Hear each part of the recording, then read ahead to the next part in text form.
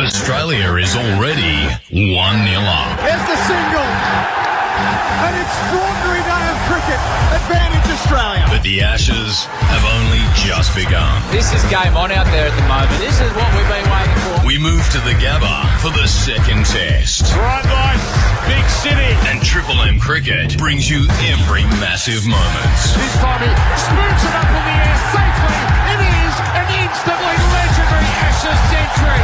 Travis Head. For Discovery Parks, Triple M rocks the Ashes. Over the course of one stunning knock, the entire Ashes series has changed, and we can thank Travis Head for completely flipping this series on its head. Australia now have a huge advantage heading into the second test, and England arrive at a venue that they haven't won at since Bob Hawke was Prime Minister and Whispering Jack was the number one album around the country. We've got the red ball out for this one. The pink ball is in. Australia dominate in this form of cricket, and they come into the Gabba with a huge point to prove. Sold out crowd on day one. Toss the coin coming up in about 3 minutes from now. It is going to be massive. The second test for Discovery Parks right across the Triple M network. I'm Jack Heverin, Mark Taylor alongside me. Tubby, it only feels like a couple of days ago we're in Perth, but it feels like we've had a lot to talk about since then. Well, we only had a couple of days in Perth, Jack. That's what happened. We were there about 10 days ago, but it's gone pretty quickly. I'm delighted to say that here we're at the Gabba, and delighted to see so many people out the front of this ground. You don't always say that about the Gabba. It's been probably one of the least populated venues of Test cricket in Australia in recent times, but today it is heaving. We've got a gorgeous day for Test match cricket. We've got what looks to me to be a very good pitch, bit of good balance between bat and ball, and I think we're in for a cracking day of Test cricket. Mention that we've got the toss coming up in just a few moments' time, which is where we'll learn about the Australian team. Even up until this very moment, we still don't know what this team is going to look like. So let's head out to the coin toss, courtesy of Ishigua and Fox Cricket, and find out what it looks like. Ranjan Madagali is the match referee. Steve, please can you do the honours? Tails is the call. Tails is the call. It is tails. It is tails. Ben, you've won the toss. What would you like to do? We're going to have a bat. Is that a fairly easy decision, given it's a day-night test?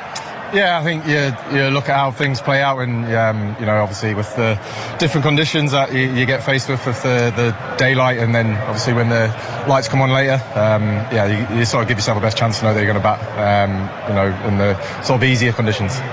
12 days must have felt like a long time. Yeah, it was, and look, we've had some extra time to build up for this game, and the lads are raring and ready to go. And just looking at this wicket, there's 3 mil of grass in it. How do you think it will play?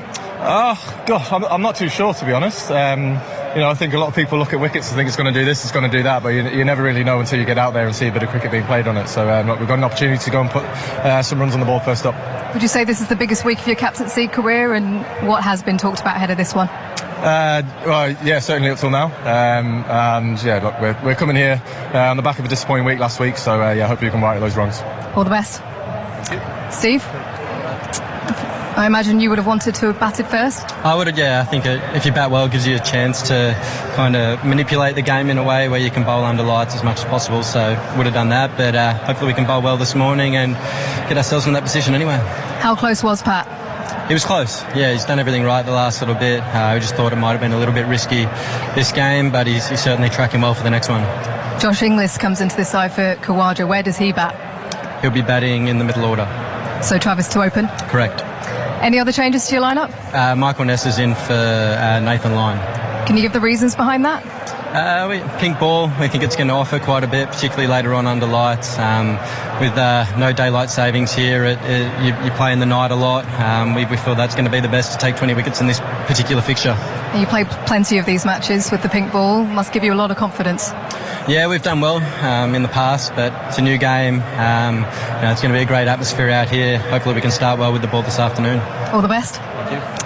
The news from the middle is that England have won the toss and elected to bat first. So there we go. Now we know what the Australian team looks like. The toss with thanks to Instant Tinting, your local tinting experts. Call 132 444 or visit instanttinting.com.au. Firstly, England winning it, Tubby, and electing to bat. Yeah, once again, a little bit of a surprise, although it's the right call, as it was in Perth only 10 days ago. Generally with these pick ball test matches, bat first. As Steve Smith said there at the toss, get some runs on the board, then you can dictate the game. Even if Australia are good enough to knock England over, they knock them over with, say, an hour and a half to go. That's a very tricky period for Australia's top order. So you are controlling the game if you bat first. Having said that, England like to chase the game. Yes. They have liked to chase the game under Ben Stokes' captaincy, and here we are, 2 tosses in a row. They've won both of them, England, and elected to bat first, so that's a little surprise. And there is one change to the England team, as we heard. So Will Jacks will play for Mark Wood, which means that it strengthens up their batting. Yeah. Will Jacks can certainly bat. He'll bat somewhere between 7 and 8, but also comes in to bowl off spin, which wasn't part of their original plan in Perth. Yeah, I don't think he'll bowl a lot of off spin unless Australia are playing very, very well with the bat. Generally bowls a bit in one day cricket, white ball cricket. Will Jacks bowls a little bit in first class cricket, but not really in the side for his bowling. He's there because he does lengthen their batting lineup, and yes, he can bowl a few overs to give his bowlers a bit of a spell. So their batting lineup: Zach Crawley, Ben Duckett will open, Ollie Pope at 3, Joe Root, who desperately needs a score, batting at 4, Harry Brook at 5, was good in the first innings in Perth, Ben Stokes the captain at 6, the wicketkeeper Jamie Smith at 7, and then the bowling group, which includes Will Jacks at 8, Gus Atkinson at 9, Bryden Cast at 10, and Jofra Archer at 11. For Australia, Tubby, the big surprise here is Michael Neser, who's playing his 3rd test. Both tests that he's played have been pink ball matches.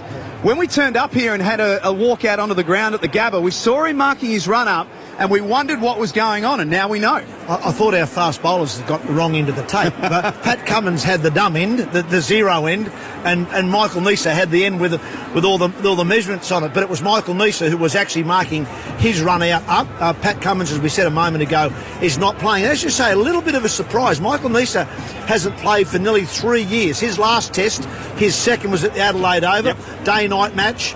He's played England and the West Indies in 2 day-nighters in Adelaide, but over 3 and nearly 4 years ago. So a little bit of a surprise, but I suppose a bit of a local hero here. Knows the conditions very well. Bit of an all-rounder. The surprise for me, though, is that Bo Webster's not playing. Yeah, why do you think that's the case? I thought if they were going to play another bowler and not play Nathan Lyon, they may play Bo Webster. He's played 7 test matches, Webster, 23 with the ball average, 34 with the bat, so he's done nothing wrong and yet doesn't get his opportunity here. So that to me is a bit of a surprise. So the Australian lineup: Jake Weatherald and Travis Head will open the batting. Marnus Labuschagne in a home test for him at number 3. Steve Smith captaining again at number 4. Cameron Green at 5. Alex Carey 6. Josh Inglis is on the card to bat at 7. Would be surprised if he did bat at 7, but we'll see what that looks like. And then Michael Neser, Mitchell Starc, Scott Boland and Brendan Doggett playing his 2nd test. Let's get all of the odds for this game, Tubby, before I ask you about the venue here at the Gabba. Nick Ashman joins us from our sponsor, PointsBet. Nick, welcome. Thanks for being with us on Triple M Cricket. Oh, thanks very much for having me. Yeah, look, all the money this morning was for Australia. They were into $1.52, but that coin toss has just seen them push back out to $1.60, guys, with PointsBet. We've also taken some good support for the draw. $16 got as tight as $13, now back out to $14. Of course, the Gabba test last year resulted in a draw after several rain breaks. I know that there is some forecast rain on day 4, and particularly day 5, but the draw punters will be asking themselves, geez, is it going to make it to then, given the first test was over before stumps on day 2? If you're looking for a top run scorer for the Aussies, Travis Head completed that feat 12 months ago in the Gabba test with 152 versus India. He's $4 with PointsBet to repeat the feat again this year. Steve Smith is your $3.80 favourite, though, for the first innings to get the top runs. In terms of the bowlers, Mitchell Starc's your favourite there at $2.60. He did take 3 wickets in the Gabba test last year, and he bagged 10 wickets in the first test against the Poms over in Perth. Finally, guys, if they all sound a bit short, why not check out Dacey's Spicy Delivery? He's gone with $26 about every English batsman getting out caught. Don't know what you think about that. Talk to you next time. Good on you, Nick. Nick Ashman joining us from PointsBet. You win some, you lose more. For free and confidential support, call 1-800-858-858 or visit gamblinghelponline.org.au. We are about 22 minutes away, in fact, from the first ball being bowled. If you have just joined us, England have won the toss and have elected to bat here at the Gabba, Mark Taylor, a venue that they haven't won at, England, since 1986. That's got to mean something, doesn't it? Oh, absolutely. Australia love playing here. Australia's record here at the Gabba is very good.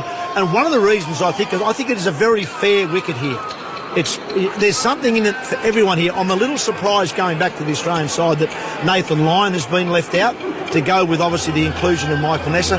I reckon Steve Smith would probably be thinking now that he's lost the toss, he'd love to have Lyon on his side. See him, just to give him some variety. Having said that, Australia's record is very good because there is carry here for the quick bowlers. There is bounce for the slow bowlers, but also that bounce is very consistent. So if you can get in on this pitch, and sometimes it's not easy, particularly against this pink ball, but if or when you get in here, you can score and score very quickly, as we've seen Travis Head do here in recent Test matches. So now knowing that Australia are going to bowl first, and we spoke about this a little bit in Perth, would you still open the bowling with Scott Boland, or do you keep him up your sleeve for first change and look at a Michael Neser or even a Brendan Doggett? I got a feeling they might even open the bowling with Michael Neser from our Vulture Street end. Yep.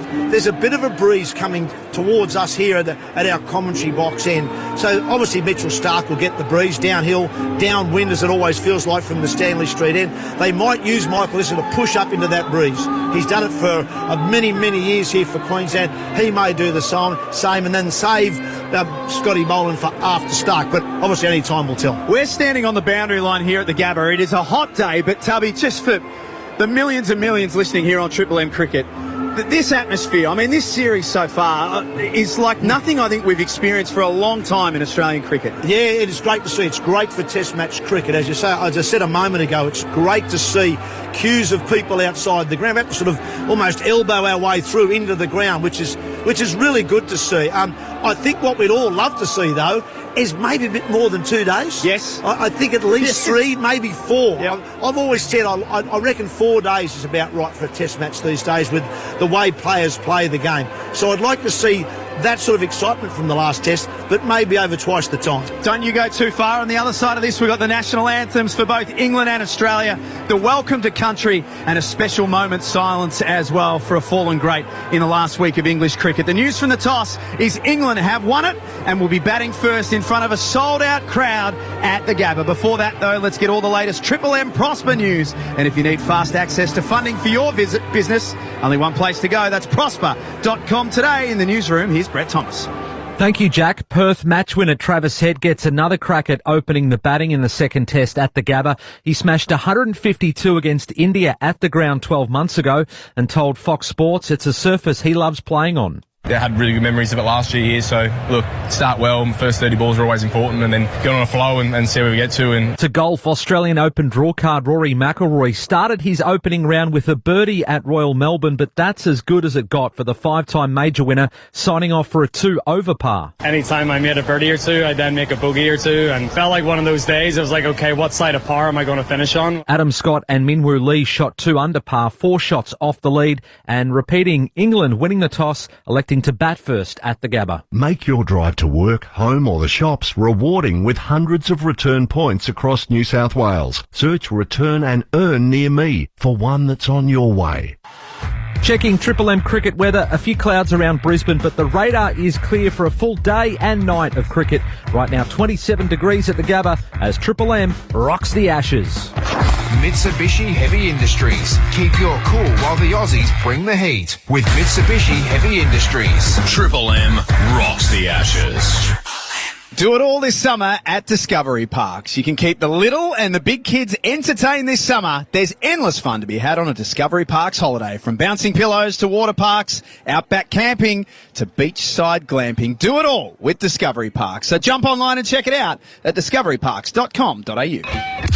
Triple M Breakfast, Bo, Cat and Woodsy. Our very own Rush Hour. What they've been doing for the last couple of weeks, almost like a swap market. They ended up auctioning off the tinny yesterday, and all the money came to our plight. $4,100 raised through our Christmas convoy in conjunction with the Salvation Army. Best Sheds 30% Black Friday sale is on now. Find out more at bestsheds.com.au. Bo, Cat and Woodsy, 6 to 9 a.m. weekdays on Triple M. Honda Run Out is on now. Enjoy a $3,000 price reduction across the 25-built Honda ZRV and CRV hybrid range. While stocks last. For T's and C's, visit honda.com.au. Honda Australia Pty Limited, LMCT 4136, MD 28946 6118, MD 085225. The Ashes just got hotter with PointsBet. Check out Daisy's Spicy Delivery, a single spicy market only available in the PointsBet app for the upcoming day's play. PointsBet, it's like hot sauce but for cricket. You win some, you lose more. Kogan.com's Black Friday sale is on now. And they're going all out with up to 70% off awesome TVs, appliances, furniture, and more. They've got big screen TVs. They've got robot vacuums. They've got, bargain. Add to cart and, guess I'm a air fryer guy now. Hurry. Shop up to 70% off at the Kogan.com Black Friday sale now. Kogan.com. Clickin' awesome. T&Cs apply. Can't decide what to get your loved one for Christmas? Your local Mitre 10 has got you covered. With a Mitre 10 gift card or e-gift card, they can pick exactly what they want. From DIY must-haves to home and garden favourites. It's the perfect gift for every DIYer on your list. Mitre 10 gift cards available in-store and e-gift cards available online now at mitre10.com.au. Mitre 10 gift cards. Easy to give and even better to get. That's mighty helpful. Mitre 10. G'day, it's Justin Langer here. As a batsman, I was always focused on my sight, but I learned the hard way the importance of hearing health. That's why I'm teaming up with the not-for-profit Lions Hearing Clinics to encourage you to check 1, 2. 1. Book a hearing assessment with the Lions Hearing Clinic. And 2. Receive an analysis from experts, not salespeople, so you get the care you deserve. Lions Hearing Clinics, part of Ear Science Institute Australia. Search Lions Hearing. Overheight trucks can pose a dangerous risk when travelling on roads with tunnels and low-clearance bridges. Always check your truck's height before hitting the road and use the NHVR's route planner to map out the best journey. The NHVR and Transport for New South Wales are here to keep the network moving. The Ashes just got hotter with PointsBet. Check out Daisy's Spicy Delivery, a single spicy market only available in the PointsBet app for the upcoming day's play. PointsBet, it's like hot sauce but for cricket. You win some, you lose more. Greg Blewett here. Imagine being that person who's got the mates round to watch the cricket this summer and forgot the drinks. Lucky for you, Liquorland's batting for your team with free express delivery on orders over $99 dropped off in under 60 minutes.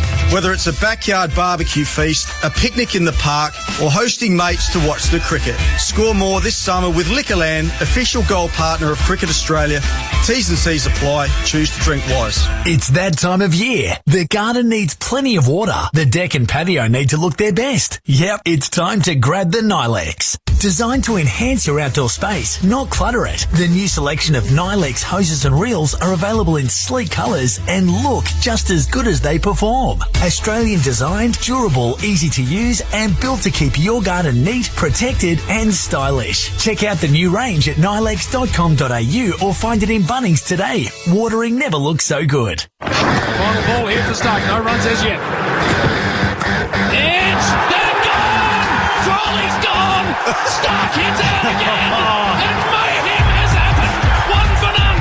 Fifth ball of the first over. Stark to Crawley. Oh, what a catch, Mitchell Stark! You're absolute genius! Crawley's gone for a pair! Once again, England 1 for zip! Seabus Super, making hard work pay off. How's that?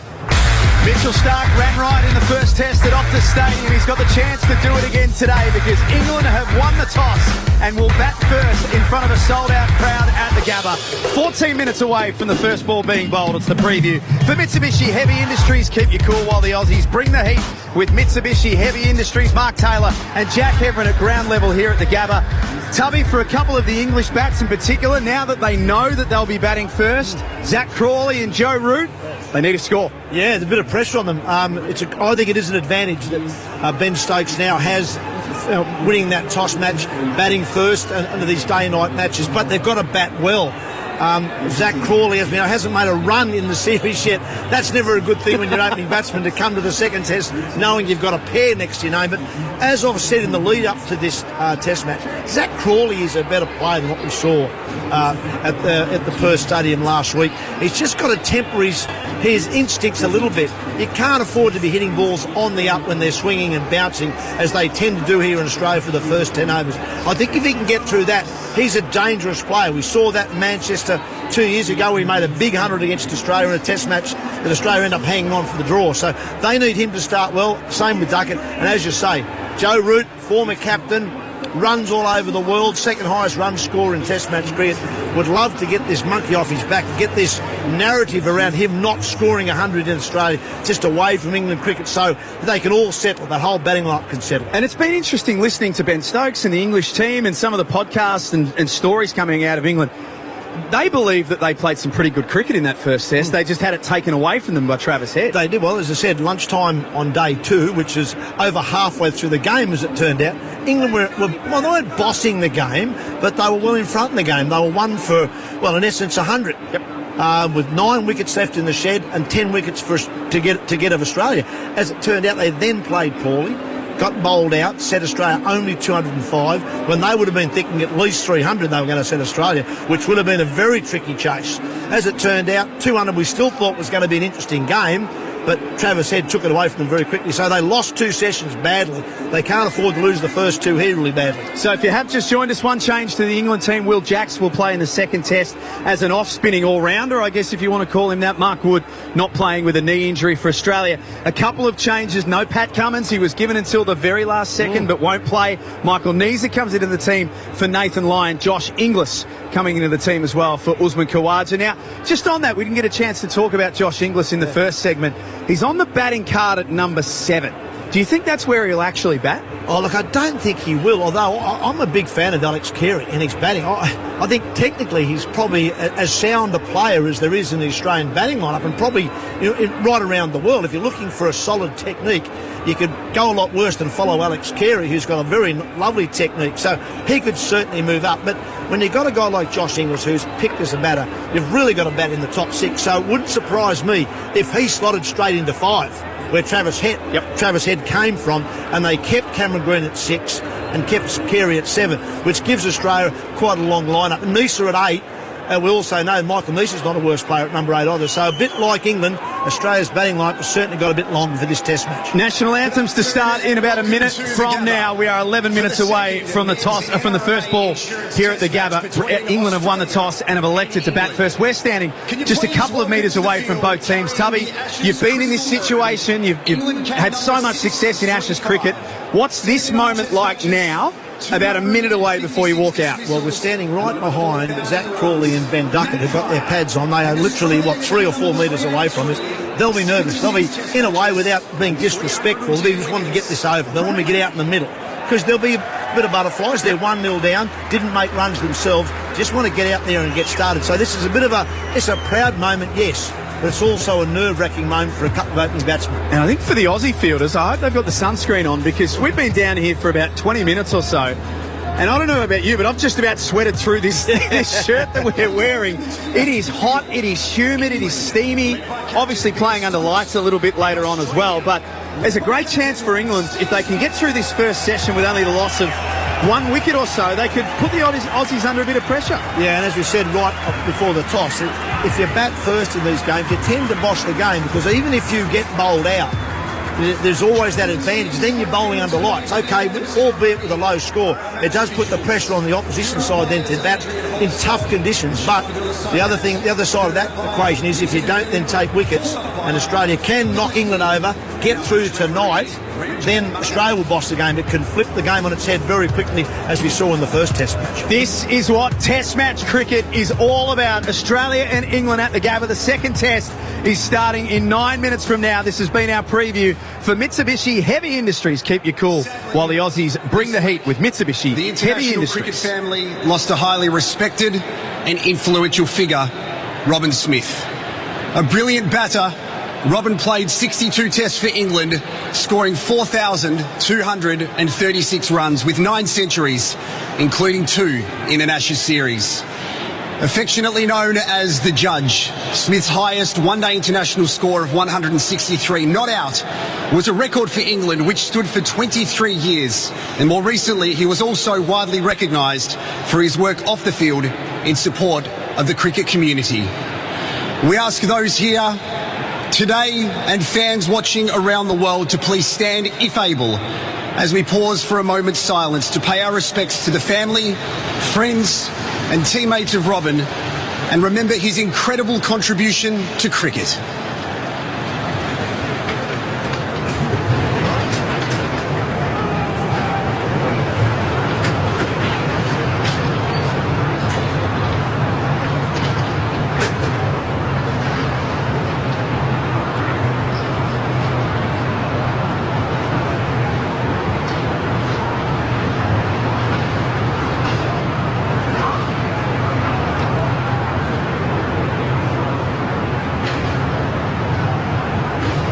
Thank you. Cricket is a sport for all.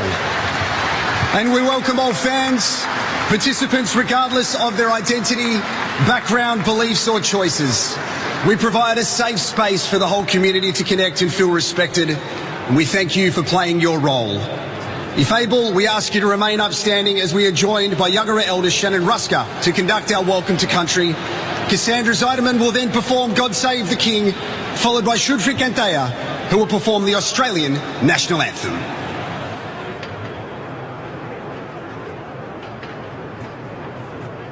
Hello and welcome, ladies and gentlemen. My name is Joseph Buman, and I'm a descendant of the Yagara people of this area through my father, Shannon Ruska, who is a well-known spokesperson and songman here in Brisbane. The Yagara tribe is one of the local tribes that occupies this area, stretching from the mouth of the Bris River, south to the Logan River, and out to the Great Dividing Range to the foothills of Warwick and Toowoomba, and as far north as the Caboolture River. Just on behalf of the Yagara people, would like to wish to both the teams best of luck tonight. And we hope you enjoy the rest of your day, everyone. And on behalf of the Yagara people, I'd like to say, Yira Nambali, Yanara Ripa Jara, Nanya Birili, Nanya Bayami Jara, means you all welcome here today. And may God and all of our ancestors guide us here in peace. Thank you, and welcome to Yagara country. Go Australia!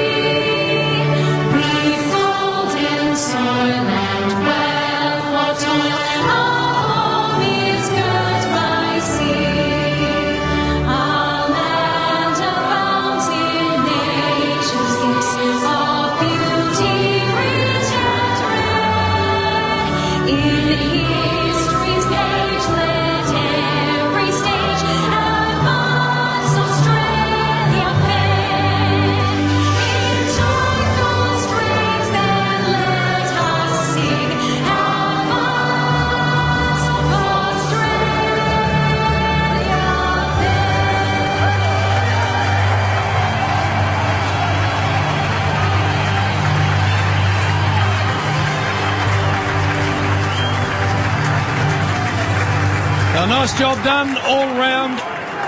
And Junior, for you and I'm not sure if you had much to do with the judge, but I played a lot of cricket against him in the West. He was a club cricket over there for years, Robin Smith, and one of the nicer blokes you'll ever meet, and a very sad passing this week. Very sad, JB. We were only with him there in Perth. He was in the Fox commentary box for about an hour. Seemed in good spirits, but fantastic player, but even better bloke. You know, he's one guy that you played against. You had respect for him. He had respect for you as a player as well. He helped all the young guys. He'll be sadly missed. Big smile on his face always when you ran into him. So to the Smith family go all of our thoughts. All right, interesting selections here, Hads.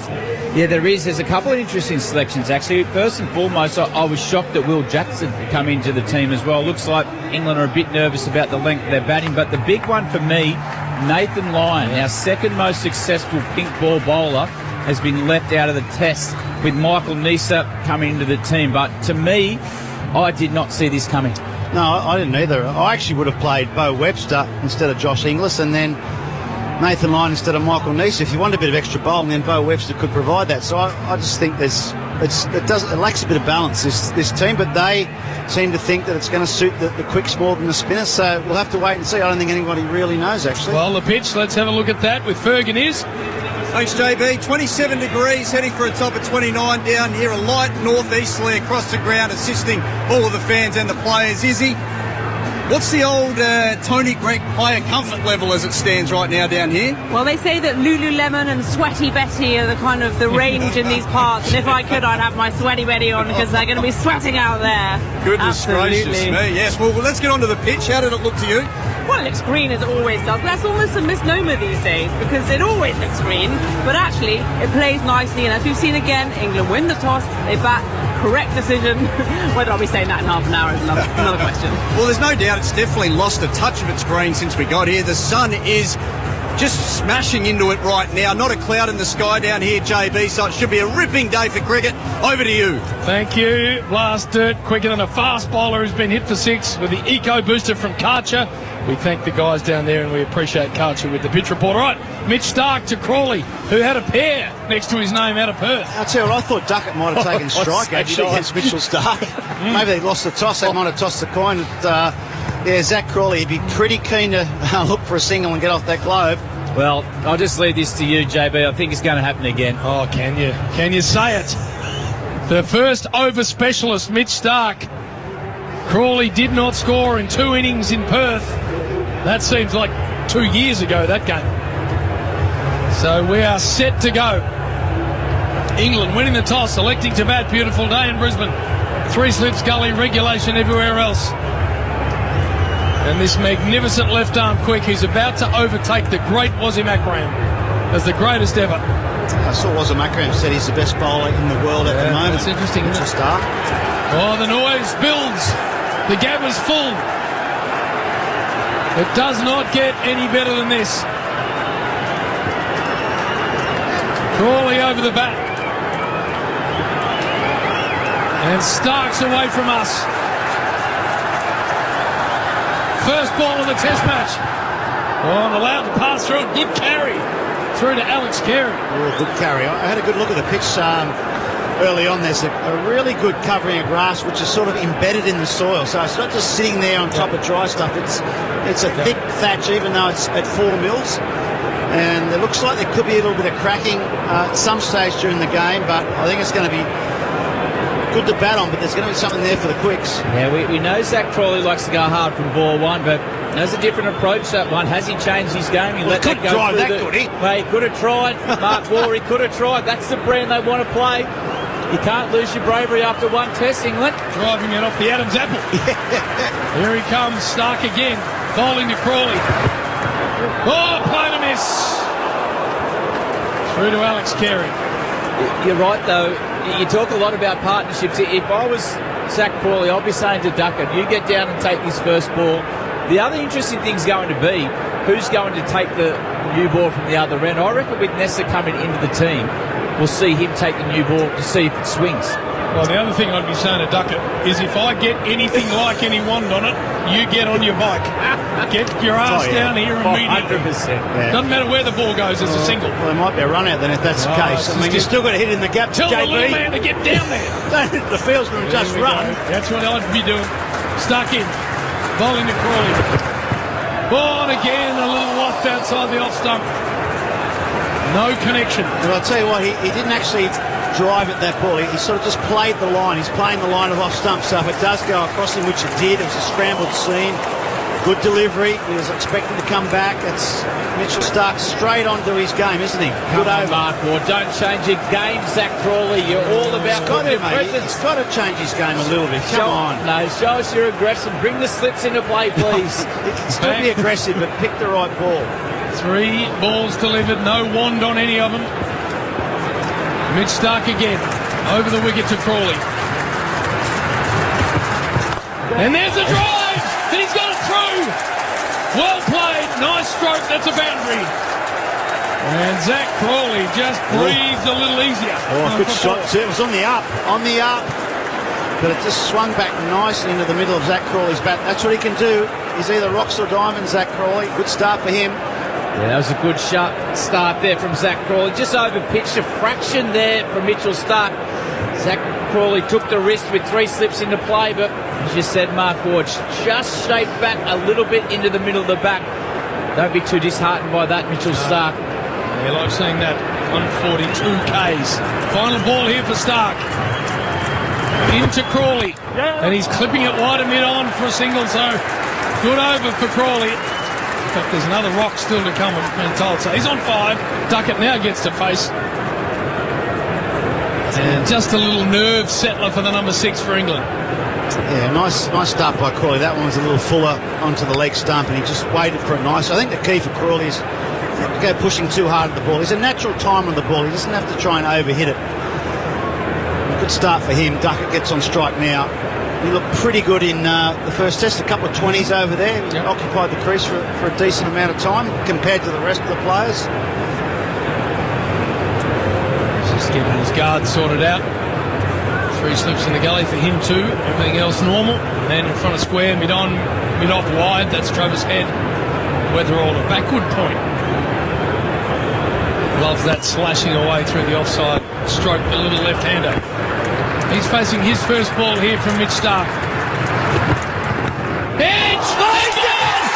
Mitch Starc got him in the first over again! Duckett's out! What the hell happens when the big man gets the pill in his hand? That's what happens, JB. That's what happens.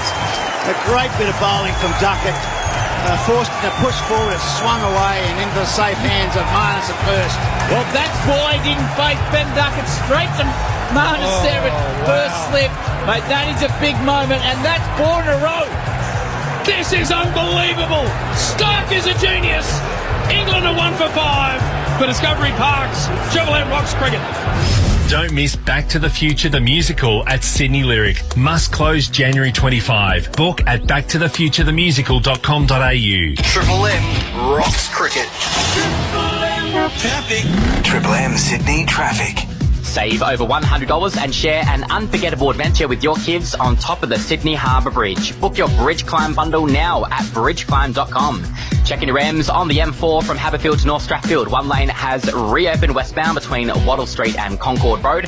After being closed due to emergency roadworks, traffic remains very heavy there. It's a 16-minute run on the M2 westbound from Lane Cove Tunnel to Windsor Road. Treat yourself and your guests this Christmas with a better sleep than your old pull-out couch can provide.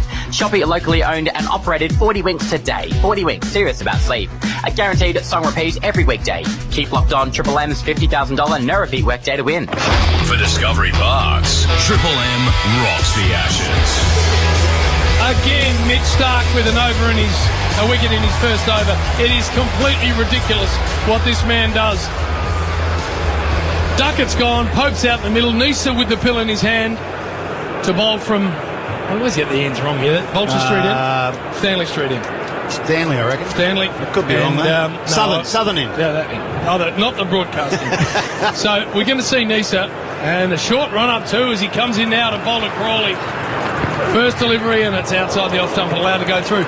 So, beautiful piece of bowling, simple catch, and that's the end of Duckett first ball. Yeah, it was a good ball to get first up. I think he probably had to play it because it wasn't that wide, and it just did enough. You don't want it to swing too much, so goes past the edge, had him pushing forward. Big wicket. Duckett is a good player. He's a player that can score quickly. So good start by the Aussies. And Nisa, probably yesterday, no one even talked about him being in the side. Now he's got the new prune.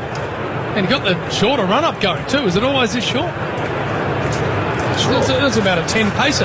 Anyway, he's in again, bowling to Crawley. Nice ball too outside the off stump. So, Heath, I'm going to get out of you how many times in Test cricket Mitch Starc has taken a wicket in his first over. Yeah, Triple M NRMA stats. That's 25 times Mitch Starc has taken a wicket in his first over, including 3 from 3 this Ashes series. Wow.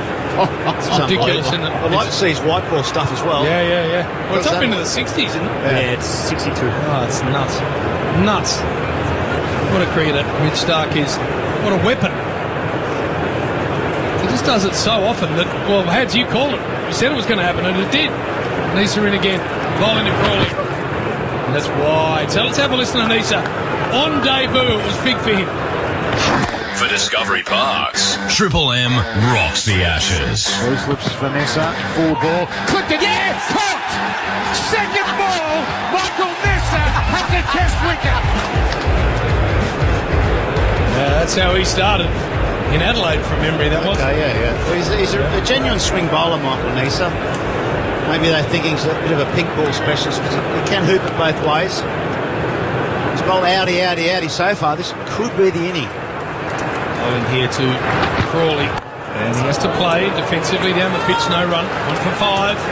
Well, this is exactly why he's in the team. He's a pink ball specialist. He has a good record up here at the Gabba in this form of the game, but he does swing the ball. They made a brave decision to leave Nathan Lyon out for this man to do damage with the new ball. There is pressure on Nisa coming into the team, I feel as well, getting the new ball, but he does get the ball to move both ways.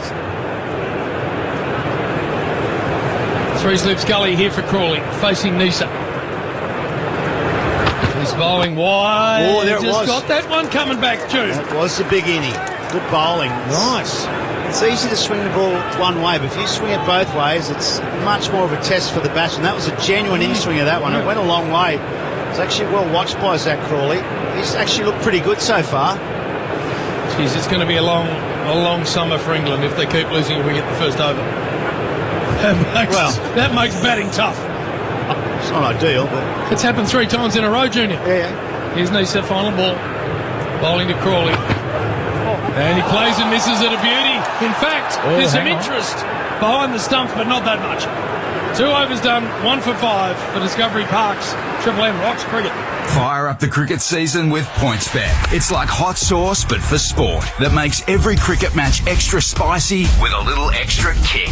PointsBet is your place for betting on all formats of cricket this summer, with more markets and faster betting, plus 5 for 25 available 3 hours before the first ball. PointsBet. It's like hot sauce, but for cricket. Yeah, that's spelled different. Download the PointsBet app today. Imagine what you could be buying instead. For free and confidential support, visit gamblinghelponline.org.au. Well, Ollie Pope again, 3rd time in the series, is out there in the first over and a half. The little number 3. I thought looked okay in Perth. He looked good, especially I've seen him play for a long time because I've got him down as not making many runs on this tour. Just with his technique, he goes hard at the ball with that angled bat. And he's facing Starc now. And lets that go to Carey. I thought the one thing Ollie Pope did really well in the first Test match, he let the ball come to him. First innings? Yeah, he didn't try to get out in front of himself, and he looked like he's in control of his game. Yeah, he did in the first innings. In the second innings, he started to start wafting again, and it brought about his downfall. So I think he's one player that needs to score well early in the series because there is a bit of a question mark over his spot in the team. We're talking about Bethel a little bit, maybe coming at 3, so good start though in Perth. 12 months of Test cricket coming into last week. He was averaging 42 in Test cricket. I didn't quite know where that negativity was coming from. I think he's just a player. Pope facing Starc, full, and misses it down the leg side. Well taken by Carey. Just a player. Yeah, right. Average is 35, I think. 34, 35. No, I'm saying in the 12 months of Test cricket leading in, he got that up. He made a couple of good hundreds 40s. and then nothing. So he's that sort of player. I know. And interesting, there's a bit of swing, isn't there? Both bowlers getting the ball to swing a lot more than we saw in Perth early on. You can get that out of Junior, can't you?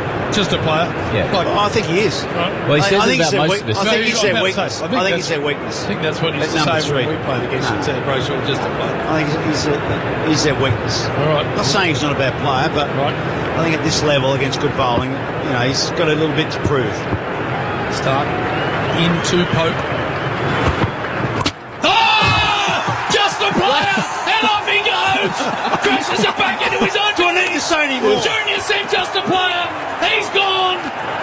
He didn't register a bloody score, and they are 2 for 5 and in all sorts of the brown stuff.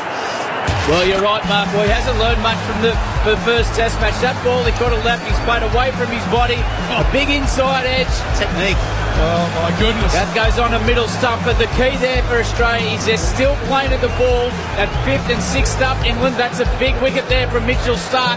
Once again, he's destroying early. Discovery Park's 2 for 5. Triple M rocks cricket. Smash boring cricket talk for 6. Stream every delivery live as Triple M rocks cricket.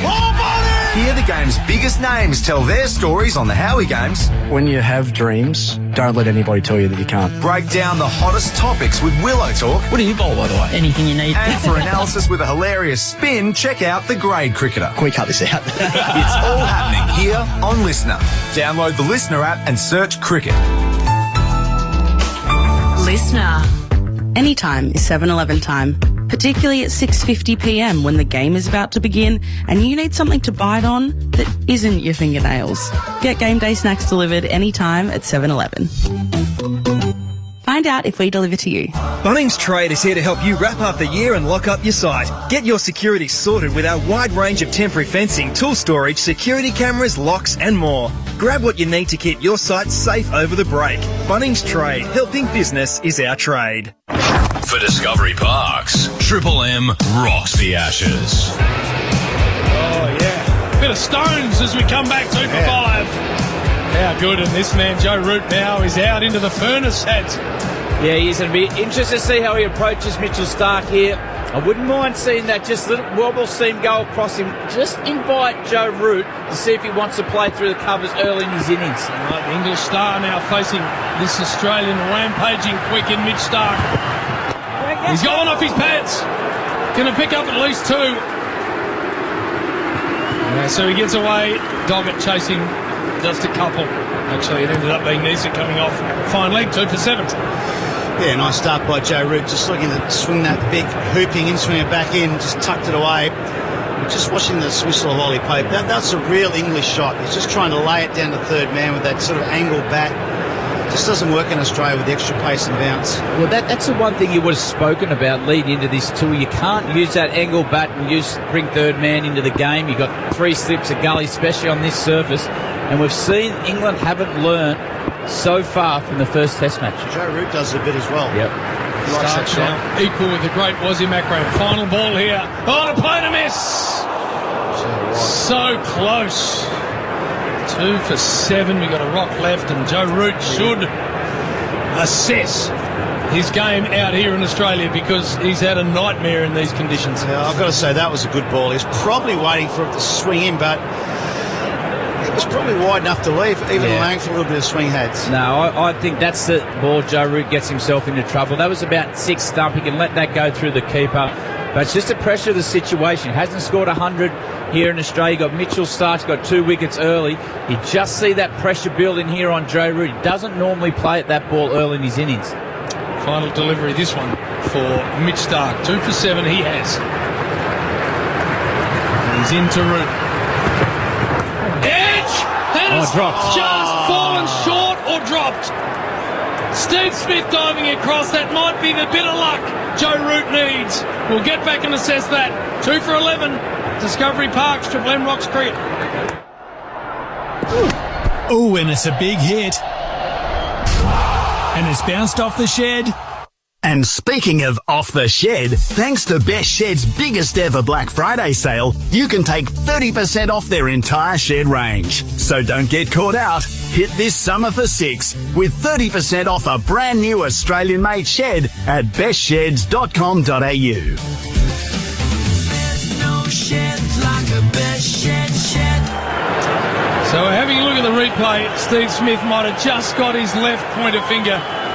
He wouldn't have got through the first slip. It wouldn't have carried to Marnus. It was actually a really good effort to sort of get a hand on it, because it was just dropping all the while it was getting to the slips cord. And How wasn't that carry?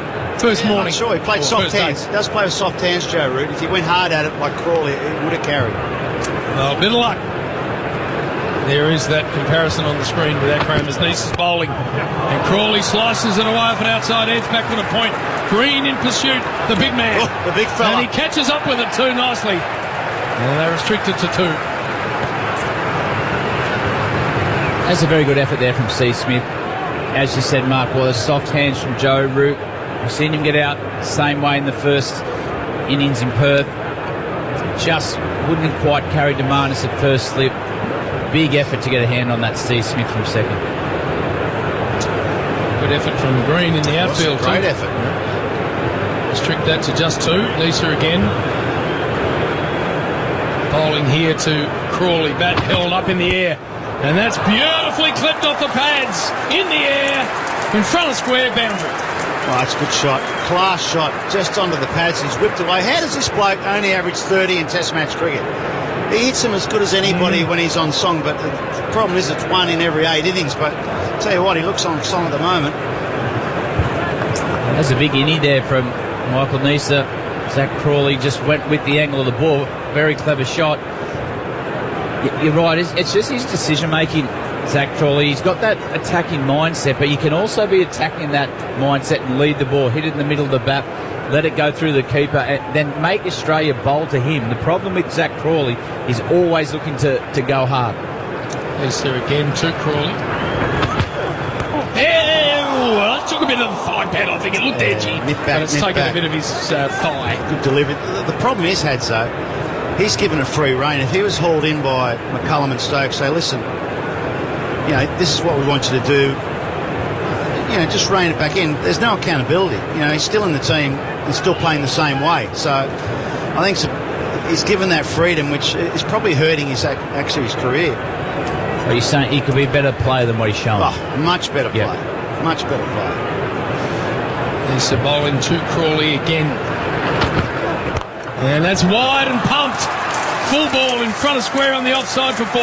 Beautiful extra cover drive. And that's the rocks and diamonds you get with Zach Crawley. That's over pitch there by Nisa. And we know Zach Crawley has an appetite for the cover region. It's the best shot he's played to date. His weight through the ball. Hasn't tried to overhit the ball. It's a pretty poor narrative. I don't think Nisa has to try too hard against Crawley. He's just got to hit a length, just back a bit, let him make the mistake. At the moment, he's just trying to bowl the wicket ball every ball. 2 for 21. Nisa to Crawley. Bit like that, Junior. That's it. Again, some interest. Looked like a play and a miss to me. Yeah. Carey liked it. Smith, what's he doing here? Oh no, Marnus is involved. No, get away from there, Marnus. Zip it, son. Nothing to do with you, Marnus. And they're wisely not going up.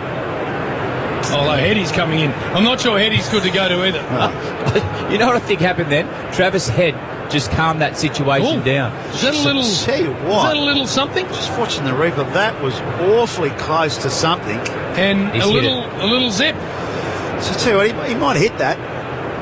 Would they have given it out? He's hit his back pad. Yeah, I don't think it hit the bat. Oof, mighty close. Ooh, it is scary, close. isn't it? Yep, that's true.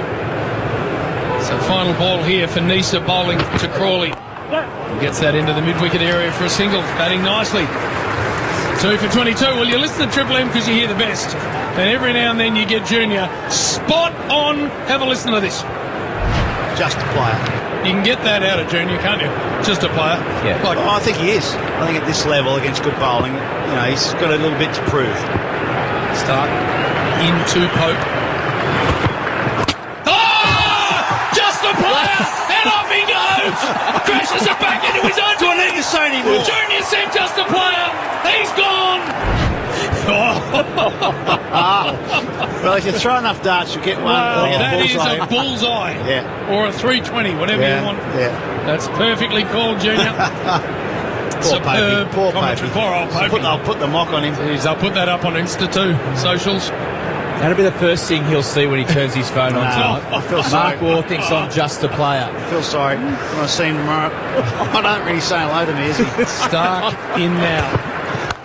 And again, a drive. This time Crawley didn't really catch it too well. They're going to pick up at least one. That's it. And what would your response be? Well, there's a few things you need to work on. I'm just calling as I see it. Don't take it personally. How else do you take it? But when it's spot on, you can't argue with it, can you? Can't argue. No argument mounted there. This new ball's crucial in this game. It feels like if they can get through the hard ball, then the 20 or 30 over mark, we know the pink ball does tend to soften up a bit. But they don't want to be 4 or 5 down before that time. England we're talking about. Yep. Just want Mitchell Starc to give Joe Root that ball outside off. Just tempt him to play through the covers while this ball's hard. Could bring slips into play. Just see if he's willing to leave the ball. Root facing Starc. And he lets it go nicely through to Carey. They're giving him a big gap to aim at too. Travis Head very straight at mid-off. Weatherall behind, square on the offside, backward point. Yeah, that's proper test match batting. You know, it's good to be aggressive and look to push the game forward and take a risk or two, but at some stage you've got to have plan B. Bit of common sense, bit of discipline. And I just wonder whether they spoke about it in their team meeting after Perth, England, or did they say, no, let's go harder? That's what would they have said? Let's double down. I'm going to pick another batter at 8. We're going to go harder. Okay. I don't think this man would have. I think Joe Root, with the class he's shown in his whole career, but recently in the last 2 years, he'll learn from his mistake. Let's hope not. That is facing Starc. 3 slips in the gully. Good one up into the ribs. And nicely played too into the onside, no run.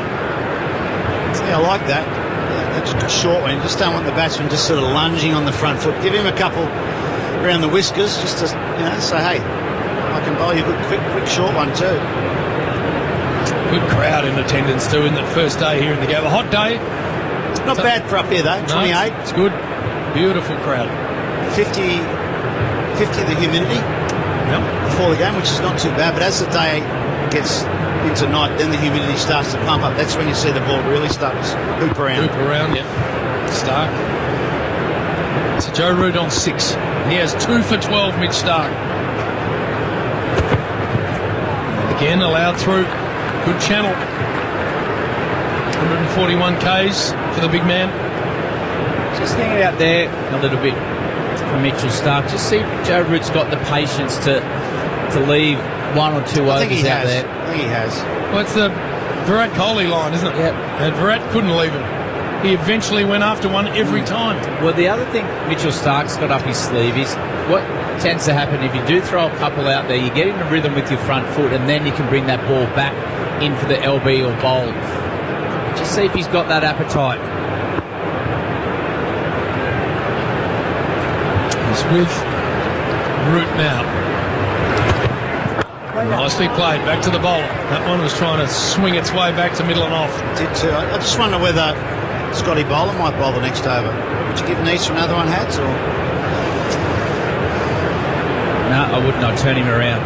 I'd turn Neitz around to follow Mitchell Starc. I'd imagine he would have had the choice of ends here in the Shield team. Give Scotty Bowler a go, especially why this ball's still hard. He's not warming up the big barrel. He's right in front of us at mid-on. No, he's a languid sort of customer, though, isn't he? He is. Doesn't really give you much.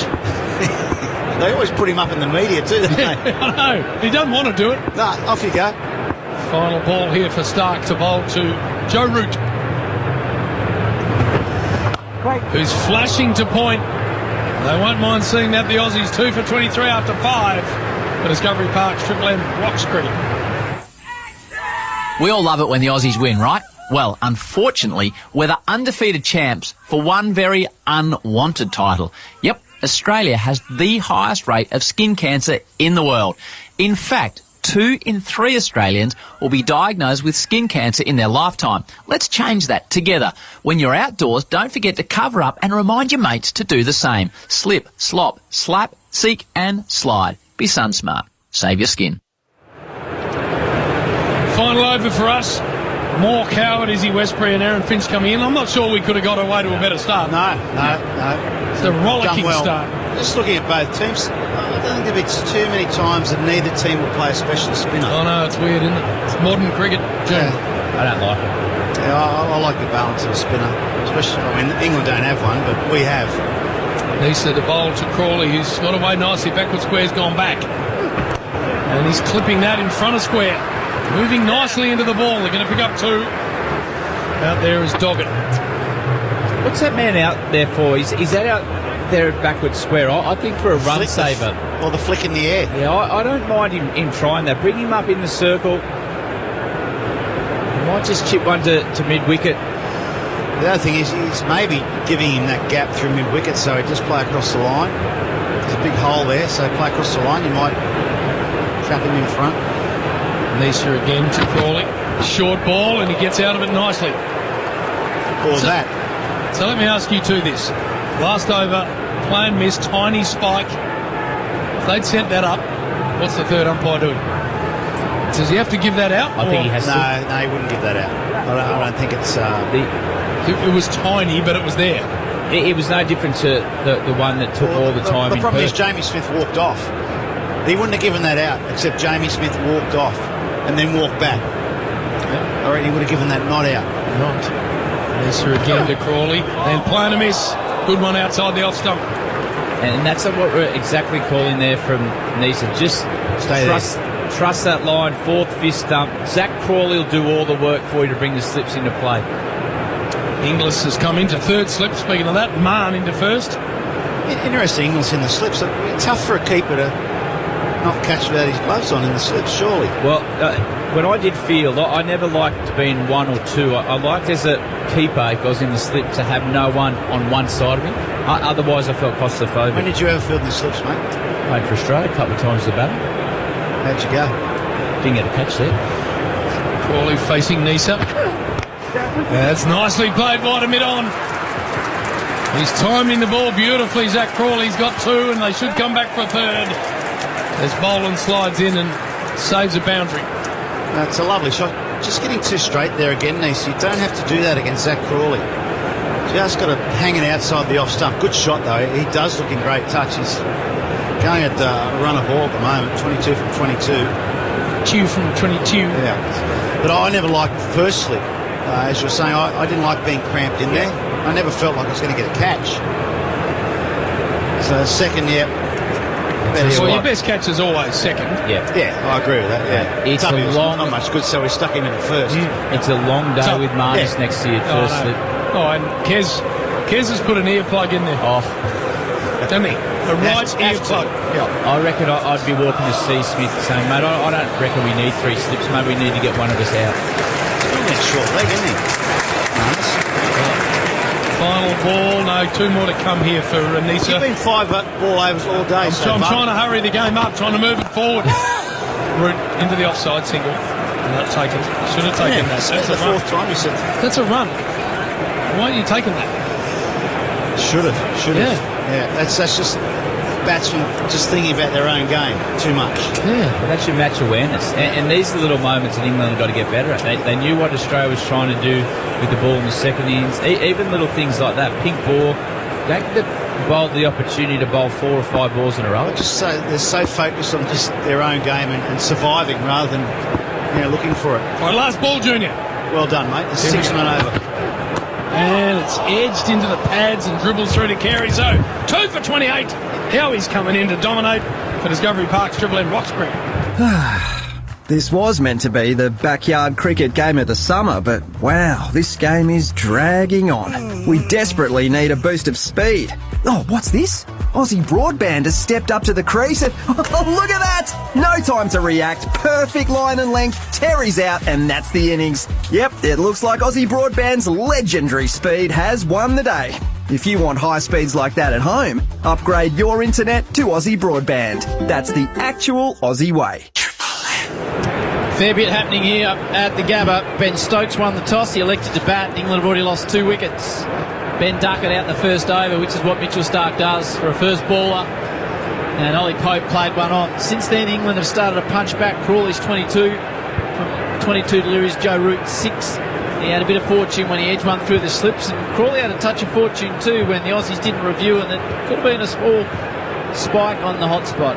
It's Mitchell Starc now, again, with the figures. 2 for 12 bowling to Crawley, who's drive nicely today. And he scoops it away on the offside. That was the of Izzy Westbury, who I'll shortly introduce, and squirts away for 2. And that is every England fan on the planet right there. 2 more from Crawley. Hello to you, Iz.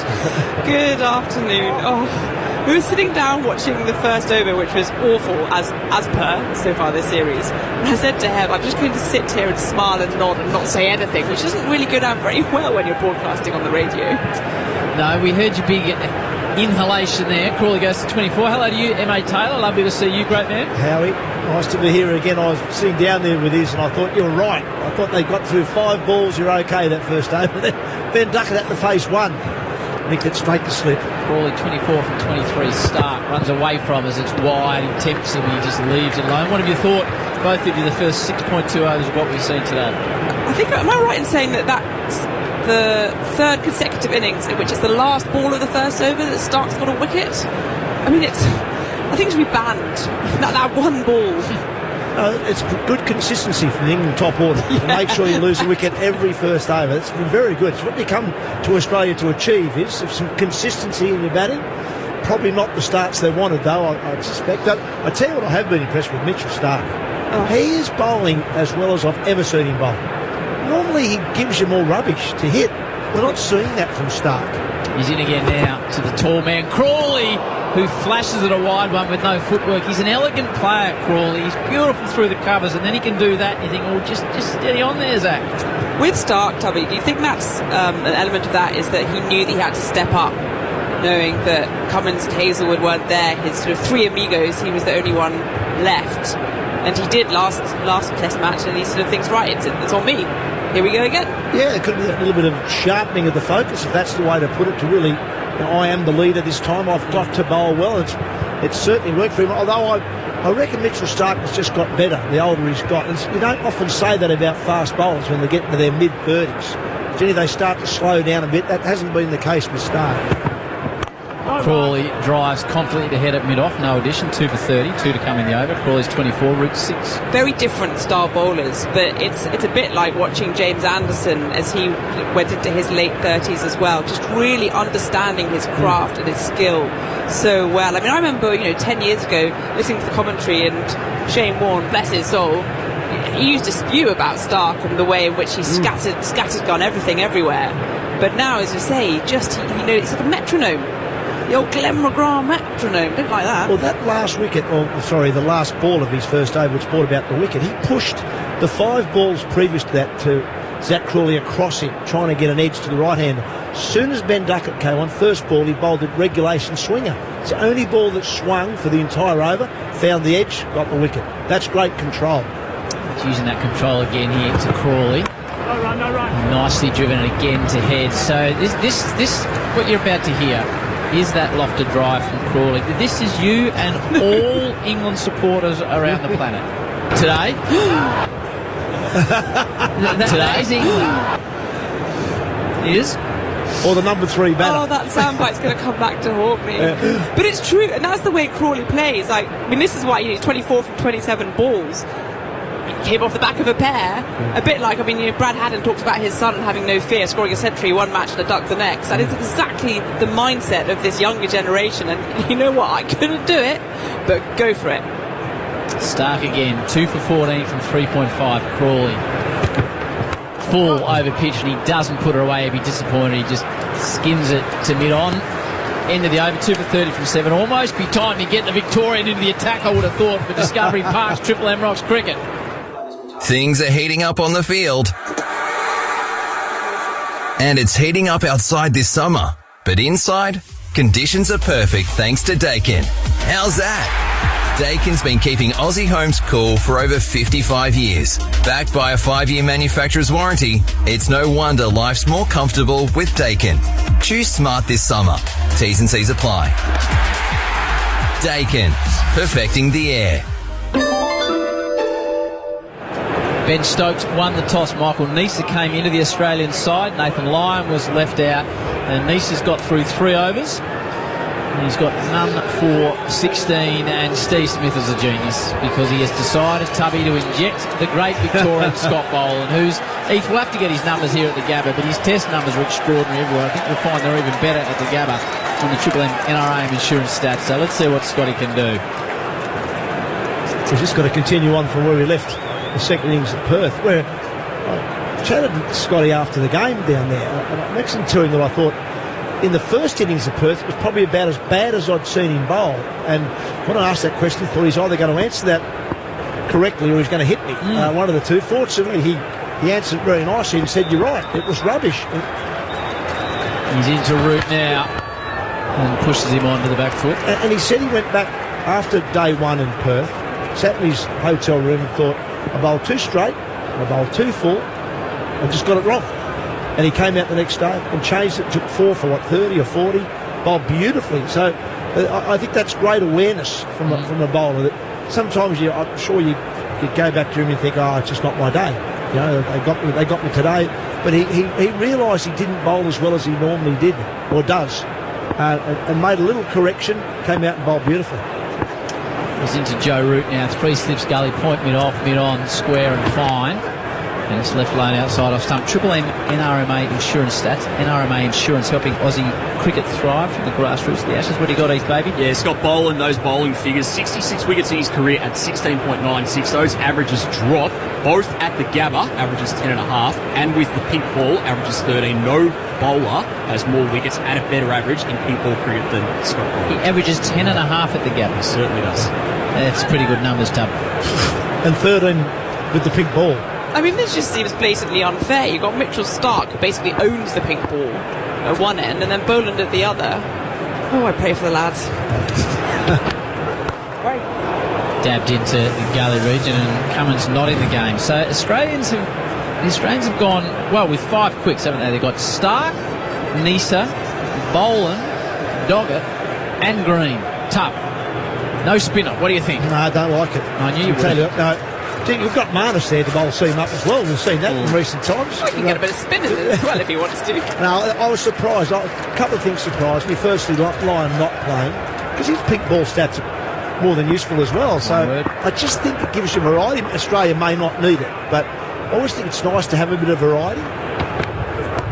Root is working it away very fine down to Mitchell Starc for a single. He goes to 7, 2 for 31, 2 to come in the over. And the other thing that surprised me was, okay, if you're going to leave Lyon out and they didn't play Webster, 7 tests, averaged 23 with the ball in those 7 tests and 34 with the bat. So in his 7 test match, which started last summer, he's actually done really well, and yet somehow he's been overlooked again. So I found that strange. I can only imagine it's a horses for courses with Michael Nessa. Plays here, all his cricket here, and would know these conditions. But I was surprised that Webster wasn't preferred for that last seam bowling spot. I like to think it was the ultimate power move. England picked another part-time spinner. Australia went, we're going to leave out the best spinner in these conditions ever. Crawley's on strike. Cover, looks like Weatherall's about 60 from the bat, so he's in a run-saving position, which is interesting. And Crawley thought about driving and elected not to. So, interesting. It is Jake Weatherall out there. He's at a sort of cover point, but 60 from the bat. That's the new way game, is to try and stop the boundaries. Yeah. Go back to my time of playing, how it was always stop the ones, keep the batsman on strike. But now and it probably changed even 2005. Michael Vaughan started pushing point back, square leg back. We all hated it at the time, but stop batsmen hitting boundaries, and it certainly works. Boland again just hustles in. Typically gets a wicket early doors, does Boland, and that's pushed out into that area for a single. So they get through Boland's first over, which is not an easy thing to do. After 8, England are 2 for 32. Crawley's 25. Root is 7 for Discovery Park, Triple M Rocks Cricket. With NRMA Insurance, you could enjoy our multi-policy discount when you take out 2 or more eligible policies. NRMA Insurance, a help company. Discount applies in tiers based on the number of eligible policies. Maximum tier reached at 9 eligible policies. Visit nrma.com.au/customer-discounts for more info. Discount may be subject to minimum premiums. Always read the PDS. PDS and TMDs available from NRMA Insurance at nrma.com.au. Discovery Parks, Triple M Rocks Cricket. Discovery Parks has more than 90 iconic destinations, so you can do it all at Discovery Park Start. 2 for 14 from 4 overs. He's removed Duckett for a duck, and Pope, the last man to go, also for a duck. Duckett was first ball on Crawley now, and it's jammed up on the stickers into the gully region. No run. It's a profoundly unfortunate name, isn't it? Duckett for a duck. Yes. It's a ring to it almost. Oh well. Good for the primary club, though. That's true. Yeah. Primary club, that's all the primary club members around the world. England now are involved in all this as well. Stuart Broad. Is Jim Maxwell the president over here? Is that right? And yeah. Stuart Broad, I think, is the president or the... So it's anybody that's got a duck in any form of cricket? Yeah. I think it's just a duck now. It's not even a first ball duck. But that is a primary, a first ball duck. Maybe you get a special tie. That's a tie you don't want, really, isn't it? Stark again with the 56 burned into his back. To Crawley. No footwork. Lofted away through a straightish cover, and they come back for 2, and there is that man that prevents the boundary. Crawley moves to 27. He's been a touch aerial in the drives in the last couple of overs off Stark. Continues along. 2 for 34. Just talking to one of the Australian quicks before the game. Felt very much after 20 overs here the pink ball would go soft and the game would really change, which is again opening the question as to where Lyon's not in this side. Or Australia just thought we were going to plough through England as we did before, and as it looked as though it might do at some point earlier today. Tell Heath to get us the twilight time here as well. It got dark pretty early in Brisbane yesterday, and that will have an impact on the game. Stark again. Crawley's 27 from just 32 balls. Top edge over the top of Carey. I think he hit it. No, it's 4 byes, so that really took off from Stark. That's a bit rough on Alex Carey. He's no chance of getting that. Wow. It did bounce more than everyone thought. Crawley was in for the shot here. It was good short ball over his right shoulder. It just took off. Carey, that's gone a good half a metre over his outstretched hands. No chance of stopping that. Oof, that's an ambitious stroke. I don't think that should be allowed. I don't think, not so much the ball, that it's been called byes against the keeper. Because if the keeper has absolutely no way of getting it, it should not go down against them. Sort of, what do we call it? I don't. We will make something up. We're all about innovation in this game. Yeah. Crawley jams down on what was going to be a big drive and just hits it to Nisa at mid-on. No addition, 2 for 38. So there's a great combination. That's those 2 balls. That was an excellent bouncer, which unfortunately cost Australia those 4 byes. And the next ball Stark just a little bit slower, but it swung in, and it swung in late. And Zach Cooley was lining up for that big booming cover drive, and then had to clamp down on that in-swinger. That's really good combination bowling. It's something we often talk about, with the better bowlers. They don't just bowl to get a wicket every ball. They build up sometimes to a wicket, upset some footwork with a bouncer, and then bowl the in-swinger. Straight back to Stark, punch down the ground, solid boundary. It was up-ish, as he has been. He's risking in a reasonably major way because he was caught and bowled the last test. He was never going to catch that, but it's 4 down the ground. Elegant, really. 2 for 42, Crawley to 31. But that is Crawley. It's like a binary code. It's all or nothing. We saw him get a pair in the last match, and now he's driving, he's confident. I really don't want to. I need to stop talking about him because I don't want to put. But I'm conflicted here between my trade and my affection for this England team. You do know that no matter what we say here, that doesn't affect how he can't hear us out there. You know that. Heath, quickly. Yeah, 6:30 around that sunset. Ben Duckett, 2 gold ducks in his career. That's 2 more than you've ever had in international study. No goals. NRMA special. Squared up, and again it squirts away on the offside. So Stark is calling Crawley a few problems. He moves to 32, no damage done. 2 for 43 from 9 for Discovery Park. Triple M Rocks Cricket. eBay Live has landed in Australia. With a secure live shopping experience and a community of trusted sellers, discover a new, exciting way to shop. Hear Buddy Franklin's experience on eBay Live. It is so funny though, your signature does change over the years. It's weird. Day one of joining the club, they hand you all this stuff to sign. You've just got to come up with something. So I just remember doing it. I was like, what am I doing? And then I looked back on my first year at the club and the signature. I was like, what is that? Feel the thrill. Shop it on eBay Live. For Discovery Parks, Triple M Rocks Cricket, thanks for listening in. Whether you're out driving a truck in the wheat fields of WA or down a mine or at work or here at the ground, if you come into the cricket, jump on the Listener app and you can listen to Triple M Cricket in venue live. So as you watch the cricket, you can have Mark Taylor and Izzy Westbury in your AirPods listening along live, which is a nice innovation. You can listen to it everywhere as well. You can. A few folks back home. So what time is it in the morning? Nearing 4:45. Yeah, I think they've got up and gone back to bed at 2 for 5. 2:43 though. Good little recovery. Scotty Boland to Crawley. Something will happen here. 3 slips in a gully. And it's worked again, just 4 to square. So Crawley's a hard man to pin down at the moment. He's moved to 33, 2 for 44, route 7. There's an interesting stat that popped up just a moment ago that when Zach Crawley reaches 30, he averages just under 75. Okay. So that goes back to that all or nothing. Once he's got off the mark and got going, it's a hard train to stop. It's why I always think with Zach, you don't want to temper a guy's natural instinct, but I just feel those first couple of overs for Zach, he could just put that big booming drive away just for a moment, because that does tell you, once he gets in and gets set, he makes big scores. Root advances to Boland. That's good cricket. Immediately hustles through for a single, moves to 8. So he took 2 strides, dropped it at his feet, and called his partner through. 2 for 45. Go back to that first test match where Zach was out driving, last ball of the over, first over the Ashes series. Just a length ball goes across him, and because it's Perth, it bounces a bit more than he's probably used to. Nick said he's out. The second innings, a little unlucky. Caught and bowled, great catch from Mitchell Stark, a great return catch, but just those big booming drives when you're not quite in, you're not seeing it as well as you are probably now, even, only 40 minutes later, 50 minutes later. Boland again, 3 slips in the gully. Crawley's beaten, he just spars and he just overbalanced a touch.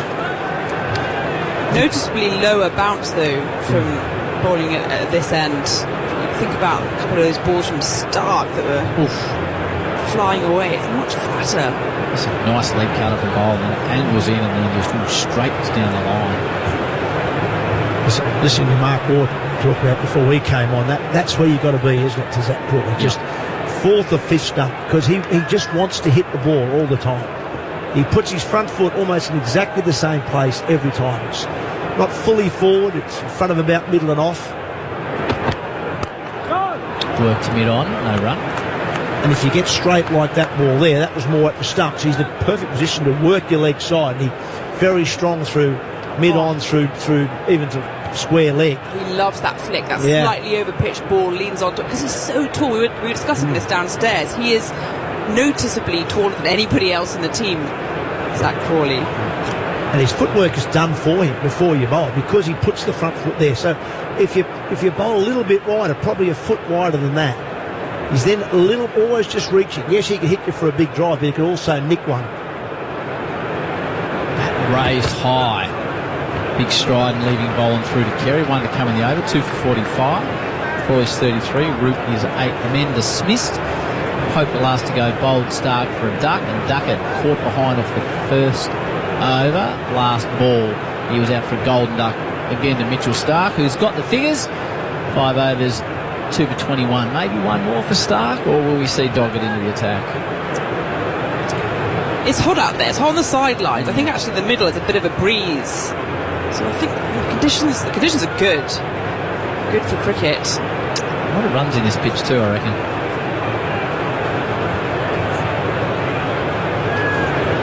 Crawley just stepped away for a moment. Got Marnus at first, Steve Smith at second, Inglis at third, and Green, a hulking figure in the gully. Boland through the crease. Big shout! Big shout! Carey likes it! Now, are they appealing? Boland's appealing for leg before. Carey's appealing for caught behind. Crawley did take 2 big strides down the wicket. It's almost the old double appeal. Yeah. They'll go upstairs, I reckon. No. I'm not sure they have. No, they're leaving it. No, they've left it. So, after 10, England 2 for 45 for Discovery Parks, Triple M Rocks Cricket. Go Harvey Norman. Shop split system air conditioners now with no deposit, 36 months interest free on a participating Latitude credit card. Shop in store, shop online. Shop the latest in energy efficient air conditioning from leading brands Fujitsu, Mitsubishi Electric, Samsung, Westinghouse and Rinnai. With no deposit, 36 months interest free from Latitude Financial Services. Monthly credit card fee currently $10.95 applies. New customers must be approved. Minimum finance $500. Equal monthly payment plan, T's and C's, charges and exclusions. Shop split system air conditioners with no deposit, 36 months interest free from Latitude now at Harvey Norman. Discovery Parks, Triple M Rocks Cricket, 2 for 45. Triple M Harvey Norman replay screen. Knock the heat for 6 with Harvey Norman. Score hot deals on air conditioners, fans, air purifiers, and more. Best brands, best range, best prices. Go Harvey Norman. So Stark spell, wonderful start to him. 2 for 21. Dog it into the attack. We've had a look at the Harvey Norman. What did you think about the non-review? A very good non-review from Steve Smith. Actually, just looking at the replay there in our commercial break, that you can see Steve Smith saying 2 pads. He actually, you could see him say he thought it was both pads and he was right. He sort of flicked the front pad, then flicked the back. It was outside off stump, so it wouldn't have been out LBW. And that was the 2 noises that Alex Carey was sort of going up for. He thought there might have been an inside edge, but in the end, good decision by the umpire and also a good decision by Steve Smith not to review. Doggett. It'll be his second test match. Root strides forward and leaves it through to Carey. Yeah, that review actually reminded. I was listening to another great listener podcast, Willow Talks. They had Stuart Broad on earlier in the week, and he was talking about that should we say that non-dismissal, or the one where he didn't walk. And the whole reason that became such a thing was because Australia had run out of reviews. And that was about, 10 years ago, maybe more. And it just shows you how much teams now, how the etiquette of reviewing and the skill of reviewing is incorporated into this game now. Roots awaits Doggett. Short cuts nicely. Got it forward a point. We'll come back for 3. England steadying nicely as Weatherall chases it down. That's such a Root shot, and he plays it so well, but it's also his biggest curse in a way, especially on these bouncy pitches. But he seemed very much in control of that, and as we know, all the England players wearing that black armband for Robin Smith, the judge, that was his quintessential shot, the cut. That was he was a master of it.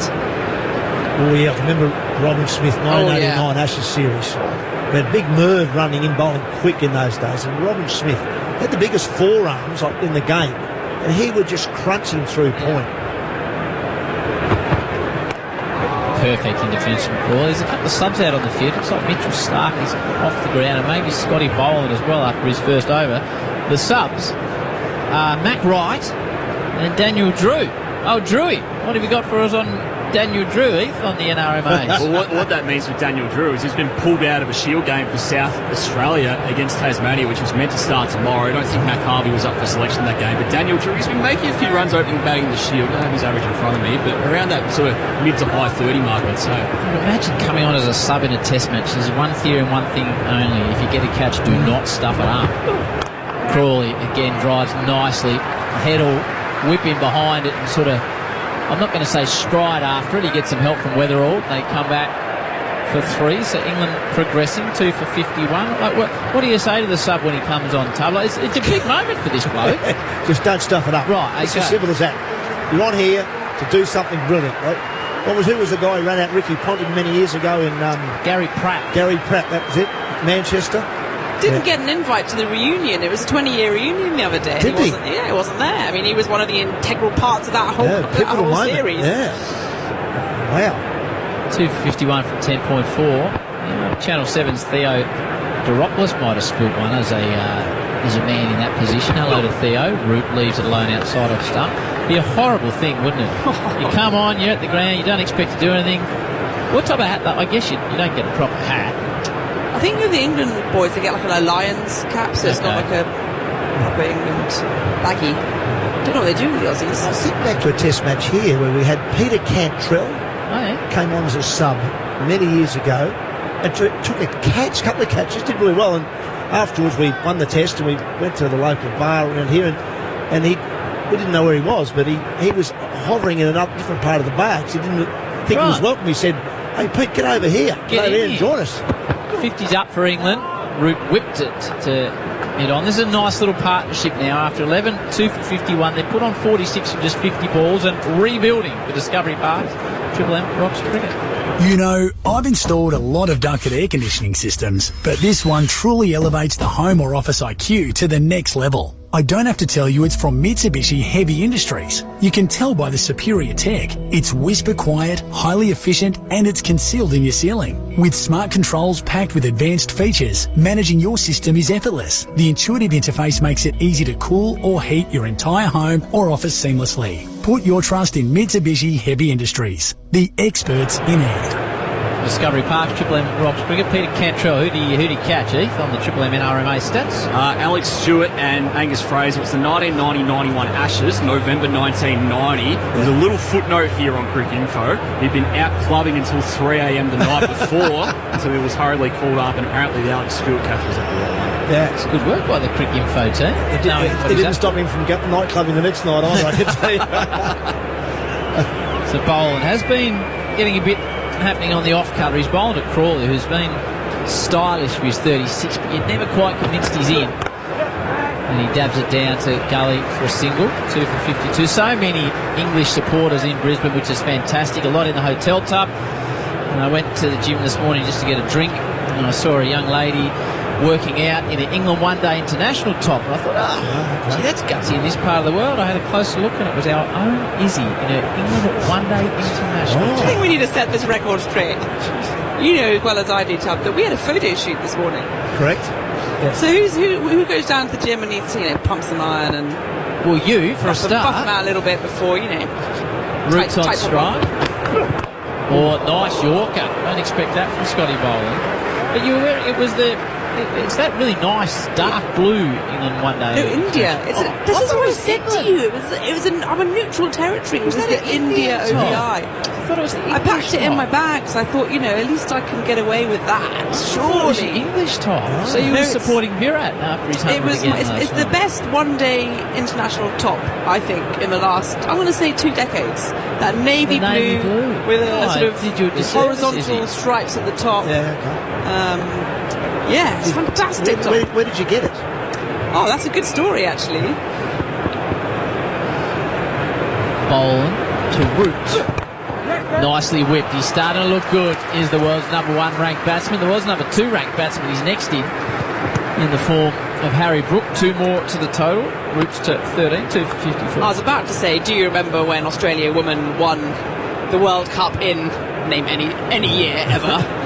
But it was the 2020 World Cup, I think, when they had that wonderful final at the G in March 2020, Katy just Perry. before the pandemic, and India came runners-up. Yes. And I was working as a written journalist then, and one of the stories I followed up on. Boland again to Root. 3 slips in a gully away, and he leaves one that didn't bounce a deal, went through its stump high. Because we had that pandemic and a lot of cricket was cancelled, etc. The Indian women didn't get paid. So the ICC gives the boards of each country the prize money. Right. So obviously as runners up, they got quite a bit, good stash of prize money. And the BCCI, I have no comment as to how they conduct themselves, but they had not released the money to the players 18 months after the final. Wow. So we had a few stories, bit of pressure, bit of help from the International Players Association, Lisa Slaker as well. Bowl through the crease. Root drives elegantly. A beautiful off drive. Classical player is Joe Root. It goes all the way down to the ropes. He moves to 17. This partnership swells now up to 53, and they're 2 for 58. 50-run partnership. It's all a bit settling the nerves. But anyway, with the Indian women, they had $350,000 US dollars that they were owed, and they got it eventually. But because we've been putting the pressure on the story, that was a little present, Little gift. little gift. Oh, okay. I mean, they're all multimillionaires now, so I was like, come on, girls. Thanks for the shirt, but just hoping for part of the prize money. It's now become the gym shirt. It's now my gym shirt, my neutral territory shirt. Yeah, that's my I'm going to bad. rock around here in my England shirt. Dan Ganane, Mark Taylor is already here in both of them, so someone else must be popping in there. And Vinci's coming in. He'll get around the Victorian after 12, 2 for 58. Discovery Parks Triple M Rocks. Good time for some Triple M Prosper news. Need fast access to funding for your business? Visit prosper.com today with Brendan Thomas. Take it away, BT. Thank you, Howie. Ashes combatants are wearing black armbands on day one of the second test. It's in memory of former England batsman Robin Smith, who died suddenly in Perth on Monday. He played 62 tests, scoring 9 centuries in the 80s and 90s. Well, for the 25th time in tests and third in a row, Mitchell Starc snared a wicket in the first over of an innings. It's got it in the first over again. What the hell happens when the big man gets the pill in his hand? JB with the call on Triple M. Ben Duckett gone for a duck. In golf, Elvis Smiley, son of former tennis star Liz, has upstaged the big names at the Australian Open. He leads at 6 under par, 4 ahead of Adam Scott and Minwoo Lee, and England 2 for 58 after winning the toss and batting first in Brisbane. Fancy airport car rental is for the birds. Instead, book at No Birds, catch our easy airport shuttle, and save heaps. nobirds.com.au. Cheap, cheap.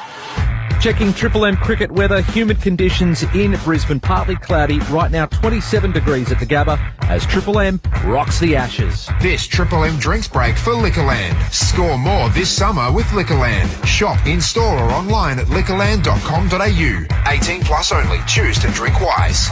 Triple M cricket drinks highlights for Liquorland. Mitch Starc again, over the wicket to Crawley. And there's the drive! He's got it through! Well played! Nice stroke, that's a boundary. Edge! He's down! Mitch Starc got him in the first over again! Duckett's out! What the hell happened? Starc into Pope. Oh! Just a player! And off he goes!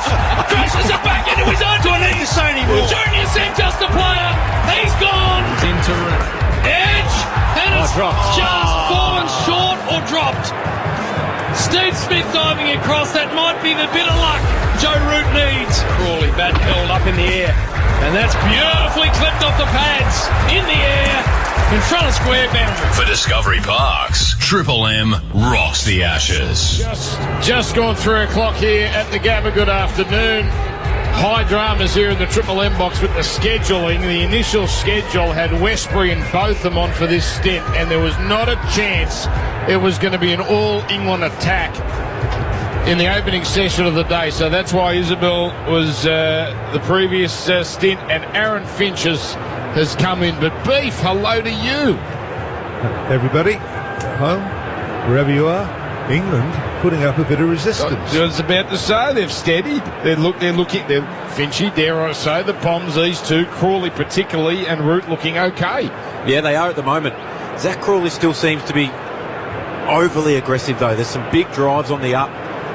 So yes, there's been a few boundaries, and don't get me wrong, there's some beautiful looking shots when they come off, but it just, you sense that in the first hour of play it's still high risk. Joe Root's looked in pretty good order. He gave that half chance early on. Steve Smith just getting fingertips to it, but the ball's not moving as much and the wicket seems to be playing nicely. So all 4 quicks have had a dip. No Nathan Lyon, that's the big news. Also no Pat Cummins. He should be fine for Adelaide, but an all-pace attack here, and it's Doggett to continue with England 2 for 58 after an hour of play, and Crawley punching square of the wicket for a single. He's raced along 38 off 45. Root is 17 off 24. 2 ducks to start for England. What about the execution of Mark Waugh, referring to Ollie Pope as just a player, and then just, a ball or two later, off he goes Beef.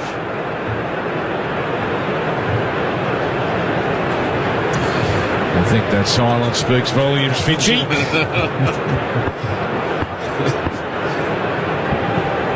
So Doggett here in his second over, went for a few the first over, playing away from his body. Root square to the man in the deepish point position. Looks like Weatherall, no run. Yeah, and first sign from Australia that they sense that the ball is just starting to settle down. First time in the test match that the third slip's come out, he's at cover, so now you've got a regulation, 2 slips in the gully, cover in place. Now it's time that Australia just settle in. Say, right, we're going to hang it out, 5th stump. If you're going to pump us through the offside, you have to do it against length balls. So 2 slips in that whitish third slip as this ball is defended. Well, everyone has been saying at the back of the box there that it doesn't take long for this ball to soften up, and maybe that's why it's just a little bit quiet from the off-bowling point of view, not getting that much movement or that zip. So England need to fill their boots here. Yeah, they've got a great opportunity. I think the difference between playing a pink ball game at the Gabba versus Adelaide is once you're smacking that ball into a hard surface like this Brisbane wicket, it can go soft quickly. Dog it in way down the leg side. Root lets it go by. And you compare that to Adelaide, which has a thick matting of grass, and it's quite spongy grass at times. 6 to 8 mil compared to the 3 millimetres of grass here in Brisbane. So the ball generally kisses through and it stays nice and shiny and hard for a long period of time. So over the next couple of days, I'll be really interested to see how this ball reacts to the harder surface. And also, we're going to put the light factor in as well. What is it going to be like under the lights? Yep. Sunset 6:30 here, which is just about tea time. Full ball, lovely cover drive from Joe Root, classic stroke. Pierces the infield, won't go all the way. Sprightly chase from Inglis. And they get themselves 3 runs. Runs are flowing here, 2 for 62. Very nice shot. One thing I noticed, Steve Smith and Cameron Green behind the wicket, both applauding Brendan Doggett, saying, right, that's where we want to be. Continue to make Joe Root drive on the up. But this is beautiful technique, good execution. He looks in good order, Beefy, doesn't he? Well, you know, at the end of the day, he's got 3900s to his in his locker. So he desperately wants 100 in Australia. Today could be the day. Already surpassed what he did in Perth. He's on 20 and he's back. And this one, in fact, it's Crawley. It got up on him just a little as he worked it away to the man at deep point for an easy single. So 5 off that over. Crawley maintained strike. 2 for 63 on the Triple M CBUS Super Scoreboard for Discovery Parks. Triple M rocks cricket. Don't miss Back to the Future the Musical at Sydney Lyric. Must close January 25. Book at backtothefuturthemusical.com.au. Triple M rocks cricket. Traffic. Triple M Sydney traffic. Tis the season of savings at Avida Sydney. Unwrap up to $6,000 in free factory options on now until December 31st at 36 Dunn Road, Smeaton Grange. Checking your REMs through the M4 tunnel. 2 or 3 lanes are closed with emergency roadworks westbound between Wattle Street and Concord Road. 16 minutes on the M2 westbound from Lane Cove Tunnel to Pennant Hills Road. Get into Harris Farm and get value with values. Like jumbo blueberries, 200 gram punnets, now 2 for just $6. Best value berry this week. Ends today at Harris Farm. A guaranteed song repeat every weekday. Keep locked on Triple M's $50,000 no repeat workday to win. Here comes Boland to start a new over. Short of a length, Crawley lets it go. Ian Botham, Aaron Finch, your experts here. Midway through the first session of the second Ashes Test live on Triple M. Beautiful afternoon, not too hot in Brisbane. High 20s. You obviously weren't out there in a suit and tie. But Finchy, by Brisbane standards, you got to say, it could be a lot worse than this. Yeah, it could be. It is beautiful in the shade, actually. No relief for the players. Jake Weatherald out at deep point while Zach Crawley's on strike. You'll just find that he'll start floating a couple of steps back each ball, trying to find that shade. And this one driving across the line here, doesn't latch onto this, and it just dribbles out to mid-on. Interesting fielding, that place. It's 3 men on the boundary.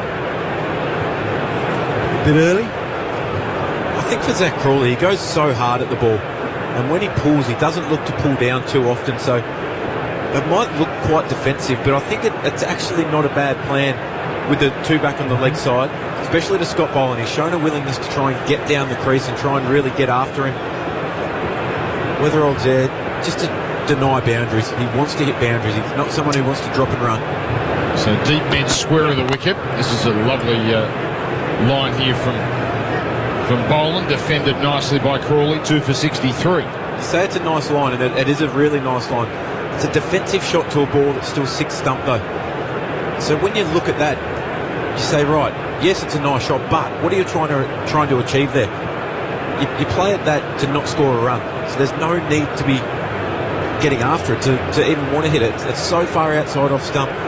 And that's where the extra bounce just plays into Australia's hands at times, because you've got batters who want to continue to come at you, that they just won't let the ball go through to the keeper for a couple of overs. Little pause in play here, but Boland now starts his run up. Foolish ball, worked across the line again. No run. Just starting to find his radar here, Boland. There was, a 12-day gap between Perth and here because obviously they finished so early. I'm not going to throw some accusations out, but I think a couple of members of the media corps may have snuck in a trip to Turkey. There's a fair bit more grass on some pitches that just throw out names. No. Listen, they might have links with Triple M. I'll do it to their face, but I just want to do it to their face. But they do carry a physicality that does scare the shit out of me. As this ball is short. Crawley thinks about a pull shot, lets it go, and it sailed so far over his head, it's been called a wide. Joe Garner would have reached that one.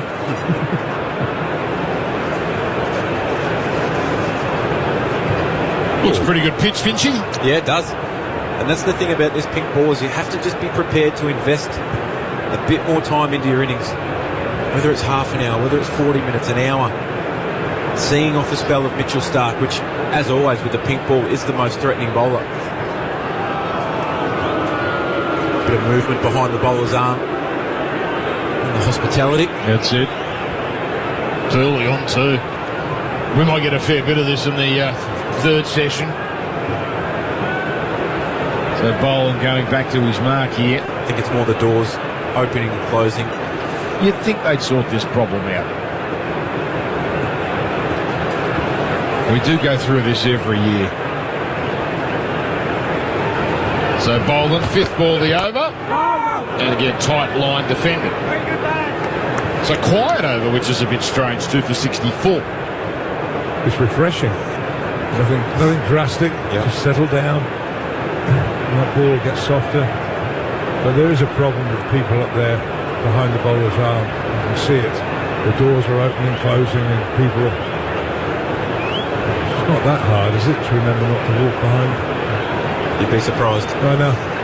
You I've never seen. But then you've got grounds in England where people sit in front of the sight screens. Like Lords, there's people sitting there, and it doesn't seem to affect anyone there, does it? Well, no, but most of them are asleep. Don't start beef on the Lords. Last ball of this over for Boland. Swing and a miss. No feet from Crawley. Lucky not to get a feather into the over. 2 for 64 for Discovery Park's Triple M Rocks Cricket. The Penrite Convoy range offers comprehensive solutions for your earth-moving and heavy machinery. Dozer, excavators, dump trucks, graders. Penrite maximises performance and prolongs machine life. 100 years, Aussie-owned and made right here in Australia. Penrite Oil, 100 years, still driven. If your machinery, truck or vehicle needs an oil change, learn more at penriteoil.com.au/convoy. Doggett to continue. First session. England 2 for 64. Catastrophic start. 2 for 5. Duckett, Pope gone for ducks. Crawley 39. Root on 20. Doggett took a number of wickets in Perth. He's got Root on his crease on the pad. Might be a bit high, might be going down, and the umpire is motionless. And Smith, no interest there in taking that upstairs. Hit him above the knee roll, or the very top of it, so on a surface like this, clearly bouncing over the top. But it did nip back. He doesn't get a huge stride in, but not too much to worry about. Steve Smith indicating, clearly over.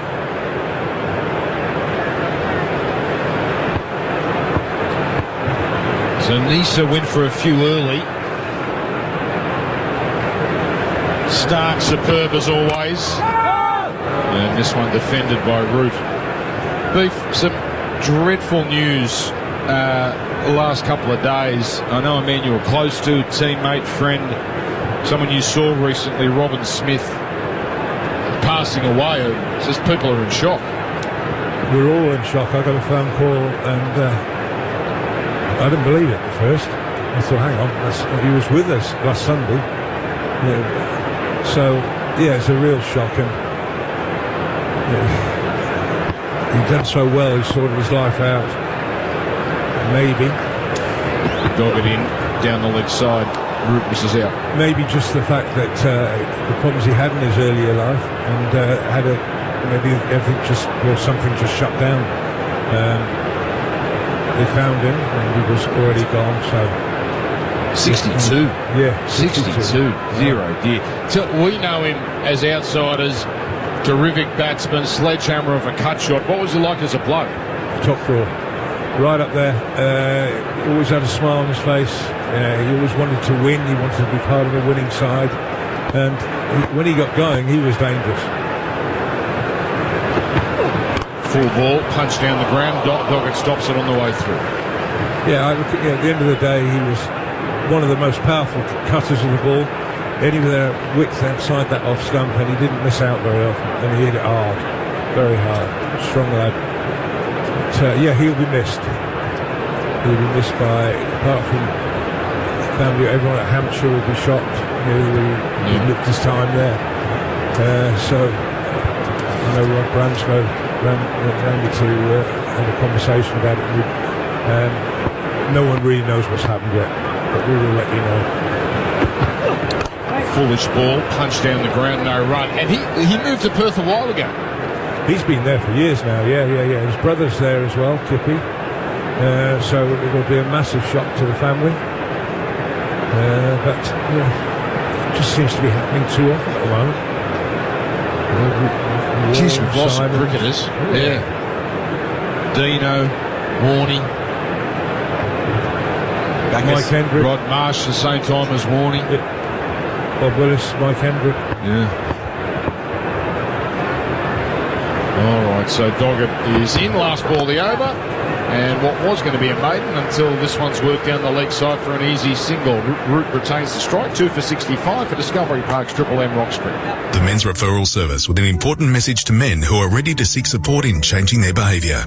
If you're worried your behaviour could cause harm to a family member, it's time to call the Men's Referral Service. Change is your call. Call today to speak to a counsellor. It's free, non-judgmental, and they'll answer 365 days a year. And you can even remain anonymous. Help is at your fingertips. Call the Men's Referral Service from the number on their website. The Men's Referral Service is operated by No to Violence. Change is your call.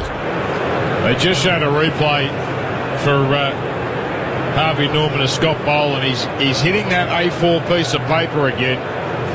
He is just dead-eye Dick, hitting the same spot it seems every single ball, and he's got the ball in hand. 2 for 65 in one. Boland trundling him, 2 slips.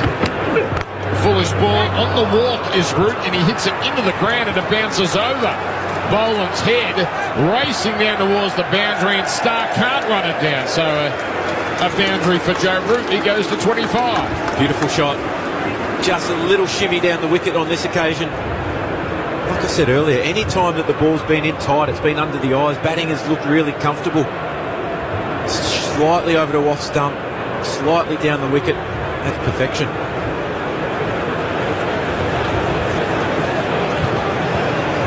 What will be interesting to see over the next couple of days is how these cracks really open up. You can see the outline of them.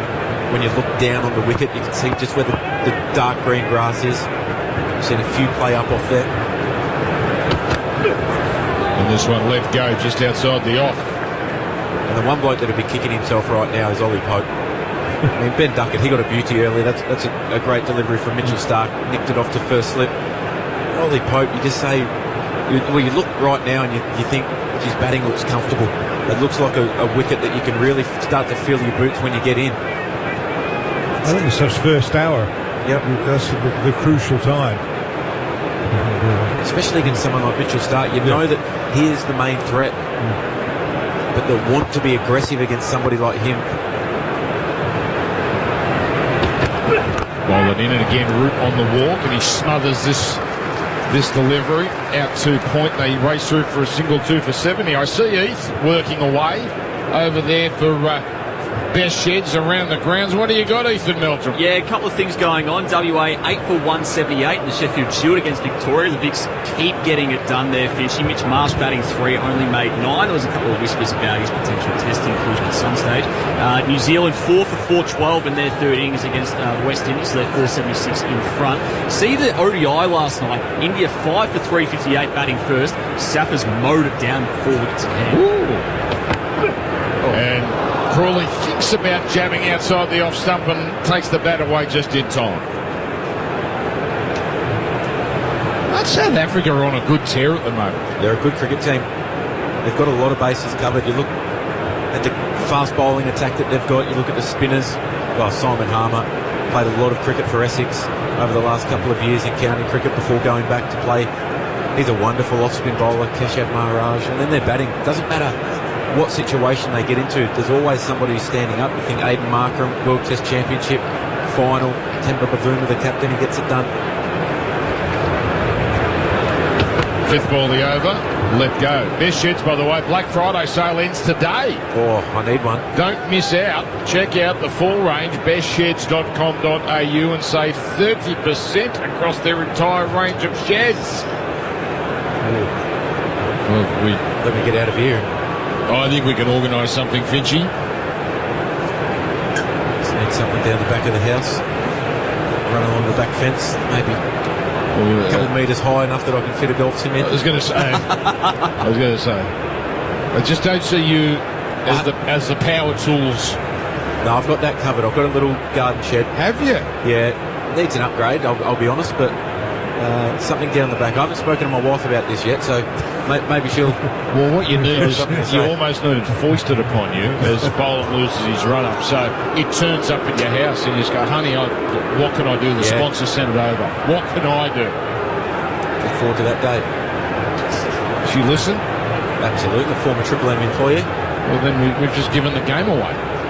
I'm not sure whether... We've just stuffed that up completely, Finch. I mean, if we're going to work in tandem here, we've got to have a better combination. I'm not sure with a 4-year-old just being picked up from kinder and settling in for a weekend watching cricket.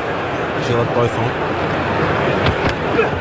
And this ball just outside the off stump. Crawley pulls the bat away in time. He's on 39. Route 26, England 2 for 70. That is on the C-Bar Super Scoreboard for Discovery Park's Triple M Rocks Cricket. Paying commission every time you trade shares is like a fumble at the boundary. You can do better. With IG Share Trading, invest in all Australian shares for zero commission. Plus zero commission on all international shares with just a 0.7% FX fee. $0 commission on both Aussie and international shares? Now that's an Aussie first. Download the IG Trading app today. T's and C's and other fees may apply. IG Australia Proprietary Limited. AFSL 515106. Finchy's not kidding, people. He's really working the scenes here. Just turned around. Best sheds. We'll get it done. 30% across their entire range of sheds. I can see you endorsing a Best Shed product. Oh, hang on. You've been sprung too. First ball full. Chipped away, no run. Yeah, she was listening. Just got in the car to do the kinder pickup. And now she knows that Best Sheds have come to the party, and that'll be coming to my house. Oh, hang on. Can you show me that? I got in the car and heard former Triple M employee, so she didn't hear anything before that. What do you want about? Yeah, so what's her name? Amy. Or Griffo. Griffo. Best Sheds want to give Finchy a shed. And this ball well outside the off stump. And Finchy being a good soldier here for Triple M, you can't say no. You can't say no. I mean, these sponsors put in a lot of money. So we're just working out the dynamics of this. The fact that Finchy said he needs a 2 metres tall for his golf simulator, that's just by the by. We got a special guest in here, by the way. I want to do him give him the proper intro. Oh, jabbed outside the off stump and miss him. I wish this bloke was on the field, not with us, but Jai Richardson, what a pleasure to see you here on Triple M Cricket. Thanks for having me, gents. Appreciate it. What's still on with you? It's Matt, it's been a while since we've seen you in the green and gold. Yeah, it's been too long. A couple of injuries, that'll do it to you. But hoping to get back pretty soon. It'll be nice. When was your last shoulder surgery? January this year. And how's it pulled up from there? Really good, actually. It was obviously a really tough decision. Dog it in, and this is defended.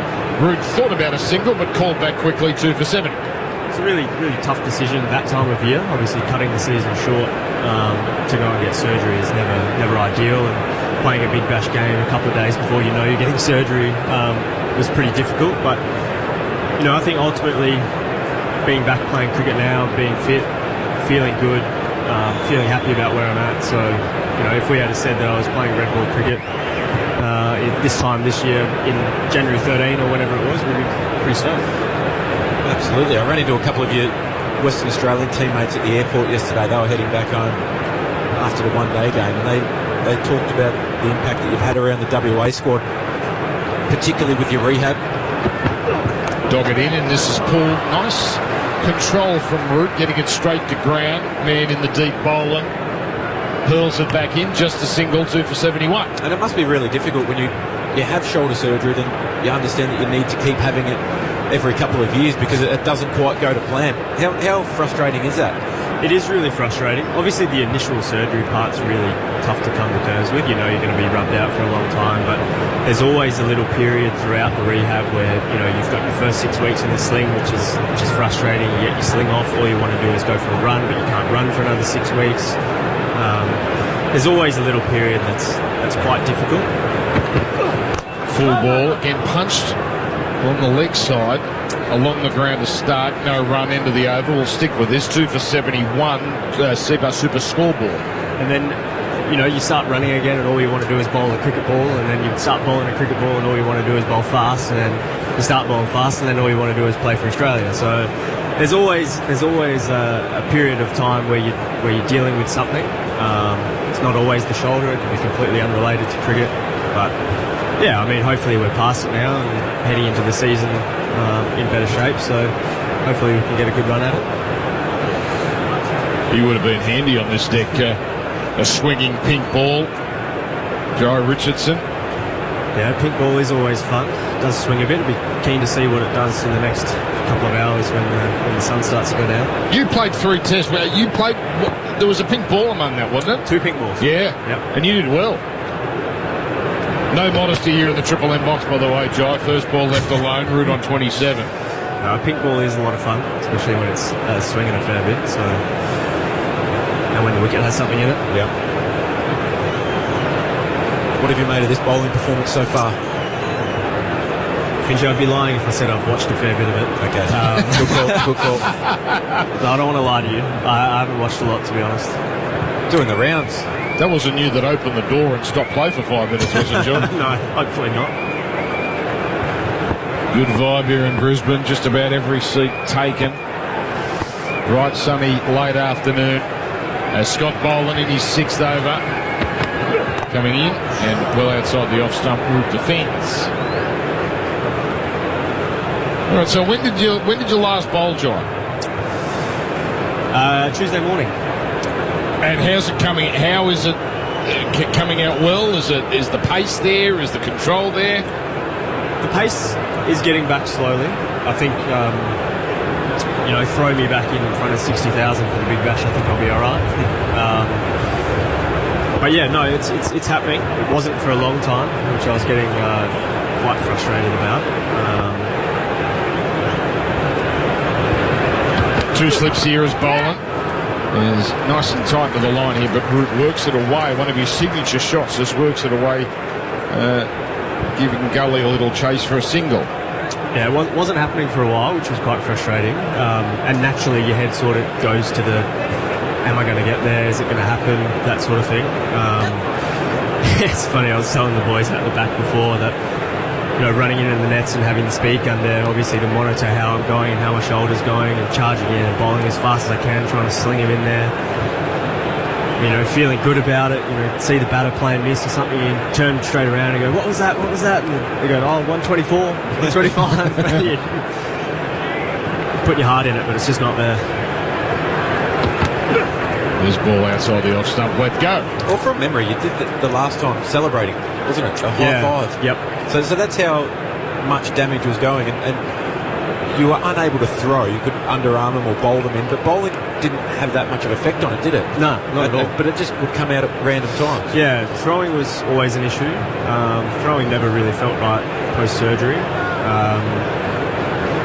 It's just a very different action. It's a lot more external rotation, a lot more force, a lot more elasticity that you need, that you don't need necessarily with bowling.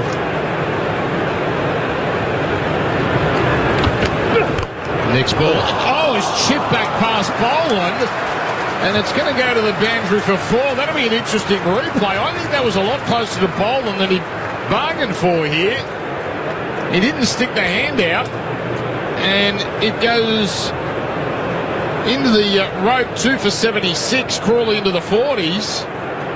Oh, he just mistimed it. Yeah, he saw it was there. He just couldn't get the hands there quick enough. Yeah, he just hit it too well. Again, it was on the up. It's waist height back at Scott Boland. It's just a foot to his left-hand side, and his hands just didn't have an opportunity to close. Slips through. That would have been an incredible. Oh, yeah. Incredible catch. Giving that as a chance, Beef? No, not really. I think if you do, it's just a reaction that will stick.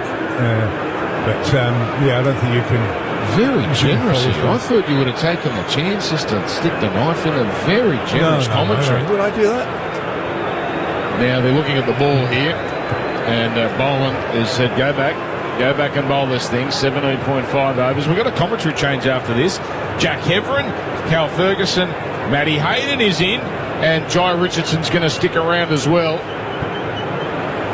Last ball of this over is Boland in and outside the off stump, let go. England rolling along here, 2 for 76 for Discovery Park's Triple M Rocks Cricket. The new Grinch Happy Meal is now at Macca's. There are 12 Grinch toys to collect, only at Macca's for a limited time. Trademark and copyright 2025 Dr. Zeus, available 10:30 a.m. till midnight for a limited time at participating Macca's. Ready for your next adventure? Austrac campers are built tough for Australia's wild landscapes. From the coast to the outback, you'll experience unmatched quality with every adventure. Austrac campers. So a steady little period here for England. The partnership between Crawley and Root is now 71 from 93 on a warm day in Brisbane. The batsman just taking a chance to have a little extra drink, changing commentary. Callum Ferguson, good to see you, Ferg. Evolution, good to see you, mate. And Jai, great to see you, mate. Thanks for joining us for an extra couple of overs. We've got the DOS father just preening himself and making himself comfortable. What's the view like from up here, Jai? Do you like it? Beautiful. Yeah. Rather be out there, but it's not bad from up here, is it? In the aircon, it's a beautiful angle. And the King of Queensland, Matthew Hayden. Hello, Dos. G'day, everyone. Need a wicket. Richo, we need you to storm in, mate. Start swinging it off a length, nipping away. Be nice. A little bit both ways. Hey, these guys they're capable. Full faith. Mitchell Stark, 2 for 21 from his 5 overs. Not happy with this ball. Talk us about what you'd be doing here. You've got a dodgy rock. From the Vulture Street, Andy Bowles. It's defended on the front foot by Root. It's not much you really can do. If you keep getting told to go back to the top of your mark and run in and bowl it, there's not much you can do. Now, Richo, I'm keen to find out who's going to be on the wrong end of your comeback when you first took the pill in your hand at the top of your mark. Who have you got lined up? Oh. Do you know which fixture you've got in mind, or...? There is an Auss game tomorrow, so the England Lions might cop it. although I do say that. 2 slips in a gully. Root back, no run. I do say that, but we versed them in the CA11 at Lilac Hill back in Perth, and I went wicketless, so I'm not sure I'm in a position to. But you're locked in for that fixture. It's good news. Need you back out there up and running. How did it feel at Lilac? Oh, it was all right. It was all right. Ball speed slowly coming back. Had a couple in the high 130s, so hopefully that keeps progressing and jump in front of 60,000 at Optus on the 14th of December. I think we'll be all right. Who's that one against? Sixers. Got my eye on them. We always like beating them. 2 for 76. Stark bowling and Root leaves.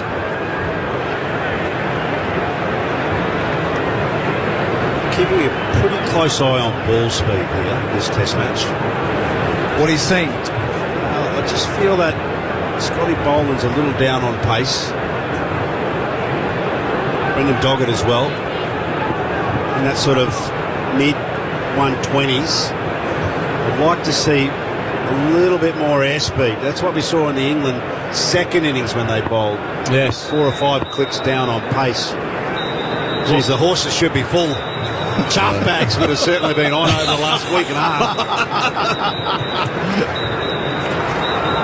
Starking again. Driven on the front foot. Nicely timed by Root. Just wide of mid-off and a single. 2 for 77. So if you saw your bowlers are down a little bit flat, haven't taken a wicket for a while, what would you say? What would you come up and say? If I was down on my pace and I was struggling a bit, what would you do you really want to know? Absolutely. I think we all want to know. Jeez, he's throwing me a half ball there. Say, mate, your job is to run in and bowl quick. I was going to say another word. Yeah. But It nearly came out. Talking about nearly come out, it did come out yesterday. What did it? Jeff Thompson. Talking quick. Tomo. Yes. Goodness gracious. What was the final count? It was 67, wasn't it? 67 magnificent stories. With a little bit of mustard on top. And talking of the great man as well, I remember Greg Rao going up to him. And, Greg Rao was a real technician, beautiful bowler. Probably could have played a bit more for Australia, actually. And he thought, I'm going to get the greatest fast bowler at that time to talk about fast bowling and just pick his brains. And he asked that question. And Tua said, mate, all I want you to do is run in and bowl something quick. Of which Rowley's eyes started to spin. Oh, thanks, coach. Good tip. Last ball of the over, whipped off leg stump. Well timed by Crawley. He moves to 44. England 2 for 78 for Discovery Parks. Triple M Rocks Cricket. Sydney Airport Parking. Park Easy. Travelling soon? Pre-book and park easy at Sydney Airport. Plus, if you pre-book parking over $100 before December 31st, 2025, you could win a brand new Xpeng G6 standard range car. Not only will you save when you pre-book online, you could be driving away in style as a winner. T's and C's apply. New South Wales residents only. New South Wales permit number TP/03129. For more information, visit sydneyairport.com.au/win. Park Easy. 19 overs bowled on day one at the Gabba. England 2 for 78.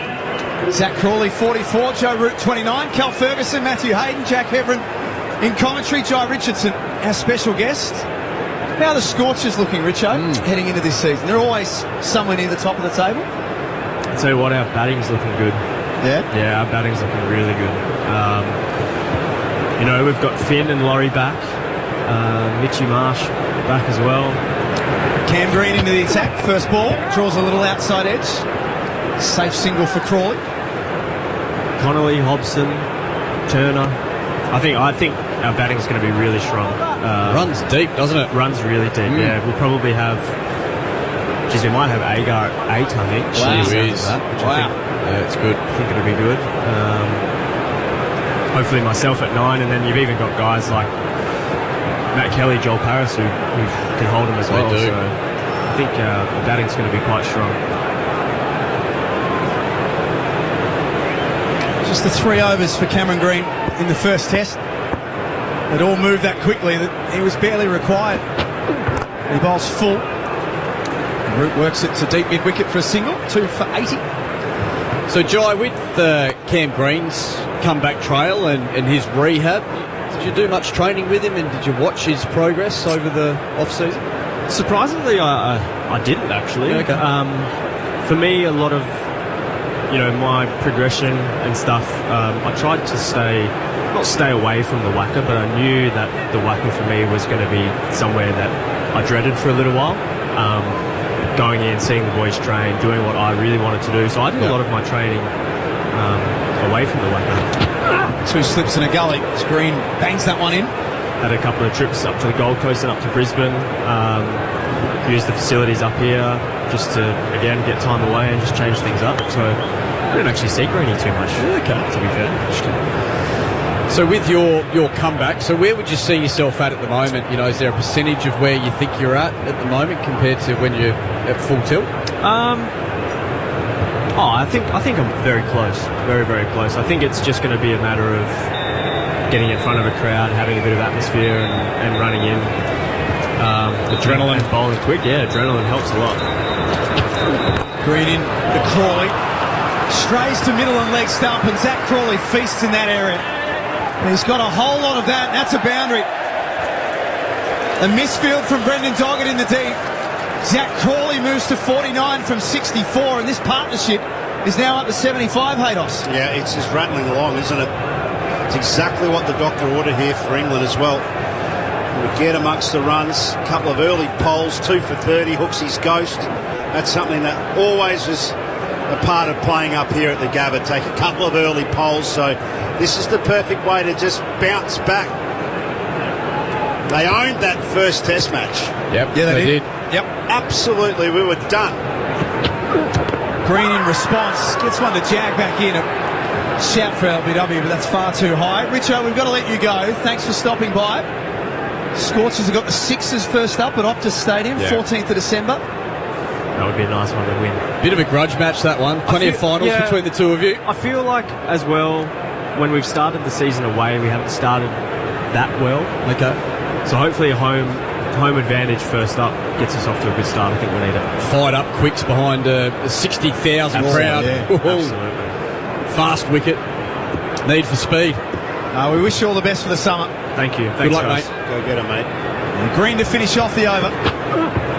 There's a lead from Crawley. 2 for 84 for Discovery Parks. Triple M Rocks Cricket. What are you doing, Sarge? I'm trying to twist this balloon into a number 4, Jax. Looks more like the symbol for infinity to me. Well, you never know, Jax. You never know. Budget Direct is CanStar's Insurer of the Year 4 years in a row and counting. Insurance solved with Budget Direct. Issuer Auto and General Insurance Company Limited. Read award info, PDS and TMD at budgetdirect.com.au to decide if product suits. 17 minutes before tea. England 2 for 84. Zach Crawley 49. Joe Root 30. Jai Richardson just making his way out. At his best, he is an absolute star, isn't he? No, it's frightening the talent he's got. I've played a lot of T20 cricket against him, a lot of state and domestic one days and shield stuff. And when he's up and running, the swing is so late and fast. He's mid to high 140s. It becomes almost a blur, that new ball. So we need him up and running in this Aussie side. He's stuck from the Vulture Street end. Starts a new over to Root and chops that down the gully. I've faced him. Ozzy and I faced him at Monaco on one of the flattest wickets you'll ever see with a brand new ball in a T20 game. We ended up batting the first 3 or 4 overs. Well, the first 3 overs from him, he just kept going with the new ball like it was a 4-day fixture because he was swinging it both ways at us at mid to high 140s. Insane talent. If we can get him anywhere near his absolute best again, he'll be a real threat at international level.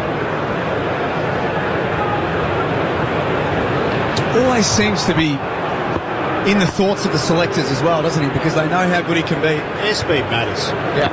That's just the reality of it. Yeah. Root stands and waits for Stark and then gets on the front foot, works it out to cover.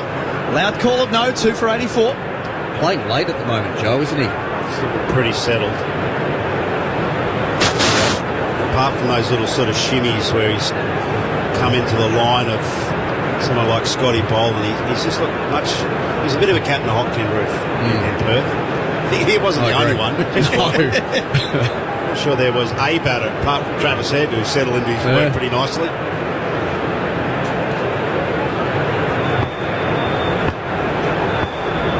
He taps away. England going at 4 and over at the moment. Sort of around the mark. They like to be at 4.5, 5 and over throughout their innings. This has been a positive start here. There's a single. Good batting from Root. Soft hands. I haven't seen Jai Richardson since I was coming back from the IPL, and we were locked away. There was a bit of a debate going on because they weren't going to let anyone back in the country. So we had to have a little period of time over in the Maldives.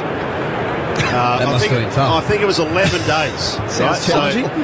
So seriously, I mean, me in the Maldives, like I'm organising fishing trips and surfing safaris, the whole lot. Doing it real tough. And like just sort of crunching away on the side of my mouth when I called home so I could have a little crocodile tear to the kids and Kelly.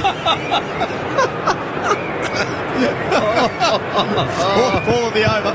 That's a leave from Crawley. Yeah, so we rock up in these go-fast boats out of Marley Airport, and we're in this magnificent Taj complex, and it's only us because all the staff is pretty much gone.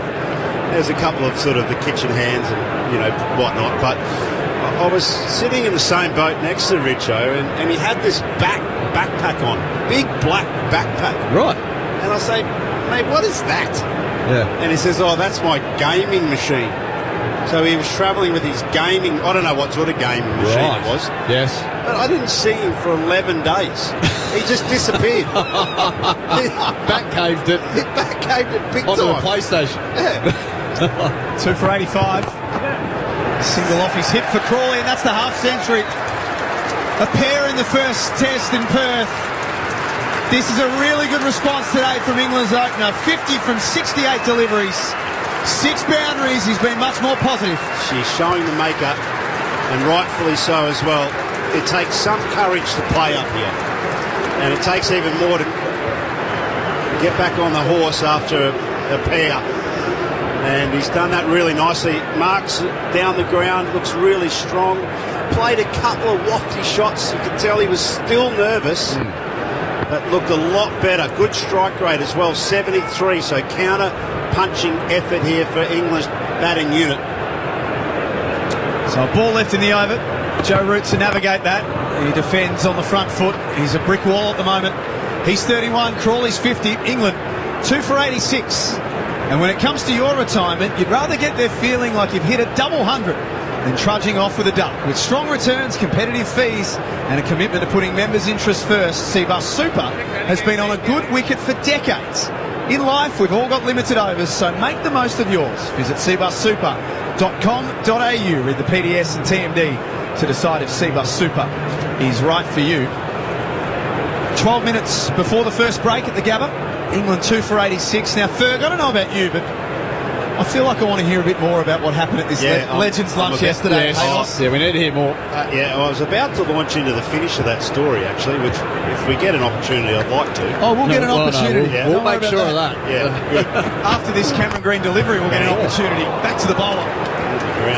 Top ball. Go on. Well, I was so excited, right, to be in the Maldives with the prospect of having 11 days of just having everyone around, from the guys that were playing the IPL, the broadcasters, all looking to get home.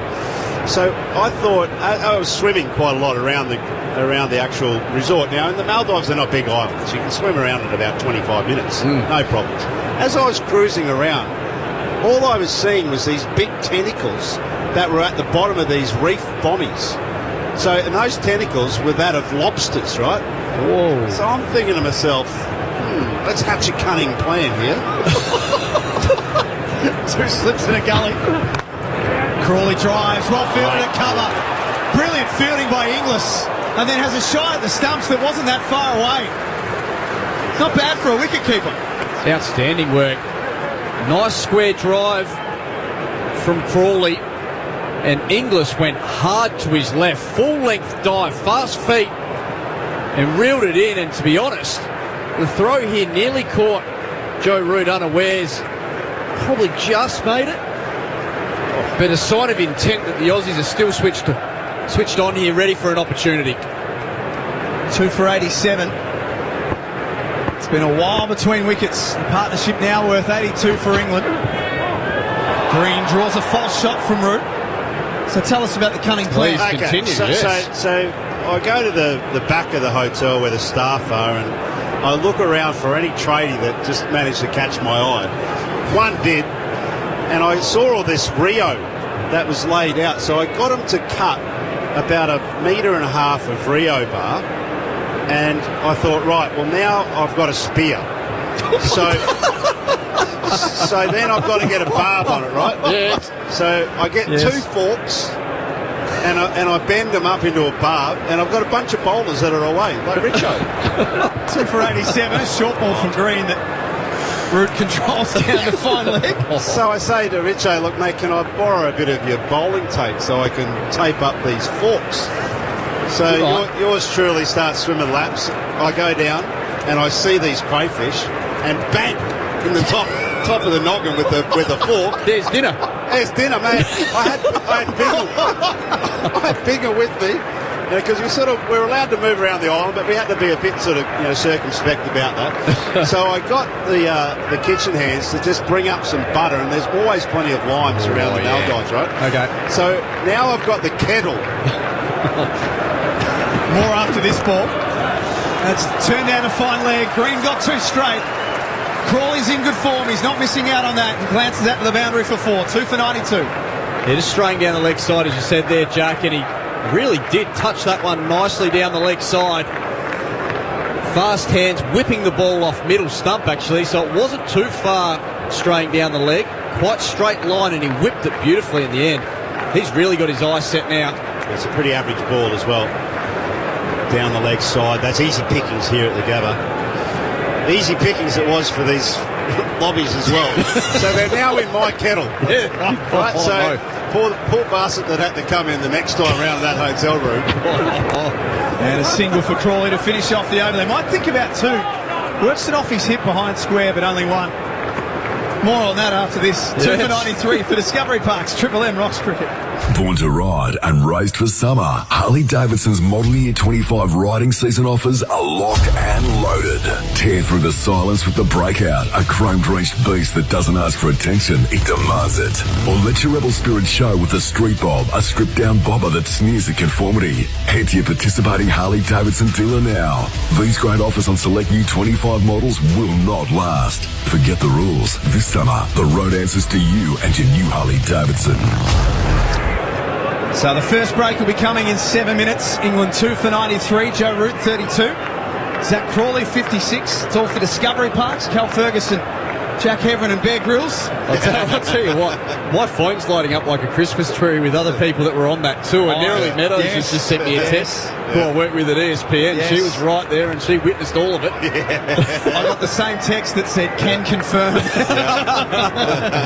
That we've got spies everywhere, Haydos. Yeah, well, we had Brett Lee with his guitar, so there was a sing-along. It was a lovely evening. We had a bit of the grape juice that was welcomed into our room. He's Stark again. Full to start a new over. Good field off his own bowling. Anyway, so these lobsters, they get knocked on the head. They're put into the kettle, because that's the only thing we had to cook on. And then I got this saucer, and on top of the kettle, as these lobbies were steaming away, the butter, of course, melted. Fresh lime juice, a little bit of salt and pepper, and hello, straight from the ocean. Can't get any fresher. Oh, goodness me, you're not killing a Game me Boy in sight, just a kill zone on the reach.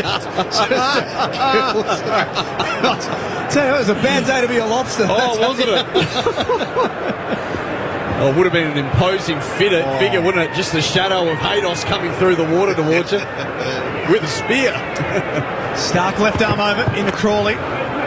Again, getting a little too straight. There's another single there for Crawley. Behind square on the leg side. It's looking bad, isn't it? Or feeling bad at the moment. Just where's this breakthrough going to come? Well, it's flat. Yeah, the ball's lost its air. It's lost its edge. Not seeing any sideways movement now. And this is that it just starts to raise the early question. Has it been raised already? I was about to raise it then.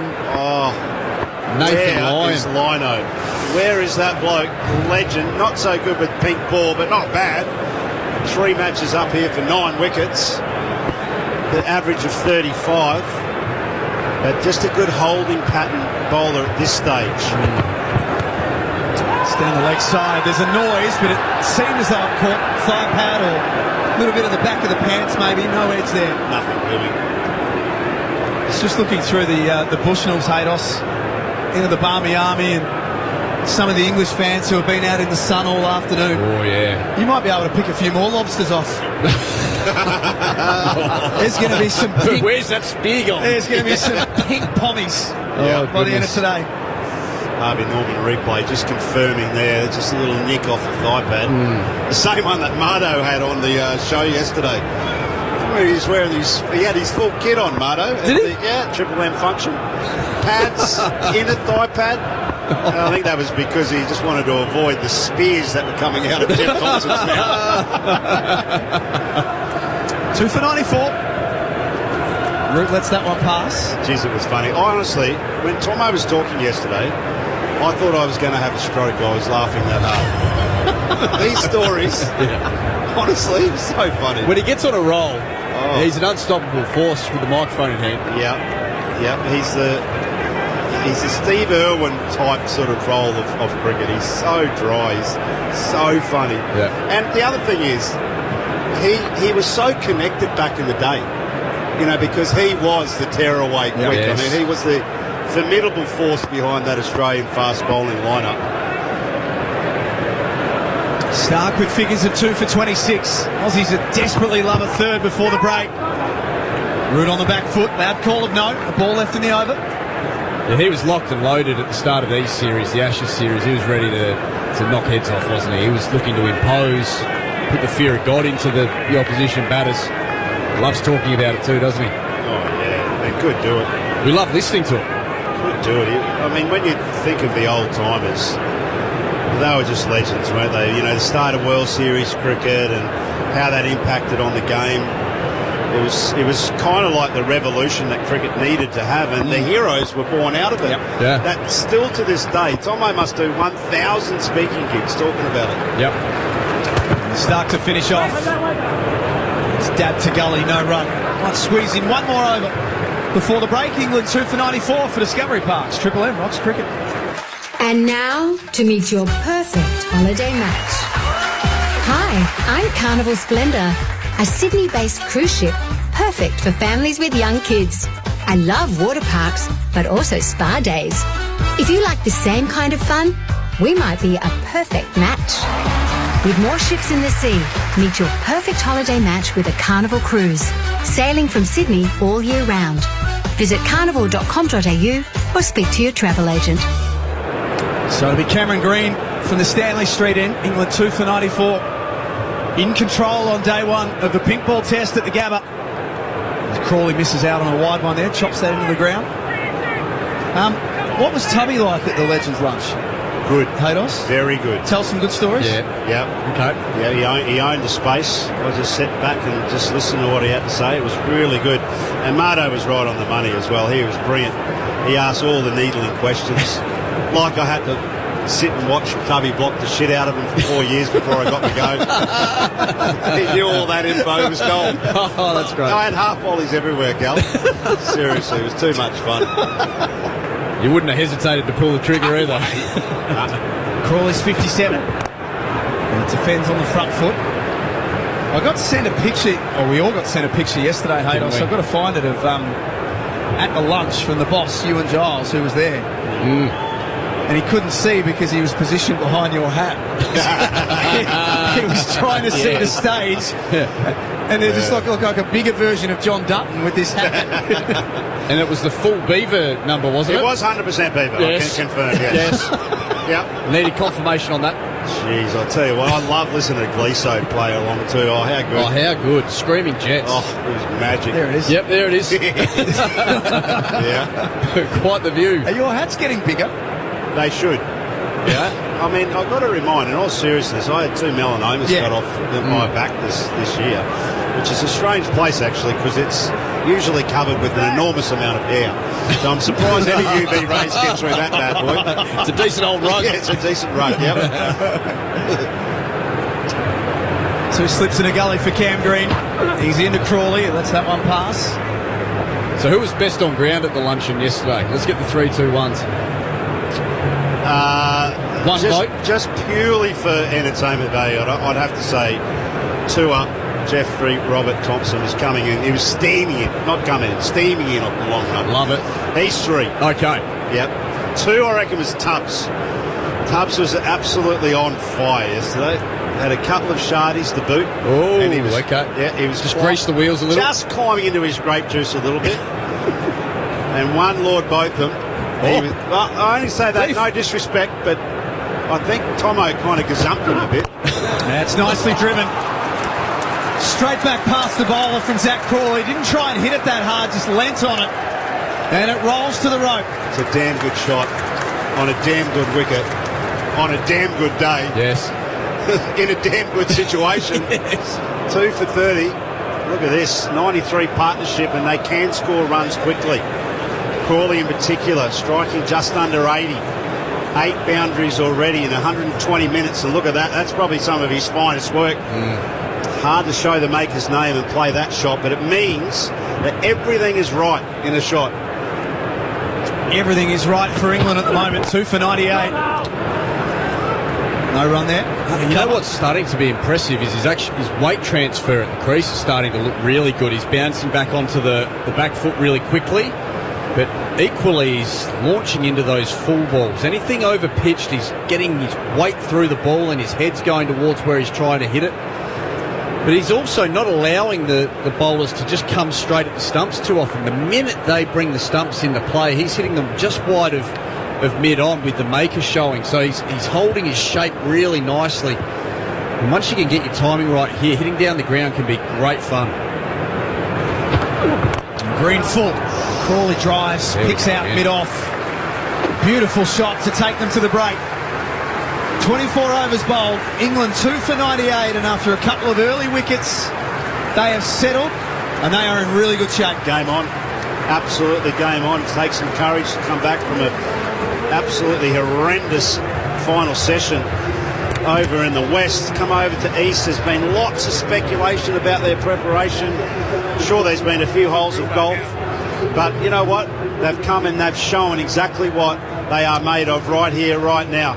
Hey Dos, thanks for story time with Haydos. That was enjoyable. We'll hear from you a little bit later on across the night as well. Ferg, you and I are going to stick around and talk about what's happened so far in the lunch break as well. England 2 for 98. The boys from the great cricketer are coming up shortly as well on Triple M Cricket. But let's get to the newsroom for Prosper, who have us covered as always. If you need fast access to funding for your business, visit prosper.com today. Here is Brett Thomas. Thank you, Jack. Well, after Australian selectors made the bold call to drop Nathan Lyon for the Gabba pink ball test, former Test captain Mark Taylor hopes they don't live to regret going without a spinner. I'm a little surprised that Nathan Lyon has been left out to go with obviously the inclusion of Michael Nessa. I reckon Steve Smith would probably thinking now that he's lost the toss, he'd love to have Lyon on his side, you know, just to give him some variety. To golf, Rory McIlroy started with the birdie at the Australian Open, but it was a rollercoaster ride after that, karting a 1 over par at Royal Melbourne. Wasn't terrible. I hit it in a couple of bad spots, and then a couple of early 3 putts as well. And it was tricky conditions. Elvis Smiley, the first round leader at 6 under, and England at tee on day 1, 2 for 98. The Vinnie's Christmas Appeal helps struggling families with food, household bills, and more. Donate today to provide immediate and practical support at vinnies.org.au. Checking Triple M cricket weather, fine for the rest of day 1, down to 19 overnight. Right now it is 26 degrees at the Gabba as Triple M rocks the Ashes. That session for Cbus Super, making hard work pay off. How's that? Triple M rocks the Ashes. Escape and unwind with the most non-stop music variety on Heart. Now playing on DAB radio and Listener. Triple M rocks cricket. Traffic. Triple M Sydney traffic. Collect 5 times every day rewards points today at Big W when you spend $50 or more with Christmas Unwrapped in the Rewards app. 12 days, 12 festive offers. T's and C's apply. Checking your REMs on the M5 in Kingsgrove. A multi-vehicle crash has heavy delays eastbound approaching Kingsgrove Road. 31-minute run on the M7 southbound from Richmond Road to Preston's. From December 10, you'll need to be 16 or over to have a social media account. Find details, including how to save your memories, at esafety.gov.au. Authorised by the Australian Government, Canberra. A guaranteed song repeat every weekday. Keep locked on Triple M's $50,000 no repeat workday to win. Triple M Breakfast. Bo Cat and Woodsy. Our very own Rush Hour. What they've been doing for the last couple of weeks, almost like a swap market. They ended up auctioning off the tinny yesterday, and all the money came to our plight. $4,100 raised to our Christmas convoy in conjunction with the Salvation Army.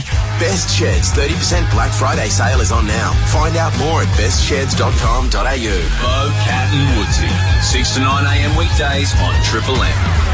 All roads lead to adventure with Austrac campers. For over 15 years, we've fueled Aussie adventures with rugged and reliable campers. So from the beach to the bush, we've got the perfect camper for your next escape. Austrac Campers. Bunnings has everything you need to refresh, relax and entertain this festive season. From outdoor furniture and barbecues to pool care and more. Shop great value online or at your local Bunnings warehouse. Go Harvey Norman. Shop split system air conditioners now with no deposit, 36 months interest free on a participating Latitude credit card. Shop in store, shop online. Shop the latest in energy efficient air conditioning from leading brands Fujitsu, Mitsubishi Electric, Samsung, Westinghouse and Rinnai. With no deposit, 36 months interest free from Latitude Financial Services. Monthly credit card fee currently $10.95 applies. New customers must be approved. Minimum finance $500. Equal monthly payment plan, T's and C's, charges and exclusions. Shop split system air conditioners with no deposit, 36 months interest free from Latitude now at Harvey Norman. Sort your summer out with Ream, so you're coming on steady, hot and strong. Australia's favourite hot water has the coolest giveaway. All thanks to Ream, just head to the Triple M win page for your chance to win a Sea-Doo Fish Pro Sport and Ream Solar Cool Cabanas. Solar, electric, gas and heat pump water heaters for your home. Ream also now has heat pump pool heaters. Ask your plumber to install a Ream. T's and C's apply. Ream, for the hottest in hot water you've ever seen. New South Wales permit number TP00328. Help your business smash it for 6 with Prosper. Prosper's business line of credit is a cash flow tool designed to help you stay on top of wages, supplier invoices and bills, especially when you're waiting for your own invoices to be paid. Access up to $500,000 and only pay interest on the funds you use. Visit prosper.com today. That's PROSPA. T's and C's and standard credit criteria apply. eBay Live has landed in Australia. With a secure live shopping experience and a community of trusted sellers, discover a new, exciting way to shop. Hear Buddy Franklin's experience on eBay Live. It is so funny though, your signature does change over the years. It's weird. Day one of joining the club, they hand you all this stuff to sign. You've just got to come up with something. So I just remember doing it. I was like, what am I doing? And then I looked back on my first year at the club and the signature. I was like, what is that? Feel the thrill. Shop it on eBay Live. Bunnings Trade is here to help trade customers with quick quotes and pricing on a wide range of supplies, plus stock inquiries, delivery updates and more. Call Trade Assist on 134872 or jump online and we'll help you get what you need fast. Bunnings Trade. Helping business is our trade. Honda Run Out is out now. Drive away in the Honda CR-V, now from $40,900. Only while stocks last. For T's and C's, visit honda.com.au. Honda Australia Pty Limited, LMCT 4136, MD 28946 6118, MD 085225. Your deck is the perfect pitch for a summer barbecue. Like an expert groundsman, you've prepped it before, but this season, you're bringing out the big guns. The Karcher Pressure Washer. Blast months of dirt, spills and whatever that green patch is faster than a spinner drifting one through the off stump. Connect the EcoBooster accessory and clean 50% faster. Whoa. Go big on cleaning, save big on time. Check out the Karcher range in-store, online at karcher.com.au. With NRMA Insurance, you could enjoy our multi-policy discount when you take out 2 or more eligible policies. NRMA Insurance, a help company.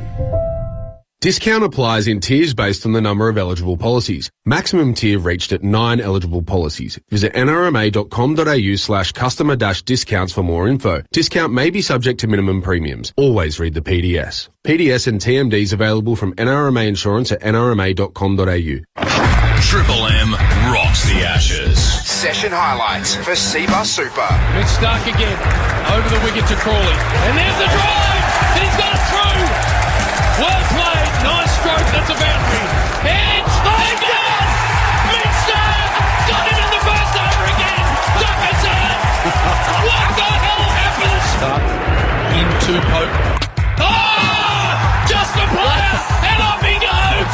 Crashes it back into his own goal. Don't need to say anymore. Junior said just a player. dropped. Just fallen short or dropped. Steve Smith diving across. That might be the bit of luck Joe Root needs. Crawley, bat held up in the air. And that's beautifully clipped off the pads. In the air. In front of square boundary. Ball through the crease. Root drives elegantly. Beautiful off drive. Goes all the way down to the ropes. He moves to 17. This partnership swells now. Boland trundling in. 2 slips. Foolish ball on the walk is Root, and he hits it into the ground and it bounces over Boland's head, racing down towards the boundary, and Stark can't run it down. So a boundary for Joe Root. He goes to 25. Next ball. Oh, it's chipped back past Boland. And it's going to go to the boundary for 40. Just couldn't get the hands there quick enough. 2 for 76. Crawley into the 40s. Green in to Crawley. Strays to middle and leg stump, and Zach Crawley feasts in that area. And he's got a whole lot of that. That's a boundary. Zach Crawley moves to 49 from 64, and this partnership is now up to 75, Haydos. Yeah, it's just running along, isn't it? Single off his hip for Crawley, and that's the half century. A pair in the first test in Perth. This is a really good response today from England's opener. 50 from 68 deliveries. Seabus Super, making hard work pay off. How's that? Well, England in fantastic shape at the first break. 2 for 98 after 24 overs. As you heard there, they were 2 for 5 and they were in all sorts of trouble, but now they've settled and Zach Crawley has been the star. 61 from 80 deliveries, Joe Root. 32 from 60. It's the lunch break for Mitsubishi Heavy Industries. You can keep your cool while the Aussies bring the heat with Mitsubishi Heavy Industries. The boys from the great cricketer to come very shortly. Cal Ferguson and Jack Heverin with you here. And Ferg, this has been a really, really nice platform that England have set in this first session. Yeah, and particularly after losing two of their top 3 to Ducks. Ben Duckett, Nort first ball, great delivery to him first up from Stark in the first over of a test match again, if you don't mind. Ollie Pope, Nort as well, to Stark, chopping one back on. Again, we talked about it over in Perth, that the English players on the bouncy wickets in Australia batting and playing shots with a 45-degree angle bat outside the off stump, whether it's on the front foot or back foot, just inviting an edge or a chop onto the stumps. So the frailty showed up again, but Joe Root, he's all class, we know that. He's giving himself a chance here of breaking the duck when it comes to hundreds in the Ashes over on Australian soil. And then Zach Crawley, he really has bounced back hard, really well after a pair over in Perth. So they've found themselves in a dominant position now. 2 for 98 at the first break in this day-night pink ball test is a wonderful position to find yourself in. Joe Root, I mean, we'll talk Crawley in a second, but Joe Root's 32 from 60. When they're at their best, England, and we're talking about when they play in their conditions on the smaller grounds and the flatter wicket and all that sort of stuff, but Joe Root's kind of like the calm in amongst the chaos, isn't he? He's the one that's a little bit more conventional. He's still got his ramps and his paddles and all that sort of stuff as well, but kind of holds this whole thing together, and it becomes a pretty important wicket for Australia, I think, in the next session. I think that's right. He's always been the glue of this lineup, and what he has shown is real poise at the crease. He was a cat on a hot tin roof over in Perth. I think if you go back and watch his dismissals and the majority of the balls he faced, he really was a bit jumpy at the crease. Well, we saw that for a few balls early on, and then he really did find his groove in that session, and he is another player that is at his best when he's looking to score. But I think Zach Crawley does a really good job. Once he gets set in this lineup, he sets a tone and he drags some of these other players along with him. These two are a good mix at the crease. I think they bounce off each other quite nicely. But the Aussies have got some work to do here. The gas has gone out of that ball. It's lost its edge, and it looks fantastic for batting, as we thought it probably would be. The wicket looked great, and there is not a cloud to be seen. So, is the move to not play Nathan Lyon looking like a bad one at this stage? I was nervous when the team sheets came through, and I'm even more worried now. Once the edge goes off this pink ball and it gets soft, it becomes very difficult to break through. And when you've got a lineup that is very same apart from Mitch Stark, you can really find a rhythm. And certainly Joe Root is a rhythm player, and once he gets set and he drops anchor and he has a good feel for what's going on around him, he doesn't just score 100, he goes real big. Ethan Meldrum's got all of the numbers from that first session for Best Sheds. The Best Sheds Black Friday sale ends today, so don't miss out. Check out the full range at bestsheds.com.au and save 30% across the entire range of sheds. Ethan? Yeah, those Nathan Lyon numbers in pink ball test as well. We should touch on that first. 43 wickets at 25 with the pink ball. This partnership at the moment, 93 off 129, actually the longest partnership of the summer so far, overtaking Ben Duckett and Ollie Pope back in Perth. They faced about 15 overs, about 90 balls in that first innings. Mitch Starc, I think, is the story, certainly from an Australian point of view. 2 for 26 in that first session. 26th wicket with his first over in all test matches. It's ridiculous. 12 of those have come since the start of last year in 35 overs. His last 4 opening overs combined in test matches, 6 for 5, more wickets than runs. There was a 3 for none, of course, in the West Indies, also with the pink ball. 1 for none, 1 for none, 1 for 5 today. So he's a big story. Is anyone even close to that, by the way? 26 joke. Wickets in the first over. I think there's one player ahead. I think it's Jimmy Anderson with 30. Never heard of him. Right. No, don't know who that is. He doesn't count. He's played twice in New Zealand, Test cricket. Worst average, worst strike rate. No, that's Jimmy Neesham. Oh, sorry. That's right. I forgot about Jimmy. Neither can hold a candle to Mitch Starc. Just looking at his 2025 numbers, 41 wickets at a strike rate of 26, an average of 15.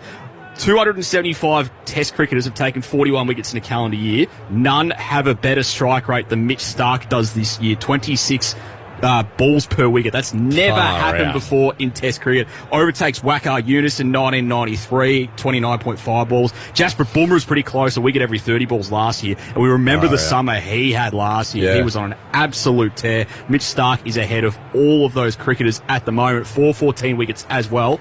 1 more wicket, and he's the most prolific left-arm fast bowler in Test cricket history's level with Wasim Akram. Wow, one of our own at the moment. They're both on 414, so 1 more for Mitch Starc to get there. Great work by you, Ethan. Yes. And Ferg, just on that, you think about the way that we talk about Wasim Akram, not just because he's part of the family here on Triple M, but that's right, because he's a legend of the game. Yeah. Are we going to be talking about Mitchell Starc in the same sentence from here on in? We absolutely should be. He's flown under the radar for a lot of his career. He's probably even copped a bit too much of a whack in the first half of his career. That's why it's great to see guys like Steve Smith come out now and talk about how he's just one of the toughest units he's ever played with, because he does play hurt a lot, and we don't hear those stories. No one makes excuses, but you look at those numbers, you look at the grinding he's done on some flat wickets in Australia over the years. He's been an absolute juggernaut, and he's been strafing top orders for years, and it's great to see more of it this series. Ferg, you look hungry, so go and have some lunch. I think you've absolutely earned that. We'll hear from you a little bit later on. A reminder as well, you can sort your summer out with Ream, so you're coming on steady, hot and strong. Australia's favourite hot water has the coolest giveaway. You could win a Sea-Doo Fish Pro Sport plus the trailer and Reggio covered to get you out on the water. There is also a Ream Solar Cool Cabanas that are up for grabs too. Just jump online, head to the Triple M win page for your chance to win. T's and C's apply. New South Wales permit number TP/00328. SA licence number T25/2060 and ACT permit number TP25/02738. It is lunch on day one. England are 2 for 98. Zach Crawley 31. 61. Joe Root 32. The boys from the great cricket are on the other side of this for Discovery Parks. Triple M rocks cricket. Mitsubishi Heavy Industries. Keep your cool while the Aussies bring the heat with Mitsubishi Heavy Industries. Triple M rocks the Ashes. Ah, yes, your hunger is calling, and it won't take no for an answer. You know why? Because it wants the new Macca's Big Arch Burger. Check this out. The Big Arch has 2 juicy 100% Aussie beef patties, topped with 3 layers of melty cheddar cheese, crispy onions, juicy pickles, and tangy Big Arch sauce. And it's all stacked on a poppy and sesame seed bun. Put me down for 2. It's the Big Arch, and it's for Big Macca's hunger. Triple M Breakfast, Bo, Cat and Woodsy. Our very own Rush Hour. What they've been doing for the last couple of weeks, almost like a swap market. They ended up auctioning off the tinny yesterday, and all the money came to our plight. $4,100 raised to our Christmas convoy in conjunction with the Salvation Army. Best Sheds 30% Black Friday sale is on now. Find out more at bestsheds.com.au. Bo, Cat and Woodsy. 6 to 9 a.m. weekdays on Triple M. Can't decide what to get your loved one for Christmas? Your local Mitre 10 has got you covered. With a Mitre 10 gift card or e-gift card, they can pick exactly what they want. From DIY must-haves to home and garden favourites. It's the perfect gift for every DIYer on your list. Mitre 10 gift cards available in-store and e-gift cards available online now at mitre10.com.au. Mitre 10 gift cards. Easy to give and even better to get. That's mighty helpful. Mitre 10. What started as a 16-year-old's dream back in 1926 has become a 100-year Australian success story. Today, Penrite Oil powers thousands of engines across the country. 2 wheels, 4 wheels, and the big wheels. Australian owned and made. Penrite Oil, 100 years, still driven. If your machinery, truck or vehicle needs an oil change, learn more at penriteoil.com.au/about. Tell the sun to get stuff, get stuff. I'm trying to sleep it if you don't mind.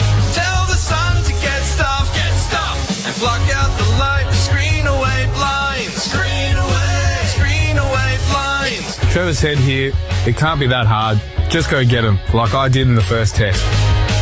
Tell the sun to get stuff, and block out the light, screen away blinds, screen away blinds. The Men's Referral Service with an important message to men who are ready to seek support in changing their behaviour.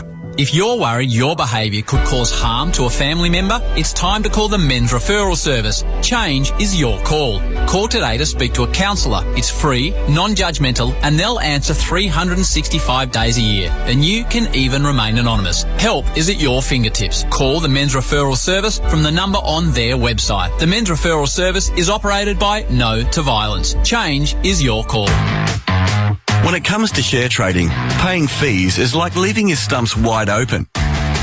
With IG Share Trading, invest in all Aussie shares for zero commission and go global with zero commission on international shares too. Just a 0.7% FX fee applies.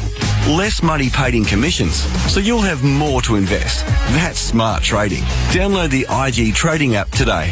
T's and C's and other fees may apply. IG Australia Proprietary Limited, AFSL 515106. Go Harvey Norman. Shop split system air conditioners now with no deposit, 36 months interest free on a participating Latitude credit card. Shop in store, shop online. Shop the latest in energy efficient air conditioning from leading brands Fujitsu, Mitsubishi Electric, Samsung, Westinghouse and Rinnai. With no deposit, 36 months interest free from Latitude Financial Services. Monthly credit card fee currently $10.95 applies. New customers must be approved. Minimum finance $500. Equal monthly payment plan, T's and C's, charges and exclusions. Shop split system air conditioners with no deposit, 36 months interest free from Latitude now at Harvey Norman.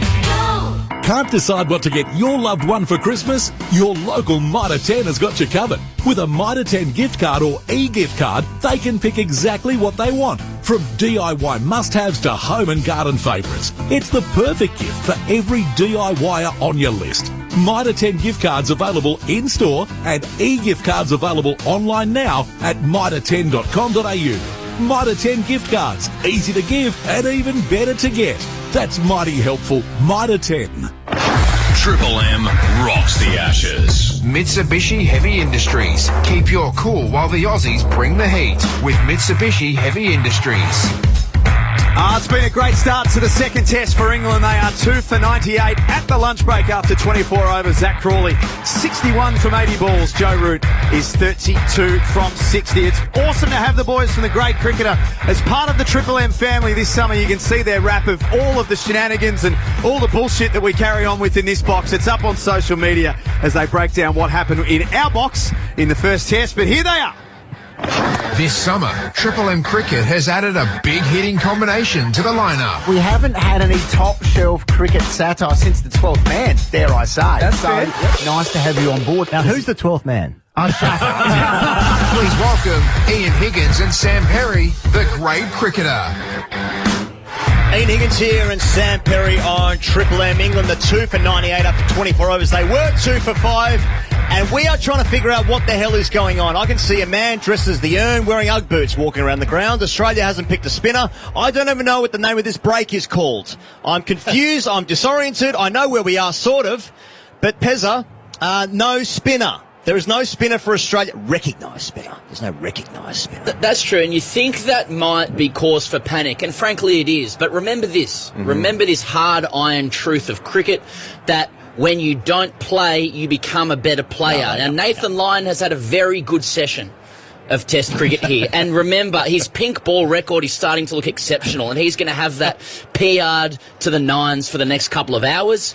It may be time for panic within Australia. You know, if Australia's 4 for spit at the end of the night, maybe Uzi's starting to look good. Or maybe I'm going too far.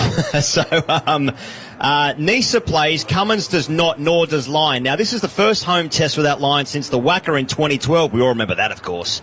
We're all nervous. It's a chance to sharpen knives, I suppose, but you have to back those in the know and what they're seeing, I guess. But the team has names in it now in batting positions that look weird right now, and Australia doesn't do weird. Yeah. We do percentages. Yeah, that's true. I wondered whether Australia had been engaging in a good old-fashioned Queensland origin, like selection conspiracy. There have been whispers. There's been secrecy around selections. Like the papers have been full of Cummins' potential return. He's bowling with the pink ball in the nets. We're looking at him. He's wearing a singlet. Sweat is glistening off his body. Look, I've got a stutter now. I'm even talking about it. But it turns out that was a smokescreen for, I'm just checking my notes here, Michael Neser. Michael Neser was coming through on the trolley underneath the sheet. Yes. There. And this seems based on the deck, right? They're like Nathan Lyon's out. Neser's in. The deck must be doing all sorts. Must be garbage. And I have just never known a ground where you hear almost every single element of the conditions that can exist. You know, this has been said before, but like, it is fast at the Gabba. It's green at the Gabba. The deck can be straw coloured. The deck can be really green. It seems a lot at the Gabba, but if it seems, he goes, what does it do? It also spins. And if it spins, then maybe you play Nathan Lyon, especially because the ball goes flat between overs 30 to 80 in pink ball tests. You know. Yeah, I mean, this city and this ground is of great cultural significance to Australian cricket. I mean, the Gabba isn't just a ground, it's a feeling. It's also a place you could race dogs once upon a time, you know. Rightly so. It carries so much importance. England find themselves 2 for 98, by the way. So it's interesting, though, Pezza, because it's not just Neser over Lyon, it's also Neser over Webster. Neser has jumped them all. I guess it's home ground advantage. I guess he knows where the ground is. And don't discount that, by the way. Sleeping in your own bed? Oh, I think so. and when you see the colours of these seats and you see Michael Neser, you think there might be a vibration behind that, right? But there has been for Slug as well for so long. Well, I suppose particularly so. because of his nickname. Now, if you told England that by the second test, Hazelwood, Cummins, Lyon and Khawaja would all be out, Webster and to a lesser degree, I suppose, Constant hadn't played either, I mean, they'd be thinking that every Christmas had come at once, and yet, at the same time, we fully expect Australia to win inside 2 days. Oh, yeah, absolutely. Yeah. Oh, sorry, that's actually a given, particularly because Mitch Stark takes the new ball. Kratz takes the new ball, gets a wicket in the first over. Well, Ethan was just giving us the numbers there. In his last 4 overs of first overs, his numbers are 6 for 5. Good. Rightly so. Yeah, now if that could be consecutive in this test match, that would really help us. Now, Australia's team in the second test in the West Indies, that was just only 3 tests ago. In July, 6 of those players aren't playing in this game. That, of course, is Webster, Constas, Hazelwood, Cummins, Lyon, Khawaja. None of those guys are playing. So I guess we're seeing Australia 2s out there at the moment. And I'm here for it. The future's here. A young Michael Neser picked. Yeah, it's interesting. There's a lot of change in players, and there's also allegations that the hard calls haven't been made. I'm seeing a lot of calls. But we'll just decide whether they're hard based on the result of the game in retrospect. I get it. Okay, well, I'm very smart. Before the fact, indeed. England 2 for 98 out of 24 overs. Joe Root is 32 off 60. Crawley 61 off 80. Let's talk about that man, Mitchell Stark, a man with Olympic blood, bowling in the Olympic City, pushing off the middle lane from the Vulture Street ends, Bezza. That's nice. You know, he's doing the business for the nation once again. I mean, we mentioned right now, but the absence of Lyon, Cummins and Hazelwood, he's putting the nation on his back. And if he didn't hate the IPL, he'd be getting offers deluxe. And it's fair to say now, it probably has been for about 5 years, but he's an all-time great. He's an all-timer. He takes that wicket in the first over. He's got the numbers. He's got the athleticism. He's now got the blessing from Wasim. Wasim Akram. You know what I mean? In Australia, yes. the batters get the papal blessing from Ponting. But for left-arm quicks, if Wasim says, I genuflect to you, Mitchell Starc, then you are made. He's made it all look very familiar at the start of this game. Wicket in the first over, Junior's side-mouthing Ollie Pope. We're all feeling safe. He's allowing us to start our sentences with our favourite prefix, which is the thing you have to understand about the Gabba with dismissals. You know what I mean? Like, you can't play that shot bet. No, Ollie Pope, you can't play with that angled bat, etc. We're worried there was too many wickets too soon. You know what I mean? It's 2 for 5 and airlines are starting to price gouge Saturday flights. People are worried about getting home. That's what Starc brings us. And now, 6 overs later, there's a deep point. We've got guys bowling lukewarm pace at 130s. We want Kratz back. Yeah. Well, he of course equalled Wasim Akram's 414 wickets, striking at 26 Kratz, and he's gone well past 3 other left-arm seamers of Treminder Vas, Trent Boult, and Zahir Khan. When I think I speak for the nation when we say who are those guys, we don't rate them. That's right. Wasim Akram, though, respect, rate that. So that's an achievement. Also, it's now 26 wickets in the first over. A record that no one knew about until the last Test match, of course. But I suppose the main story, Pezza, is that England right now 2 for 98. Crawley 61 off 80, Root 32 off 60. They came together at 2 for 5. They put on 93, I suppose, in quick time. And, well, Australia will never take a wicket again. I can't see it. Crawley's always been picked on the promise for the last 4 years, really, of playing one Ashes-defining innings away from home. Are we watching that innings? Right? He stands there with the baseball stance, plonks on the front dog, and just hits you through cover and goes, well, if it keeps happening, great. And that's what's happening in this game so far.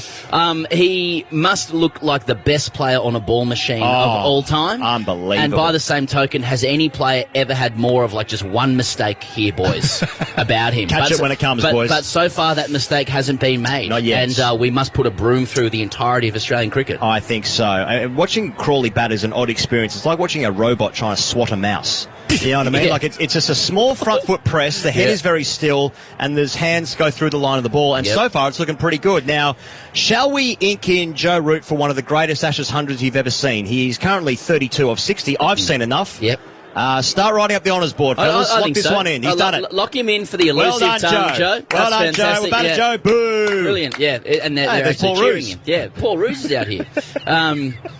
Yeah, and doesn't he look calm, he goes? Doesn't he look poised? And aren't we all searching through thesauruses for different words to describe Joe Root? Because, when Root's looking good, you look up and he's on 20. And you look up and he's on 30. But we separate Joe Root from Bazball, though, don't we? He doesn't stand there like it's a baseball bat. He hits runs in the right places. He scores them at the correct tempo. Boundaries at the right time in ways we understand, ways allow us to sit back and drink a beer, and watch a game of cricket and respect him for what he is. We also expect him to get out when we need him to get out. But unfortunately, not to put the moz on him at all, it will be 100. It's 100. He's done it. That elusive 100 is here. He's done it. Well done. Well done to Joe. I mean, to be fair to him, he has got so much class at the moment. I mean, especially turning balls to the leg side, there is so much time. He's in position so quickly.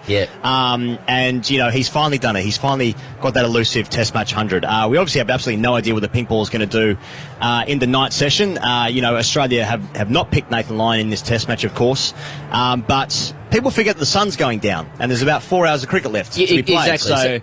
So, should we just make all accusations and wrap this one up now? What people can expect is 2 things. It'll be Nathan Lyon's pink ball record flashing up everywhere if Australia doesn't take a wicket, but also a lot of people saying that it does move around as it goes dark. You know what I mean? And just hoping that happens from Australia.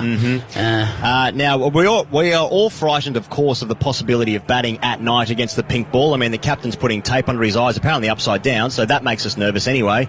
But Australia haven't taken 7 wickets in the first session, and in England are 98 on the board for only 2 down. So, I'm panicking that it's not 5 for already. And all I'm asking for is 4 world-class bowlers every time we play. Is that too much to ask? Well, there was a lot of talk of surfboards on Joe Root's front pad. And I'm not saying a lot of that at the moment when Ness was rocking them down at 130. Only 2 hours so far. A lot of cricket to be played, but I've seen enough, Bezza. Have you? Yeah, I've seen enough. Ink Rudy in. Zach Crawley's going to win this game. It's time to put a broom through Australian cricket. England are 2 for 98. Crawley is 61. Root is 32. Australia in all sorts of trouble, or are we? I don't know. Coming up after the break, you got Finchy, you got Tubby, and you got JB. Triple M. To hear more from Ian and Sam, check out the Great Cricketers Daily Ashes podcast. Download the Listener app and search The Great Cricketer. For Discovery Parks, Triple M rocks the Ashes. Beautiful stuff as always from the boys from Great Cricket. You can check out all of their stuff on socials, and they're doing some wonderful work on Triple M Cricket socials as well. Next session about to start. England 2 for 98 at the break after 24 overs. Zach Crawley 61. Joe Root is 32. On the other side of this, Aaron Finch, Mark Taylor and James Brayshaw will pick it up. But before we get there, let's get to the Triple M Prosper newsroom. You need fast access to funding for your business. Visit prosper.com today. Here is Brett Thomas. Thank you, Jack. Sir Ian Botham says he's shocked and saddened by the sudden death of former England teammate Robin Smith. The South African-born batter died unexpectedly at his home in Perth on Monday. He played 62 tests for England, plundering 9 centuries. Botham offering his thoughts on Triple M. We were all in shock. I got a phone call and I didn't believe it at first. I thought, hang on, he was with us last Sunday. Yeah, it's a real shock, and he'd done so well, he sorted his life out. Players are wearing black armbands on day one. Aussie basketballer Josh Giddey starred with 28 points, but it wasn't enough for the Chicago Bulls, going down to Brooklyn 113 to 103 in the NBA. Elvis Smiley, son of tennis great Liz, leads the Australian Golf Open at 6 under par. Rory McIlroy carded a 1 over, and England about to resume after tea at 2 for 98 on day one at the Gabba. Have some fun with your Christmas shopping this year. Head to Paddy's Markets Flemington or Haymarket. Make a day of it and discover something new. Visit paddysmarkets.com.au. Checking Triple M cricket weather, remaining clear for the rest of day one. Right now, 26 degrees at the Gabba as Triple M rocks the Ashes.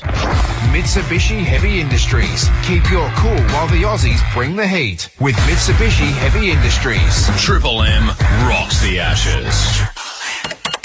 Hey Sydney, it's Bo Ryan from Triple M Breakfast. Our $50,000 no-repeat workday is almost over. And someone's about to hit the jackpot, and it could be you. I'm running the music for the next few weeks, and I've got a little secret. When you hear us repeat a song between 9 and 4, call 133353. And you could be the one scoring $50,000 right before Christmas. It's Triple M's $50,000 Bo Repeat Workday. See what I did there? $50,000 Bo Repeat Workday. Back tomorrow on Triple M. Bingo, bingo bins, bingo, bingo bins. We've got a skip for everything. Bingo, bingo bins. When you're clearing out, bingo bins. There is no doubt. Bingo bins. We've got a skip for everything. Bingo, bingo bins. Cardboard waste, bingo bins. An old bookcase, bingo bins. We've got a skip for everything. Bingo, bingo bins. We've got a skip for everything. Bingo, bingo bins. Book at bingobins.com.au. The Sports Bar at Mounties is the ultimate sports lover's paradise. Catch your favourite games live and free.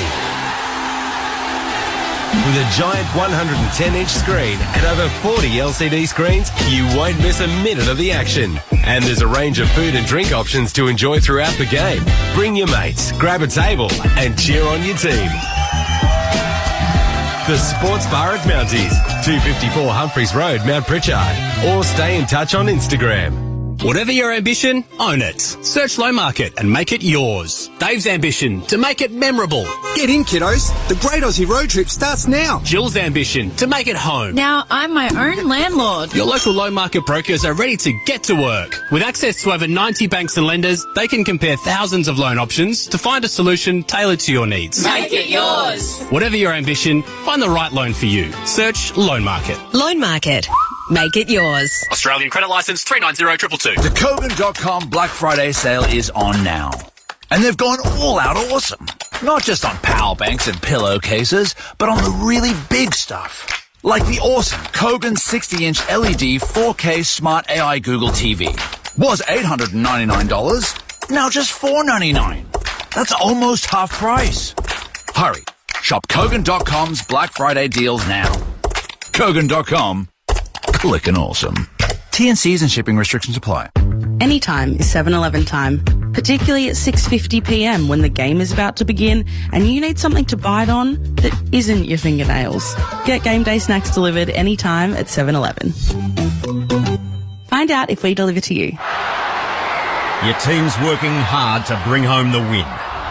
And if you're on Team Cbus, you've already won. Cbus Super, making hard work pay off.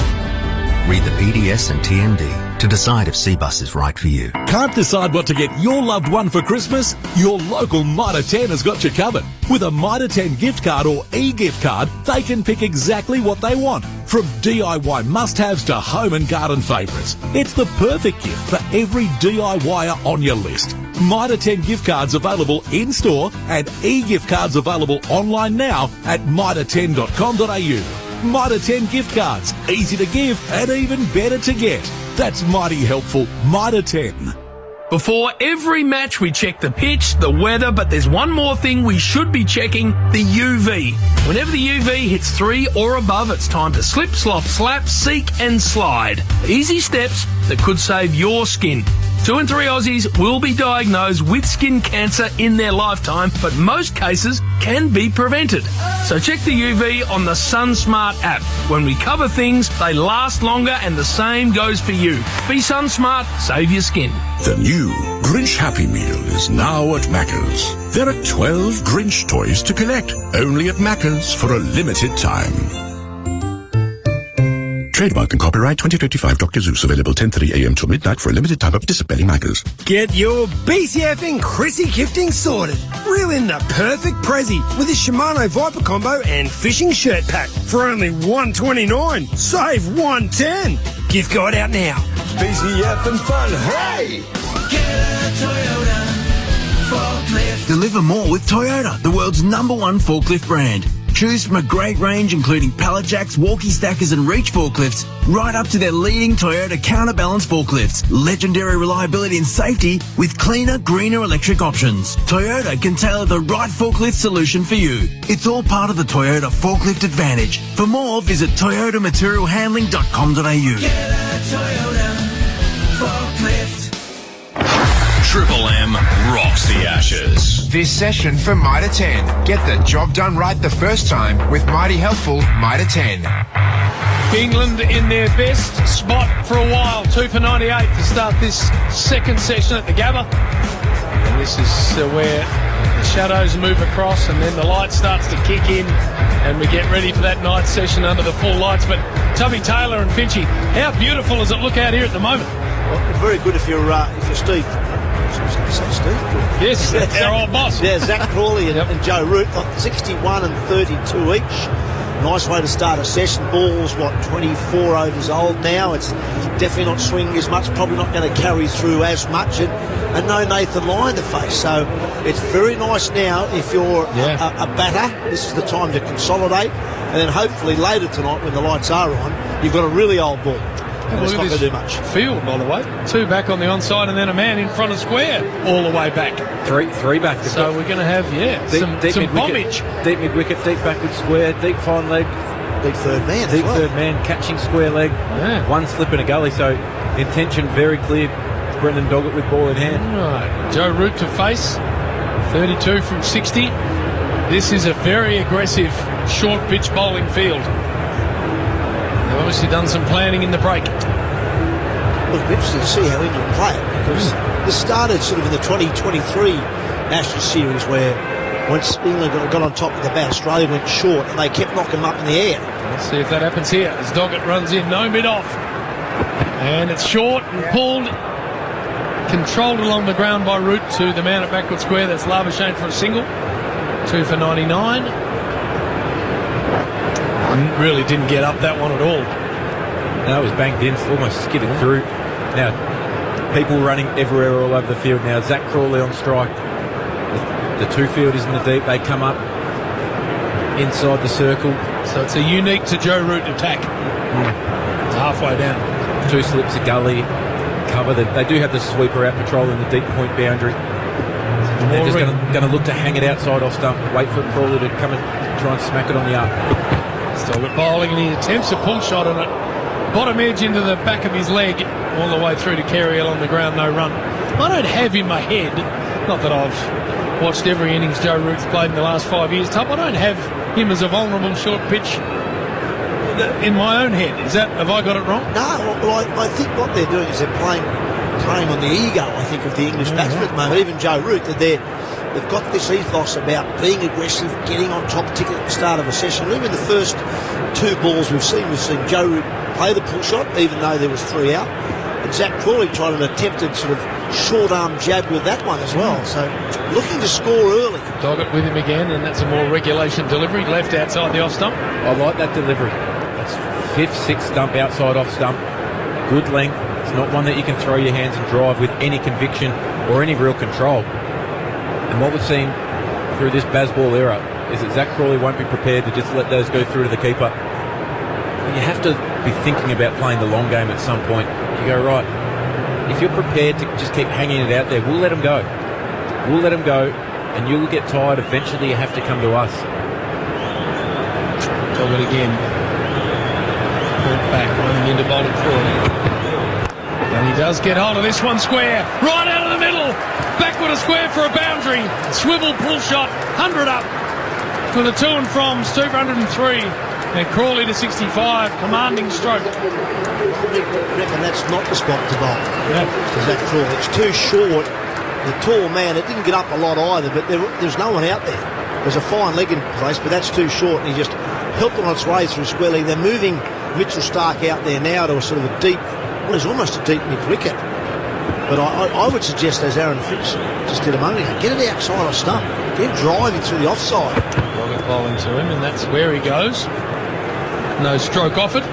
Partnership at 98. It's been a great partnership, has it? Especially when you think back, they're 2 for 5. Australia have got their tail up. Mitchell Stark with a brand new pink ball. And that half chance that Joe Root nicked would have fallen well short of first slip. So Steve Smith, full length dive, that would have been 3 for less than 10 with the best player ever back in the sheds. But it's been a good counter-attacking partnership. Final ball here for Doggett. Bowling to Crawley. And he's driving on the rise beautifully. What a minute, 4 more. Magnificent stroke. Crawley to 69. England for 2. It's a 2 for 107 for Discovery Park's Triple M Rocks Cricket. Welcome back to the Discovery Park's Parents versus Kids cricket match. Slight interruption to play just now after the Robinsons' dog ran off with the ball and headed for the glamping area. And looks like that might actually end play for the day, as some of the kids head off to enjoy the playground, some decide to go fishing, and the adults are lazing by the pool. You know what they say, you really can do it all at Discovery Parks. Book online at discoveryparks.com.au. 2 down, 107 on the board. Crawley 69, Root 33. And it's going to be a big barrel. Scotty Boland from the Stanley Street end. Yes, I always get it wrong here. There's Vulture behind us and Stanley on the other side. Yep. It never mattered when we played Tub. You just knew you were getting everything halfway down. Didn't matter what end it was.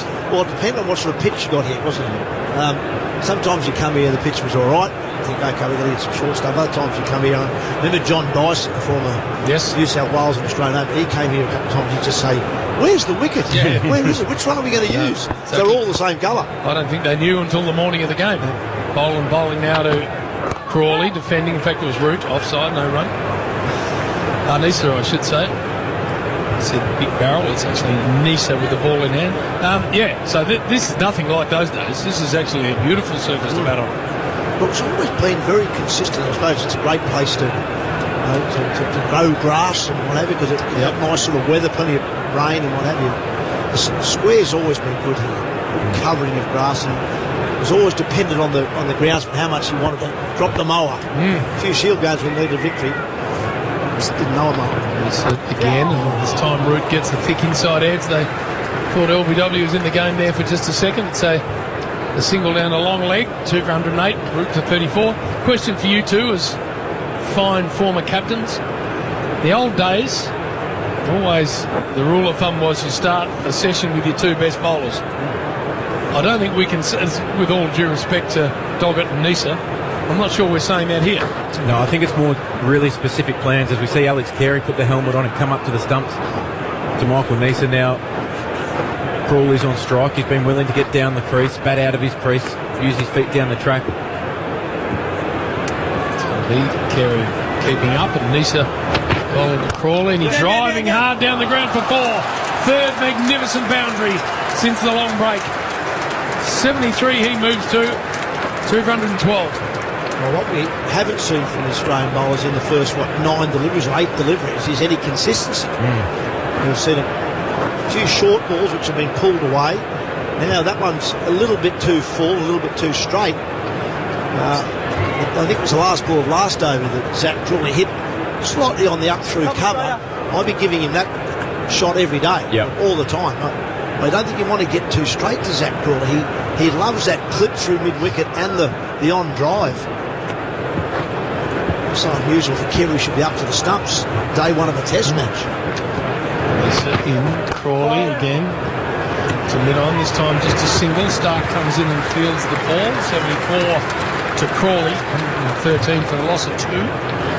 Just the change in the game. I mean, for years you used to see every time Australia started a session, McGrath run in, Warne at the other, get your way through that for an hour.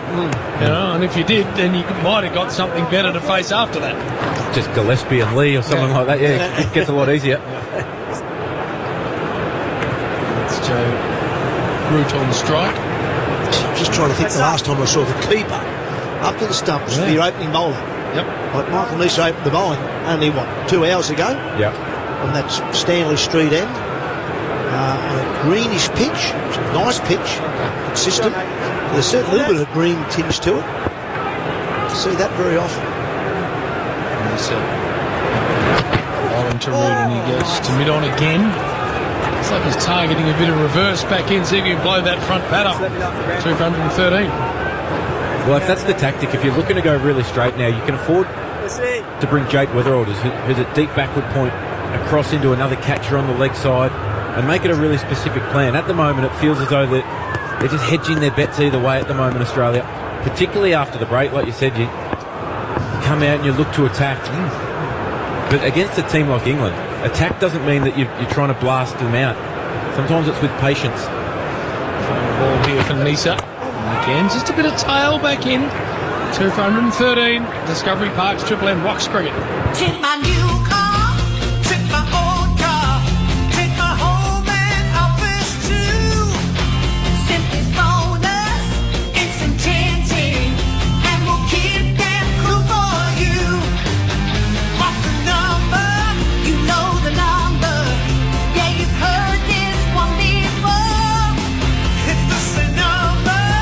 Instant tinting, 132-444. Just looking at the Australian Open Golf Tub, my man Wade Ormsby, 2 under. So he's getting his score going along all right. Smiley and Fox, 6 under, Ortiz 5 at the magnificent Royal Melbourne Golf Links. Dog it in again here. He's bowling to Crawley, and it's a short one, and he stands on top of the rise. Gets it in front of point for a single. It just hasn't started all that well so far, Doggett, after the, I suppose we call it the lunch break. Just a bit short. That was also a bit short and wide. As I said a moment ago, I'm just not sure exactly if he's comfortable with this plan. I'd be just telling him 4th, 5th stump, get it up there, get it full, let's get him driving. At the moment, it's a bit of, as you say, a Bob Beats way for Joe Root on strike. Now 3 out on the hook shot again. Doggett's running into bowl 2, Joe Root, and it's short, and he controls the swivel pull again. This one finer down to fine leg. I'm not sure if I'm implementing this particular plan that Brendan Doggett's, who I'm handing the ball to, it's, what is it, early 130s? Is that not going to trouble you too much on a good batting surface, Finchy? Yeah, particularly when the more you bang this ball into the surface, the quicker it will go soft, so batting becomes easier and easier as time goes on. I think they might have it slightly wrong. I'd be prepared to go wide to Joe Root as well. How often do we see in this country nicking off because he wants to score, he wants to use that third man region? Crawley, and again a beautiful drive on the rise square for a single. He's making batting look easy at the moment. He's on 76, 216. He's been dismissed 8 times in the 70s. By the way, Zach Crawley, want me bringing that up, most of any player since he debuted. It's unusual, isn't it? 8 times in the 70s. Like 8 times when you get close to 100, you probably understand, but why the 70s? Sort of that period, isn't it, where you fought your ass off to try and get through the new ball, and you get to 50. It's almost that period where you go, I'm far enough away from 100, I don't have to think about that, so I can relax. And he does play a high-tempo, aggressive game, doesn't he, Tubb? So you do get opportunities if you stick to your plan for long enough. But what we haven't seen from Brendan Doggett is get the bouncer high enough to Joe Root if you're going with this plan. Field's set for it, he's in. And that is higher, and it comes off the glove. Just past Carey. Half an opportunity there. Turns into a boundary for Joe Root, but no control at all. 220. Oh, it's close again, isn't it? It's angled down leg side, so he's got the angle to work with Joe Root. But it's pretty well directed. Just out of the reach of Alex Carey. He was almost full stretch to his left. Very similar to how we got Harry Brook in the first innings in Perth. I seem to. That's a better height.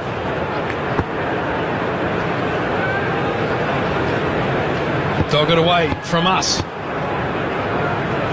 To Joe Root with the field well back. It's short again and hits it all along the ground to Inglis in front of square, no run. Well, the interesting thing is what we would have bowled 6 short balls from Joe Root so far, and he's tried to hit all of them. Yep. He's not worried about letting them go or ducking or evading. He's actually going after all of them. That one previous ball was too far from Alex Carey. A little fade edge, just got enough on it to keep it away from Carey. And even the follow-up, once again, was a pull shot. This time went to square leg. So he's looking to hit the ball all the time. And that's obviously why the Australians are sticking at it. Doggett. Last ball for him in this over. Short again and in the air, but to backward square. Marnus 3/4 of the way back, the fielder. And a single takes Root to 40, 221. Discovery Park's Triple M Box Cricket. Get your BCF Chrissy gifting sorted with epic outdoor gear. Make a splash with the Intex Jungle Inflatable Play Centre. Now only $79.99. That's half price. BCF and fun, hey! Summer at 7-Eleven means Slurpee. A little frozen raspberry, a lot of grape. Lid on, then a dash of cola. Mix your summer flavour, only at 7-Eleven. Flavours in store may vary. Just had a couple of my mates text me and say, Wade Orme, he's actually 3 under. So he's having a very nice day. South Australian superstar, 221 after 27. Mark Taylor, Aaron Finch. And an interesting little patch of cricket happening here. Crawley 76, Root on 40. Well, both sides have come out in a way quite aggressively.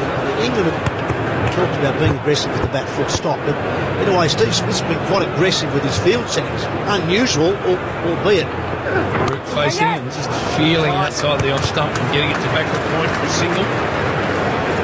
Root to 41, 2 for 122. And I think what Steve Smith will feel is if he can just prize a wicket here somewhere. We know what England can do. They've got that ability to, in about an hour, to take a game away from you for a while, but also in an hour, as we saw only a couple of days ago in Perth, they can hand the game back just as quick. So that's why Steve Smith, I'm assuming, just trying these unusual tactics. Try and grab a wicket. Harry Brooks next in. He can be dangerous also, but often gives you a chance early on to play shots. Lee's there again, bowling, and Crawley defending. How did you two find fielding in the slips to a fast-ish bowler when the keeper was up? Nightmare. No different? Or nightmare? Nightmare. Yeah. Well, the ball's often hidden, isn't it? As a first slip, you just have to make sure that you go a step finer, because you know that the nick that would generally be a regulation catch if the keeper's back, that's still going to your left-hand side. So for me, I was comfortable to a right-hander being left-hand dominant to go that way. Tubby might have been different, more comfortable going to your right. It was more about just seeing the ball. You see it late, don't you? Yeah, with the keeper up right next to the batsman, covering the stumps, it just feels strange at first slip. There's the bowling. Crawley on a drive, but no control, or no force anyway, got it to mid off, no run. Yeah, the gloves can often hide the edge. Yeah. So you're catching up with the ball late. And it's also just something else up there that's in your eyesight. You know, actually as we're talking, Alex Carey's now walking back. He's now given that away and he's gone back into where you'd expect the keeper to be for Vanessa. doing what you suggested, Finch. They've moved an extra guy on the onside. Yeah, he's in a straight mid-wicket, isn't he? Almost like a catching mid-on. Around 20 yards from the bat. That is the area that Zach Crawley, when he gets a ball that's around off stump, he really whips that bottom hand through. Can hit the ball in the air there. Big gap of cover. Nisa. Defending. I don't know. Former teammate of mine, Tub, and a man you played a lot of cricket against, David Hooks, sadly not with us anymore, used to always say, normal works normally. We are going away from normal. We're not picking Nathan Lyon. We've got all these funky fields. I'm not sure. I mean, 222, England in control as we speak, but the game hasn't gone away from Australia. But this smacks to me of not backing what you normally would be doing. Well, this is a bit more normal now that Kerry's gone back into his normal position. Yeah. No, bottom edge and gone. That is huge. Again in the 70s. Can you believe that? That's number 9 for Zach Crawley when he had the Aussies by the pill bag. He was squeezing both of them. 3 for 122. That is unbelievable. Discovery Park's Triple M Box Cricket. Escape and unwind with the most non-stop music variety on Heart. Now playing on DAB radio and Listener. Triple M rocks cricket. Traffic. Triple M Sydney traffic. It's the most adventureful time of the year at Anaconda. Get set for Christmas with Adventure Club deals across camping, hiking and outdoor gifts. Play more, pay less at Anaconda. Check in your M 16 minutes on the M4 westbound from Chet Street, Parramatta to the M7 at Eastern Creek. We've got a 21-minute run on the M7 southbound from Richmond Road to Preston's. Score more at Liquorland. Get 10 times Flybuys points on selected faves, like a pack of 6 at 375ml cans of Canadian Club and Dry. Ends Tuesday. T's and C's apply. Choose to drink wise. A guaranteed song repeat every weekday. Keep locked on Triple M's $50,000 no repeat workday to win. For Discovery Parks, Triple M rocks the Ashes. 3 down, 122 on the board, and things just go back a little Australia's way as Harry Brook wanders out in the middle. And even though it's been funky, it has worked. Yeah, you think Zach Crawley played aggressively today. Harry Brook will come out with very, very similar intent, averaging close to 60 in Test cricket, a strike rate up around 90. He's a super talent, Tub, isn't he? Oh, yeah. I think this guy can really play. Well, so can Zach Crawley. I've said for a while, I can't believe Zach Crawley only averages about 30 in Test cricket. This guy averages 56, Harry Brook. It was interesting just watching that replay of that last dismissal. Zach Crawley was batting because Carey had gone back to his regulation keeper position. Zach Crawley was batting half a metre out of his crease. Got a short ball from S and tried to play a pull shot from the front foot well out of his crease. And the Aussies will say, well, that's why we change up where he stands in the crease, and it's worked. So if that was part of the plan, well, you've got to say tick to the Aussies and to Steve Smith, well done, because it has worked. It's got the wicket. Now that what they would obviously love is to get one of these two really quickly, and then Australia will feel like they're back on top in the game. Take control. So Brook, 2 slips gully, 2 back on the onside. 1 ball remaining in the Nisa over. Home crowd getting behind him. It's a good short ball, and it's worked around by Brook to find leg for a single. 3 for 123. We're going to stay here at the Gabba. What interests me is the English dressing room, because normally in a situation like that and a wicket happened like that, if you're in the batting dressing room, you're going, no, we've got this mob. We've got them. We've got them exactly where we want them. Won a good toss, got a great partnership going. The absolute wrong time to lose a wicket. But with this Bazball mentality, I don't know whether they think like that. No. Oh, well, bad luck. Yep. Get them next time. Playing our game. Yeah. And that's great when things are going well for your side, isn't it? Yep. When you're on top of teams. But what we haven't seen is them really drive an opposition into the ground. And when you think about 5 test matches and Cummins comes back next test match, you say, Mitchell Starc, we understand that you're a threat now, but also, what's it going to look like in Sydney on day 5 of the 5th Ashes test? Are you going to be able to continue to back up? Make them bowl one more spell. Doesn't seem to be in their mindset, does it? We've got a deep mid-off now. Harry Brooks only faced one ball. Mid-off's gone back to the fence as Doggett runs in and bowls full. It takes a piece of the pad. Carey knocks it down, no run.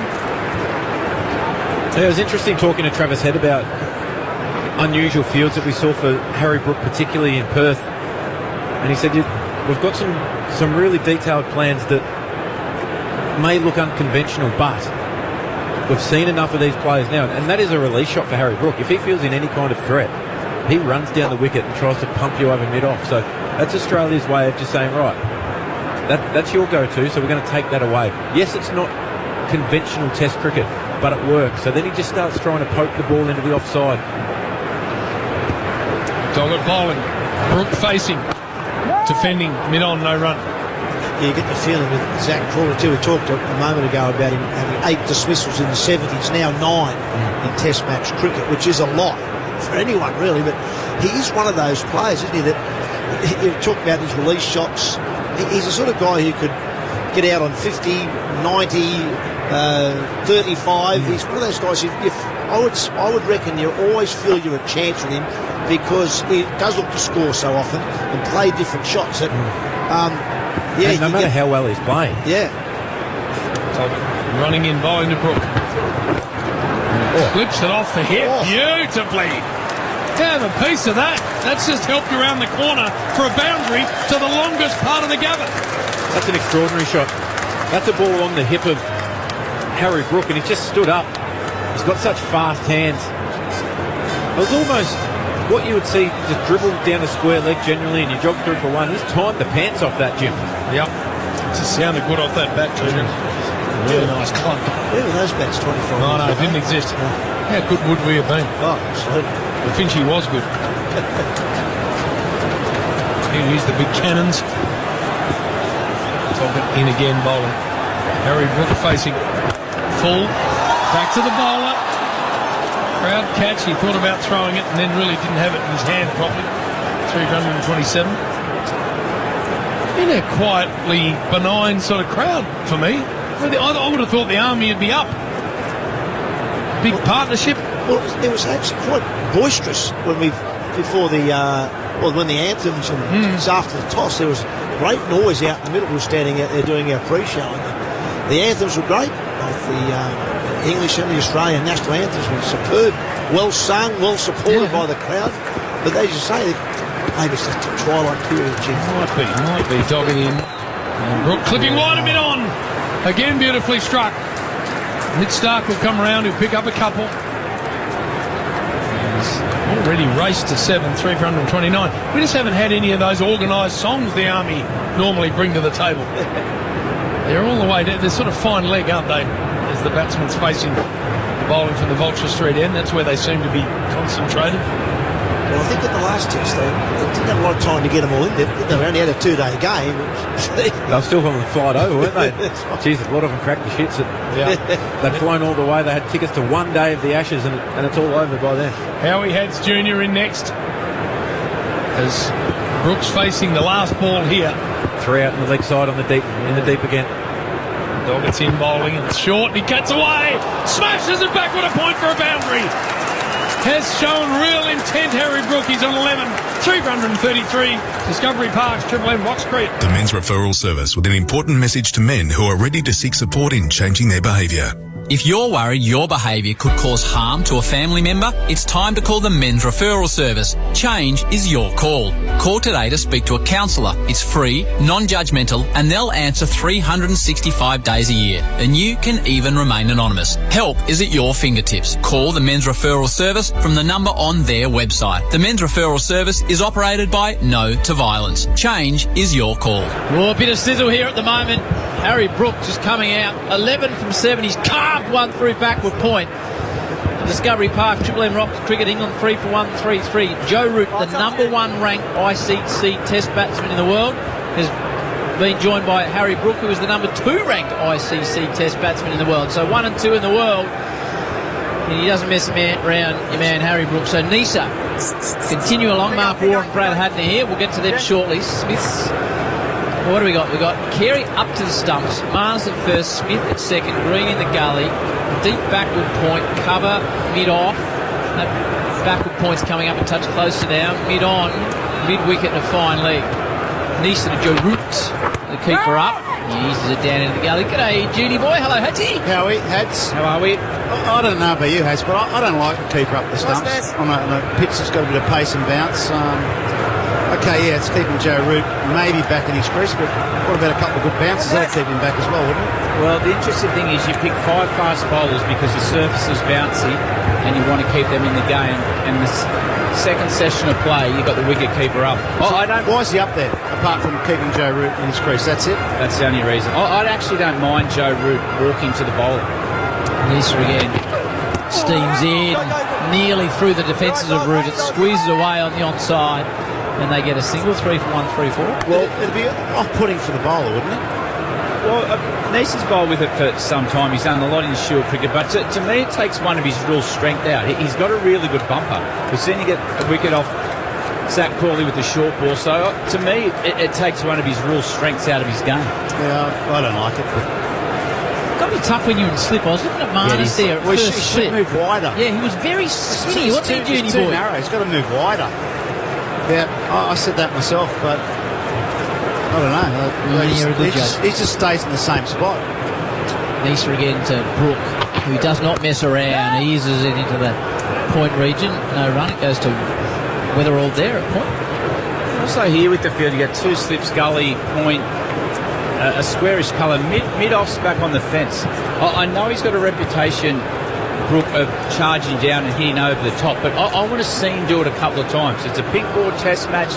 It's a fresh wicket. It might just bring slips into play. Let him do it a couple of times. I reckon they're doing it because they want him to hit it square. He loves going over mid-off, so he's still going to play the shot, but he's going to hit it square. It's more risk hitting it square over. He charges and smashes it away for a point. Bang!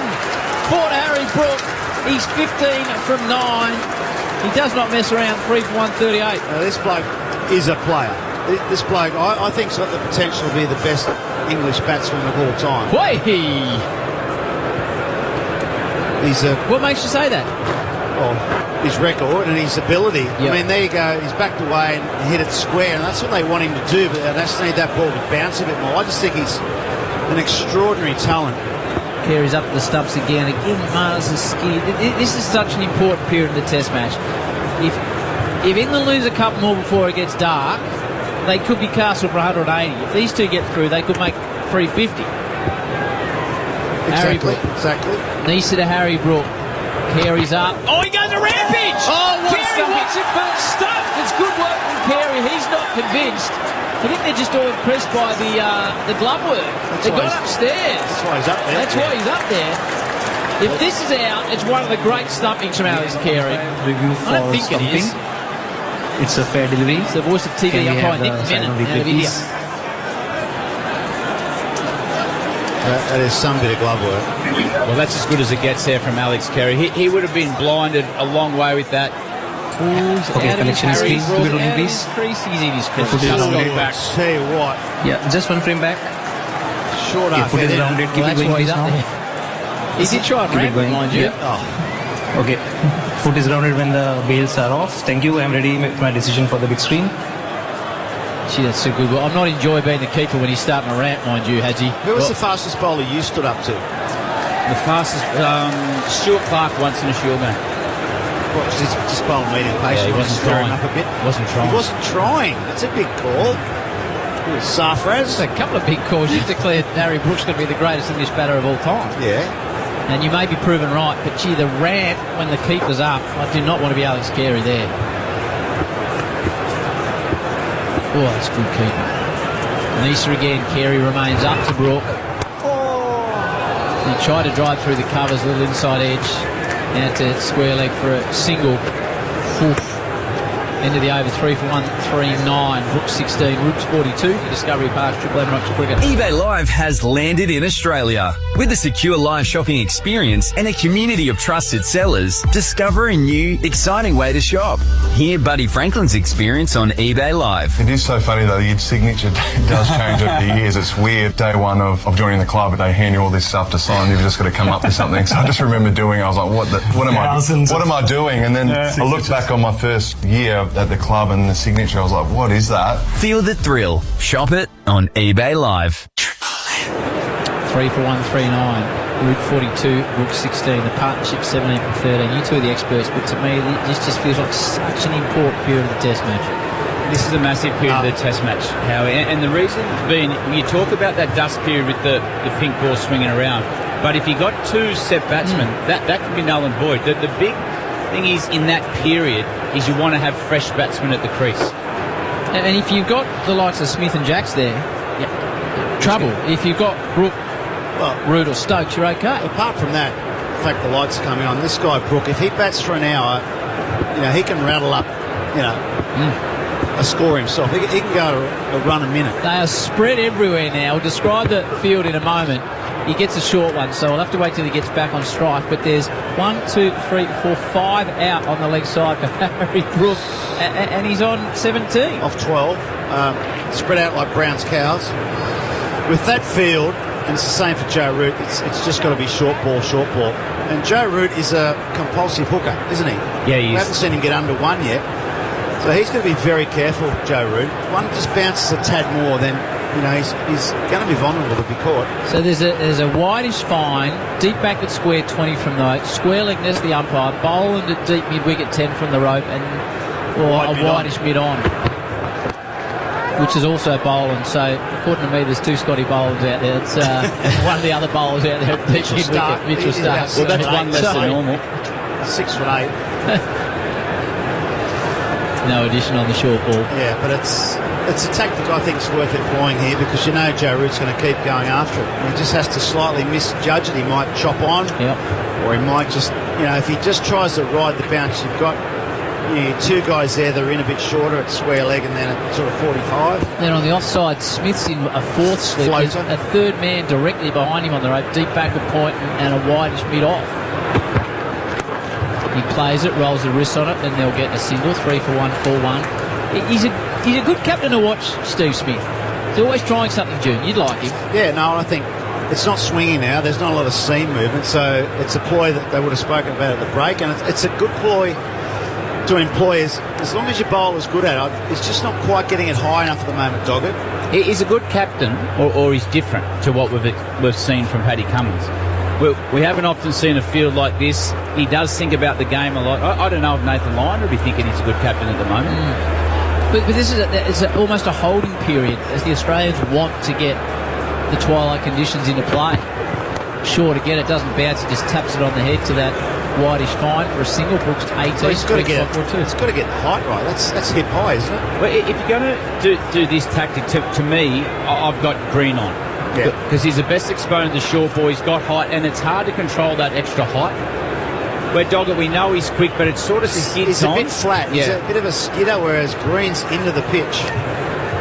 Steepling bounce. When you do use this tactic, you have to get a wicket. Takes a lot out of the bowlers, this approach. Joe Root on 43. Short, but again, it's just hip height. He just tucks it around the corner like local cricket for a single, Root at 44. And the reason I say you need to get a wicket, and I understand why they're doing it to these batsmen, because they both are compulsive hookers, but if you get through this session, they get to the next session, all of a sudden they're on 60 or 80, and the ball comes, and you can't have the field you want to with the new ball. So I still like the option where they've got the option to go at the stumps, maybe cover up tighter, bring your deep point up just behind point, but he needs the option still to go at the stumps. Final ball to Doggett over none for 44 into his 8th. Very short, and he just eases under it as Harry Brook. 3 for 143 after 31 for Discovery Park's Triple M Rocks Cricket. A family legacy that began in 1926. 100 years on, Penrite Oil is only getting started. Penrite's Convoy range of heavy-duty engine oils, gear oils and transmission fluids keeps trucks and fleets running efficiently. Convoy protects and extends engine life, keeping you on the road for the long haul. 100 years Aussie-owned and made. Penrite Oil, still driven. If your truck needs an oil change, learn more at penriteoil.com.au/convoy. 3 for 1, 4-3 for Discovery Park, Triple M Rocks Cricket.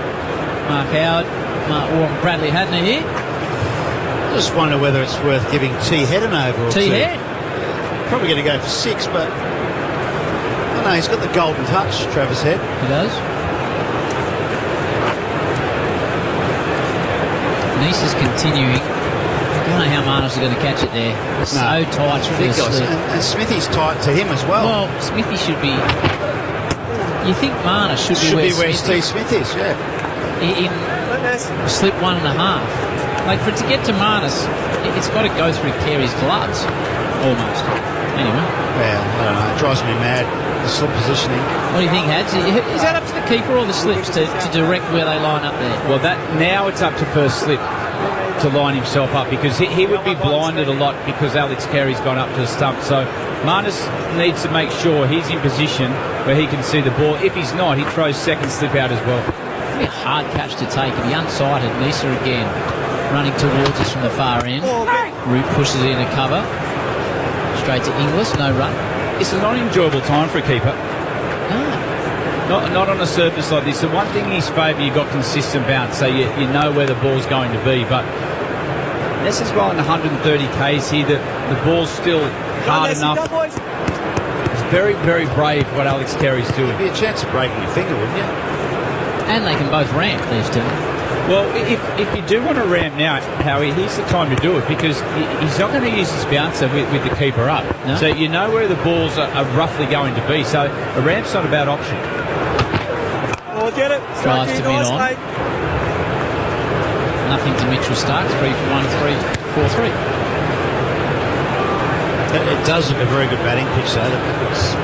We did see swing with the new ball, the first 8-10 overs, and there hasn't been much swing, not much seam. Not much play and miss from about 10 overs on, has there? No.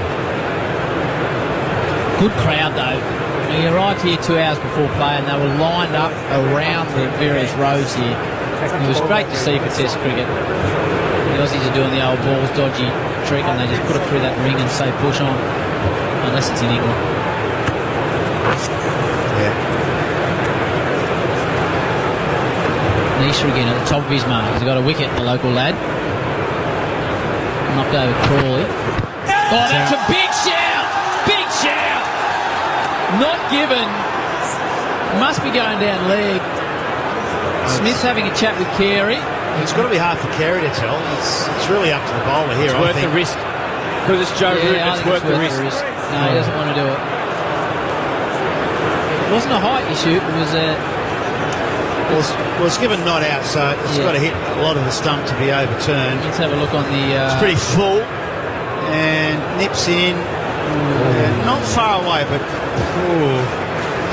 Harvey Norman replay. Shaving leg at best.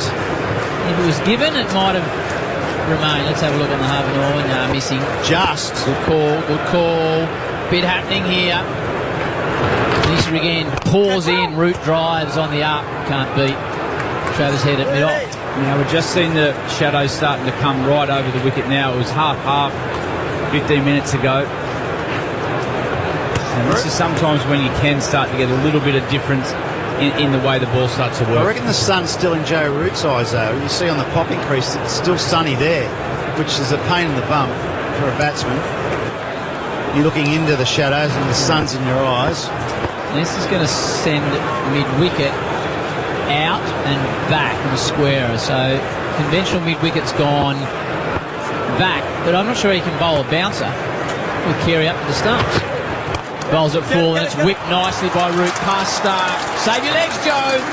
He moves to 48. The call goes round the Barney Army.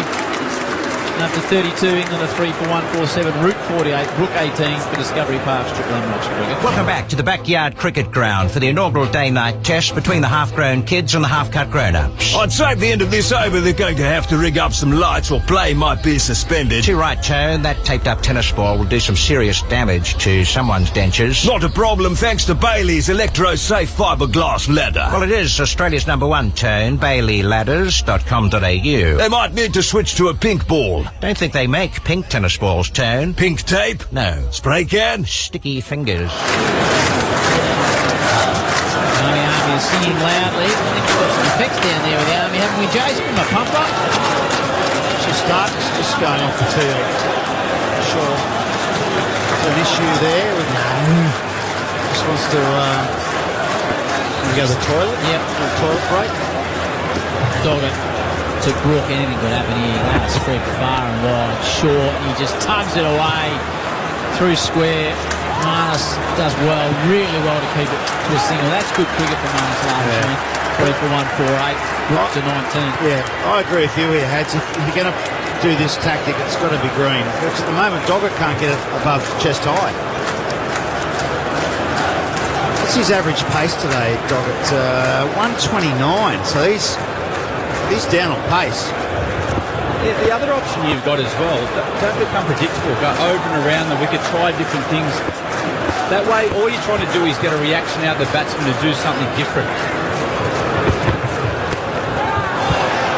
Plays a short one again. Slightly top edge-ish down to Nisa for a single. Need another 3 blokes down there, but I was surprised Doggett's speeds. I thought he was quicker than that.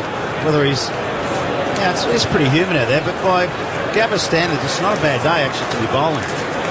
Leaned out, getting Victorian Tomo firing Scotty bowling again. Yeah, good to have the odd Victorian in your team. We don't get many. Odd, I'm saying, not many. Don't get too many of them, mate. We pick too many, do we? And there's a couple coming. Kellaway and Peake, they won't be too far away. Harry Dixon, a couple more years away, they'll be in there. What's his name? O'Neill? Fergus as well. Kellaway's a good player. Yeah, he's probably he might have taken over from Constance's in the queue. He got some runs in the Prime Minister's game this week as well, which is always a good sign. You lads need to keep an eye on young Peake. Short to Brook, and again he just slaps it round the corner for the easiest of singles. It's funny old cricket this. The 150's up for England. They got there pretty quickly too, haven't they? The Coms, 32.3 overs. So this is when they're normally all out in the 30 over mark. In Perth anyway, twice. I think they'll see out the 50 overs today though. 17 minutes to go. Joe Root's on 49. Post a good 300 for their 50 overs. In the last 50 they'll be wanting about 350 the way they go. So Joe Root's on 49. There's singles everywhere here at the Gabba. Doggett's being employed to bowl short. He does again, and again just tucked around the corner. Takes the single. 50 for Joe Root. He had a tough trip to Perth, but he's done well here. The #1 batsman on the planet moves to 50 from 83 balls, halfway to his dream of a first 100 in Australia. Well done, Joey. Yeah, well done, Joe Root. He came in under pressure today. He lost a couple of wickets early. The one thing he's found today in his game is his tempo. He hasn't tried to overplay his hand. Australia have tested him outside off stump, but he's been up to the challenge so far. Yeah, just that early chance that Steve Smith dived across in front of Marnus is a real tough one, but apart from that, he's been pretty faultless. He's a deceptive player, Joe Root. He scores a lot quicker than you think. With that, he's got beautiful tempo to his batting. You mentioned that. As Doggett comes around the wicket, so a change in angle. I like this. Change the eye line of the batsman. Don't have to do it for too long. How long till Brook tries to loft the short ball? He was setting up there like old mate from Japan that plays for the Yankees. Atani, he wants to hit that into the stand. No, he wanted to hit that. He set that up to hit out of the ground, go with the pace of the ball and hit that as far as he can outside this stadium. But good restraint. What about a Yorker from around the wicket? You've got 5 out on the leg side, so you're covered if you go at the stumps. He's setting up, going across outside off stump. Try a leg stump Yorker. This is good stuff here. Can the dog get one up nice and full to Harry Brook? He's a man that plays with intent. Oh, Whippage! Oh, just over the top of square leg. It was a funny old shot. It was Inglis in there at square. Just went over the little man's head. End of the over. More of that in a moment. 3 for 152. That would have been a disastrous mistake. Discovery Park's Triple M. Rocks cricket. Yeah, I got busted speeding. Drink driving. I was caught texting while driving. I wasn't wearing my seatbelt correctly. I copped a fine and lost 5 points. You can stop it or cop it. The new Grinch Happy Meal is now at Macca's. There are 12 Grinch toys to collect, only at Macca's for a limited time. Trademark and copyright 2025 Dr. Zeus, available 10:30 a.m. till midnight for a limited time at participating Macca's. Final ball that last over. How would you describe that stroke, Jim? Almost like a forehand sort of cross-court top spin volley. Yeah, he sort of rolled over the top of it. Nearly hit it straight to Inglis at square. Nearly, yeah. You were just saying in the break, you're right, it is Harry Brook. He is bums on six. He is. And we're just talking about maybe changing up the tactics. Get rid of the short stuff and let's employ a wide outside off stump line. You know, let the batsman chase the ball outside the off stump. I think, given there's not a lot in the surface, the ball's not swinging, these sort of tactics, you've just got to roll the dice every now and then and change it up. Yes, to continue. 1 for 34 for 7 to Brook. Who defends. The other thing with the short ball theory, you can also try. You can go, yes, wide of off stump and bowl the ball nice and high at 125 k's. Let him play the shot, hit pitch in front of mid-wicket, and then use the same line, but then use your quicker one. It doesn't always just have to be short ball at his body. Make him think about something different. And I think Harry Brook's one of those batters that just wants to hit every ball. So play that cat and mouse game. Change up your pace. Back cuts straight to Weatherall. He hit it nicely and they take a cheeky single. Brooks at 22. Roots 53 for 153. But what about just the old 2 slips top of off? Outside off. Let him chase it. I feel like he just wants to deposit Nisa back over his head into the bleachers when he gets back on strike. I think just let him chase you. If it's right under the eye line, they're very comfortable, the English, but if it's wider, I think you're a better chance of forcing him to stay. Plays in Joe Root's hand this because he's just able to rotate the strike.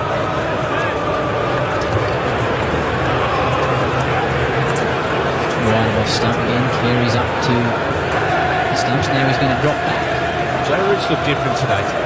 Even at the start of his innings, when Mitchell Stark ran wide, he watched the ball go past the keeper. He had a real intent. Now Carey goes back. Square leg goes out just in front. This make them think, Stephen Smith. We've got Mars at first, Smith at second, Green in the gully, Weatherall at a deepish backward point, a cover, a mid-off, and a mid-on, deep mid-wicket with fine leg. Mid-wicket's looking into the sun. Root so correct in defence away on the offside. I'll tell you what Steve Smith is, hard for a caller. Yeah, he makes a few changes, doesn't he? He doesn't like the game to sit still. I think I'm just about to get your wish. I reckon it's time for Scotty Boland. It's always time for Scotty Boland. Can't argue with that, Howie. Argue. I'm going to give T Head a couple. Okay. From Nisa's end. Golden touch. Well, it'll progress the game one way or the other. Where is he, Travis? Is he warming up? He wouldn't want to warm up too much. Is he mid-off? Well, that's nicely played by Root. Just tucks it round the corner elegantly to bowl and look fine for a single. 3 for 154. Root's 51. I'll tell you the man out at deep backward square. It might be Doggett. He had no idea where that ball went. He's looking straight into the sun. He didn't. It could hit him straight in the head. He would not have seen it. How many overs Cam Green bowled? He looked good, actually. He's got to come back in. Well, he went for 17, but he was getting him through. Decent clip. There you go, mid-off back. That's where Harry Brook was dying to launch into Nisa, and a deep sort of backward point. And a deep square leg. They're going everywhere. And a deep fine leg. So deep backward point, deep long off, mid-off, yeah. Fine leg and deep mid-wicket in the sun. And Brook, intelligent and pushes, looking for a single. Is not able to do that, though. End of the 34th. 3 for 154 for Discovery Park. Triple M Rocks cricket. Oh, Coco's a puppy got his little sniffer stuck in the peanut butter jar. So he spent all morning bumping into everything. Here, Coco, let me... Doggies can't think ahead, but you can. Don't get caught in a tight spot with expensive vetty bills. Sniff out a range of affordable deals on pet insurance with Compare the Market. It could save you thousands. For pet insurance, visit our website for information about the range of brands and products we compare. Simples. Jacob Bethel just running some drinks out. How long to the drinks break? 5 minutes. 5 minutes. Why are they allowed to take drinks out? Crawley was out for 76. Duckett out first ball facing Mitchell Stark for a duck. And Pope out third ball for a duck. Roots 51, Brooks 22. The partnership of significance was between Crawley and Root, and now it looks like there's a change in the bowl. And Scotty Boland will come in for the commentary box end. I see Green warming up to second slip. I thought it was for a fourth slip. Like that. The Aussies will have a real reluctance to bowl Mitchell Stark in this session because they'll make him bowl a lot more than he normally would in this last session. You know, when dust comes in, the lights come into play, hoping that he swings the ball. Just a patch of light right where Joe Root's facing up. It's behind him, so it's at the back of him, so he's not looking into it so much as the other end. Scotty Boland back into the attack. Root advances, immediately trying to get him off his line. It doesn't put Scotty off at this particular point. But I mean, Smith's got the luxury of having 5 bowls because they left Nathan Lyon out, so he should be able to use Stark in short bursts. Yeah, just have a look at the field he's got now. 2 slips, gully, point, cover, mid-off. The way Joe Root's walking down outside off stump into his line, I don't mind moving square leg to a leg gully so you can throw the ball at leg stump. It's hard to control your hands when you're walking into the line, and leg gully can come and catch it. Root chops down on it late into the gully. That's that shot. Yeah, it's the shot that gets him in trouble. How to describe it? Yeah, that's the one where Joe Root just opens a face and tries to guide it down to third man. It's very effective in the UK, but that's the one that's got him into trouble a lot of the time here in Australia. Why? Because he opens the face. Bounce, extra bounce. Ollie Pope plays a little bit the same way, too. He's got that angled bat. Which is the way he was dismissed tonight. Yeah, that's a poor shot. It's hard to control it. You can control it in the UK. Slower surfaces, less bounce. More conventional ring field here. Boland to Joe Root. Again he advances, and again it goes to Green, who has a shot at the stumps, and they take a real cheeky single. And they won't be happy with that, the Australians. A bit of arms out by S. Smith there. No, that's good. There's nothing wrong with that. Okay. Another single. Root 52, 22. Good awareness by Green. He's picked up how the dart at the stumps. He only just got his bat down. Nothing wrong with that. Steve Smith enjoyed it on the Triple M Harvey Norman replay screen. Didn't go the full AB teapot. Just put the hands out. How good to see AB back here in the game. About when he walks through the Godfather, everyone just stands up. Yeah. Starts polishing his shoes for him. What can I do for you, Mr. Border? He's the greatest. What about the beard he's got? Colonel Sanders. Well, even the boss at Fox hasn't had the nuts to tell him he needs to get rid of it. Anyone else would have They tell you a few things, don't they? My word, they do. Skinny son. That's right. Brooke. I did get that at the start of the summer. Thanks for that, Jimmy. I'm told I might need to put on a bit of weight, has he, boy? Who told you that? Oh, just those up above. Senior management. Senior management. Yeah, looking a bit thin. Stress, Howie. Mate, his tone. I got no He's stress a greyhound. in my life. He's a greyhound, Howie. No stress in my life. Deceptively big thighs and calves. And arms, too. There you go. Strong. Not according to senior management, though. Put me aside. Need to fatten up, son. Yeah. Not like the rest of the crew. No, I didn't even say that to anyone else. 2 balls to go in the over. Certainly not the Triple M crew. No, Brooks on strike. When's he really going to take on Boland? Now! Smashes him away over cover. At least 2, and probably should stop at 2. Brook goes to 24. 3 for 157. Jakey Weather like that. He throws the ball like Justin Langer used to throw. It just collapses. See, that shot there, I think if he's in the circle, there's a chance of a catch there. That was catchable high.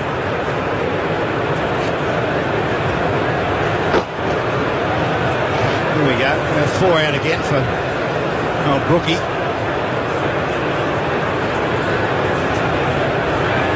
Final ball, the bowling over to Harry Brook. He sense he wants to go, does Harry. Nicely driven, can't beat Inglis and cover.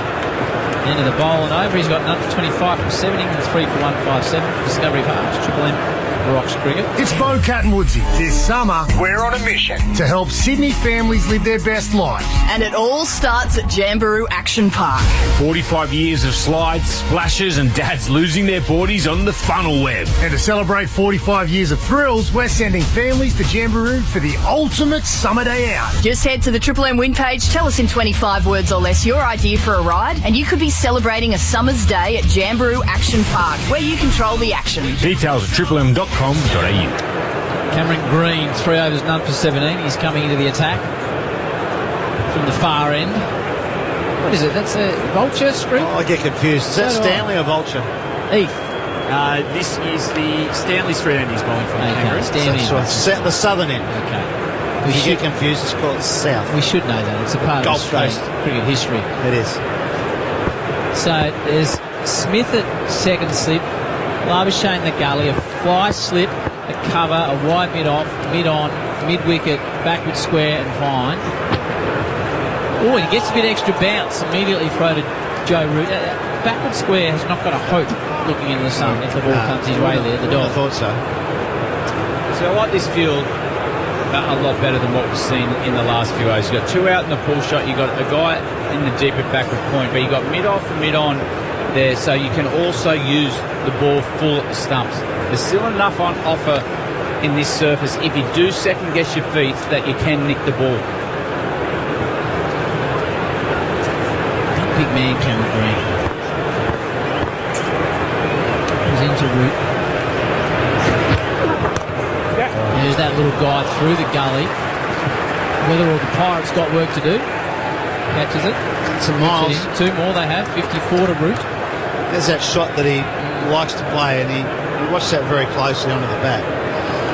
That's a win there for the Australians. Just wonder if Joe Root has relaxed a little bit here. It's about the 3rd time in the last 2 overs he's tried that shot down the 3rd man. It just has to bounce a little bit extra, take the edge. You've got slips in play and the keeper waiting. Strike again here to Cameron Green. Oh, nicely driven down the ground. Elegant on drive. Stark's got a lot of work to do. Too much work to do. Another boundary for Joe Root. He moves to 58 with Joe with his 6th boundary. And this partnership, it's sizzling along now. It's worth 41 from 46 and the score 3 for 163. That's an elegant stroke. Yeah, beautiful shot. Pretty full from Cameron Green. But the on-drive, when someone's playing the on-drive, you know their balance is good. They're watching the ball well. I don't think it was a complete half volley. It was on the up a little bit. But it's a beautiful shot. Changing commentary at the end of the over. Around a drinks break, Danny Ganane, Izzy Westbury and Big Matthew Hayden comes in. Matthew Hayden? Big Haydos. He'd be happy that Joe Root's heading towards 100.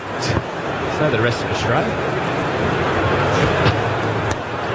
Cuts. Doesn't time it. Well, what did he say, Haydos? He'll run round MCG nude if Joe Root doesn't make 100 on this tour. Righto. He's 58 at the moment. We certainly don't want to see that, do we? Big man. He should have picked a much warmer climate. Big man, yeah. He's a big man up top. Big chest on him. much warmer climate he should have picked. Yeah, we don't want to see that. No. 2 balls to go before the drinks break. Which Cam Green got. He's unpredictable. He bowls short and all of a sudden he could pull out a searing Yorker. You don't quite know what you're going to get with him. To Root. Oh, a full toss. It was just a waist-high full toss. I think I'll stop. Knee high. Knee high. Yeah. And Root takes toll. 3 more.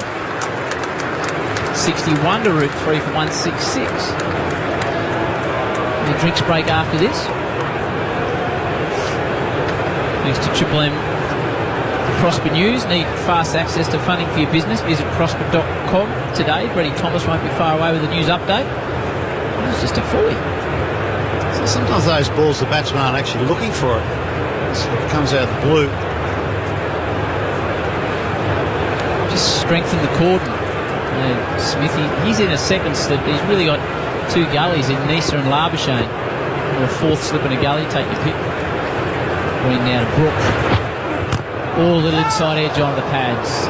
End of the over, 3 for 166. Triple M Prosper News. Brett Thomas, take it away, BT. Thank you, Howie. Well, Joe Root looms as the danger man on day one of the second test at the Gabba after passing 60, currently on 61. And with the shine off the pink ball, Triple M's Callum Ferguson believes the England star could be set for a big score. Certainly Joe Root is a rhythm player, and once he gets set and he drops anchor and he has a good feel for what's going on around him, he doesn't just score 100, he goes real big. Rory McIlroy's hoping for better conditions in the second round of the Australian Open tomorrow at Royal Melbourne. It was an inconsistent start for the tournament draw card, who sits at 1 over par. It's not as if anyone's really getting away out there, so limited the damage, and hopefully the conditions are a little bit better tomorrow and can get after it a bit more. Queenslander Elvis Smiley leads at 6 under, and England currently 3 for 166 on day one. It's Mates Rates this weekend at Harvey Norman. Save up to 25% off Aussie-made lounges and dining furniture. Don't miss out on Mates Rates. Ends Monday at Harvey Norman. Checking Triple M cricket weather, remaining clear for the rest of this one in Brisbane. Right now, it's dropped to 25 degrees at the Gabba as Triple M rocks the Ashes. Triple M Cricket drinks highlights. For Liquorland. And he does get hold of this one square, right out of the middle. Backward a square for a boundary. And Crawley to 65, commanding stroke. Bowling to Crawley. And he's driving on the rise beautifully. What a mid-off, 4 more. Nisa bowling to Crawley, and he's driving hard down the ground for 4. Third magnificent boundary since the long break. And that is higher, and it comes off the glove. Just past Carey. Half an opportunity there. Turns into a boundary for Joe Root, but no control at all. Out. No, bottom edge, and gone! That is huge! Again in the 70s, can you believe that? For Zach Crawley when he had the Aussies by the pill bag. It's in bowling, it's short, he cuts away, smashes it back with a point for a boundary. Has shown real intent, Harry Brook, he's on 11. Charges and smashes it away for a point. Bang! For Harry Brook. He's 15 from 9. Bowls at full, and it's whipped nicely by Root past Stark. Save your legs, Joe. He moves to 48. And just tucked around the corner, takes the single. 50 for Joe Root. Now a tough trip to Perth, but he's done well here. The number one batsman on the planet. For Discovery Parks, Triple M rocks the Ashes. Oh boy, it is there for England. Midway through day one, the tricky period where the shadows can pose a problem, that's gone. Light's just starting to take over. And these two looking great. Joe Root 61, Harry Brook all class 24, England 3 for 166. As I said, the midway point of the first day, but only 36 overs down. So a very, very good run rate. Izzy Westbury. Oh, it's on. Well, I'm feeling relieved, but I reckon the man to my right is also possibly feeling a little bit relieved as well. Joe Root going well? Yes, a tad.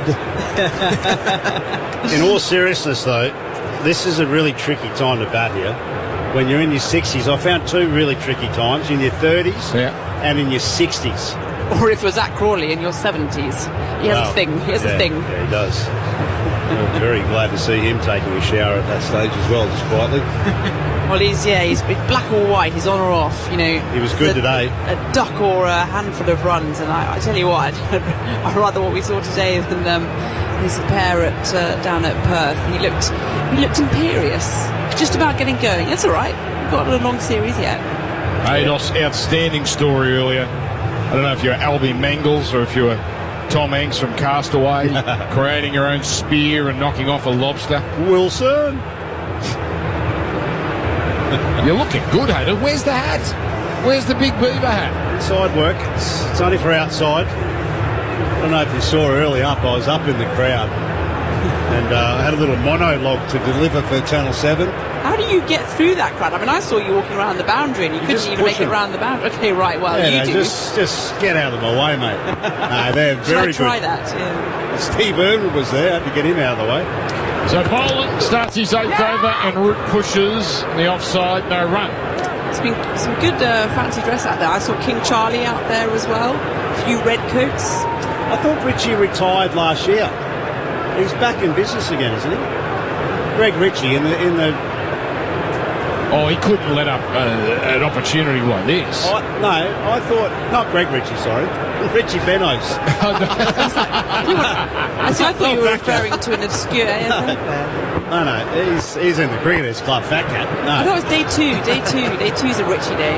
Oh, gotcha. So Boland in, just short of a length, gets a thick inside edge, squirts away to mid-wicket. But they're back. I think they've always been. They've never been away. Oh, I thought they'd retired. This is it for Brisbane, I'm told. And okay. They'll keep going Sydney. Yeah. But I think a few people who've sort of gone through the school of Richie's, like the Hello Sport boys, have been and gone. I mean, it's, you know, it's like school. You only do it for so long and then you move on to greener pastures. Yeah. Oh, so you're pitching for him to go? Absolutely not. How dare you? How dare don't you start on me? And this is well outside the off stump. Root walks across, lets it go. No. This is what England didn't do. I mean, they didn't do many things in that first test, but trying to put Boland off his legs.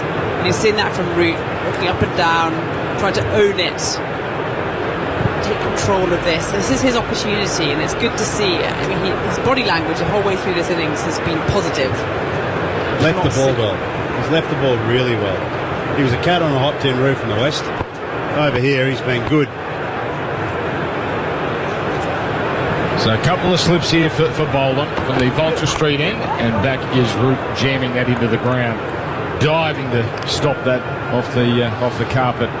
Cam Green. Oh, Rabsy has just come up with a fantastic suggestion, Haydos. Now that the Richies are gone, or will be departed, the Haydoses, I mean, a Queensland legend, the big bucket hats. I mean, you know the shits if you're behind them, but the big bucket hats, the big broad chests. I can see this happen. Distinctive paraphernalia. I think we're there. Massive bucket of chicken as well. We should start this.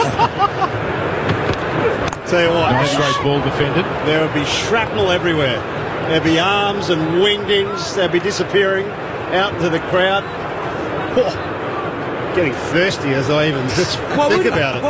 What's the collective noun for a bunch of Haydoses? I'll think of that one. Fishing rod, maybe? A fishing rod of Haydoses. Yep. A herd. Stretch the neck of a few flatty. A lobster of Haydos? No. A school.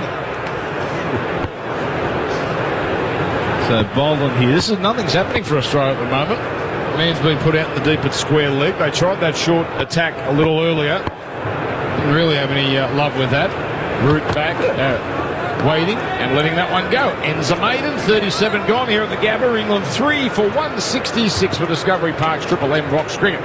You're running late, so you drive a few Ks over 70 in a 60 zone. It's all good. Then one day you can't brake in time. If only I'd gone a little slower, I'd be able to talk a little faster.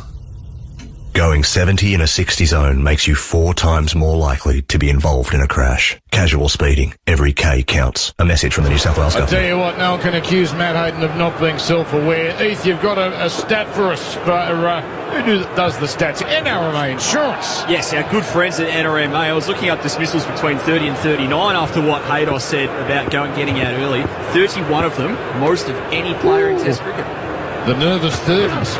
Green is in and draws a late cut-style shot from Brook, and he misses and looks as unconvincing as he has all innings. Sorry, 29 of those from Matthew Hayden, so 29 dismissals in the 30s. Rahul Dravid next with 28. Well, as a buff remover, it was probably just before lunch on the first day. A bit of a waft of the old steaks coming across from the Cricketers Club, and just toes and nose stuff, and bang, off I go. See how many of those were the first innings? Tough. I don't know really the reason why, but maybe sort of just getting ahead of yourself, in the 30s and the 60s. Green gets one to rise, and again Brook missing as he tries to cut. Get too comfortable. I mean, batting's never easy, but sometimes it's easier than, say, for example, right now, you got now the lights taking effect, and you've been out there for a while. What's this? Brookie's been out there for 27 balls. Joe Root all day, 100 balls. Good strike rates, pretty flat wicket, ball getting old, bowls getting tired. It sounds pretty nice in my books. Exactly. Carry on. You just take it for granted, and that's when you blink at a dogfight, and it's good evening. So Green, the fifth bowler used, pulled forward of square. Again, not totally convincing, but beautifully placed. Won't go all the way, but plenty of runs to be had here. A double as Doggett comes around to deep mid-wicket, 3 for 168. Already that ball looking incredibly soft. So difficult for the bowlers. And the one thing here as well with the day-night test in Brisbane, unusually, is dusk is over in the blink of an eye. It goes pretty much light, shadow, done. This is quite a nice time to bat. Yeah, you don't get all those long evenings as you do down the south of the country. Just the one slip in now on the charge, and short and well outside the off stump. Brook just lets that one go by. That's why us Queenslanders do our best work before dark, because you don't get much of that last bit of the light when you get the honey, the golden hour as such. From what I understand, it's not just before dark, it's before about 9 o'clock in the morning. Isn't it the earliest waking city in the whole world? Well, how's this? I went to a lunch for Queensland cricket this morning, and Ricky Ponting was spruiking his wines at it, and there was corks popping at 10 a.m. Yes. Can you imagine those people at this stage of the day? That's the Queensland I know and love. Full ball, jammed out down the ground, no run. But that complies with the old adage of the only socially acceptable places to get on the drinks before midday: airports and cricket. Bang. It's 5 o'clock somewhere. First light in Brisbane, 4:18 a.m. Where were you at 4:18 a.m. maybe, Dan? Hey, Dos, come on. Can we forget about the fading curtains and get some daylight saving? Please. Have you thought of the cows? It's the cows, isn't it? I'm not a joker. My dad's a farmer, and Mum's a professional as well. And so what happened is that Dad would say, "Look, son, I work by the light," and I said, "Well, exactly." Green in, wide of the crease. No real feet from Brook, but he slashes across the line, and that's going to go all the way to the point boundary. Excellent timing. Brook into the 30s. That's a magic shot. And that ends the over. We'll go pick it up after this, as England go to 3 for 172 on the Mitre 10 scoreboard for Discovery Park's Triple M Rocks cricket. Uber to the club, not driving tonight. Yeah, back seat so I can do what I like. What you talking about, Tom? Well, I could explain, but wouldn't you prefer to hear it from Shania Twain? Can't do that if you're driving. Doing the world on your phone. Play a little trombone. Fix your hairdo. Learn kung fu. Show a hyper-realistic tattoo. Make out with a friend. Trombone again. So exciting. Can't do that if you're... Uber. Can't do that if you're driving. Bow, bow, bow. Just the one wicket this session. By the way, Cameron was touching 140 there on the Aussie broadband speed gun, but no drama for the English. Summers better with legendary speed and support thanks to Aussie broadband Izzy Westbury, Matt Hayden. Scott Bowler continuing. Lights really taking over now. Shadows creeping across as Root defends the first ball. And that's it, that tricky period of that dusk. I mean, you like to think it's over. It's like you had the day, you now have the night. Switch over, all good. No annoying shadows to have to contend with. So that's what happened at Adelaide, in a beautiful stadium. But with that kind of bubble roof, you used to get these awful shadows cutting across the pitch. It must be an absolute nightmare to contend with as a batter. But no, shadow cast across the ground now. Only a smidgen of the stands in sunlight. Bowler, nice tight line, worked away for no run by Root, who remains 61. 39 away, Haydos. 39 away, and we can keep the Flyers zipped up for the rest of the summer. Yeah, I'll be disappointed actually, because I was looking forward to going around there with nothing on. You see my strategy here, Dan, don't you? The reverse jinx. I heard you were more worried about the fines. Yeah, the last thing I want to be doing is spending the rest of my life in jail.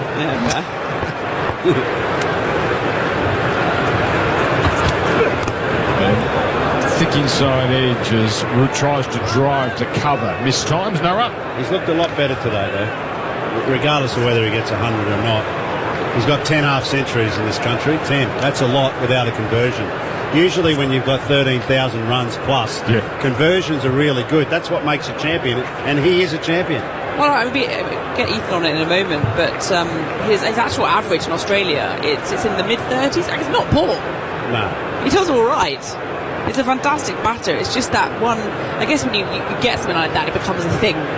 The media gets onto it. I'm sure it's in his head as well. Walks across his stumps here as he works bowling off to the leg side. Doggett, nice diving save, cuts it down to a single. 3 for 173. Triple M NRMA stats. Joe Root, 30 innings in this country, 10 of those half centuries. So 1 in every 3 is passing 50. That average is 35 and a half. So it's not that bad. Yeah, really not that bad. It's not that good though either. Get out of here. Yeah, you tell him, Ados. Eve, what's Haydos' average in the UK? There you go. Above 35. 35, but I would say I was rubbish there. No. You're saying he's good here. I'm saying it's not bad. Oh, right, okay. Very hard to argue. Bowling in on the charge, slashing through the offside brook. Protection out there at deep point, single. The other day, I was loving that because we were talking about Nasser Hussain, obviously 2-2 and 2-3, making that famously poor call and letting us have a bat on day one here. We just won for $1 billion at the end of that day. But of course, I reminded Ricky Ponting of his call, right? So in 2005 at Edgbaston, when Bloody McGrath stood on the ball, and I was having a slash with Shane Warne when the toss went up. Right. He's bowling. Gets him on the pad. He's walked a long way across. It got the Australians very interested. No response from the umpire. But Steve Smith straight upstairs. I tell you something, Root was a long way across here. I'm not sure about height either. This might be a nervy moment. So my immediate reaction is there's a bit of bat on that. We have a player review for LBW. Original decision is not out. I checked the field. It's a fair delivery. Front on piece. And you're right. Smith straight away went for the review. There are a couple of chances that Steve Smith has resisted the temptation. Not this time. So watching our first replay for Harvey Norman. Oh, he's miles across. It's all pad. Oh, this could be big trouble. It's all about height, it would seem. Given not out, remember. Too high.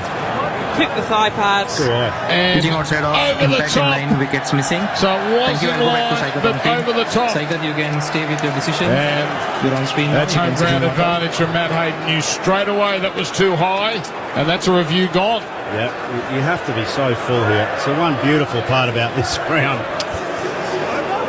3 for 174. We can sneak an ad in Triple M Rocks Cricket.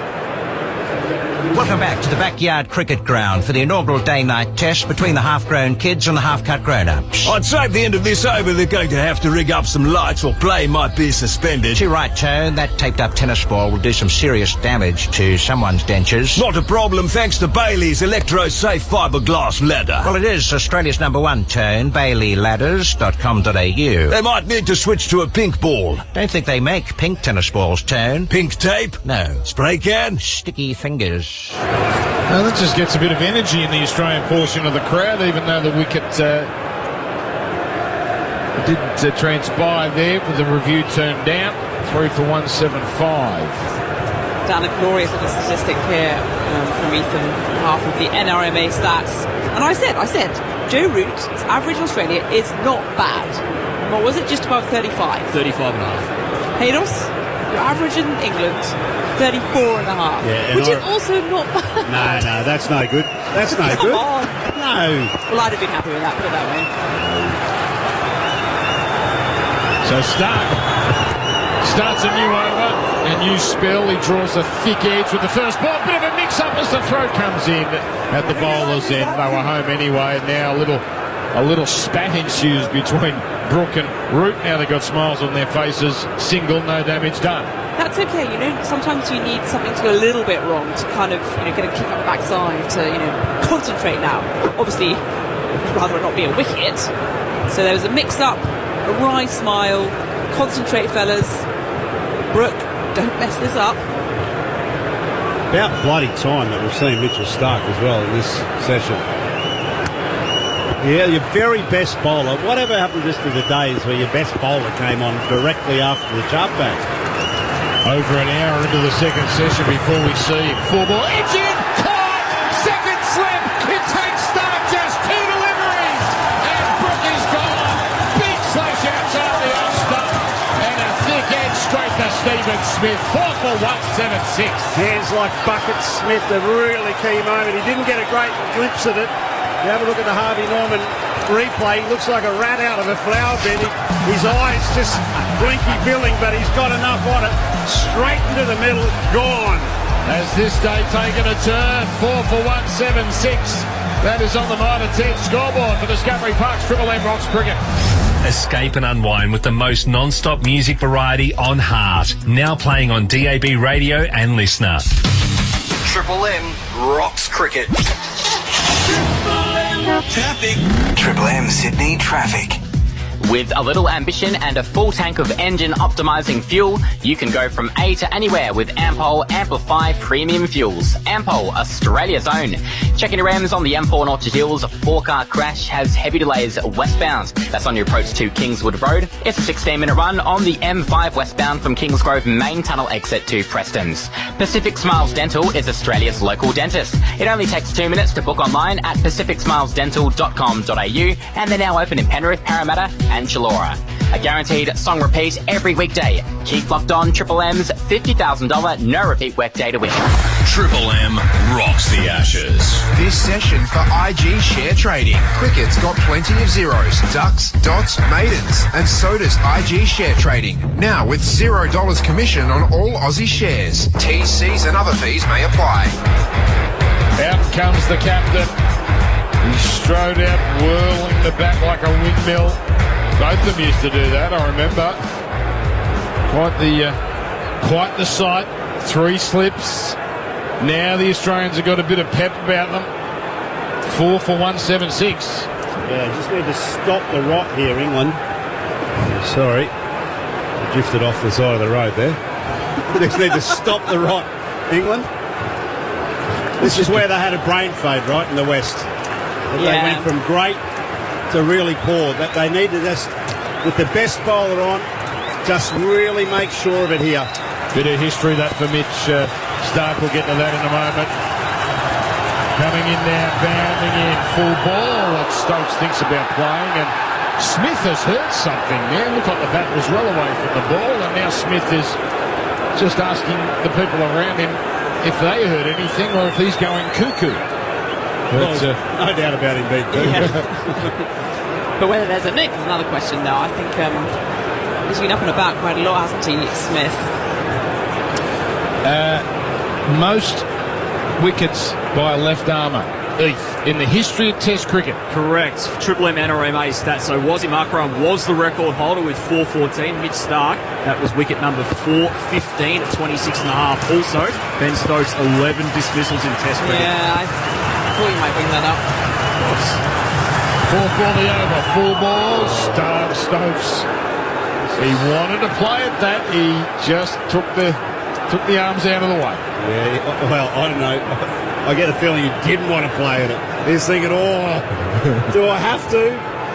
No, I don't have to. The last minute decision, you can tell now, this is what we love so much about Ashes Test match cricket. It can change on a dime.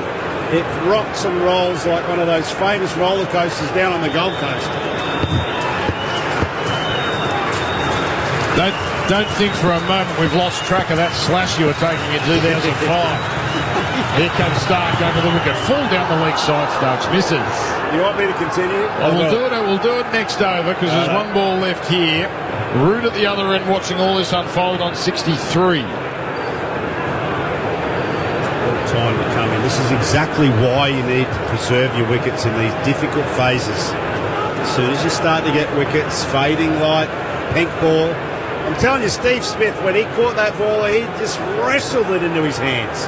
He had not a Scooby-Doo where it was going. Yeah, he looked very surprised, didn't he? But he still caught it. So successful over for Stark. He comes in for ball, draws an edge. It goes along the ground in between third slip and gully. And that is as unconvincing a boundary as you'll see all day, but it'll do for Stokes. Off the mark, 4 for 180. England on the Mitre 10 scoreboard. Discovery Park's Triple M Rocks Cricket. Your team's working hard to bring home the win. And if you're on Team Cbus, you've already won. Cbus Super, making hard work pay off.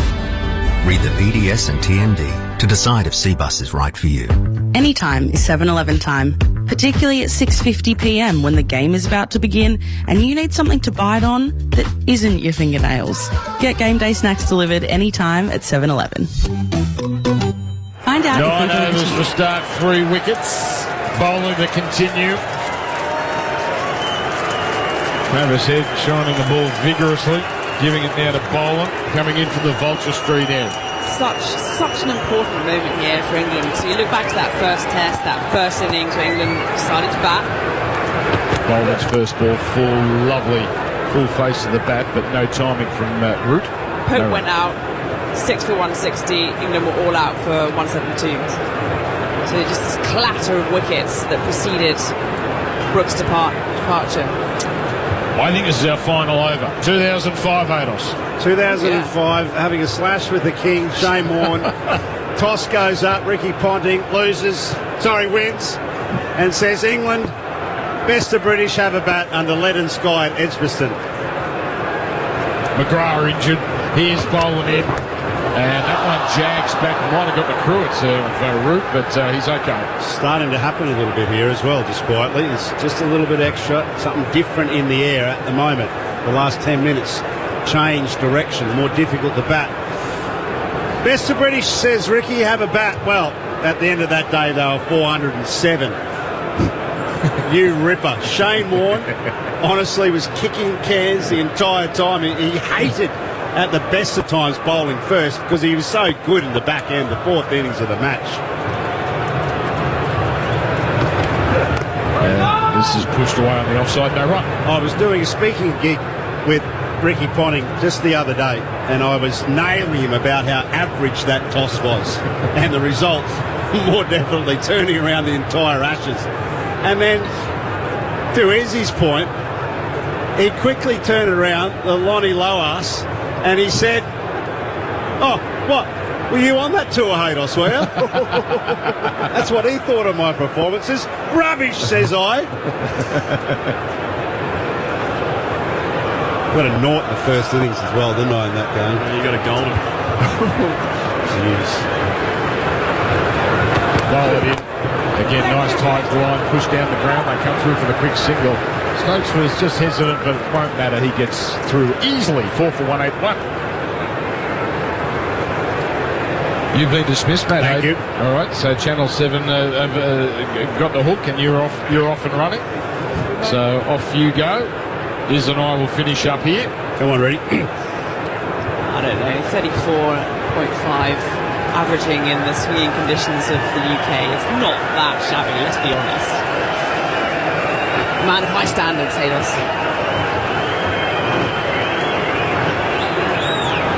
I think he got him, Liz. I think he got him. High standards, and I'm sure a few choice words at Ricky. How many times do you reckon Ricky has heard about that bloody toss into more? As many times as NASA has heard about the toss in 0-2. That next ball left outside the off stump. I was chatting to Nas just now. I reckon he's missed a trick. I think he can monetize this. I mean, the amount of times it comes up, surely there's a commercial or two in it here. You mean like how Bumble, who's going to join us on Triple M, and we can't wait, has monetised getting hit in the cags by Tomo, has turned that into a cottage industry. Well, you might as well. You might as well get something out of it. Change of comms after this. Who we got? Hev, Beef and Ferg. They'll take you through till dinner. And who else we got? Oh, Chris Fagan, Brisbane Lions coach. I don't know if you know this but Brisbane and Queensland won every bloody sporting trophy under the sun last year. Fantastic stuff from up here. It did. Broncos, Maroons, Lions. The Olympic City is housing all the trophies. Here's Boland, full ball, and let go. That ends the over. Change over here. 4 for 1, 8-1 for Discovery Park's Triple M. Ross Cricket. Tell the sun to get stuffed, get stuffed. I'm trying to sleep it if you don't mind. Tell the sun to get stuffed, and block out the light. Screen away blinds, screen away blinds. Trevor said here, it can't be that hard. Just go get them, like I did in the first test. Tell the sun to get stuffed, and block out the light. Screen away blinds, screen away blinds. Well, there's half an hour before the dinner break, and all of a sudden, things have just got a little bit more interesting. Mitchell Starc back into the attack, picks up the key wicket of Harry Brook, and has got this ball moving. Begins a new over, 3 for 31. High, bouncing down the leg side. Changing commentary, South Australian royalty, Callum Ferguson. Hello, Ferg. Hello, Evolution. And world royalty, the Lord Ian Botham. Hello, Lord. Hello, how are you? Hello, listeners as well. Yeah. We've got a lively contest under the lights at the Gabba here, Beef. Yeah, well, you've all been waiting to see what it actually is going to do. But it definitely seems to be something going on out there now. Just a little bit of movement. This day is starting to become night at the Gabba. It's been a steamy, sweaty day. England still on top, but Australia coming at them as Joe Root leaves. There's something wrong with us, isn't it? The body clock doesn't like this. It's antisocial. Well, you were quite social yesterday, Beef, weren't you? So the body clock's suggesting you should probably have a glass of Shardy in there. Anytime now. Responsibly, of course. I've got to be honest, Ferg. I've sort of watched the body language of the Lord in the last hour. He's normally 3 to possibly 4 glasses of Chardonnay in by now on tour. So these day-night tests do nothing for Beefy's social life. That and a couple of cashies. 4 for 181. Starc in. Nice drive by Root, but straight to mid-off. Hey, Lord, what'd you make of Harry Brook's innings? I mean, he was in good touch, and it looked like he'd really come out with some intent. The shot he got out to, though. Well, he was there. He was thrown up there. And you know Harry Brook, you should know that now. He's going to have a go at that. Yeah. And 9 times out of 10, he hits it. But this time he nicked it. Are you okay with that, do you think? Yeah, I don't have a problem with that. Yep. He's the last man to go for 31. Joe Root on 64. Wide cut. Straight to Jake Weatherall to backward point. Yeah, I thought Harry batted beautifully. I really liked, again, in this innings, a bit like in the first innings in Perth, he showed the conviction that I think Ben Stokes is talking about. So he's really dominating bowlers. He's walking to the crease and saying, I'm having a piece of this delivery. He's getting a read on the bowler and working out whereabouts they're trying to land the ball and trying to smash them off that line and length. And he did it pretty well until that last... I actually think he got lured into that shot. It wasn't something he was looking for, and at the last second went, I should go at that, and nicked it. Here's Starc. Beautiful push by Root. It's a wide mid-off. He was a little bit unlucky as well, because I don't think Steve Smith picked that up until very late. And I think his expression when he actually turned to his teammates, and he's a bit surprised to hit the middle of the Dukes. Yeah, exactly. Luckily for Australia, it stuck, because that partnership was looming large for England, wasn't it? The two Yorkshire boys together. 1 and 2 in the rankings. Yeah. And they showed why in that innings, I thought. The final ball of this over. He's making things happen, Mitchell Starc. Leading this Australian attack. He bowls full. A little too straight. And Root turns that into the leg side for a single. 4 for 182. And for Discovery Park's Triple M Box Cricket.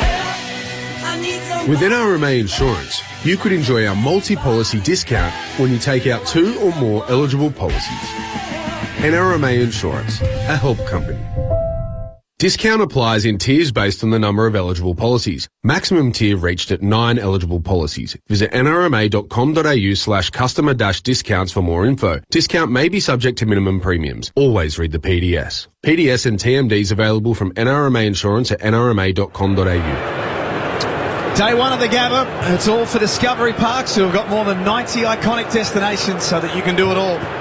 At Discovery Parks, I was at Moama last weekend, Ferg and Beefy on the New South Wales-Victoria border. Lovely. The Discovery Parks there, it looked like it was absolutely pumping. Well, we're heading to the one at Goolwa next week, so looking forward to that. My brother's back from London, and he's got the 2 kids the same age as our 2, so we're all heading down to Goolwa for the Discovery Parks. There's 90 of them around the country. Here's Boland. Starts a new over. Roots on the back foot. Beefy saw... There's a lot of famous faces here today at the Gabba for day one, but we just saw on the Harvey Norman replay screen before Greg Norman in the crowd. Yes, he was. There he was, enjoying it, with a smile on his face. Wicket must have cheered him up. But what a great golfer he was. Have you come across him at all, Beef? Yeah, I met him a few times. We bumped into him at Capital in Melbourne. Yeah. Not many can get onto Capital Golf Club in Melbourne, Beef. Really? Well, 4 for 182. That's a little push to gully by Root. I'd suggest that a lot of the realm pretty well makes their way wherever they'd like. So well, Warney, the one that took me there first. Oh, right, okay. Yeah. He was a regular out there, wasn't he? Well, yeah. And actually, it was a very good nick when we played it as well, so it's good. How'd you hit him? Oh, right, I see. Saved myself now. Did he have any tips for you? Did he have any tips for you, the Shark? No. He was playing with someone else. Okay. He wasn't bother with us a lot, was he? Oh, no, it's not every day you get to play with a Lord. That's right. Root on strike. Boland releases. He's sent back. There was just wide of point fielding by Jake Weatherall to cut that off. 4 for 182.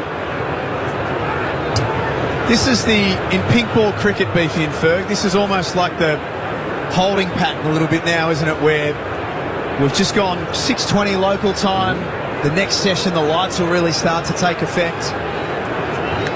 Generally, the game moves in that next period. Yeah, it does, but certainly on dusk is when it becomes tricky with your eyes and just adjusting to the change of light. And certainly as a new batter at the crease, the Aussies will be trying to get it at Stokes as often as possible. 2 slips and a gully. In comes Boland. It's turned to fine leg. Might have caught a little bit of pad on the way through. 1 more to the total. So that'll be certainly the game plan for Australia. Try and find a way to get Ben Stokes on strike at every opportunity before the bowlers have really gassed themselves out. But you're right, once the sun disappears, it just seems to offer a little bit more to the bowlers, and we've seen Stark swing a few in this spell. We're all experts with hindsight, Beefy, but what did you think of the non-selection of Nathan Lyon? Bizarre. Yeah? Really bizarre. I just don't understand that at all, because you would have used him quite a bit as well in the first day here. So Boland to the left-handed Stokes. Loaded slips caught an outside edge, and it manages to pick a gap between that loaded court, and there's 3 slips and a gully. It rolls to the boundary for 4, and the Australians all look at each other and think, how did he find that gap? Well, you know what? Josh Inglis is standing at 3rd slip at the moment. Ben Stokes on the Harvey Norman replay screen, reaching out in front of himself. The edge was found, and it's flown between 3rd slip and gully. Inglis at 3rd, Green at gully, and Inglis did not lay an eye on it. Watched it go past him. Whether he didn't, he picked it up very late, but I don't think it carried. Looking at that sideways on, it looked to me as if it was just short. Okay. And that makes it even a little bit more difficult to get your hand on it. He's 8 off 7, Ben Stokes, but he's hardly been convincing so far. That's better for him. Gets a freebie on leg stump. Glances at the fine leg for 4. Good way to finish off the over for England. They're 4 for 191 for Discovery Parks. Triple M, Ox Cricket. The Men's Referral Service with an important message to men who are ready to seek support in changing their behaviour. If you're worried your behaviour could cause harm to a family member, it's time to call the Men's Referral Service. Change is your call. Call today to speak to a counsellor. It's free, non-judgmental, and they'll answer 365 days a year. And you can even remain anonymous. Help is at your fingertips. Call the Men's Referral Service from the number on their website. The Men's Referral Service is operated by No to Violence. Change is your call. 43 overs bowled, England 4 for 191. Joe Root is 66, ironically. Ben Stokes, 12. Callum Ferguson, the Lord Ian Botham, Jack Heverin in commentary. We have got a very, very special guest about to join us as well. Don't we just? Just when we think, Ferg, that you and I, us mere mortals, couldn't be surrounded by even more legends. We're sitting next to a Lord, and after this ball, I'm about to introduce our next guest. As Mitchell Starc begins over number 11, 3 for 32. Joe Root waits for him. Starc in. And hits him high on the thigh pads. That ball's still tailing in. So next to the Lord Ian Botham is now, well, the man who pretty much runs this state. And Queensland win everything these days at the moment. He's a two-time premiership coach of the Brisbane Lions, Chris Fagan. Fags, welcome to Triple M Cricket. No, thanks for having me along. It's a rare opportunity. Normally I'm here talking to people about football, so here it is. I'm at the cricket, so it's great. I love the cricket, so it's good to be here. It's great to have you with us, and it's a great view from here too, isn't it, Chris? Fantastic, yeah. It is. I've not been in these commentary boxes. I've coached the Brisbane Lions for 9 years, never been to this part of the Gabba, so it's good. Starc to Root, who leaves.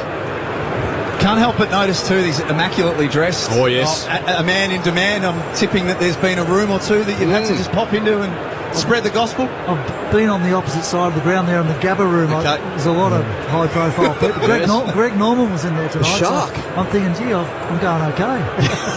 That's outstanding. The Shark. Good company. And now you've got a Lord of the Realm sitting to your left. It is. It's a great honour to meet the great man. I've watched him play a fair bit of cricket back when I was a younger bloke, so he would have made a good AFL player, I reckon. Oh, yeah. Good size for him, I reckon. 4 for 191, third ball of the over. Starc again to Root, lets that one pass. Where would you have put Ian Botham's magnet on the whiteboard, Fates? Where would you have put him? I reckon it would be a bit like a Cam Rayner, plays up forward and goes to the occasional run in the midfield, uses his brute force, that sort of stuff. Explosive nature. Yep, that sounds about right. We thought you might like that. Oh, very good. No, I'm a big fan of the AFL. I enjoy it. Have done since 1976 when I first met Billy Pickin. Billy Pickin. Great player, Billy. Good.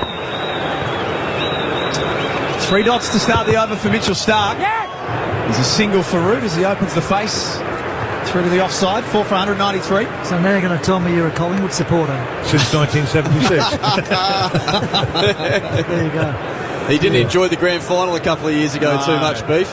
No, actually I thought that at one point this last season we were 10 points ahead. We were, and they just seemed to run out of steam. So, another year, another season. Whereas the bloke sitting next to you, his team just built at the right time, didn't they? Your Lions, they just, the longer the season went, the better you got. We seem to have done that both years, and we've saved our best performance on both years to the grand final, so I can't really explain that. Starc to Stokes. He's still just scratching around at the moment. Scampers through for a quick single, gets up the other end. Tough sport. Test cricket, that's a rearing delivery from Mitch Starc. Back of a length, lifting, grabbing a glove from Ben Stokes. And real man's game, this one, Fakes. I'll tell you what was a real man's women's, children's game was playing on the gravel in Queenstown. Yep. In your youth. Yeah, that's back in Tassie. Lived there gravel for oval. First 15 years of my life. And yes, the oval was gravel, so you fell over, you cut your legs every time. It was just we didn't have turf because it was too wet around there to turn into mud, so some wise person decided gravel was the surface. Last ball will be over. It's dab to gully. Good fielding by Green. 4 for 193 for Discovery Parks. Triple M Rocks Cricket. Chris Fagan, the Brisbane Lions coach, a very special guest here on Triple M Cricket. Were you a cricketer growing up, Fags? Obviously you loved your footy, but did you play cricket in the summer? I did. We played cricket on the gravel too. It was hell on the balls.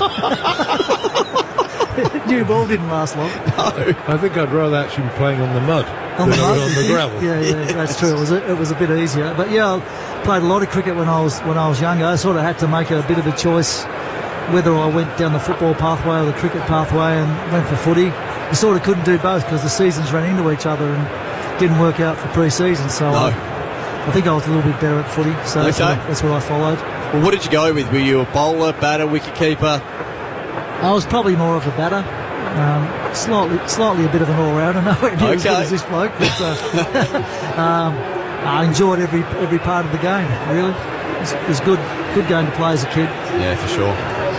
So change in the attack from the Vulture Street end. Michael Neser, 8 overs, 1 for 36. He's the inclusion today, or 1 of 2 for Australia. Nathan Lyon, sensationally not picked for this test. Beefy's still shaking his head. Well, I think a lot of us are, and particularly when that last partnership was starting to get going. You felt like the bowlers were burning up overs, and it's warm out there, Beef, so it is nice to be able to throw the ball to someone like Nathan Lyon, who it has been historically a wicket taker with the pink ball, and at this venue has a very good record too in Test cricket. So I think we're all scratching our head a little bit to that one. It's been an interesting match-up here for Stokes, who's 13 off 9. 2 slips and a gully. Neser will start to get this ball to move around a little bit, just like that as it rears. Now, Fakes, we only got you for a short space of time, but we haven't really heard from you on Triple M since the grand final. Half-time, you decide to pull the trigger on Lachie Neale. I'm sure you've been asked this 100 times, but you make the sub at half-time and he comes in and he changes the game. Yeah. What was that conversation like with you and your coaching staff at half-time? Was that always the plan? It was sort of like something we pre-planned to a degree. We thought if we were in the game at half-time, it would be the right time to bring him on. He'd only played 1 game in 8 weeks, and we're worried about his ability to run 4 quarters out. So it was a dream result at half-time. The scores were levelled, so it was pretty easy to make that call. Here you are, bringing on a dual Brownlow medalist at half-time in the grand final. A little bit peeved that he probably didn't start the game because he's a competitor. So he was revved up and ready to go, and he made a massive change to the game when he came on. It just worked out beautifully, and he did such a good job to get himself fit for that grand final, because it looked like when he got injured in the qualifying final that season was over. But to his credit, he worked really hard and made a real difference. And credit to him for the attitude that he had when he came onto the ground. 4 for 193. Neser in once more onto the hip of Stokes. No run. Could he have played a full game? I reckon he would have probably run out of gas halfway through the third quarter. So as a coach, you're sort of trying to decide, if we play him early and he doesn't go well, then that's a spirit killer. But if you get to half-time and you're in the game and you bring your best player on, it's a spirit lifter. And I think it really did lift the spirit of the team. And, we played so well in the second half and dominated the game, really.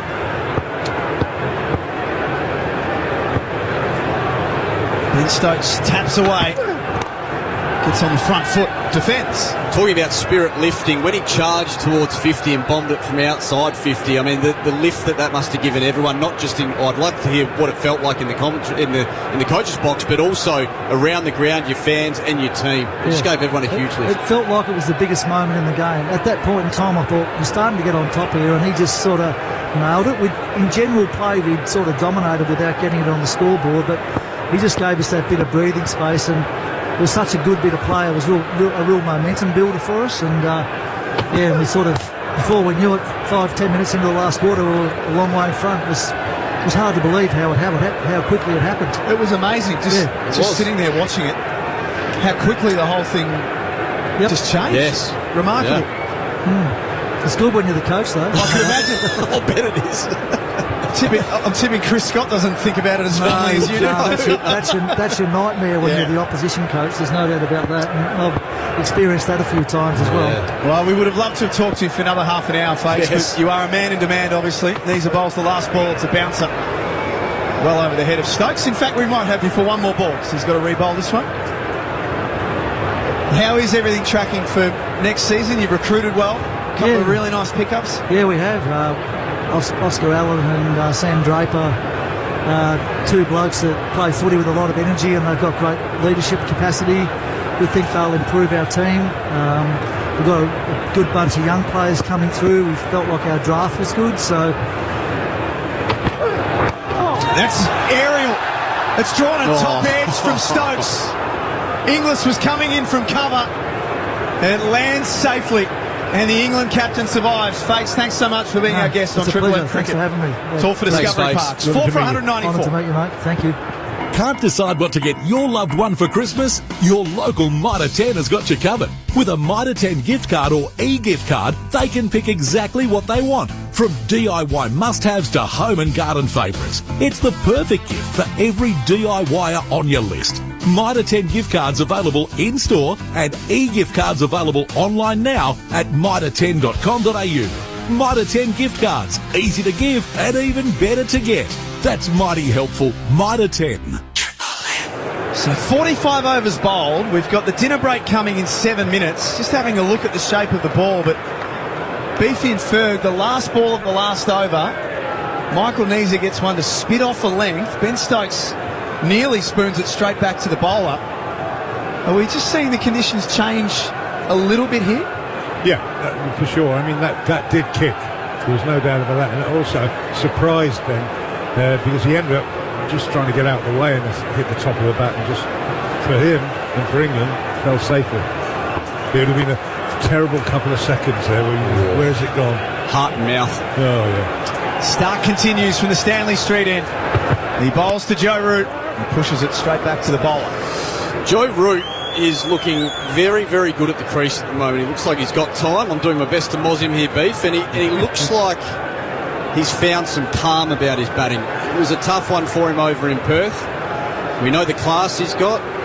Whenever you miss out, there's always a few little doubts that can creep into your mindset, but from about his 5th or 6th ball today, he's looked still at the crease and he's played late. And that's Joe Root when he's playing well. He's side on, he's playing late under his eyes, and he's looking all of that right now. He's pure class. We didn't see his best in Perth, but we are seeing it today. No run to cover. That full bat face, you're seeing the maker's name on and label on the bat. It's just dropping through nicely, Beef. Absolutely. But it just shows you, his determination, but he stayed out there, he stayed cool, calm and collective, and I hope he goes on to reach that 100, because he has 39 to his name, so let's make it 40.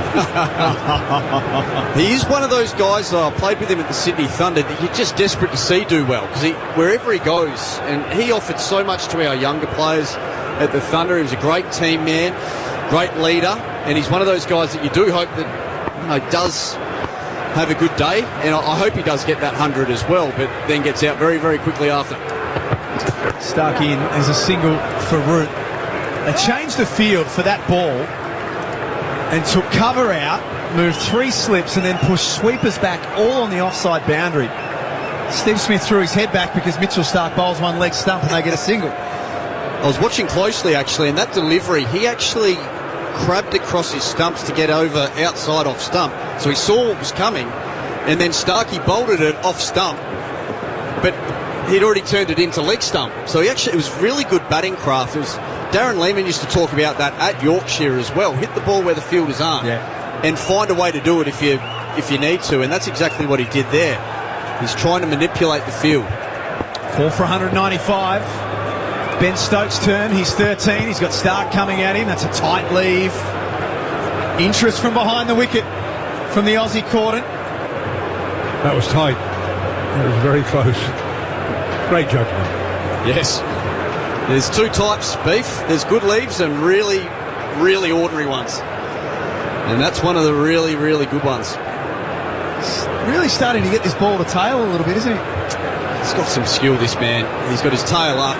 3 for 35 on the day after 11.4 overs in good warm conditions here on a surface that hasn't offered too much to the bowling.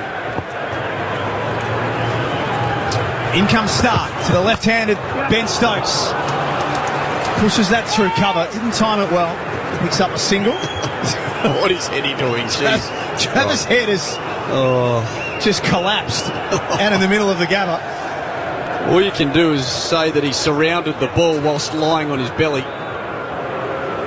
Interesting plan of attack, and then pretended he was breaststroking on the floor. I'm not sure what you call that, but grandstanding head. Certainly wasn't graceful, that's for sure. It's not a term you'd use with Heady too often, except for when he's pummeling that cover drive. One of the best in the game. So there'll be one over after this before the dinner break, which might be a good opportunity for the Lord just to have a look around the Gabba and see what's open, what's available. You're popping into any more rooms this evening, Beef? No, not what I'm aware of. Job's done. Yeah. Stark around the wicket. Leg gully in place for this last ball, and that squares him up. Stark's doing his best to keep the Aussies in this one. 4 for 196. DIYers hear that? Yeah, that's Christmas. It's around the corner. And Mitre 10 have deals that slay. Get it? Get ready for Chrissy lunch with a Weber barbecue or entertaining with amazing deals on outdoor living. If you're still looking for that perfect Christmas gift, give the choice with a Mitre 10 gift card or e-gift card, plus a sleigh load of other Christmas deals available in-store or online. That's mighty helpful, Mitre 10. While stocks last, sale ends December the 24th.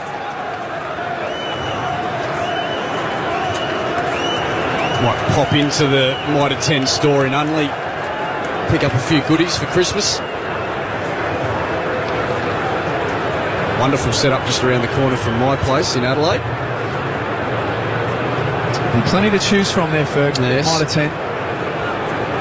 Not sure I'll need a sleigh load, but I'll certainly picking up a few bits and pieces. I went in there the other day for one thing. Went to Mitre 10 just for one specific type of screws to fix one of the kids' chest of drawers. Chest of drawers. Like yep. And come home an hour later with certainly more than one thing. And I don't know how to fix anything, so I don't know what I'm going to do with this stuff, but I just bought it. You know what's funny? I bought a security camera with a sensor light. My wife looks at me and goes, "That's good. Who are you going to get to do that?" 4 for 196. Start of a new over from Neza. Stokes defence. It doesn't matter what I go into Mitre 10 to pick up. I always leave with lawn fertiliser. It just doesn't matter. You're such a turf nerd. You really are. Absolutely. That Santarana lawn isn't going to feed itself out the back or the front. But fertiliser just always ends up in the boot of the car. I can just imagine, Beefy, how immaculate the grass at Callum Ferguson's place would be. Because he is, like, lawn porn is a real thing for Ferg. Front lawn needs a bit of work, but the back lawn, Carry up to the stumps for Neza. Nice take. Stokes lets that one go. You can chip in the back with my joint. You could probably have a putt if you wanted to. Freshly mown. How's your short game at the moment, Beef? All right. Yeah, not too bad at all, actually. It's always the hardest part to get back when you've had a layoff. Yes. And so I'm just coming back. What are you playing off at the moment, Beef? 10. 10, going 10. nicely. It's good numbers. Going very nicely. 4 for 196. These are in. Well taken by Carey again.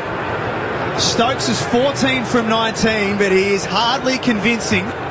And now the keeper standing over the stump seems to be bothering him a little bit. It's never easy starting under the lights with the pink ball, so he's fighting hard. At the moment, he's having to. The bowling's been good. That just nipped across him on the Harvey Norman replay screen from Michael Neser. Michael Neser's been a bit stiff today. Zach Crawley looked for all money on Snicko to have nicked one on about 20 and no one reviewed. Neser in again. Stokes allows that one to pass. Carey's glove work at the moment is immaculate standing up. Yeah, he's got Velcro on those mitts. Alex Carey always has. But yeah, Michael Neser, if that one had been reviewed, he did show a lot of interest. Alex Carey wasn't so sure behind, but that might have changed the outcome of the day thus far if Zach Crawley had gone back on 20. But he's been challenging Michael Neser. He just hasn't quite had the reward yet. He did get a bit lucky with that Zach Crawley dismissal in the end, the underneath edge. He's charging in. That's a bouncer. Stokes rears out of the way, and at the risk of repeating myself again, that's great keeping from Alex Carey. He's looked really solid. I mean, that's... Unless he knew that was coming. If they made sometimes got to keep her up. You'll make a little signal when you get back there. That didn't look like he knew it was coming. He was prepared for the full ball, which is what you're taught as a batter. I'm sure it's pretty similar for the keepers. So that looked like a reactionary take from Alex Carey on the Harvey Norman replay screen. That's really impressive. Last ball, Stokes defends. Takes England to the dinner break at 4 for 196. And if you're a fan of English cricket, you've got your captain and your best bat at the crease with a session remaining in the day. 6 wickets in hand. It's a pretty good spot to be in right now. No, there's no doubt about it. And Beef, you'd be pretty pleased because they've fought hard. There's been some tricky periods. Yeah, and that's what I wanted to see, application. And I think that was lacking in Perth. But today, they've gone out there. They've all been dismissed. Duckett got a great delivery early on. Yes. Not much you can do about that. But there was a couple of good catches. But they've kept, the bowlers have worked hard, but the batsmen have countered it as well as you probably can. This is going to be the real test, though, after this break. England 4 for 196 at the dinner break. Joe Root 68. Ben Stokes is 14. On the other side of this, Dan Ganane and Mark Taylor are in, and they have got a very special musical guest. Oh, here we go. That's going to join them during the dinner break as well. The Poms 4 for 196 for Discovery Parks. Triple M Rocks Cricket. Mitsubishi Heavy Industries. Keep your cool while the Aussies bring the heat with Mitsubishi Heavy Industries. Triple M rocks the Ashes. Hey Sydney, it's Bo Ryan from Triple M Breakfast. Our $50,000 no-repeat workday is almost over. And someone's about to hit the jackpot and it could be you. I'm running the music for the next few weeks and I've got a little secret. When you hear us repeat a song between 9 and 4, call 133353. And you could be the one scoring 50 grand right before Christmas. It's Triple M's $50,000 Bo repeat workday. See what I did there? $50,000 Bo repeat workday. Back tomorrow on Triple M. Paying commission every time you trade shares is like a fumble at the boundary. You can do better. With IG Share Trading, invest in all Australian shares for zero commission. Plus zero commission on all international shares with just a 0.7% FX fee. $0 commission on both Aussie and international shares? Now that's an Aussie first. Download the IG Trading app today. T's and C's and other fees may apply. IG Australia Proprietary Limited. AFSL 515106. You get so much from the pub. Good food, good bevies, and great times with good company. Depending on who you're with, of course. But you know what? You deserve more from your local pub. More bang for your hard-earned buck. Plus, more rewards for your loyalty. Plus, more discounts on your favourite orders. Plus, many more member-exclusive offers. Only with Pub Plus. Download the Pub Plus app today and get more from your local this summer. Hi, Mark Taylor here. We all know that winning is about preparation, and to do that, you need to stay in control. Fujitsu Air Conditioning offers the best preparation for your home by keeping you in control of the comfort of your home from anywhere, with smart features like geofencing or Climate React, meaning you can come home to comfort. So, for year-round comfort and control, and keeping Australians comfortable for over 50 years, just get a Fujitsu. It's Australia's favourite air. Greg Blewett here. Imagine being that person who's got the mates round to watch the cricket this summer and forgot the drinks. Lucky for you, Liquorland's batting for your team with free express delivery on orders over $99 dropped off in under 60 minutes. Whether it's a backyard barbecue feast, a picnic in the park or hosting mates to watch the cricket. Score more this summer with Liquorland, official gold partner of Cricket Australia. T's and C's apply. Choose to drink wise. The Penrite Convoy range offers comprehensive solutions for your earth-moving and heavy machinery. Dozer, excavators, dump trucks, graders. Penrite maximises performance and prolongs machine life. 100 years, Aussie-owned and made right here in Australia. Penrite Oil, 100 years, still driven. If your machinery, truck or vehicle needs an oil change, Learn more at penrideoil.com.au/convoy. Welcome back to the backyard cricket ground for the inaugural day-night test between the half-grown kids and the half-cut grown-ups. I'd say at the end of this over they're going to have to rig up some lights or play might be suspended. Too right, Tone. That taped-up tennis ball will do some serious damage to someone's dentures. Not a problem thanks to Bailey's electro-safe fiberglass ladder. Well, it is Australia's #1, Tone. BaileyLadders.com.au. They might need to switch to a pink ball. Don't think they make pink tennis balls, Tone. Pink tape? No. Spray can? Sticky fingers. There's tennis. And then there's tennis turned up. Hear the difference for yourself at the United Cup Finals in Sydney, Ken Rosewall Arena, January 3rd to 11th. Search United Cup tickets. Uber to the club and I'm feeling groovy. Can't sing now, just watching a movie. Can't do that if you're driving. Doing the world on your phone. Play a little trombone. Uber. Can't do that if you're driving. Triple M rocks the Ashes. Session highlights for Mitre 10. He does get hold of this one square. Right out of the middle. Backward a square for a boundary. And Crawley to 65. Commanding stroke. Bowling to Crawley. And he's driving on the rise beautifully. Wide a middle, 4 more. This is Crawley. Out. No, bottom edge. And gone. That is huge. Again in the 70s. Can you believe that? For Zach Crawley when he had the Aussies by the pill bag. It's in bowling, it's short, he cuts away, smashes it back with a point for a boundary. Has shown real intent, Harry Brook, he's on 11. Charges, smashes it away for a point, bang! For Harry Brook. Bowls it full, and it's whipped nicely by Root, past Stark. Save your legs, Joe. He moves to 48. And just tucked around the corner, he takes the single. 50 for Joe Root.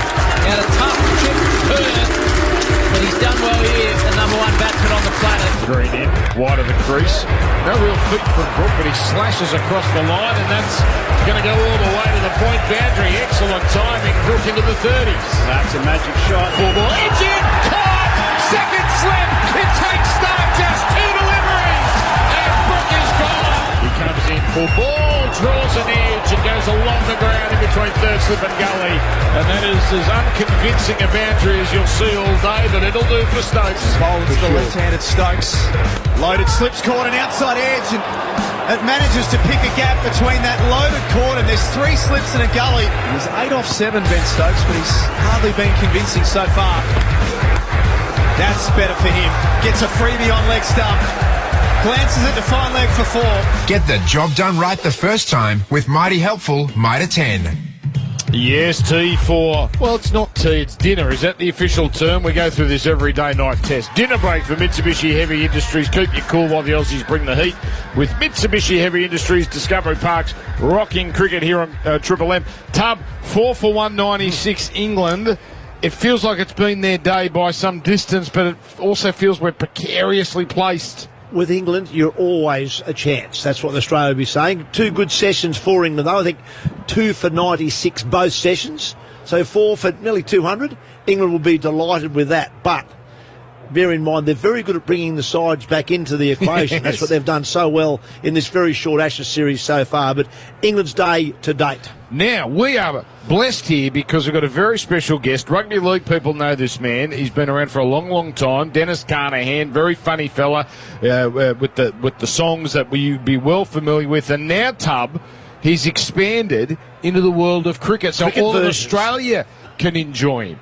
Dennis, it's absolute pleasure to have you here on Triple M. Dang inane, it's such an honour to be on air with you for the first time. I see you in the back corridors. I see you're always on my radio, on my TV, you're everywhere. You got your nose in every trough, and now I'm sitting in the trough with you. No. The trough man is Tubby over there. This is cricket season. So he brushed you too at the back of a commentary box. I've had that situation. Yeah. He told me at Cogra once. A couple of years ago, just straight past. He's never forgiven me. He's never forgiven me.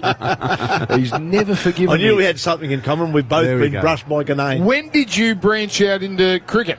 Look, it all started. I just introduced myself to a certain Stuart Broad out the back because a bit over a decade ago he smacked a ball, just feathered off the keeper's gloves into Michael Clarke's hands, and the Drifters had a little song which they'd written in the 60s all about this. They called it under the boardwalk, but it was originally written as Why Didn't Broad Walk? And so I did that. Too good. Put it on YouTube, and that's had a few million hits, because a lot in Australia, a lot in England, a lot in India, because it turns out Indians are very fond of cricket, and also not fond of England or Australia, so they were loving it in both ways. But yeah, it was nice to see Mr. Broad, and I thanked him for that, and he said, glad to be of service. I wouldn't do any smart-ass songs about Coley, just between you and me. That mightn't end so well. Might not have quite the sense of humour. Virat, yes. Now, Tub, should we allow this man to do his thing? Oh, absolutely. Now, there's one very familiar song. He's starting with... some people from Queensland would know this song. This has become a Queensland national anthem because the original version identifies that Queensland isn't just lines on a map by human cartographers. No. It's on a higher existential plane. So geography doesn't matter. And it seems like with this English team, it's much the same. Could somebody please help me? I'm a little bit confused. When selectors choose for England, could you tell me what maps they used? Representing Mother England makes a Englishman so proud. So could somebody please tell me where these cities might be found? Let's look at the birthplace of Ben Stokes, Bryden Carson, Jacob Bethel. Where is Christchurch? That's in England. Where's Port Elizabeth? That's in England. And where is Bridgetown? That's in England. England's everywhere. On Queen Victoria's England, no, the sun would never set. But they're at the MCC, they've not updated their maps yet. And even though South Africa was ceded to the Boer, they've chosen players from states in Africa that aren't English anymore. Graham Hick, Andrew Strauss, Derek Pringle. Where's Harare? That's in England. Where's Johannesburg? That's in England. And where's Nairobi? That's in England. England's everywhere. And so maybe the English aren't as English as they seem. A few steps on those pleasant pastures, you're selected for the team. But damn it, now Australia has got in on the rort and sourced Australians from overseas like England has before. Let's look at Tony Greig, Kevin Peterson and Marnus Labuschagne. Where is Queenstown? That's in England. Where's Pietermaritzburg? That's in England. But where is Klerksdorp? That's in Queensland. England's everywhere. England's everywhere. Very good. Brilliant. Very good. You can see this man perform. He's already done Perth and Brisbane. Adelaide, the Lion Arts Factory, December 14. These are all during the tests. Melbourne, the Arts Centre, day 2 and 3, December 27, 28. Your favourite haunt, the Bridge Hotel in Rozelle in Sydney, January 3 and 4, so before the first test and night one of the first tests. Of the New Year's test. That's right, yeah, and that's then the 9th and the 10th of January as well. cricketthemusical.com.au to see this champion, this genius, Dennis Carnahan. It is sad because, so in the Rugby League, the musical show, which I do in the Bridge Hotel every year, there's a character in there called Dang Inane, who does a lot of he does a segment on pantomime in the show, and he's the most popular character. Like, they've got Paul Gallen's in this show, well, an approximation of Paul Gallen, Cooper Cronk. There's lots of people in there, Jared Maxwell, but Dang Inane is the most popular. All right, I will come. I can't. But he's not in Cricket the Musical. He invites me every year, Tub, and I say I can't. It's okay. That's It's getting hard now to say no, isn't it? No. Now we got time for one more. What have you got for us to finish? This is something that I've noticed with the Australian cricket team over history. What key is it in? Well, I've spent a lot of time studying Australia's men's cricket team. And one thing that I've noticed is when the Aussies reigned supreme, they had a special something that only one player has today. Maybe if they bring it back, we could restart the glory days. We've lost the World Test Championship to the South Africans somehow. We're playing in the Ashes right now.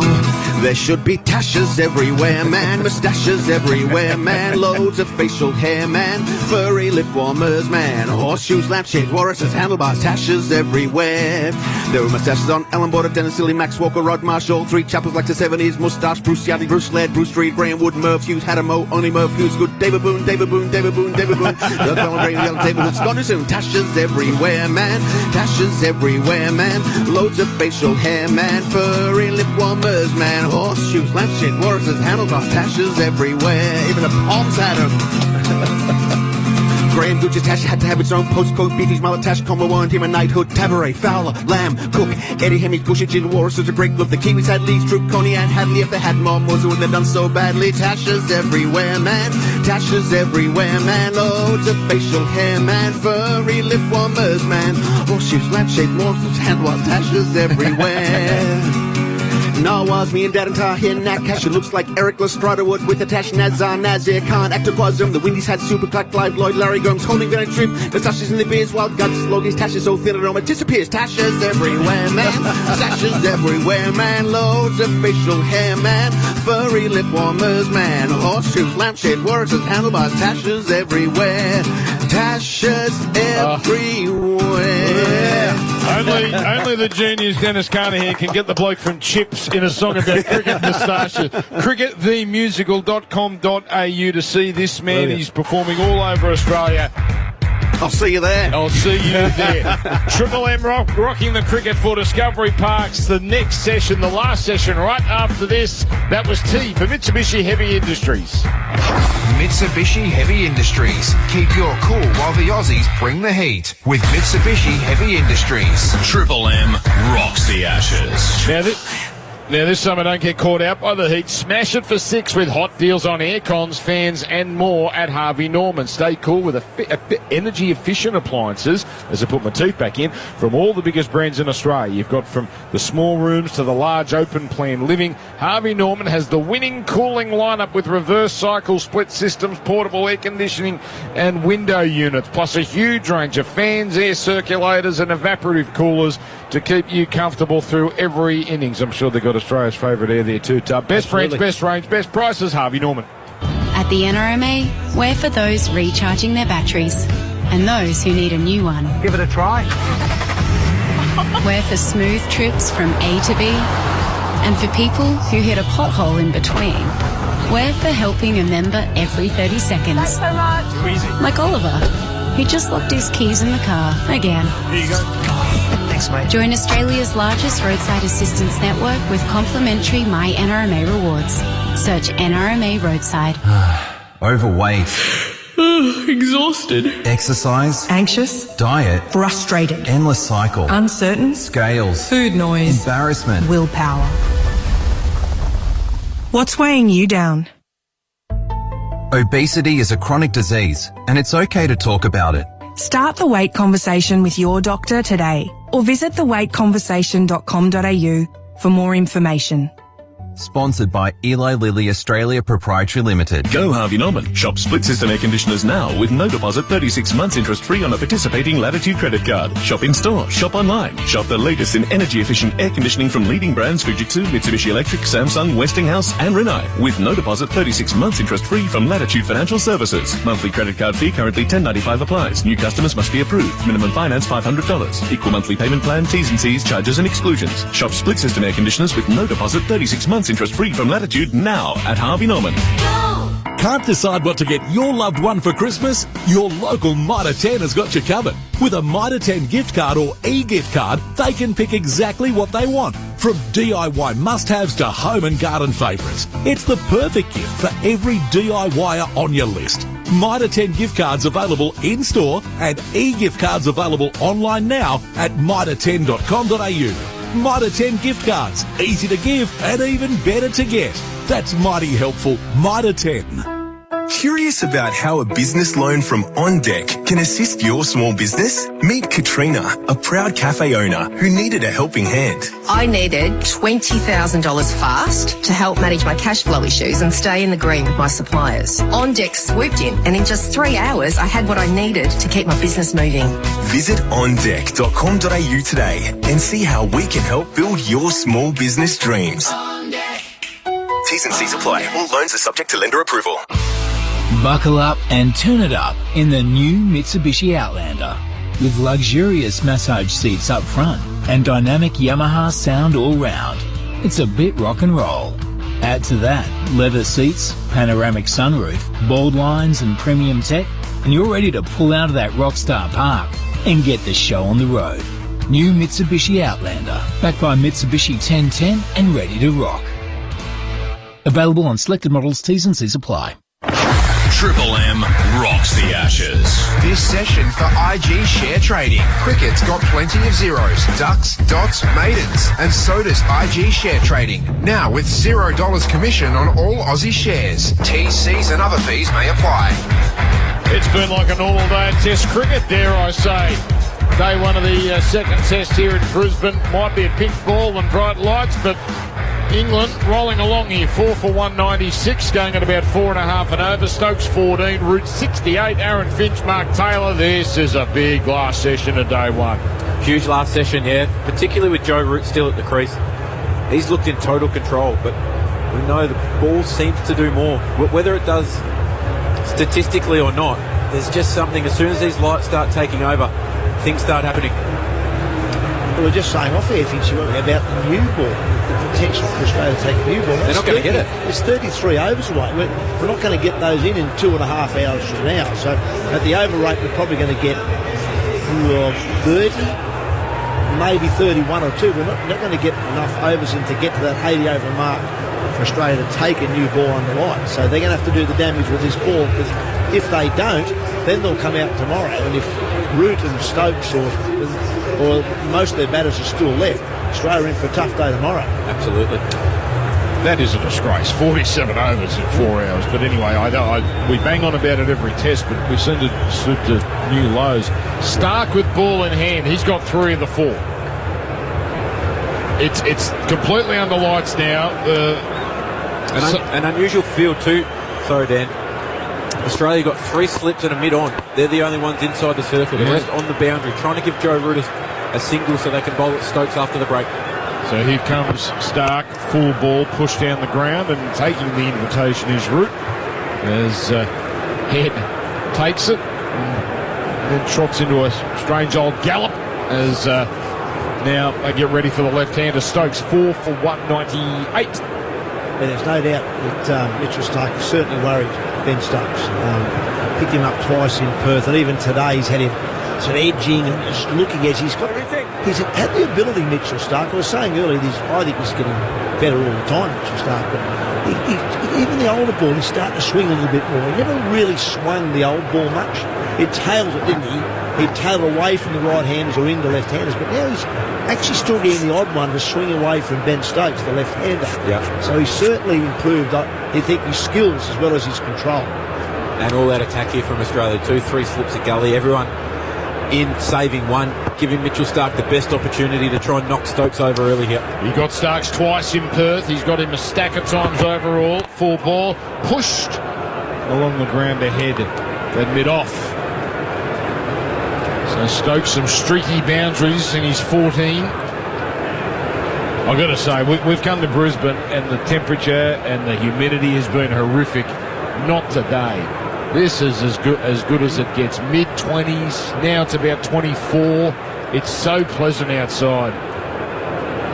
A bit cool in here, though, Cam. Well, look, you can't let it go, Tub, can you? The aircon's a bit rubbish, Finchy. Not quite Australia's favourite. Look, Tub, we get it. It's not Fujitsu. It's beneath Fujitsu. I understand. Stark in full ball again, pushed and squirted on the offside along the ground. They're up. He's just got to get his length spot on here, Mitchell Stark, particularly under lights. If he could just drag that length back. The first 2 balls to Stokes have been genuine half volleys that he hasn't been able to pierce the field. The knee roll, it's the length that gets him in Perth, or that got him in Perth rather. One that nipped back through the gate, one that swung, caught second slip. You can see facing Mitchell Stark compared to facing anybody else with ball in hand, Stokes' footwork is more tentative against Stark. He's reluctant to commit forward. He just looks to survive. So the 3 slips are poised here. Stark, the Stanley Street end. This time strays, but Stokes can't put him away. Whips him along the ground straight to square leg. 4 for 197. Stokes 14, Root 69. Yeah, I agree with that, Fletcher. It looks to me like he just goes in for pace a little bit at times. And he'll be kicking himself because the first 3 balls he's actually hit them okay. He's picked out 3 of the 4 guys in the circle so far, so he hasn't been able to get himself off strike, and that's what he probably needs to do here. When you're struggling against someone like a Stark who's bowling so well, just get up the other end at times. and he's missed a couple of opportunities in this over to do that. 13th over for Stark. Full ball and kept out by Stokes. Geez, he had to jam down on that quickly. And that ends a terrific over. No, it doesn't. There's one ball left. As now, well, they complain enough about this pink ball. They're going to get their way at some point. This is about the 4th time they've pulled out the rings. Oh, hang on. We've got progress here. Looks like it's either a big scuff or some kind of paint on the ball. They keep throwing it to Adrian Holstock, who does not want a bar of it. Yeah, Trevor says to the umpire, come on, please. No love. Oh, Stark just rocks his head back. They are really sweating on getting a fresh pill. See him up this time, looking to try and swing it away from Ben Stokes. 415 test wickets. Stark is in. That one cuts back in. And Stokes in behind it defending. That ends the over. Good one. 4 for 197 for Discovery Park's Triple M Rocks Cricket. How will this Ashes make history? What's happening behind closed doors? Is Smith the best since Bradman? And what's driving the noise from the Barmy Army? Get the stories behind the story. No BS, just cricket. Code Sports. Grab the app today. Bunnings Trade is here to help you wrap up the year and lock up your site. Grab a Rhino powder-coated sight box, 850mm, only $649. Or a Swan Extreme 4K wireless security camera and solar panel, just $267. At Bunnings Trade. So Nisa is back in the attack. 1 for 37, his figures. Is that right? His 4th test match and 3 of them pink ball. Have I got that right, Heath? 3rd test, but all of them have been pink ball. All pink ball. The pink ball specialist. Yeah. The first one here, though. First 2 in Adelaide. No Nathan Lyon, of course, which I'm sure you know by now. Carey up to the stumps, and in behind it is Root. Did it change the way you batted, Finchy, when you knew you had the keeper right up to the stumps against the medium fast bowler? Yeah, I used to enjoy if the keeper come up to the stumps because I just felt as though it restricted the bowler and what they could do so much. They tended to go a fraction fuller when the keeper was up. They tended to go a little bit wider. They didn't want to get too straight. So I don't think it matters to somebody like Michael Nisa, who's so experienced now. Nisa in, angling on the pads. Root tries to work it away, but not through the field. Dan, you won't be surprised to hear that the keepers never came up to me when the picks were on it. Only because I was well back in Repress, you know. Yeah. And when you're facing sort of Ambrose and Marshall and Walsh and these sort of guys, that I didn't see Jeffrey Dujon put his hand up, so I just went up to the pegs. And if he did, I know what they would have done. I don't remember you walking down the track to Devon Malcolm. No, you're dead right. He's on the charge. Nisa, full ball, push, and wonderful diving stop there by Inglis and cover, but then a wild throw, which is a bit unnecessary, and it's an overthrow. So a single for Root gets him into the 70s. Did all the hard work, Josh Inglis. Full-length goalkeeper style save to his left. And then just in the excitement went to lob it into Alex Carey and just fluffed his lines, as they say. By the way, Tub, you would have been proud of our man Finchy. World-class performance earlier. Just trying to... a page straight out of Tubby's playbook. Just trying to work his way into a best shed. Was he? Absolutely. It was shameless. It was exactly what we like around here. Well done. The missus heard the conversation. I'm not sure was as complimentary. And this has Stokes in behind it. Looks much more comfortable, Stokes, against Nisa. Nothing wrong with that. You need a good shed too. You definitely need a good shed. Yeah, I've got a little garden shed that just doesn't quite cut it. Need one. And I did say something with a bit of height that just swing a golf club in, Tub. couple of video screens at one end and nets. And yeah. I'm hearing it. So you're not thinking about putting a lathe in there or something like that, are you? No, certainly not. Okay. So staying over the wicket here is Nisa. Full ball, and Stokes' eyes lit up, and he tried to drive it through cover, got a thick inside edge. You can just feel the tempo change slightly when Stokes is facing Michael Nisa. He's prepared to try and get after him. Yeah, he's respecting the good ball, but that ball there, his eyes lit up. He tried to blast that through the offside. Big, thick inside edge. Just hasn't found his feet, has he? No. Ben Stokes. He's 14 off 30. And he's got at least 2 boundaries, I think, off down the third man off the outside edge. So hasn't really found his form as yet.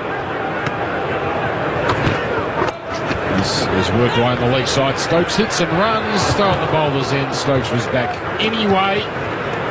And it's missed by some distance. Doggett there trying to come up with a miracle. That ends the over. 4 for 199. Discovery Park's Triple M Rocks cricket. You get so much from the pub. Good food, good bevies, and great times with good company. Depending on who you're with, of course. But you know what? You deserve more from your local pub. More bang for your hard-earned buck. Plus, more rewards for your loyalty. Plus, more discounts on your favourite orders. Plus, many more member-exclusive offers. Only with Pub Plus. Download the Pub Plus app today and get more from your local this summer. All right, England approaching 200 here. IG share trading scoreboard. Cricket's got plenty of zeros, ducks, dots, maidens, and so does IG share trading. Now with $0 commission on all Aussie shares, TC's other fees may apply. Tub, when you talk about keepers up to the stumps, what about when you bowl?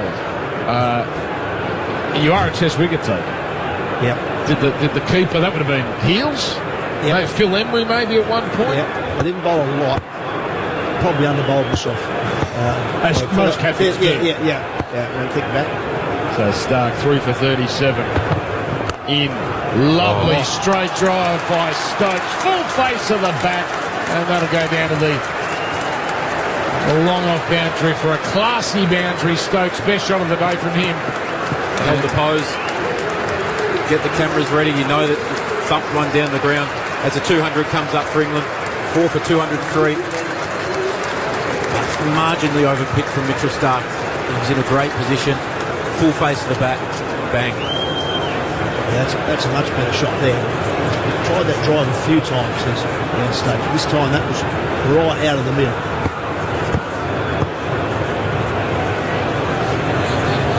Still a pretty attacking field here, as you'd expect for Stark. And that one moves in the air and maybe moved off the pitch as it got an inside edge and into the thigh. Yeah, we're just talking off there. It's like there's a couple of little tram tracks, probably down the 4th or 5th stump line to both the left and right-handed batter. So every now and then, one's just nipping the edge of the crack, and that one darts back inside edge, the inner thigh, I think it was. Yeah, Ben Stokes. And this period of the game is where we have to really get the bit between the two. It's been a big opportunity. 4 for 200, 4 for 203. Chance to bat well in this session and really put Australia under huge pressure. As I say, there is a few little cracks out there on this pitch. Crowd making a bit of noise here. Nice defensive stroke from Stokes here. This will be a big push from Mitchell Stark. So this spell here, got to get through this. If they can get through this spell, then the rest of the bowlers just haven't looked as good as Stark. Doggett, Nessa, Boland, they've all looked okay, but they haven't looked anywhere near as threatening as Mitchell Stark. So get it right here, get through Stark, and all of a sudden, well, it's not the teddy bear's picnic, but it's a lot easier. Yeah, 100%. It's so vital. You know that it's so hard to start in these conditions as a fresh batter. So then you're exposing Jamie Smith, Will Jacks, who's come back into the side after a while. He'll be nervous. Stokes with 2 slips. Oh, he's back jabbing. Poor shot. Lucky not to get a feather.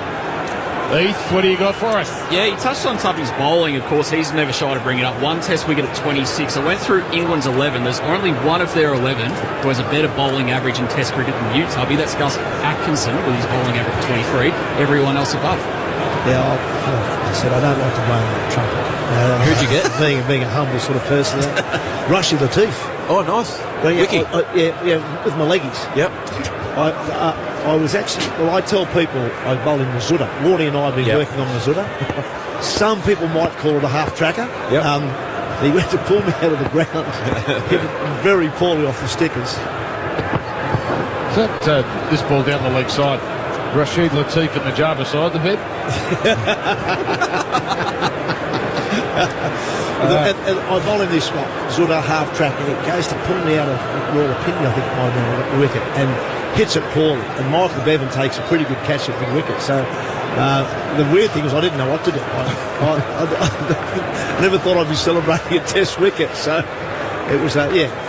And then I imagine Tubb doing an aeroplane or something. And Michael Slater came on. I brought him on later in the innings. He knocked over Waqar Younis, so he's got one Test wicket as well. LBW.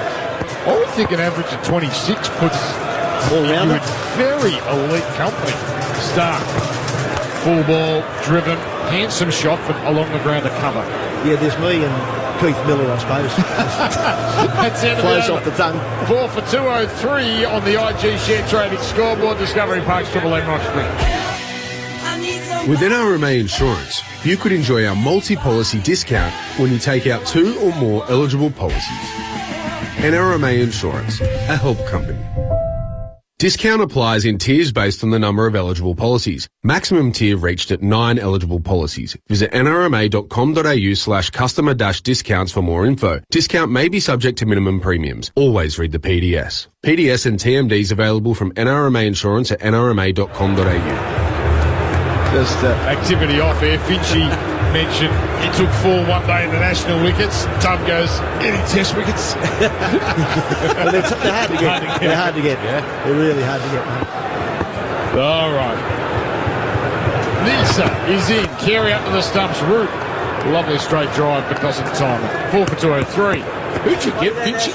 You had a little left arm spinners? Left arm nude nuts. No, they didn't spin. Doorknobs? I got a pretty well-known player called Rohit Sharma. Got him out.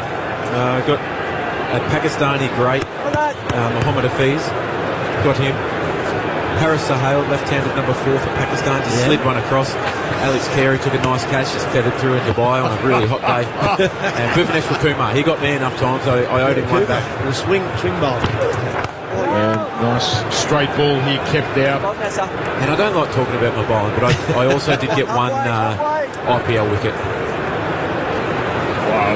Anyone we know? Sachin, what's his name? Oh, Tendulkar, that was right. No Sachin Tendulkar. Tendulkar? Yeah. Was he a decent player? I think so. He's all right. It's quite funny. Angelo Matthews was captain of the side I was playing in. And as we're walking out, he said, "You're opening the bowling today." So Ricky Ponting and Sachin Tendulkar. Nisa in and Root in right behind it. 4 for 203. Nisa mid-130s on the speed gun for Aussie Broadband. Then I bowled the first over, went for 7. Come back and bowled the 7th over. Sachin paddled me for 4. So I just thought, you know what, I'll just slow it up, take a bit of air out of it, hit it up. Mitch Marsh, good catch at mid-on. See you later. Did you give him a send-off? I was at Wankhede Stadium. What do you reckon? I wouldn't have got out of there alive if I did. No. 30,000 Did you apologise? Yeah. Sorry, Satch. Sorry. 30,000 people that are there to watch one bloke. They would have needed those soccer-style tunnels that they drag across to get you in. As the next ball, has worked across here, across the leg side. No run. Nisa took a tumble. He gets up gingerly, but he seems to be okay. Oh, can I tell you about my other wicket now? Yes. Another first-class wicket. Richard Davis playing for Canterbury, I think. Kent at Canterbury. Ah, yes. Bowls leggies to him. Paddle swept me.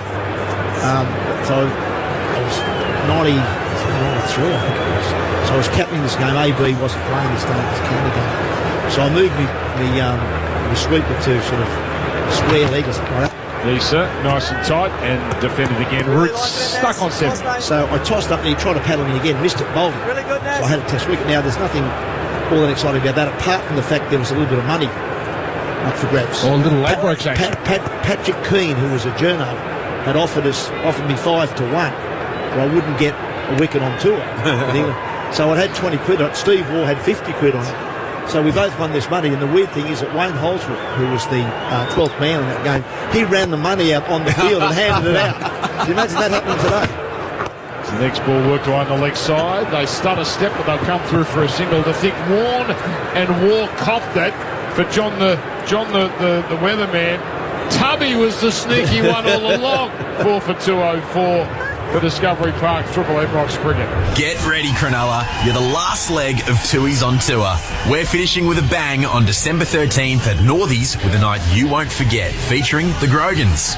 Get amongst the cold Tui's on tap with your best mates by your side and a local pub ready to rock. You can't beat it. Tui's on Tour, making the pubs of New South Wales rock again. How do you feel? I feel like a Tui's or two.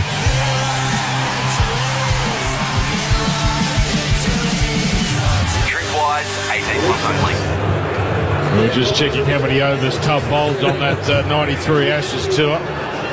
Well, I got a wicket early. The full story was I had to get 2 wickets on tour, any game. I got one early on against the Leagues 11. Yeah. Brought myself on when they had a mate down chasing Musquillian, and I got one there. I thought, oh, right. Then I'm bowling to a guy named Warren Hegg at Old Trafford, bowling a half track. He hits it straight to Steve Waugh, who drops it. Drops the catch. So I had the bet sorted out, and he drops the catch, Steve. So yeah, then I forgot about it. So I had to bowl myself in the last game before. It was the last game before the test. 28 overs unchanged.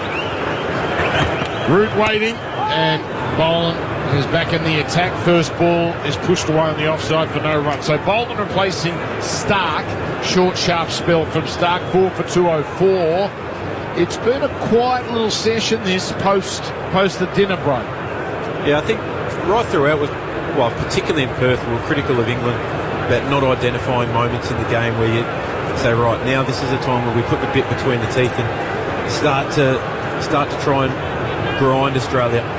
It seems as though this is certainly their plan now.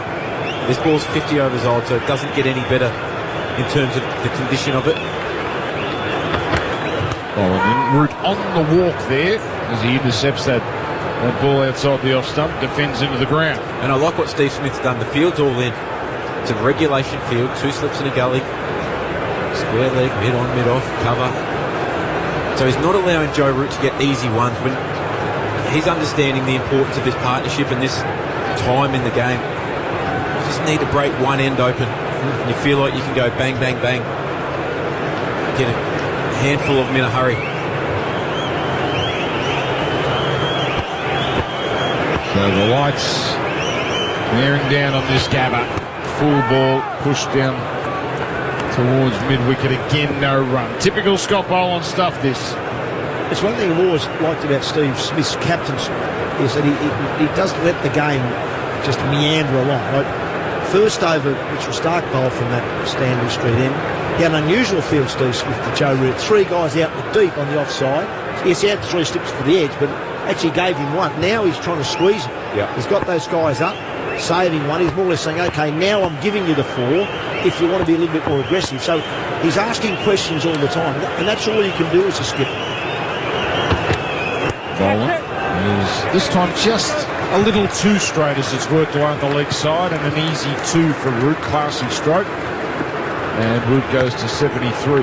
Is Smith, and this might need a bit of thinking, a better tactician now when he plays in this fill-in captaincy role than he was when he was permanent captain? Is he a little more adventurous now?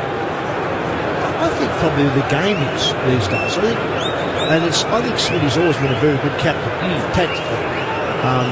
So I think now the game allows you to be, because players are more expansive, full stop.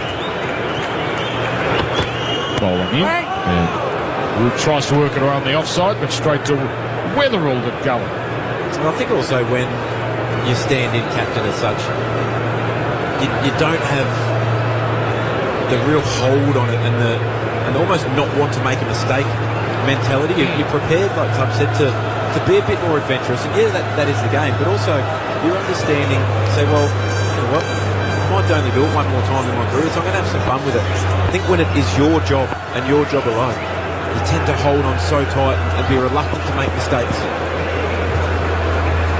Nice ball the over. On the charge again. Hit on the pad, but he's a long way down, Joe Root. And they're going to think about this. I don't think Smith's that convinced, although he just wants someone to tell him, I think it's out. He just wants someone to tell him. Yes, he got what he wanted, Steve Smith. He just needed one of his teammates to say, yes, Skip, take it upstairs. It looked good live, didn't it? Root was on the walk, though, so it looks like a question of Heidi's on 73. Did he get outside the line as well? The only decision. He walked down at the bowler, and I think slightly to the offside, so it's got to hit him in line now and go on to hit the stumps. I reckon this might be hitting the stumps, but just looking live, I thought he might have got outside the line of off stump. Oh, yeah. So, that's His ball seems to miles miss the outside back end. off We stump. have RDS, please. This is going to be a one replay job here. Okay. So, down in front of the danger zone as well, which is that 5 No foot back and ball. mark. Ball tracking, please. that is a full stump outside the off stump. Gee, Okay, pitching got a great outside off. review that Practice one. outside off. Thank you. I'll go back to Indian field. And Adrian, you can stay with your decision. they don't even show us the replay, the ball going on. Or if it did or not, once it hit outside the line, that was it. End of the over, 4 for 206 for Discovery Park's Triple M Rocks Cricket. What started as a 16-year-old's dream back in 1926 has become a 100-year Australian success story. Today, Penrite Oil powers thousands of engines across the country. 2 wheels, 4 wheels, and the big wheels. Australian owned and made. Penrite Oil, 100 years, still driven.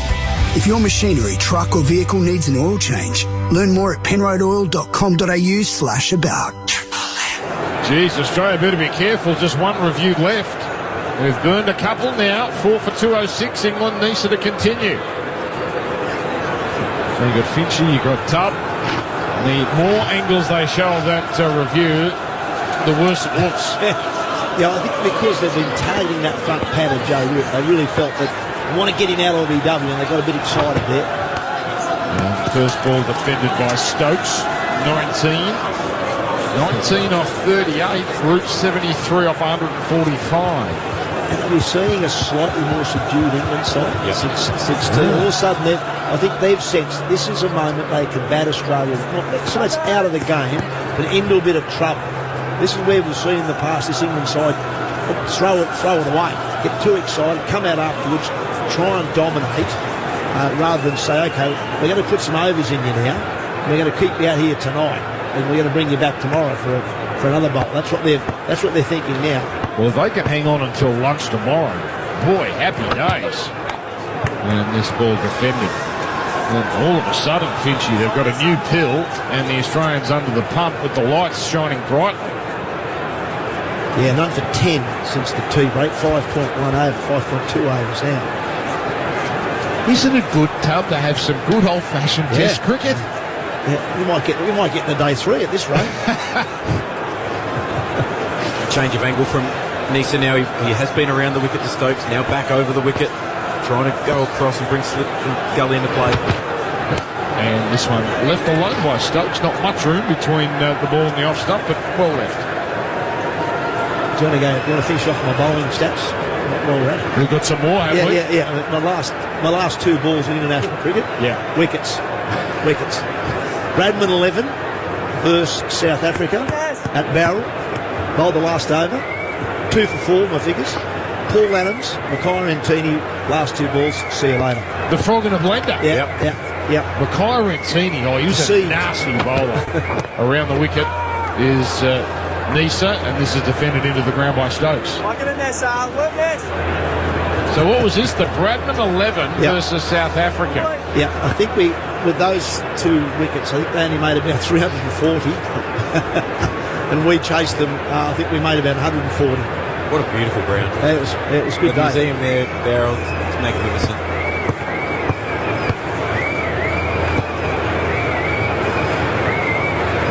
So Nisa in. This is defended. So, got an uncle that works there. It tells me it goes gangbusters. The Bradman Museum, just full of people all the time, and still a very popular place. I remember we went there. Would we been going from Canberra to Sydney? Is it? It was with the Australian team. It's a one day. Yeah. One day. And It's a little out of the way, but it's on the way. It's sort of in the... Yeah, and we stopped there, got the tour of the museum. It was magnificent. Loved it. Hey, we're done after this. Next ball is defended. Coming up, it's Jack Heverin, Brad Haddon, Mark Waugh. 4 for 206 England. That last ball defended away. Triple M Rocks Cricket for Discovery Park. Tell the sun to get stuffed. I'm trying to sleep it if you don't mind.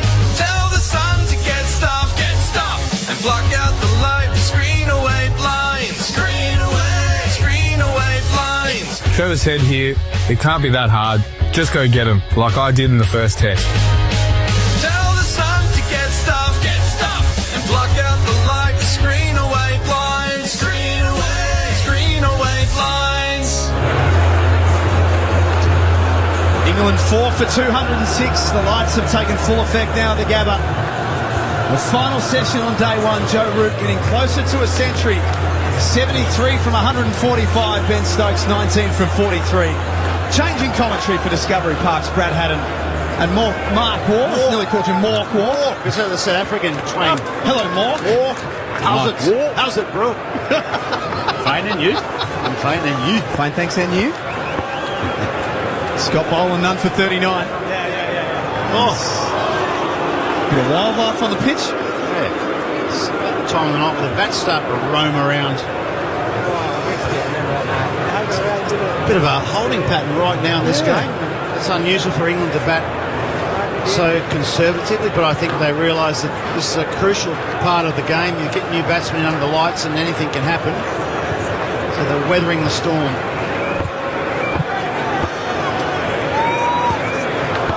Two slips to Gully, backward point, and the Barmy Army are singing their songs at the moment because their team's on top. Root dabs that to Gully.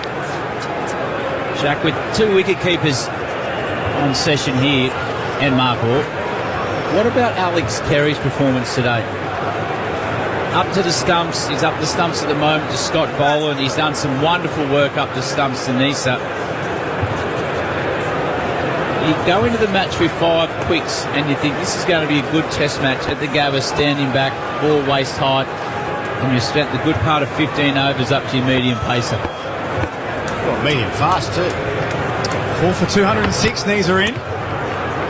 Once more, Root pushes that to Gully. It'd have to be hurting his hands, wouldn't it? What do you have in? You have your inners. Is that all you got for padding? You have your inners. You'd have a couple of fingers taped if you had some. No steaks like in the olden days. used to have the rump steaks in there. That was Rod Marsh's era. They used to speak about that. Is that true? Is there? Imagine how your gloves would smell. Oh. Salmonella. And plasticine. Oh, you could have plasticine across a hot spot. Yeah. We just got a needle in that. Yeah, exactly. Tough. Root waits and Boland bowls. Drives nicely to mid-on. 4 for 206. What about the pitch, Junior? Did you think it would have a little bit more in it than what it has? Not really. I thought it looked a good pitch. There's a good covering of grass, but only 3 mils. The sun was out. And the pink ball, it does get soft very quickly. You get to about the 20-30 over mark, then that's the best time to bat. So, I mean, there's been bounce there. There's not much swing and I thought there might have been a fraction more sideways off the pitch, but because the grass is cut low, the ball hasn't really gripped the surface like it can do. In comes Boland, still searching for his first wicket. 3 times in the over, Root's played off the back foot straight to green at Gully. And that's why I thought it was a strange decision not to play Nathan Lyon, given that the lack of real thick grass. Yeah, I agree. And it'll be interesting to see now if England get his score up around 400, or all of a sudden the decision not to play Nathan Lyon. Nessa's done well on this surface, but Nathan Lyon's an out-and-out world-class bowler in any conditions. Slip comes out, extra support in the offside. Root whips that to mid-on, dot ball again, 4 dots in the over. I mean, apart from Stark, we've lacked a little bit of bite with the ball, haven't we? I can make an argument for not playing a spinner in some pink ball test matches. If you look down and you think, okay, the surface has got a bit of grass coverage, but this one looked a lot drier than we've seen in the past. The grass was cut a lot shorter, and you just had a feeling looking at the surface that spin was going to play a big role. It's a lot of overs to be bowled for Australia. They're doing it without the go. Boland to finish off.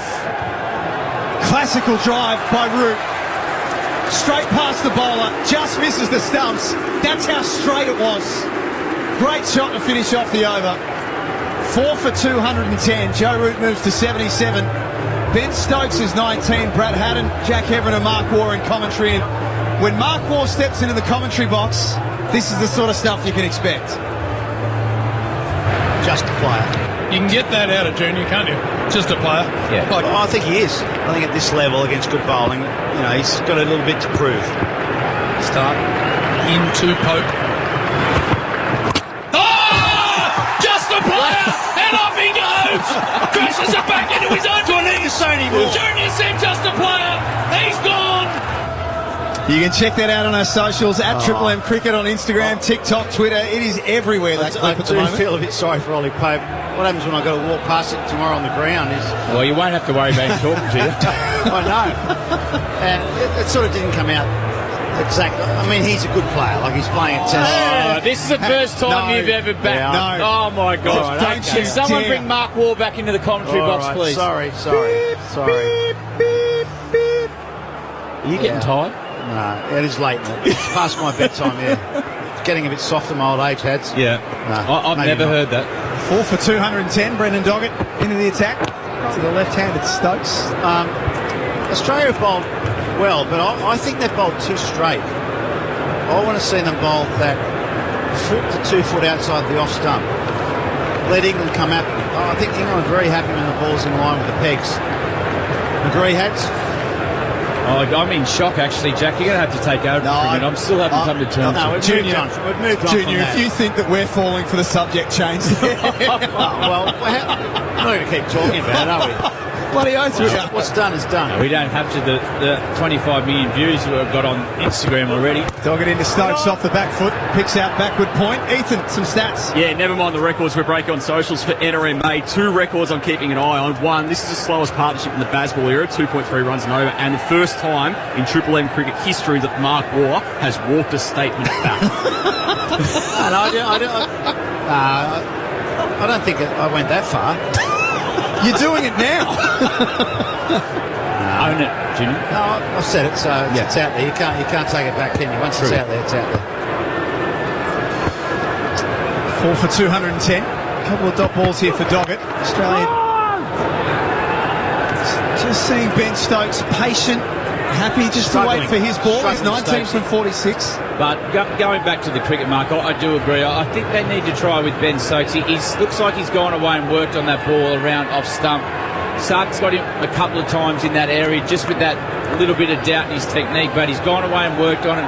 Now try to take him to 5th stump, 6th stump, and see if he wants to throw his hands at it, because we know this England team want to field bat on ball.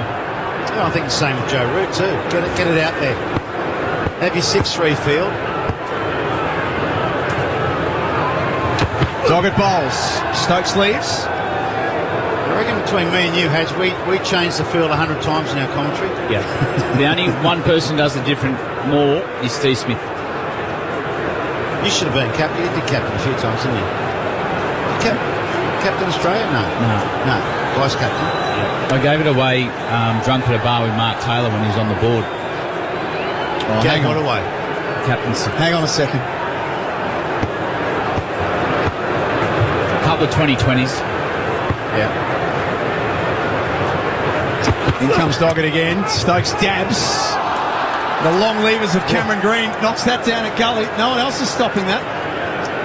Maybe Bo Webster if he was out there, but he's not. So no. Cameron Green. This is unusual Test match cricket. It's just a bit of an arm wrestle at the moment. It's bloody boring, isn't it? Yeah. Let's be honest. Yep. Let's see a few shots. Well, what they are doing well, this is a period, though, it's so hard to start as a batsman. And these two are the most experienced players. And in the Bazball era, these two out there at the moment, Stokes and Root, probably play more normal than anyone. Yeah. Well, Stokesy just gives the orders and he doesn't do it. Quick single by Stokes. He's set back. Must hit the Josh Inglis gathers, throws the stumps down. England's captain has to go. Game-changing moment for Australia. Wow, the wicket keeper. They can do anything, Hats. The wickies. They can do anything.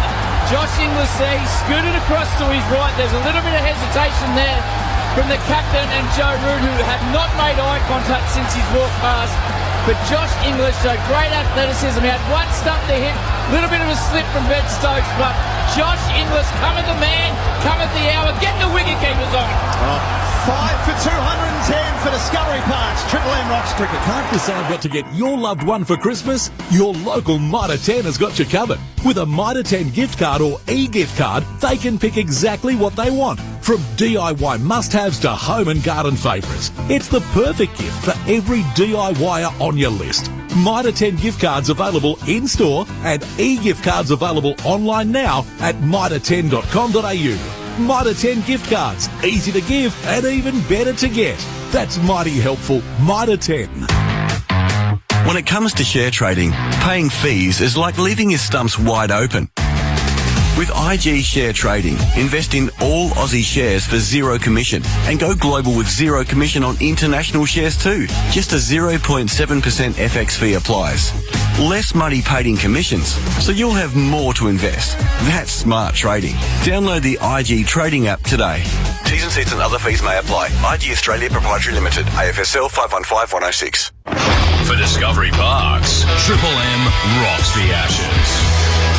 And the game changes. Ben Stokes run out by Josh Inglis for 19. England 5 for 210. Jamie Smith comes to the crease. Difficult time to start. Mark Warren, Brad Haddon, that's a big moment in the innings. Yeah, my word, it is a big moment. A crucial run out at a time that England were just starting to sort of take control of the game. We've seen this a bit with England in recent times where they're in control, then they lose one, they lose a couple. I just looked at Stokes and Root when they passed each other. Stokes actually patted Root on the back, as if to say it's my fault, stick in there. Boland starts a new over. He bowls to Joe Root, who drives to cover. Little misfield from Inglis. And they come through for one. Jamie Smith will be on strike. Yeah, so Root and Stokes just had a moment when they walked past each other, which was fine. Yep. I think Stokes probably acknowledged that it wasn't quite a single. And he said to Root, come on, mate, you stay in there. Don't worry about that. You focus on your batting. Which is what you got to do. Sometimes a run-out can cause both players to, you know, the batsman out there to lose his concentration as well. There might be another big moment brewing in this game. Mitchell Starc has come from the field and is down sitting in conversation with the Australian physio. In comes Scott Boland. First ball for Smith. He's on the back foot and defends confidently. We've only had a small sample size of Smith, but what we've seen, he looks a very, very high-quality player. Enjoys the bounce in these Australian conditions. Still just got an eye here for Mitchell Starc. He's in deep conversation down on the bench in front of the Australian coach, but he's with the Aussie physio. And Jamie Smith, 33 from 22 in the first innings in Perth, 15 in the second.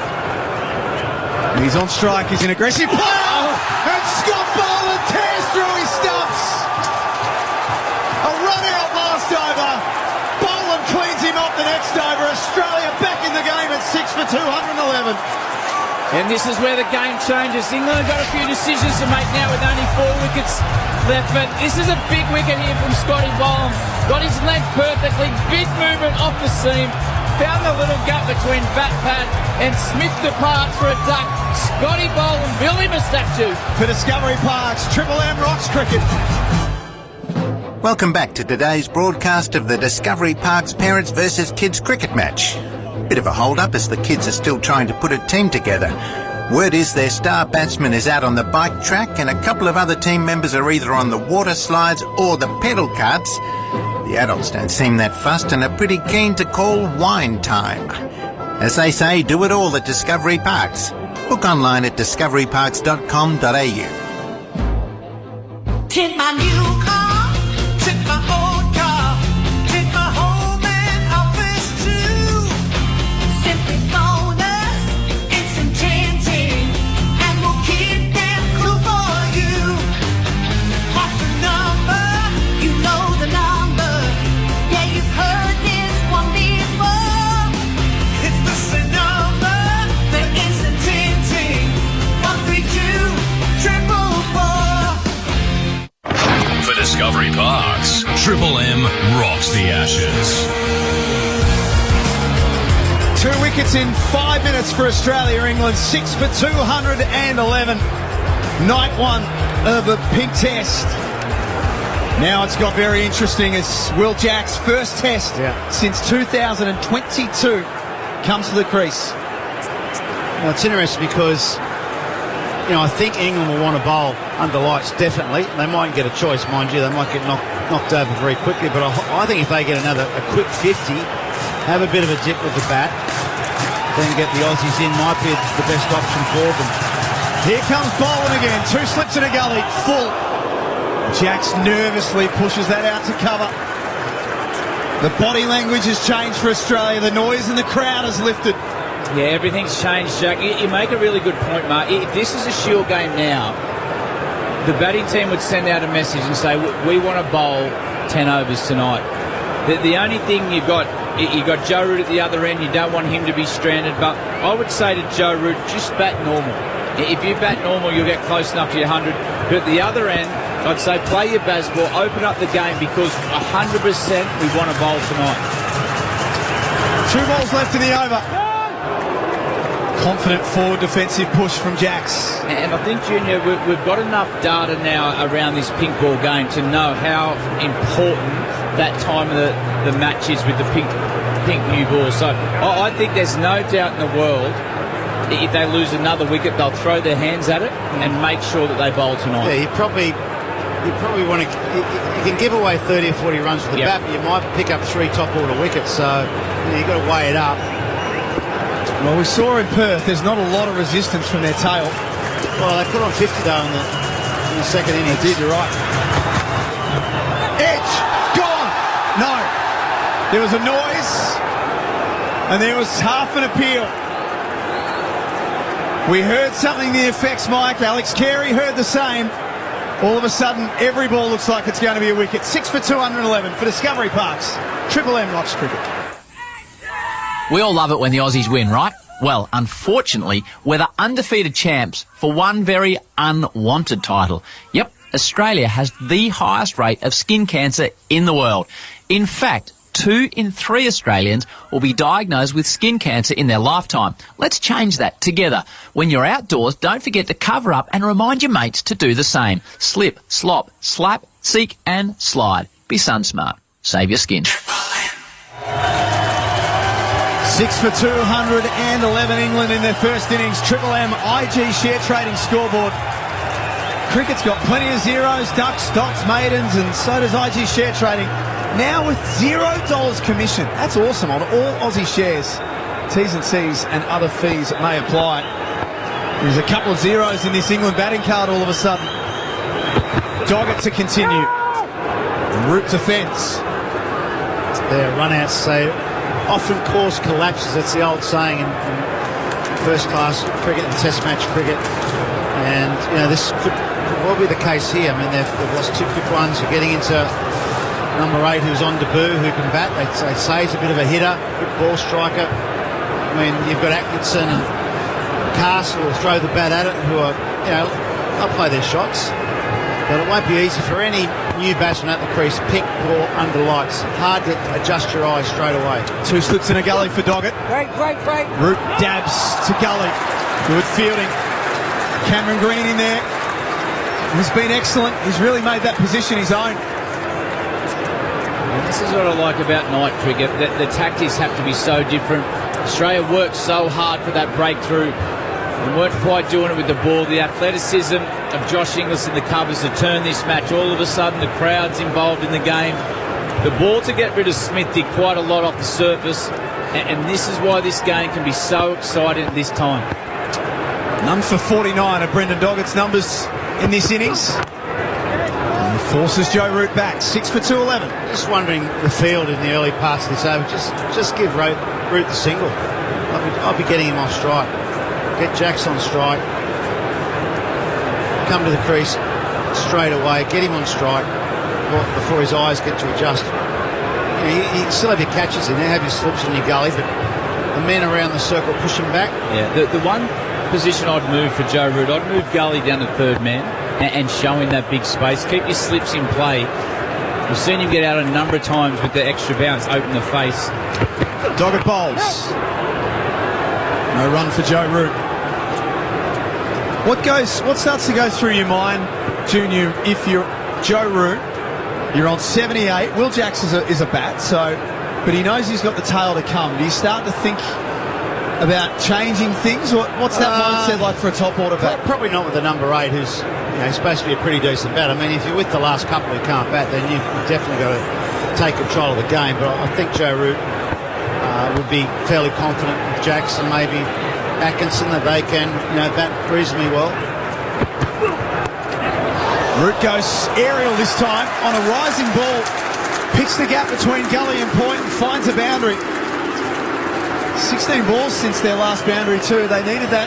Yeah, it's a good shot. That's a typical Joe Root shot. Playing it late, down to third man. Gets a reward with the boundary. And this is a big ball, this one. Last ball of the over. They've got to keep Joe Root off strike for next over. So they've got to think about what sort of delivery they bowl here. Is it going to be a high bounce or is it going to be wide outside off stump? They've got to keep Jacks on strike first up next over to Scotty Boland.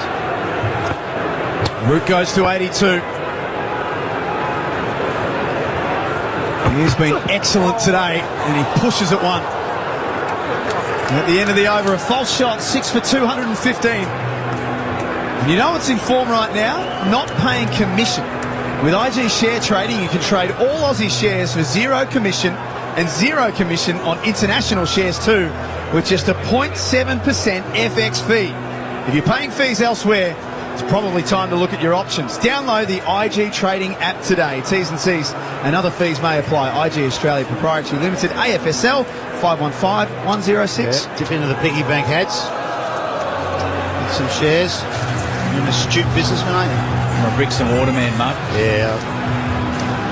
Plenty of bricks and plenty of mortar. And racehorses. Yep. Here we go. Jacks on strike. Scotty Boland gets maybe a full over at Will Jacks. Just stunning. Get that line and length with a bit of nip back, isn't he? Scott Boland. And he got Jamie Smith last over. Bowled him straight through the gate. Begins a new one to Jacks. And it's high and he fends that away into the onside. How far is Mitchell Stark away? Do you try for the next... Is he on the field? Yeah, he's just come back onto the field. Yeah, okay. Last over. You try to get a wicket with these two and have a fresh Mitchell Stark before the tail. The tactics are so different in a pink ball test. Getting your planning right for your bowlers. You want Stark bowling the majority overs.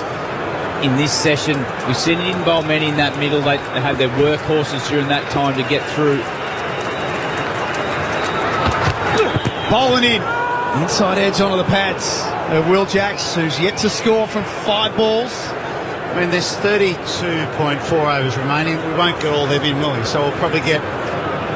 We can play an extra half an hour, can't they? There's 23 to the new ball. I don't see much value in England just hanging around, although having said that, if they can get through tonight and get to tomorrow where it's going to be a lot easier batting in the daylight, that's the other thing. They've either got to go hard or really dig in. In between is not probably the way to go.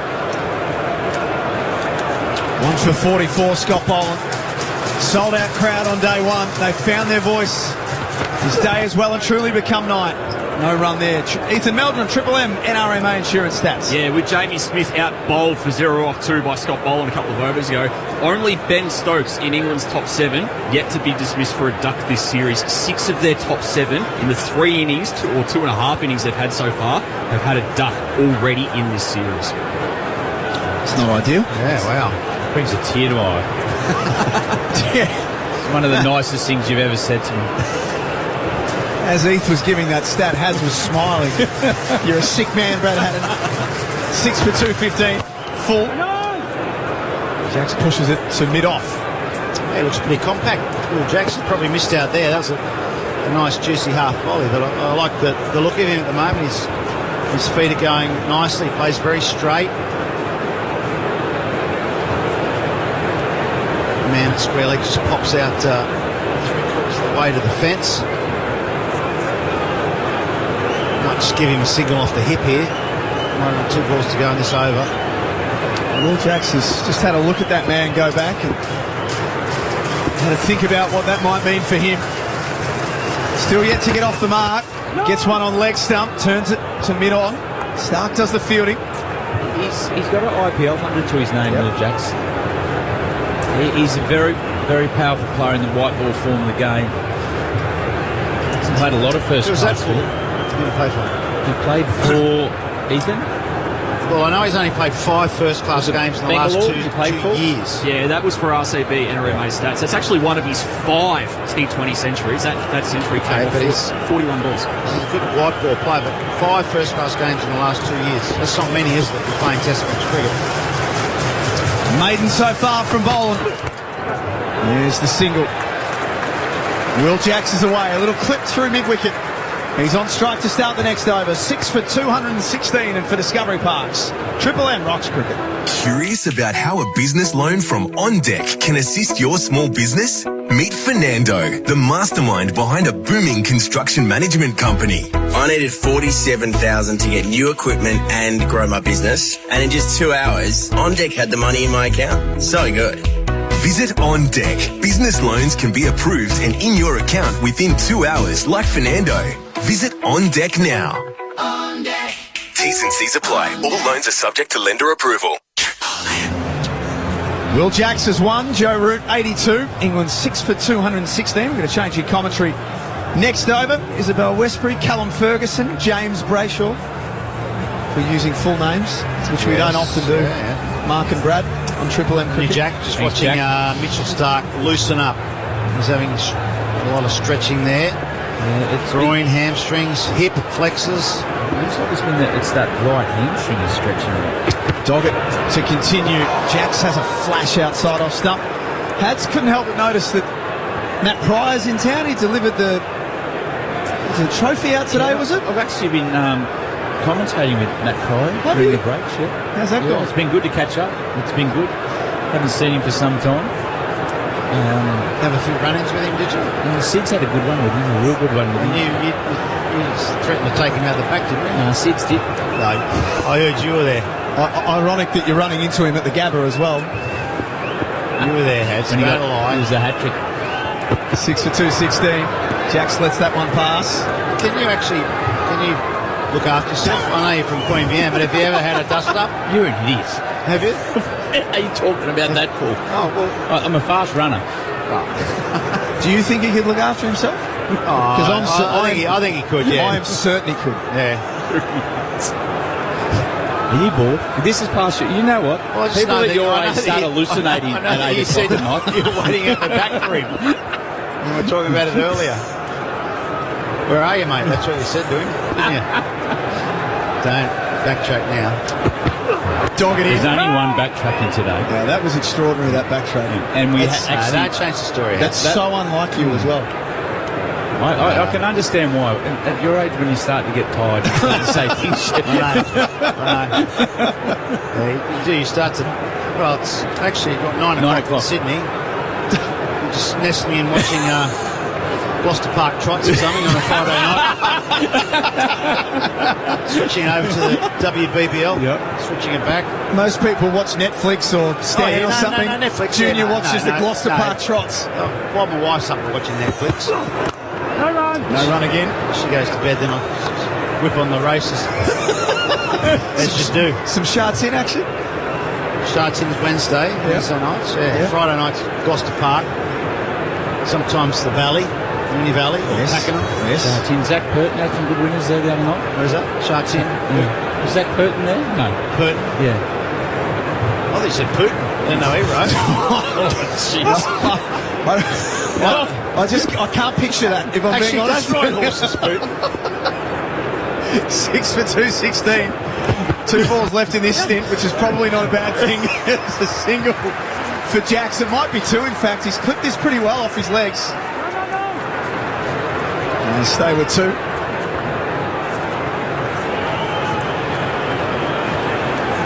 Don't mind the look of Jacks. Stands up very still and straight. Simple technique. He was sought after in the IPL. He's a fantastic field. He's got a lot of power when he plays. Izzy Ferg and JB up next. They're going to have a fun little period. This ball's offering a bit. This wicket's offering a bit. Well, they might bring a bit of sanity back to what the last half hour's offered. That's why we have Izzy. She's the same one amongst us. And Doggett finishes off with a dot. 6 for 218 for Discovery Park's Triple M Rocks Cricket. For a limited time only, you can now enjoy unlimited digital access to the Daily Telegraph for just $1 a month for the first 2 months. Visit dailytelegraph.com.au today. The Daily Telegraph, we're for you. New customers only. T's and C's apply. Han 3.5. Han's slightly more sensible sibling. Enjoy the great taste low-carb combo of Han with the added benefit of a mid-strength. Han 3.5. Low carb, mid-strength. How good? Drink responsibly. Really not sure where Junior was going the last 15 minutes of that stint. He just lost his sort of way with it all. He started mentioning Russian prime ministers. I'll probably say here that when I came over, I had to sign this little thing saying that I was only going to be broadcasting on the media discussing cricket. Yes. And I would go nowhere near geopolitics. These are dangerous areres. Things got out of hand there, JB. Carriages behind him. It's no good, that. Green coming into bowl now. Root on 82. And he's got an edge. Backward a point. Gets a single. Moves to 83. 6 for 219. Get out of here. He steered that. Steered that. It's outside Beautiful half shot. of the Well bat. done. Keep going. Are you? How are you feeling about proceedings here? Is you ride calm? This side of Optimistic? yours.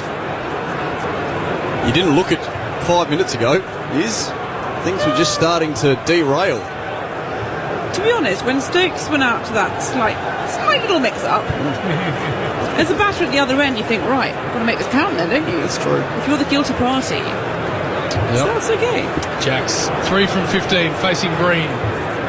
Stanley Street end and the drive, and he gets it through nicely. Travis heads after it, got the stiff arms, the stiff legs, and the ball's winning. Boundary. Jacks to 7. 6 for 223, nice stroke. Well, this is part of the reason that Jacks was chosen in this starting 11. I mean, I think they'll definitely say it was for the bowling originally, but he definitely bolsters that line-up. He's a fantastic white ball player. Classical technique.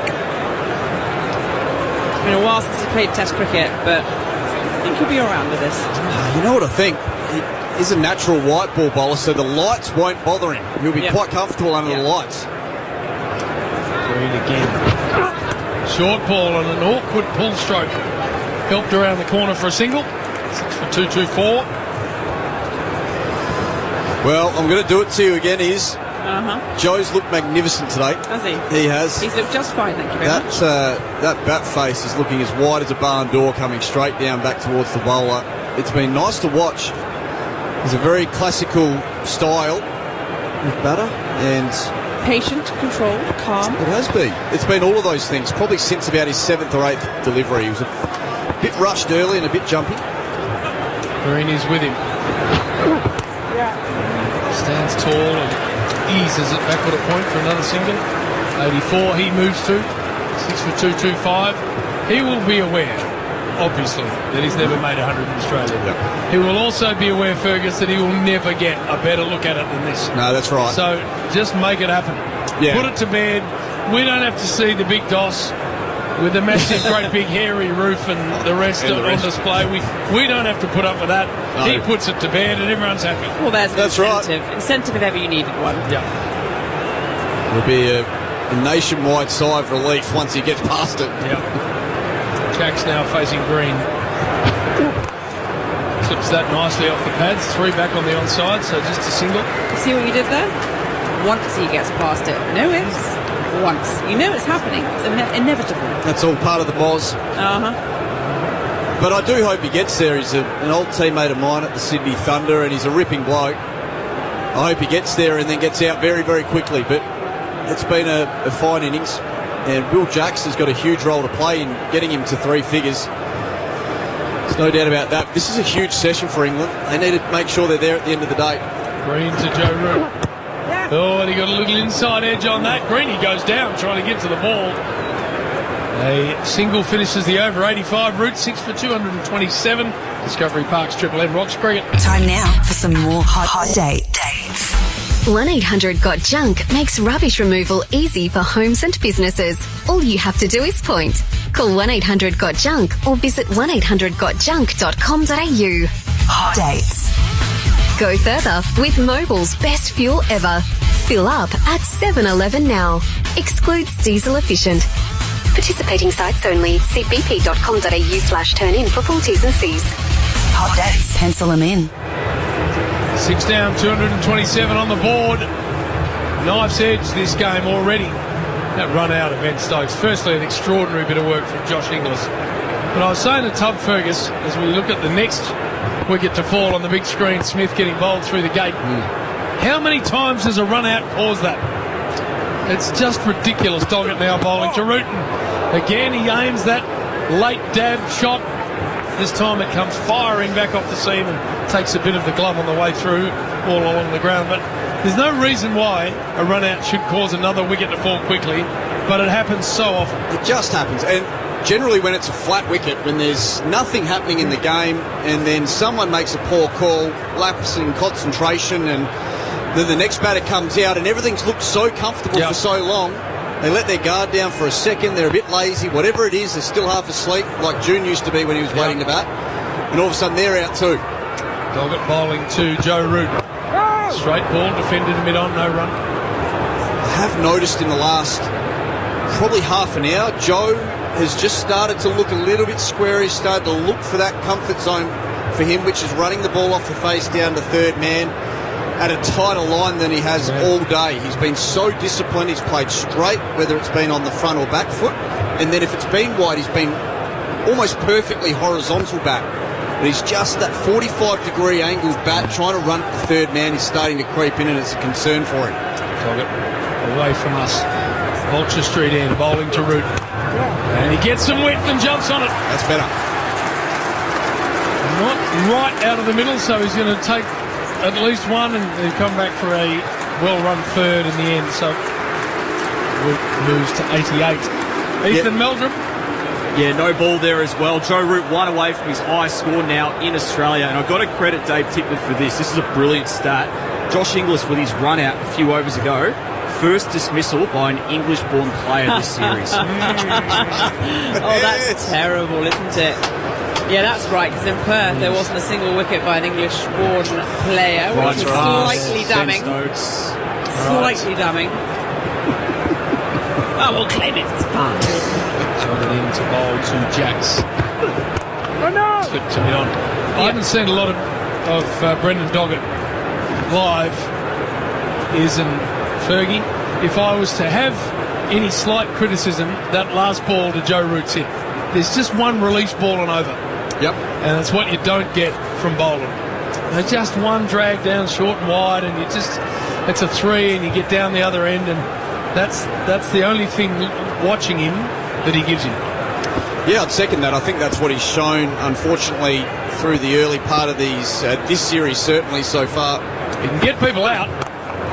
It's just that one release ball you certainly don't get from Cummins or Hazelwood. Or Boland. Or no, Stark you're right. these days. No, you're spot on. So that's something he's going to be well aware of. There's no doubt that the coaching staff will be talking to him and working with him closely on it.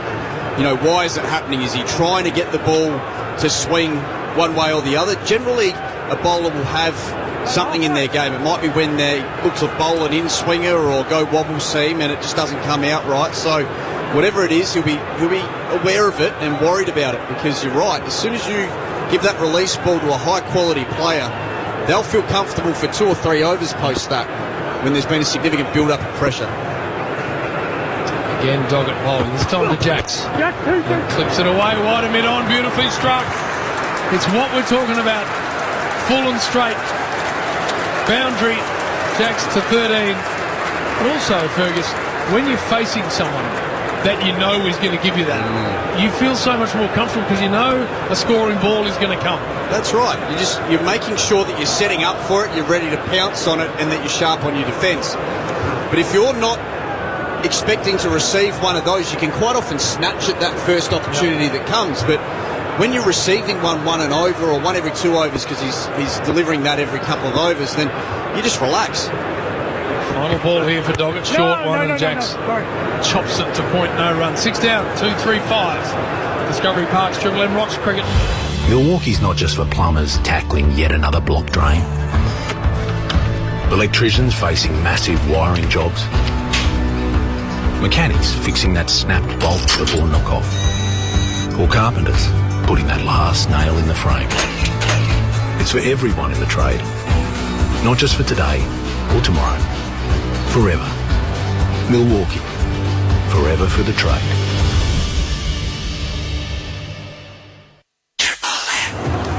Partnership at 24 from 34. Will Jacks is doing his job. 13 from 22. And Joe Root. 12 adrift from a first century in Australia. Oh, the goosebumps going already. Literally, Izzy, you have the goosebumps going. The aircon's on a bit high, isn't it? Green is bowling. And he's with Joe Root, who lets that pass through to the keeper. The Aussies have just struggled to maintain any pressure. Normally you'd be hoping with a new batter coming to the crease, someone who hasn't played a lot of Test cricket in their time. Just, it's that ability to be able to maintain some pressure on that new batter. Well, they just haven't been able to so far. It's distracted there a little Fergus. Wasn't able to quite hear what you were saying. 6 for 2-3-5 people just starting to get themselves into the game. Here's down in front of us. Green bowling again. Oh, and Root has a feel for it. Playing a miss outside the off stump through to Carey. Oh, it's that time of the evening though, isn't it? 8:15. The witching hour. Well, that's a nice rock, actually. But it's wide, JB, and he doesn't need to be playing at that. So perhaps that's the first sign of a few nerves from Joe Root. And as we mentioned just before, Harvey Norman replay screen, Joe Root offering an open face to the delivery, maybe trying to get the single to backward point or third man. Not what he needs to be doing. Green in again, and that's nicely bowled too. This is a nice little patch of bowling here from Cam Green. And that's just misbehaved to touch off the wicket. I wonder whether that's hit one of the cracks that you can see out there when we're looking at the pitch this morning, Izzy, where quite often at the Gabba and in Perth you can quite often see the green lines across the wicket, and that's where the cracks are underneath. So that looked to have misbehaved to touch off one of those, and they'll be more prevalent as the days roll on. Especially from this end. Variable bounce already. And into Joe Root. Lets that go. Stark for me. Next over, Vulture Street end. Get the enforcer back into it. I like the call. Joe Root has just started to show a few wobbles out there at the crease and not look overly comfortable. He is nearing that milestone of his. He hasn't made 100 yet in Australian conditions. Sometimes you need a few of those balls just to get your head back in the game, refocus, etc. It's all right. No panic here. No panic is. Panic from his. We're all good. We're all good. 88. Okay. Joe Root from 168 balls. Green bowling to him. And that's the attempted cut shot. Went straight to Labuschagne at a squarish gully. No run. I mean, look at that field. There's Steve Smith at a second slip. You've got the gully. You've got third man down on that boundary. Backward point. About 3/4 of the way down, and then even point. It's just such a root field. Yes, it is. This is your shot, and we're going to not let you play it. Drinks after this.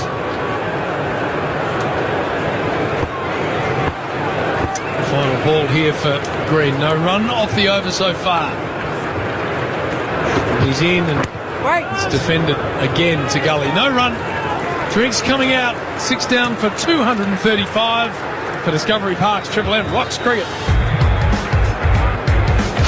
Mitsubishi Heavy Industries. Keep your cool while the Aussies bring the heat with Mitsubishi Heavy Industries. Triple M rocks the Ashes.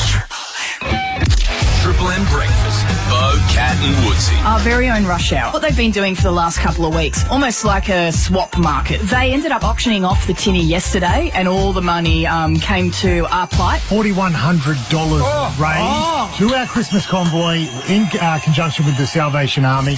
Best Sheds 30% Black Friday sale is on now. Find out more at bestsheds.com.au. Bo, Cat and Woodsy. 6 to 9 a.m. weekdays on Triple M. Here you go, black coffee and your 2 Nature Bee Golden Capsules. Already had mine, and I've bought you some more. When you buy a 2-month supply of Nature Bee, you'll get a 3rd month free. That's 3 months from just $79.90 plus delivery. And you could win a $20,000 worldwide holiday. We can plan it from the Maldives to the Mediterranean. I'm telling my mates, buy a 2-month supply of Nature Bee and get the 3rd month free and a chance at a $20,000 holiday. Let's run with the Bulls. Ole! Maybe you can. Visit naturebee.com today. NTP 14562. Time now for some more hot dates. 1-800-GOT-JUNK makes rubbish removal easy for homes and businesses. All you have to do is point. Call 1-800-GOT-JUNK or visit 1-800-GOT-JUNK.com.au. Hot dates. Go further with Mobil's best fuel ever. Fill up at 7-Eleven now. Excludes diesel efficient. Participating sites only. See bp.com.au/turn-in for full T's and C's. Hot dates. Pencil them in. Triple M Cricket Drinks Highlights. For Liquorland. Lovely straight drive by Stokes. Full face of the bat. And that'll go down to the long-on boundary for a classy boundary. Stokes, best shot of the day from him. Boland to finish off. Classical drive by Root. Straight past the bowler, just misses the stumps. That's how straight it was. Quick single by Stokes, he's set back, must hit the stumps!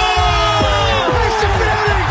Josh Inglis gathers, throws the stumps down! England's captain has to go! Josh Inglis, coming the man, coming the hour, get the wicket keepers on. Jamie Smith, he's on strike, he's an aggressive player! And Scott Boland tears through his stumps! Jacks, 3 from 15, facing green. Stanley Street end and the drive, and he gets it through nicely. Travis heads after it, got the stiff arms, the stiff legs, and the ball's winning. Boundary. Score more this summer with Liquorland. Shop in store or online at liquorland.com.au. 18 plus only. Choose to drink wise. Just watching that incredible piece of fielding from Josh Inglis on the Triple M Harvey Norman replay screen. When it happened, I said, that's not a bad piece of work from a wicketkeeper. Cover point. Tubby said, yeah, I can't imagine Heels actually being able to pull that off. And I said, Heels? What about Bacchus? Imagine Bacchus just lurking at cover point. Trying to get those calves pumping. As magnificent as Rod Marsh's hands were to catch the cricket ball, I'm not sure he had that sort of action in him. That was ridiculous. So, this is a huge finish to this day. What are we... 20 past 8, so we've got another hour and 10 minutes. And it's going to be so crucial to this whole game of cricket. If England are bowled out or close to bowled out, it's Australia's day and they get to bat in the perfect conditions tomorrow. If England can get through, the whole game's a different looking thing. I can't actually believe Doggett's still bowling here. I would have had Stark on right now. Just for a 3-over burst. I'm with you. And straight off the break there, perhaps a break in concentration for the English. But you're right. I'll tell you what, if England somehow managed it through this evening, 6 down, they are the length of Brabham straight ahead. Yeah. So he might go upstairs again here. Doggett. He does. And very comfortable pull shot play. Beautiful. 3 back. And he picked the gap on the longest boundary at the Gabba for 4. Well, I'll tell you what, JB, we haven't seen the ball race across the outfield all day this quickly. Will Jacks is timing the pants off them out there. 17 off 23, and he is looking all as comfortable as possible. I can't think of any other player that's hit the ball this hard all day. Absolutely outstanding batting. And again, JB, to your point, it is a surprise that Mitch Stark hasn't got the ball in his hand. Dog it in again. And again, real control over the pull stroke. Down to fine leg for a single. 6 for 240.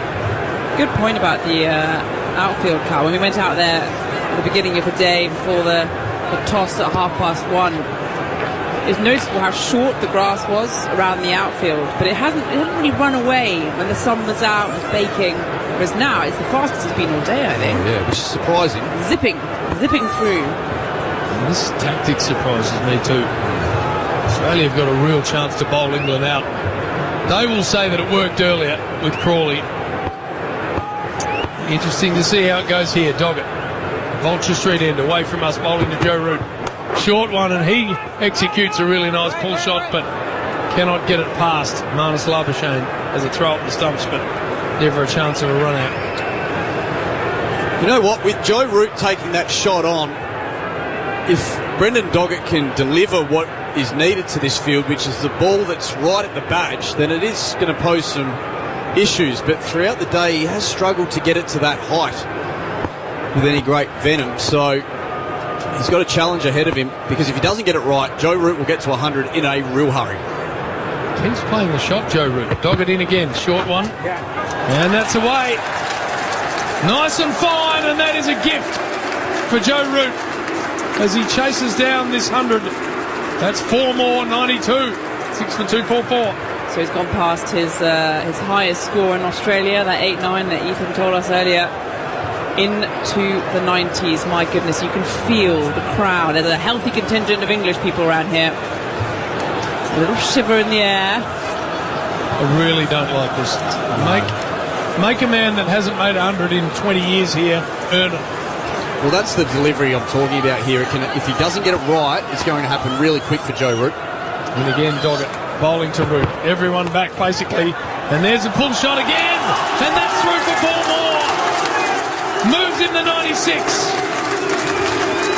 This is perfect if you're a fan of Joe Root. Well, he's going to be happy as Larry here. Joe Root facing this. Yes, they've got plenty of fielders in position to take the catch if Joe Root doesn't quite get it right. But at the moment, Brendan Doggett not quite able to get the ball into a challenging position for Joe Root. That was a really nicely controlled shot, that one. That was probably the pick of them, because that was a slightly higher bouncer. But controlled it magnificently, and it raced across this outfield. And they're going to go again. The field remains back. Root on 96. Doggett in. And it gets past him. And through to the keeper, no run, the halfway down ball. 6 for 248. Discovery Park's Triple M Rocks Cricket. A discounted rate for the life of your Westpac home loan package means feeling quietly clever during barbecue chats. Feeling like you've made a good call. And feeling like you've got a handle on this adulting thing. Nailed it! For a rate you can feel good about, speak to your local Westpac home loan specialist. To get it done, it takes a little Westpac. Available for packaged home loans with a $395 annual fee. Conditions, credit criteria, eligibility, fees and charges apply. 6 down, 248 on the board. Anything over 300, I reckon England are going to really start enjoying. Yep. And they have Joe Root on 96, chasing his first ever Test match 100 in Australia. It's going to be Jacks on strike, facing Green. None for 41 from his 7. Comfortable defensive stroke, no run. How are you feeling, Izzy? Nervous but calm. He's played a fantastic innings, and I think it's not only this big hallmark 100, but for himself and for England fans and whatnot. But if England are going to compete in this series, we need a good Joe Root. We need Joe Root scoring hundreds. And so that's what gives me the most lift. You just think, right, okay, we can actually turn this around after the disaster out west. Tell you what, if this breaks the shackles for Joe Root, that is great news for England for the rest of the series. Green bowling to Jacks. Inside edge onto the pad, no run. Because there's no doubt that it's been weighing on his mind for not just this series and the start of it, but last series it was weighing him down. You could see it in the way he was playing. He was clutching at it a little bit and hanging on a bit tight. If he can get to the 100 tonight in what's been tricky conditions at times, he will loosen up for the rest of the series, I believe, and become a real issue for Australia. Green to bowl to Jacks. 6 down, 248 on the board. With him now, wide of the crease and standing up in a back foot attempted drive that finds cover, no run. Generally, it's quite tough to start under the lights wherever you go with the pink ball, but Will Jackson's looked right at home. Very comfortable at the crease, timing the ball nicely, playing late. All really important parts of your game. If you can get them in order, you can find some success with this pink ball. Ball's not swinging. It's a great pitch to bat on. These two look to be capitalising. Facing Green. Gets it off inside half of the bat to mid-wicket for a single. And they could have had all of their planning coming into this game, Australia, about picking the seamers, etc. For me, Fergus, one look at the pitch and one look at the weather for the next 3 days, you just had to blow that up. You had to go, it's tempting, but Lions playing. Well, there wasn't a cloud in the sky. It was 30 degrees. 6 mil, 5 mil? No brush. Less than that, I think, JB. Just a flat one and a real typical test wicket here at the Gabba, which we may not have seen for a while. Well, it just said line, didn't it? Root on strike, 96, he's on. Oh, to play and a miss. Green thought just for a second there might have been a tickle. Nice little withdrawal of the bat there from Joe Root. Well played, all fine. Sure which screen you were watching or which ground you were watching. That was a forward defence at the ball. The nervy one at about 6 stump line. That was a nervy defensive prod. Yeah, decent ball from Green. I think 2 untoward, all under control. It would be horrific for Joe Root if he were to nick off here. Long way back from there, JB. Oh my God! Can't happen, surely. Last ball. Cam Green running away. Bowls to Joe Root, short one. And he chops it into the offside. Pick up at least one. Should come back. He's gone back. Almost a run-out opportunity, but he was sent back by Jacks. Wow, what is happening? He's on 97, 6 for 250. Discovery Park's Triple M Rocks Cricket. Anytime is 7-Eleven time, particularly at 6:50 p.m. when the game is about to begin and you need something to bite on that isn't your fingernails. Get game day snacks delivered anytime at 7-Eleven. Find out if we deliver to you. Bunnings Trade is here to help you wrap up the year and lock up your site. Get your security sorted with our wide range of temporary fencing, tool storage, security cameras, locks and more. Grab what you need to keep your site safe over the break. Bunnings Trade, helping business is our trade. So Joe Root's on 97. Mitch Starc is back into the attack. This is better from an Australian point of view. Wasted over the last one. Even the one before, JB, I think you were right to, at the start of our stint, get Mitch Starc into the game as quickly as possible. Give him a crack at Joe Root with 10-15 to get. So, gets a crack, Joe Root on the verge, 97. Nerves are jangling. He almost nicks off and then he almost runs himself out. He's now facing Australia's best bowler, 3 for 41. On 97, Joe Root. The defensive stroke to mid-off, no run. Good start from the big man. Well, the crowd's going to accompany him every single ball, I think, from here on in.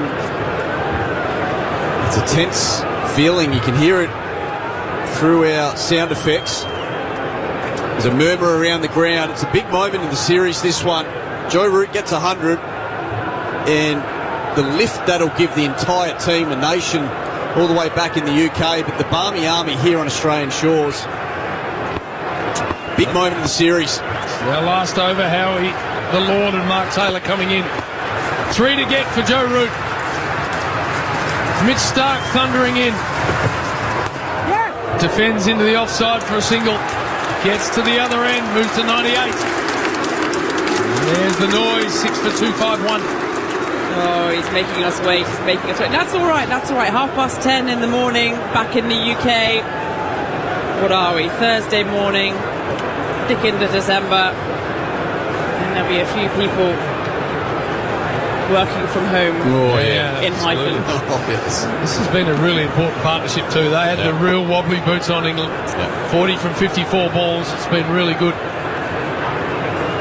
Big roll from Will Jacks, no doubt about it. 19 off 28. It's kept the scoreboard ticking over too. Yep. And Stark's in bowling. No, as you heard, straight to mid-on, no run. Just looking back over my shoulder, Mark Howard preening himself back there for a huge moment in the series. Mitch Starc has been a juggernaut for Australia early in this series. For a couple of seasons now, you've got to say, it's been unbelievable. You mentioned earlier, JB, that Greg Blewett, who's spent a lot of time in the Australian camp, said this is as well as I've seen him bowling. Well, it's hard to argue against. He's been unbelievable the last 3 or 4 years. He has. Can he be the one to break the door down and allow the Australians at the tail end? And Jacks facing 2 slips gully. And a big flash and a miss outside the off stump. Stuff just happens when Mitch Starc's got the ball in hand. It's also something different, JB. It's a different angle, the left arm. A lot of the same coming at the England batters throughout the day. Right arm over, right arm over, right arm over. Mitch Starc offering a different angle. Someone's on the way. Harry Brook was dismissed. An undisciplined flash outside the off stump. Last second decision to flash at it. No feet. Starc in again. To Jacks. Nick and gone! It is ridiculous what Mitch Starc does. He just keeps getting English batsmen out. The safe hands of Steve Smith, 7 for 251. Yeah, we'll be bitterly disappointed there. Will Jacks, he's batted nicely, but 2 balls in a row. Late decision to flash the hands at it. Sees it full and wide. Not fully committed to the shot, and he pays the price. That is a huge wicket for the Australians and unsettling for Joe Root at the other end on 98. Will Jacks has got to go. For 251, we're out. Discovery Park's Triple M Rocks Cricket. Thanks for joining us for the Discovery Park's Parents vs Kids cricket match. If you've just joined our coverage, it's break time, so the snags are coming out. It could be hard for the kids to field a team after tea, as it looks like half of them have gone to play mini golf and the other half are on the tennis court. One of the perils of being able to do it all at Discovery Parks. Book online at discoveryparks.com.au.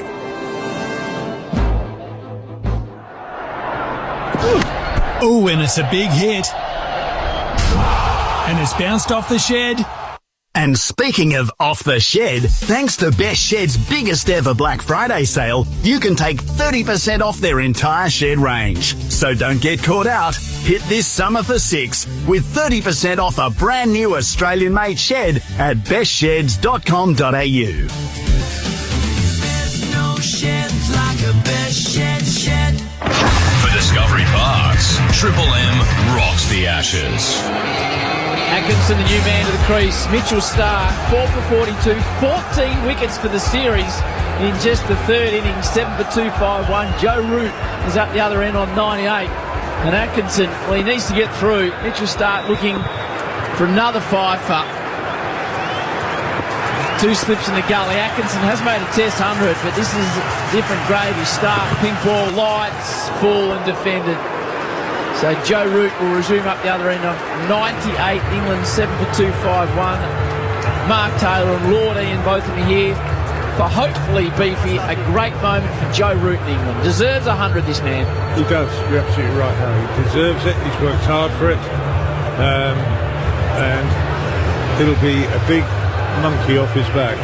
Yeah. Well, just watching him run between wickets and last over, nervy running, and for a guy who's 39 Test match hundreds, you wouldn't expect that, but it just shows you no matter how many games you've played, how many times you've made 100, you're still nervous because he knows he hasn't made one here.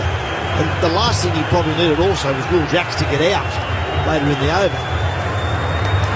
Looks like they're injecting a Victorian, Beefy. Well, he's waiting for that loosener. No, Scotty Boland, he doesn't bowl looseners, Beefy. He just bowls off cutters on the pegs. Come on, Joe.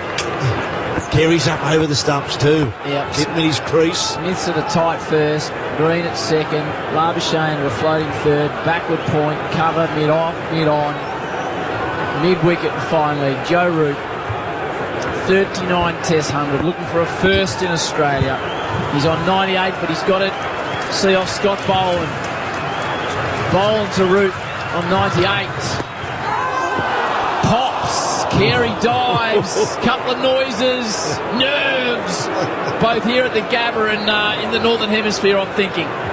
Well, in the Barmy Army too, shots to the ground and all the Barmy up on their feet. What happened here? Little inside edge. Oh, yeah, it was too. Inside edge. Carey dived just short of him. Held up for a long time. There's the off-cutter from Scotty B. Come on, Joe. Looking for something. Leg stumping him. Little rippage. Rip something through mid-wicket. That's where he's thinking. Root on 98. Facing Boland. A short one, and Carey brilliantly gloves it. One-handed, it's called a wide. Does he know that's coming? Is that the old grade cricket, like pull your ear or something to know a short one's coming? I hope so. Well, he's up to the stumps. Yeah, up to the stumps, and that's he's not Mitchell Stark quick, but he's not slow, Scott Boland. Geez, that's a good take from Carey. That's a really good take, and then he's still looking for the stumping. Not making it easy for Joe Root. 98 from 179 balls, Root. In touching distance. Never done. Drives off the inside portion of the bat. No run. Tension builds around the Gabba, Lord Ian. How are you feeling, Beef? I'm pretty relaxed. But no, I think patience. The ball will get the opportunity. Well, they've got the backward point now up saving one. That's where he loves to score. So he's looking for something too straight that he can whip through mid-wicket, or something a little bit wider off stump where he can play that sort of trademark back cut that he loves to play. If he beats Weatherall there, I think it is a backward point. Yep. It's 4. Boland with a number 19 on his back. From the southern end, turns and comes back to Root. 98. Works it fine, he calls to. Could get to the fence, it does! A 40th Test century for Joe Root, the superstar. He's first in Australia after so many attempts. Rips the helmet off. This man is a star of the world game. He holds his bat up to the adoring Barmy Army. There's relief. The monkey's off the back. Call it what you want. Joe Root, well done, you're a star. You're a star. 102, 7 for 256. They're enjoying it as much as he is. To the teammates, it'd be a big moment for him. And do you know what? That's just going to take. The shackles are off now. Yes, everyone's on their feet here at the Gabba, as they should be. That's a terrific 100. It hasn't been easy. In 7 for 256, there's been moments where they've dominated today, but always, as they've done so far, this is let Australia back in. But Joe Root has been the backbone, as we've seen so often through his very long career of Joe Root, and it's ongoing, a bit like Mitchell Stark. The older he's getting, the better he's getting, Joe Root. And as Beefy just said a moment ago, now he's got that monkey off the back. Well done to Joe. 102 from 181. And he defends. So he's just the 4th man to make 40 or more Test centuries. At the top with 51, Tendulkar from 200 matches. Second, Callis, 45 from 166 matches. Third, Ponting, 41 from 168. And now Joe Root, 40 from 160, passing Sangakkara. It is rare airtime. Absolutely. He's been a terrific player. As I said, he's not slowing down, Joe Root. He's been as consistent this year as he has the last 2, 3, 5, 10 years. And he defends solidly, and he's got a big part to play in this Test match.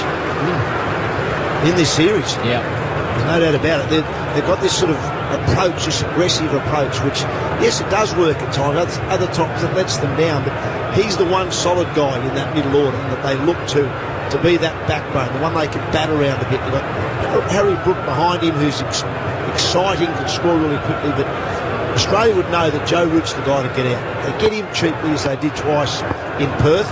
England are in trouble. Atkinson and crew need to hang around with the great man here. Final ball, the bowling over to Root. He advances, works it through mid-wicket. It's nicely timed. It's racing out towards the rope. There's a chase on. And it's 4 more. So Root moves to 106. England rollicking rollicking along again after 66, the 7 for 260. Well done, Joe, for Discovery Park's Triple M Rocks cricket. Sort your summer out with Ream, so you're coming on steady, hot and strong. Australia's favourite hot water has the coolest giveaway. All thanks to Ream, just head to the Triple M win page for your chance to win a Sea-Doo Fish Pro Sport and Ream Solar Cool Cabanas. Solar, electric, gas and heat pump water heaters for your home. Ream also now has heat pump pool heaters. Ask your plumber to install a Ream. T's and C's apply. Ream, for the hottest in hot water you've ever seen. New South Wales permit number TP00328. Triple M in RMA stats. We need some numbers. Wickets and average for Mitchell Starc in the series so far when you get an opportunity. He's got 4 today, 7 for 260. And he's almost a one-man band at the moment, the big New South Wales quick. Yeah, 14 wickets so far in this series. That bowling average 11.07. I'll give you one more after this ball. He's bowling to Atkinson. Ooh, he flows into a nice cover drive. That's a beautiful shot from Big Gussie boy. Australians chase after it. The boundaries are starting to come. 7 for 264. Atkinson with that boundary moves to 4. Yes, Heath? Yeah, Mitch Starc. So he's taken 43 wickets in Test cricket this year. His strike rate is 26.2. That is the best strike rate of anyone who's taken that many wickets in a calendar year. Waqar Younis was the previous record holder. Took a wicket every 29 and a half balls in 1993. Mitch Starc has bested that in 2025. What a weapon. He's got 2 slips of gully, deep point, cover mid-off, mid-on, 4 to square and a wide, fine leg. Starc to Atkinson. He's under it, and he's onto it. They run back. It's going to be a tough one. Carey and Marnus run into each other. Oh, Carey takes a great catch. Oh, no. Oh, now he's caught that. It was in the contest, running back with the fly. Marnus provided the bump, and Carey just stuck the paw out. You can't believe it. His GWS background, there it is. Starkey's got 5, Atkinson's done, and that's your genuine rip snorter, Beefy. Honestly, he's kept brilliantly all the way through. But have a look at this. Awesome. And Marnus starts hugging him on the ground and almost dry humping him after that performance. That goes down as a contested mark. Wow. A contested mark in a game of cricket. Well, he started off as a footy player. Stark's got 5. 8 for 264. Quick break here. You'll see that all around the video highlights packages. Discovery Park's in on 8 for 264. Just hang around with Joe Root, for heaven's sake, for Discovery Park's Triple M Rocks cricket. Summer at 7-Eleven means Slurpee. A little frozen raspberry, a lot of grape. Lid on, then a dash of cola. Mix your summer flavour, only at 7-Eleven. Flavours in store may vary. The new Grinch Happy Meal is now at Macca's. There are 12 Grinch toys to collect, only at Macca's for a limited time. Trademark and copyright 2025 Dr. Zeus, available 10:30 a.m. till midnight for a limited time at participating Macca's. We all love it when the Aussies win, right? Well, unfortunately, we're the undefeated champs for one very unwanted title. Yep, Australia has the highest rate of skin cancer in the world.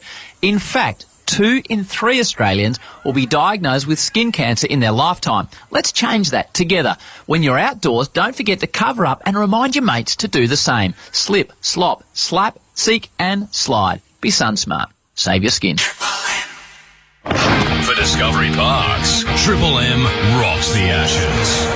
Well, they went upstairs, I'm not sure why. Tell your story, Walker Powell. Atkinson's out. Stark's got 5. He holds the ball up.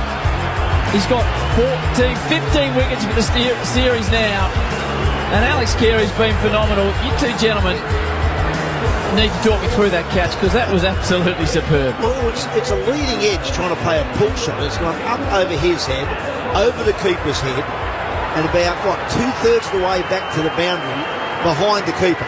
Carey's gone back with Marnus, who's a slip, and they've run together, both dive. Somehow Carey's taken it brilliantly. Then we've had to wait probably 2 or 3 minutes to find out whether the ball hit the spider cam wires, yeah. That's a dead ball, is it, if it hits those yeah, suckers? I believe so, yeah. So they had a good look at that. Marnus is on the ground with Carey celebrating the catch as they both went for that contested mark. Extraordinary. Heath, what do you got for us on the NRMAs? Yeah, fourth Giants taking contested mark at the Gabba this year is Alex Carey for those footy knuckies out there. Joins Aaron Chapman, Jesse Hogan and Connor Iden does Alex Carey. Pete's got no idea what you're talking about, but that doesn't matter. But what I do understand at 8 for 264, you've got a bloke on 106. You've got Cast, then Archer. I understand it's a pink ball game and they would like to bowl to Australia at some point, I would imagine, but Joe Root's there on 106 tab. Well, as long as he's there, you keep batting, don't you? But if he happens to get out now, Joe Root, you might declare 9 down to have, we've got 45 left in the day's play. That's nasty, isn't if it? Joe goes early, in the next, say, 5 or 10 minutes, England might have a bit of a bowl here. Well, Stark would end up with 7 for this over. He's got 5. He's still got 4 balls to come. Cast, he wide, whoosh. So, well, he signals the intentions. Well, I think someone needs to tell Cast that he's got Joe Root at the other end. I don't know if he's been watching the game for the last this is my 5 or point. 6 hours. Comes out, the first ball's the wide, really wide ball from Stark across him, and he's flashing the big drive. Surely you just try and get yourself up the other end, get the guy who's on 106 has made 40 test match hundreds on strike. That to me would be pretty basic tactics. I would have thought so. Mitchell Stark, 15 wickets for the series. How many wickets have England lost? 10, 20, 28. He's got more than half of them. 15 of the 28. Edge! Carey takes another one! Stark's got 6! Joe Root's up the other end. Weatherall head will be starting to get a bit edgy. But don't worry about any of that. Mitchell Stark has got 16 wickets for the series. He started with a 7, then a 3. Now the big boy, 6 for 46, Tubwa. 16 wickets in the Ashes series already. We're only into the third innings. Great catch again from Carey. This time a regulation, Nick, but it only just carried to him. Had to go a fair way to his right. Gee, he took that well. That wasn't far from Marnus Labuschagn's left boot. Carey's having an excellent night to go along with Mitchell Stark, who's been superb again. I'm going to take a quick break here. 9 for 264. Cast is out flashing at a wide one. Archer's coming out the bat. Root's 106 not out. Crikey for Discovery Park's Triple M Rocks cricket. When the Aussies take on England, the rivalry is legendary. But struggling with your telco is not.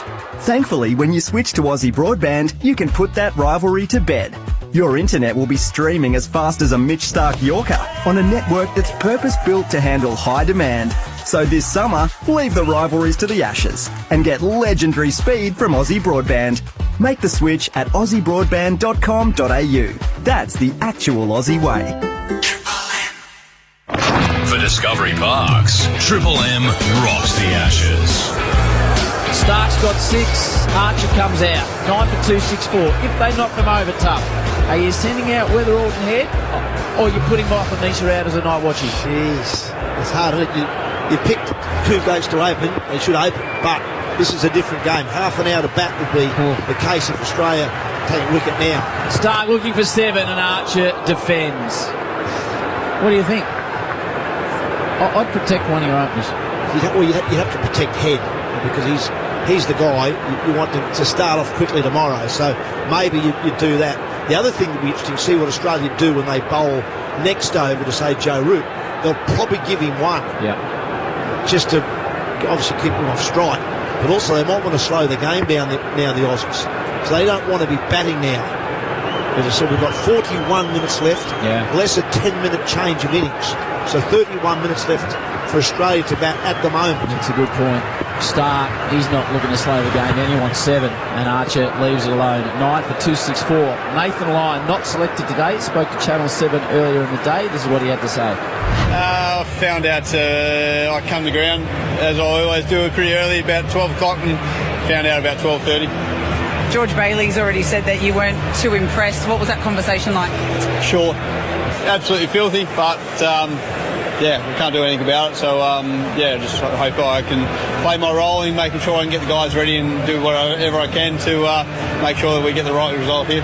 To be honest, I haven't really sat down with Ronnie or George yet. I'm letting things settle down in my own head and trying to make sure that I'm, as I said, doing whatever I can to make sure the guys out in the middle there representing Australia do the right thing and get the right result for us. Mel McLaughlin there with an obviously disappointed Nathan Lyon. No problem with that. He's disappointed. He said he's going to help his mates, but of course he's disappointed getting left out of the Test match. Oh, absolutely. And he should be. So I think we've all been surprised up here. The fact that Australia have, and they've got England 9 for 264, they'll say it's worked well, but I've never believed that you need 5 seamers. Never. When you've got an all-rounder like Cameron Green, you don't need 4 other quicks. And I think you'll always find that your 4th quick, someone doesn't get enough overs. Cameron Green today. Yeah, so obviously Stark's been your wicket taker, but then you've got Nisa, Bolden, Doggett, Green, all bowling similar stuff. And so, that's probably why, more than anything, that Nathan Lyon's unhappy. Yeah, here's the delays you're talking about, Tub. Steve Smith's making 19 field changes. I think the umpires coming up and saying you need to get on with this, boys. Yeah. And now he's working out the field. He's got fine leg, deep backward square leg, deep mid-wicket, deep mid-off, deep cover, deep backward point, deep third man. So they've just given up on trying to get Joe Root out.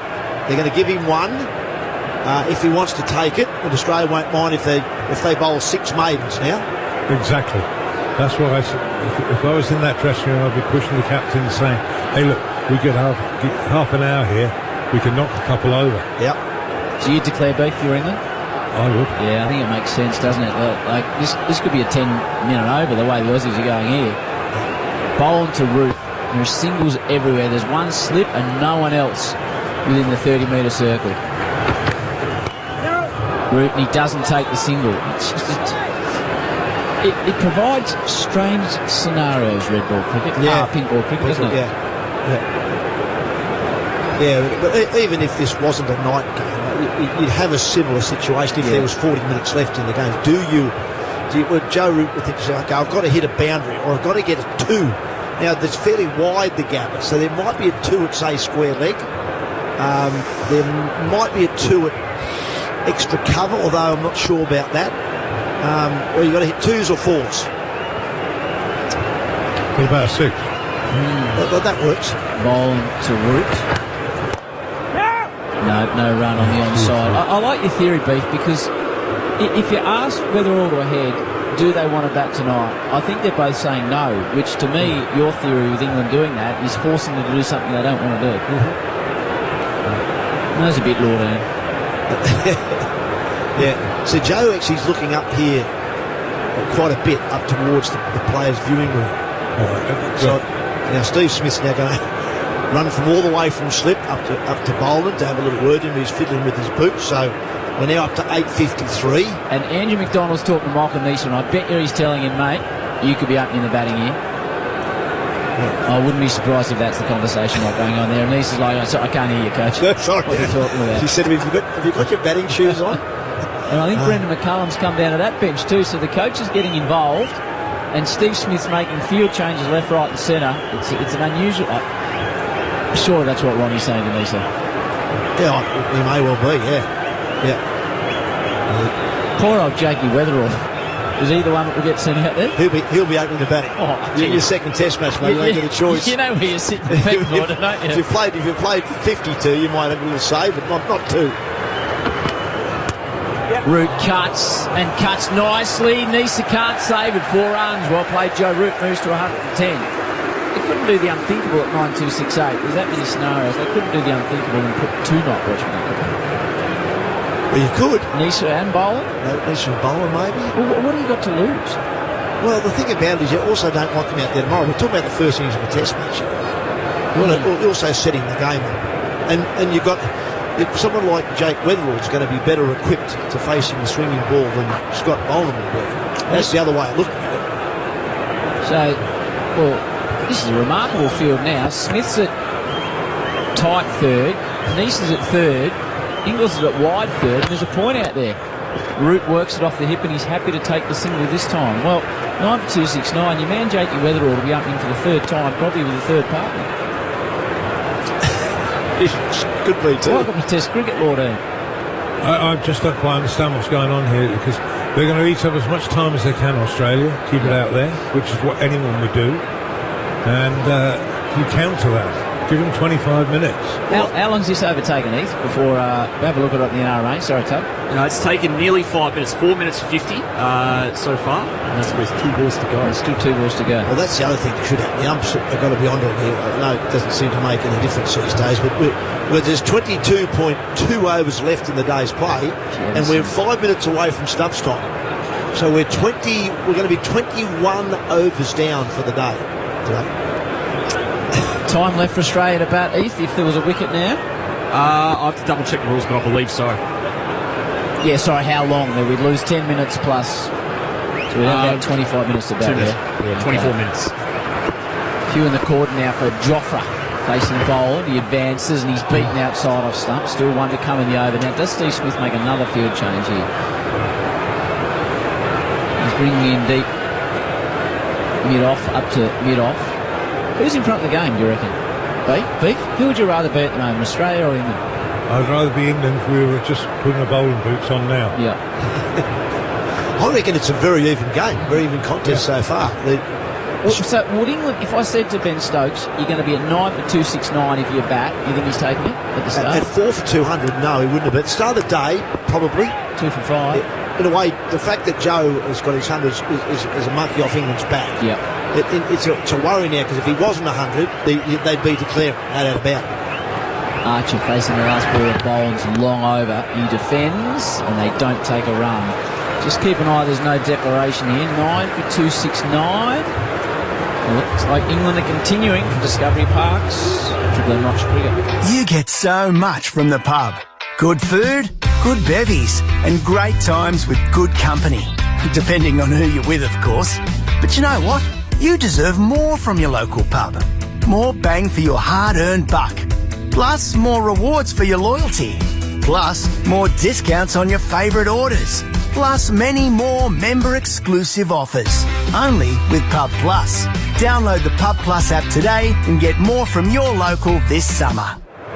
So the English 13th man had a chat to the English coach. He's now run out there and had a chat to Joe Root and Jofra Archer. The state of the play, only 68 overs in. We've got about 31 minutes of play. So Australia would have to bat for the most for 21 minutes. 9 for 269. McDonald's had a chat to Nisa potentially to say you're going to open if we need you. But Joe Root's on the David Shepherd 111. But Stark's got 6 for 46. Singles everywhere. Just a slip and everyone else out. Ramps and spoons it away to cover and takes the single. So Joe Root's been told something. 9 for 270. If you're going to declare, you must declare now. As you've been saying all day.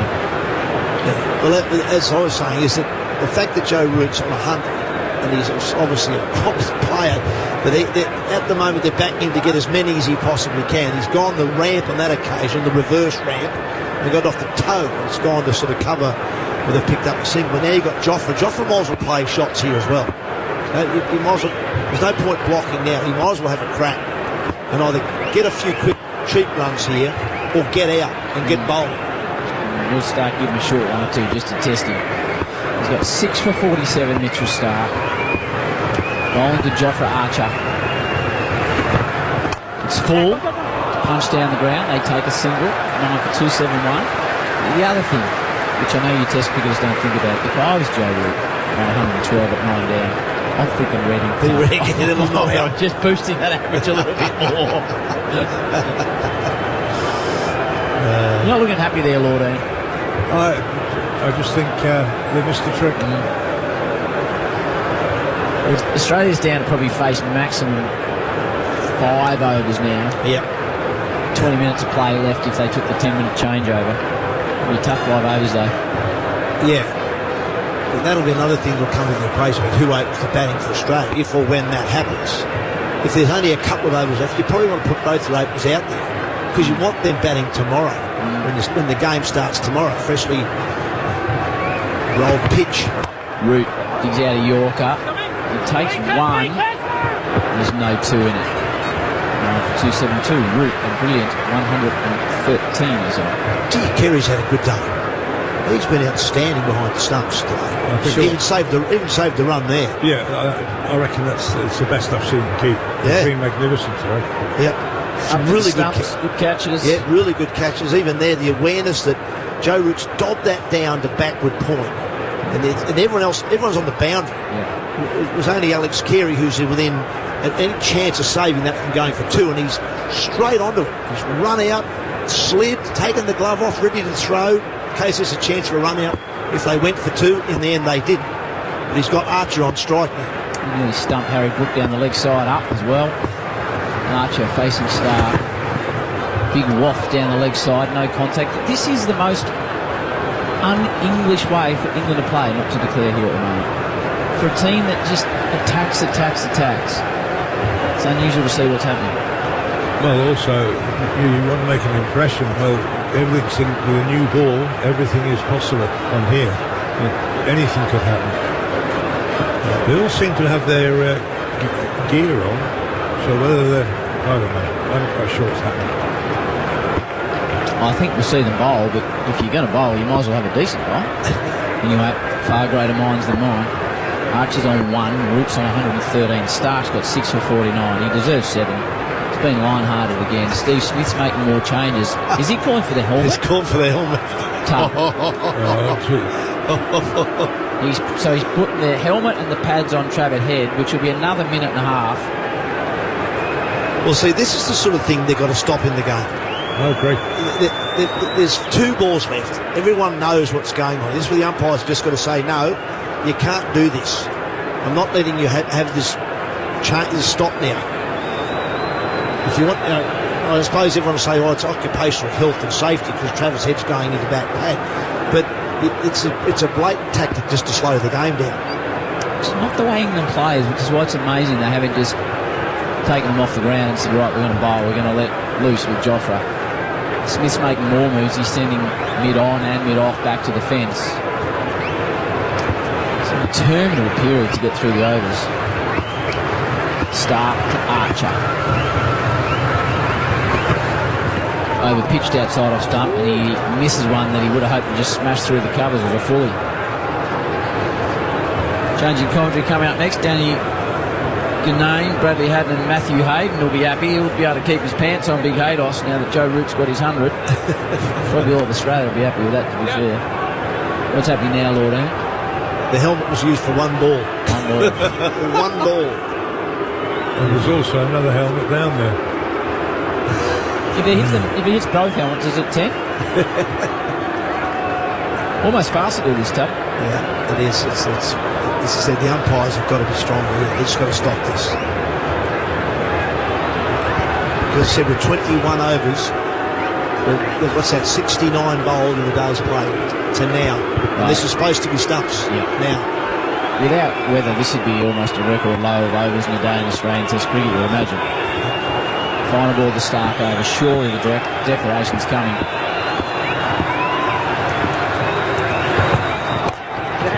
Archer pushes it down the ground, so he's happy to retain the strike. 9 for 273. Roots 113.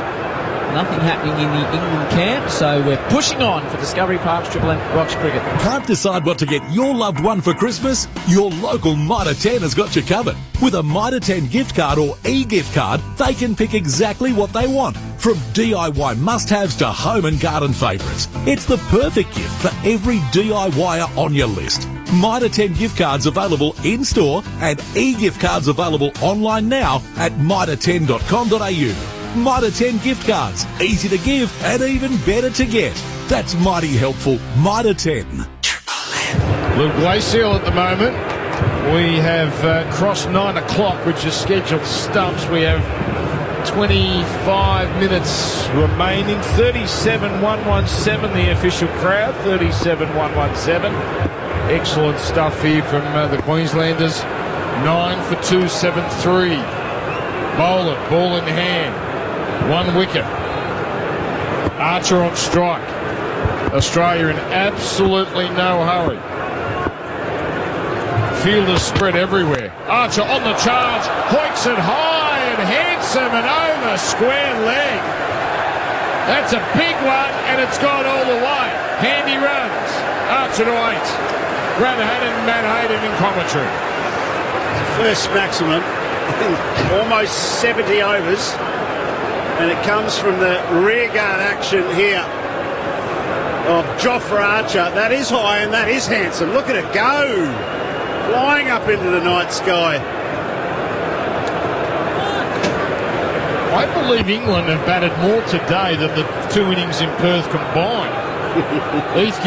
Did we already have that on air? No, we haven't, but you're spot on. Yeah. 32 and 34 overs in Perth, 60-90 today. They've achieved something today. Now swatted straight up in the air now. Carey is racing across. I don't think he's going to get there. Almost another collision as the ball pitches safely. Labuschagne and Carey watch it bounce about a couple of metres away from each of them. Yeah, that's frustrating there for Scott Boss. Also frustrating there for Alex Carey, where Marnus Labuschagne's running in for the boundary. You could see Alex Carey on a number of occasions make eye contact with Marnus to tell him to stop. It's just in the end perfectly in the middle of both players. It's disappointing. The story of the day, Haydos, Joe Root, and we don't have to talk about your Todger ever again. I think that's the first time on air has ever been referred to my member as that. Dan, you are a superstar. We, all three of us, warned the boss. This could get loosey-goosey. For the last half hour, we're all a bit tired on the charge. Slashing across the line here into the outfield. They got one. Archer wants to come back for 2, and these are very good runs. Very handy runs. 6-2-2. Yeah, they're not enough, are they, on the scoreboard? It's a very good wicket. Let's just remind our listeners just how damn good a wicket this has been all through the day. Kez has had a brilliant day with the gloves. I'm sure you've said it on air before. Yeah, I have. It's been an unbelievable day from Alex Carey. It's been brave what he's done, first and foremost, to get up the stumps and Neitzer and Boland.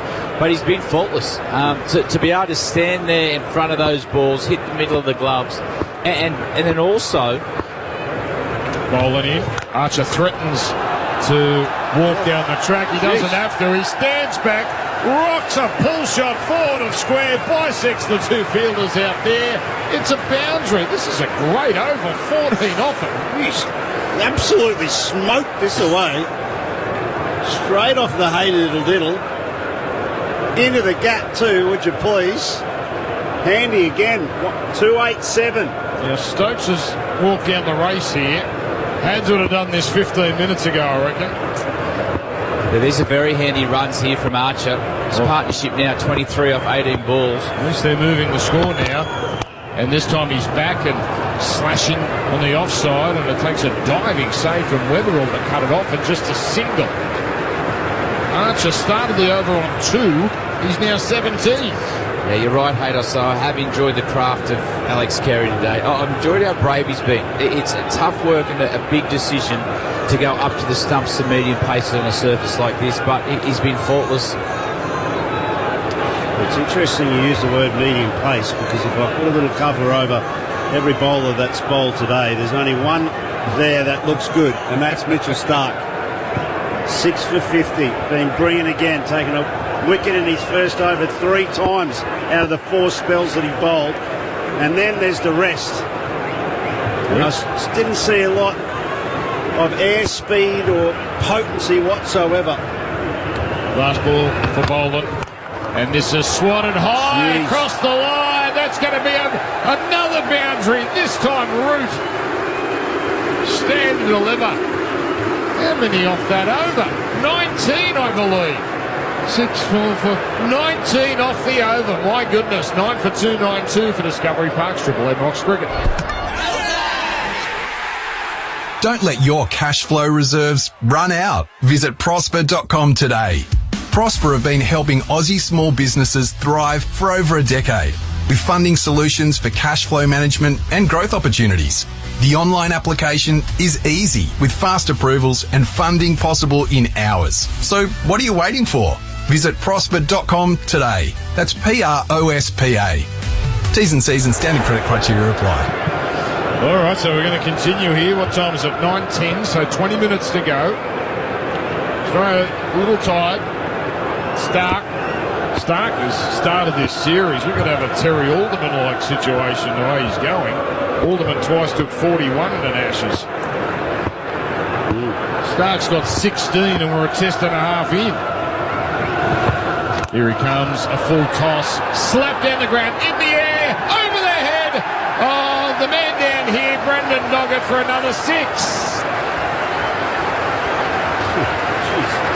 Archer, 23 off 40, and 300 is now just a couple away.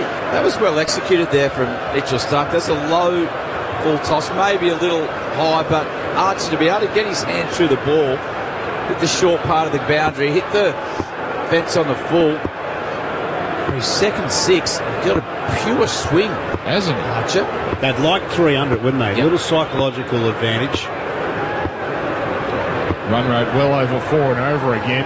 Stark around the wicket, and the French cut from Archer gets a single. Probably a term you shouldn't use towards the end of the day, but we got away with it. 9 for 299. The story for Australia has obviously been Mitchell Stark, but I tell you what, Joe Root today, he came in at 2 for 5, and he's looked in total control in his whole innings. The simple thing he's done today, and I know it might sound silly, but he's hit the ball where the ball should go. And if you look at guys like Harry Brook, they've tried to make the play, move around the crease, but Joe's just kept it simple, played under his eyes, and he's looked in control for those 191 balls. 55 off 22, this pair. English crowd making plenty of noise. And now stand and deliver again, straight down the ground, over Stark's head. 1, 2, 3 bounces into the rope under the side screen. 300. Well done, Joe Root. Well done, England. Proper response. You know, when you think about the last Test match between these two teams, you just think that there was a complete annihilation in 1 second, 1 session, just a brain fade of note. So to come back, can you imagine the amount of pressure that this England team were under? They had to do something special today. They had to throw a punch. They had to respond. Stark pulled in the air, but into a very safe area. They've got one. Oh, and Root takes a tumble. There was 2 in that. Heath, can I confirm the last 10 balls they've got 31 runs? Spot on for Aaron May. I was literally writing that down to hand. He's 31 off 10 deliveries. Oh my goodness. Root 122. The other thing as well about this comeback from England is now they're premium batsmen. Joe Root, he is a genuine blue chip investment. You would be holding at best ahead of this game. Now that he's got his 100, it is just invest. It's just pile in. Because once these great players get going, you don't get 13,000 runs for no reason. There is one man in the infield, the rest are on the fence. He's Q-ended this Archer in the air, but there's so much space on the offside that they can even get a couple of runs here. Bales whipped off at the keeper's end. Archer well home. 2 more to the total. Yeah, you're right, Haydos. Once he gets on a roll, he's got an appetite of late for big hundreds. Got Adelaide coming up next. He's got another opportunity here in this Test match. Triple M NRMA stats. Jofra Archer, 2 sixes, I should say, in this innings. 26 off 16. As many Ashes sixes as Alistair Cook and Michael Atherton combined. There you go. Yeah, now boring though. This is exciting. This is great. Unless you're Mitchell Stark. If he hits 9 sixes, we're into tubby territory, aren't we? Absolutely we are. He only had 4 Ashes sixes. Oh, geez, only 2 away. Stark in nice and tight to the wicket. Pushed away. More conventional stroke there from Archer. And milks a single. And milks the strike. 9 for 307 on the IG share trading scoreboard for Discovery Park's Triple M Rocks Cricket. Life can be chaotic. Find your happy place. Find your happy place. A Mitsubishi Heavy Industries air conditioner is designed and engineered to keep you calm in the chaos. Set the perfect temperature in any room. Breathe easier with clean air technology. Experience whisper quiet operation and embrace complete comfort. Put your trust in Mitsubishi Heavy Industries, the experts in air.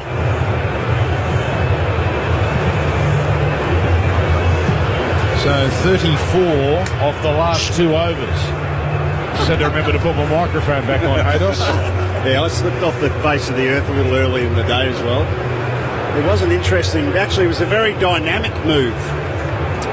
To talk without a microphone? No, how you just shuffle them back into very, place. very dynamic at this time of night. Archer waiting.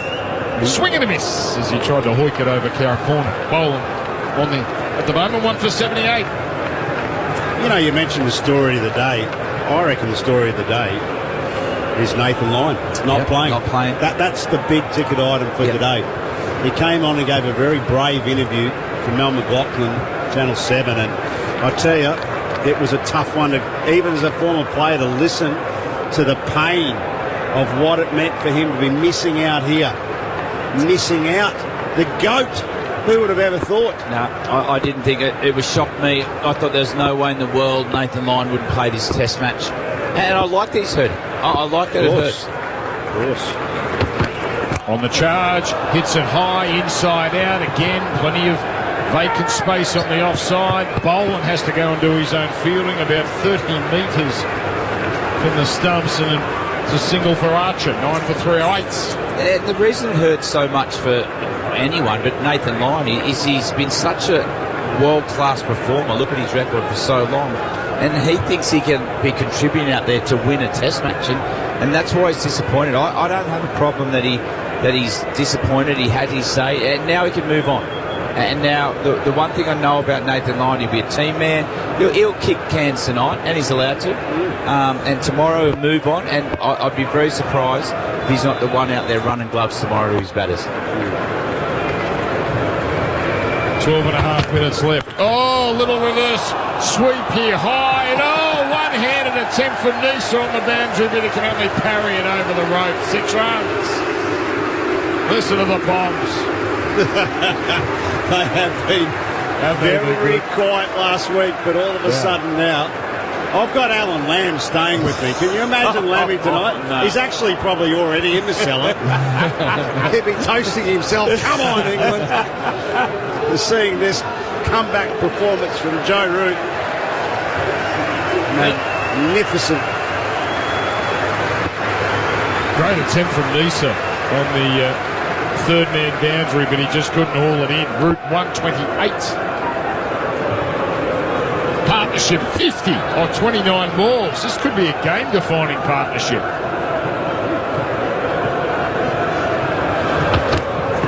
Backs away, but Boland follows Root. And Carey gloves it down the leg side. Didn't Lammy catch any fish the other day? Lammy is terrible. He's a good fly fisherman, actually. Very good fly fisherman. But we were catching Flatty on the first bit of the flooding tide, and he had 4 or 5 fish, and he tried to play them like a marlin. They're right up stuff, right? Flathead. He said, mate, showman. Flathead, they live on the bottom. That's why they're called flathead. So I said, mate, you can put your rod tip down. If they go, just let them. They're not going to take you to the bottom of the ocean. They're fishing about 3 inches of water. Oh, it was classic. On the charge, pushing down the ground for a single. Rudy will go to 129. I'll tell you where we did go, though. The famous gutter bar over at Moreton Island. This magnificent Coringal Point. You get up in this little bar. They serve fresh prawns and fresh oysters shucked right there on Moreton Island. Beautiful. Smashed down a couple of tinnies. Oh. Watched him catch a couple of flathead. Unbelievable. It was just magnificent. Doesn't get better. And all thanks to England for finishing up on day 2. How good. Dan, we need this to finish with 2 days to spare. Hey? We need this to finish with 2 days to spare. Well, that's your venue, I'm telling you. You boys will love it over there. Goodness me. Big tellies as well. You can watch anything you want. Where's that, a little north of here? Straight across the ditch here. And pushed by Archer into the deep for a single. That ends the over. 9 for 316. as Triple M rocks cricket for Discovery Parks. MG's plate clearance is on now. Get the ZS Vibe with turbocharged power from just $25,888 drove away. Plus up to 10 years warranty when servicing with MG. Test drive the ZS small SUV at your MG dealer today. T's and C's apply. How will this Ashes make history? What's happening behind closed doors? Is Smith the best since Bradman? And what's driving the noise from the Barmy Army? Get the stories behind the story. No BS, just cricket. Code Sports. Grab the app today. Now, something to watch for. Australia will not bat tonight because we're past 20 past 9. But, Haydos, they've got to knock off England inside 80 overs. Otherwise, they're going to get pinked for a slow over. Well, that's right. We should get that confirmed, but I'm pretty sure that's the case. So if they do dismiss them inside 80 overs, then these 18 overs that are remaining this evening means that they won't get docked. And that's important moving forward. It's actually what's cost England World Chess Championship ranking points. And us the first year. Yeah, okay. Yeah. So Archer is back. Stark in. Short. Might have been a little slow ball there. Bit of spin on that one. And work down to fine leg for a single. What a little gem of an innings from Archer. 30 off 21. He's done this a couple of times, Archer, in the IPL. He does have a natural swing, and he's one of those tail enders. He's a bit better than the number 11. He's got a good eye. He's got a beautiful swing of the bat. And that's been on display at the moment. The partnership's 53 off 33 balls. And this is... These sort of partnerships can change momentum in the whole Test match. Well, they're going to go in tonight feeling great, aren't they? They've achieved something. Believed. Better. They're going to go in better. Could have been a lot worse. There's no question about that. Stark in. Tries to jam a Yorker in, but he's seeing them so well now. Rudy just works it away on the leg side to deep square for a couple of runs. They still need to stop those wickets tumbling in pairs. Fifth wicket 210, the sixth wicket 211, and so on. Back-to-back wickets in groupings, that's no good for England, no good for any batting unit. They need to find a way to just build those little mini partnerships even. They need to find a way to recognise moments. Every time Mitchell Stark's come on to bowl, and you touched on it before, Haydos, out of his 4 spells, you say he's got 3 wickets in his first over. You need to recognise those moments. It's unacceptable to keep making the same mistake. Field spread as it has been for the last 20 minutes or so as Root works this around the corner for another single. He goes to 132. Well, you mentioned the word momentum, and that's a momentum full stop when you're losing wickets. You don't worry about where the scoreboard's going. You've got plenty of time. You don't have to play in 2 days, even though it would be very nice at some points anyway. But yeah, just find a way to just seize that moment. Mitchell Stark, go right, but you're going to have to bowl 7 balls to me, not 6, and you're not going to take a wicket.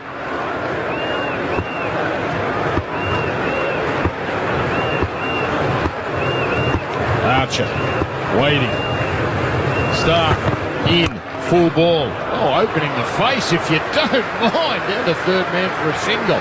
You thinking this thing's done in 3 days? Like we ended up at the Cottesloe the Sunday in Perth. We got a Haydos situation just straight there. Yeah, I seen the food he had on the table. Oh, I can imagine nothing. Fresh oysters, beautiful seafood, cold cans. Well, that's Bob's your uncle. You don't need any flash sauces or straight from the Pacific, straight on the plate, and ready to be plundered. Some of us are on day rates and needed to go 4 or 5, but I tell you what, you're starting to talk my language here, fellas.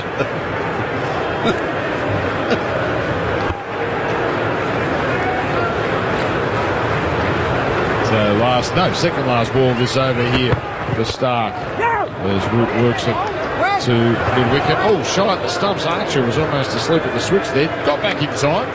1 ball left in this over. What have we got? We've got 5 minutes left. So the way Australia's been dawdling, probably 1 over. Wouldn't England love to also put Australia in a position where they do attract penalties? That's the way they'd be working too, I reckon, at this stage. Now they've got through to handy little partnership, well over 50. Just tell you, these are the things, they affect you and your momentum even as a leadership group should be better than that, knowing that the over rate's so important to their game.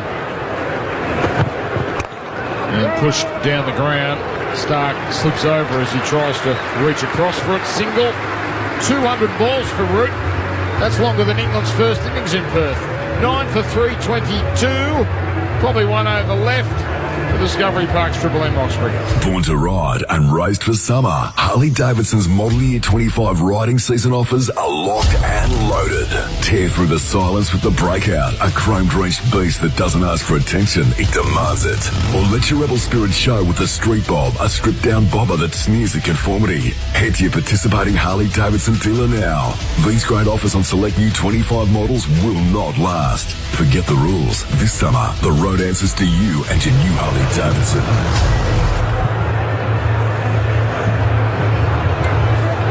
And again, I've got a problem with this microphone. It's all my fault. I just can't get the thing around. I think somebody's been doing this for 20 years but now how to get a damn microphone next to his mouth.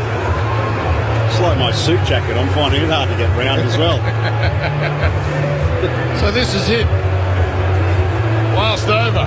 What's coming up after this? Heaven, Carol will finish it off. You got a podcast to do, Hads? I got a podcast to do later. Got Excellent. Adam Peacock you and Adam Peacock. Yeah. The Willow Talk. Tune in. Adsy will be asking all the tough questions. He will, because he's been on Gilly's Tequila all day. He's living one of the great Kentucky tours. One of the secret sauce. Just has to do a podcast at the end of each day, and he's watching the cricket every day. Good for him. Here's a single now for Root as he pushes it out into the outfield. So Neeson will get a crack at Archer in what is shaping as the final over of the day. Right. We've just about got through this unscathed, gentlemen. I'll tell you what, they're doing well. That apartment block up there, those people have been up there all day. They've played it well. And a hell of a day, isn't it? Perfect weather.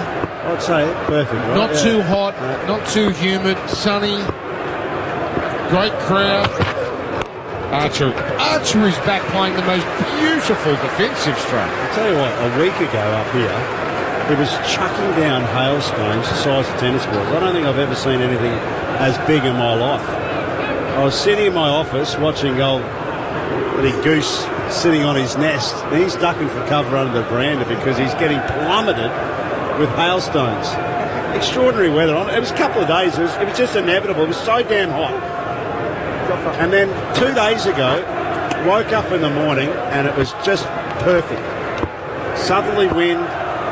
Temperatures have dropped 5 degrees. A couple of fielders up here as Archer pushes. Another lovely looking shot as it squirts out to deep point for a single.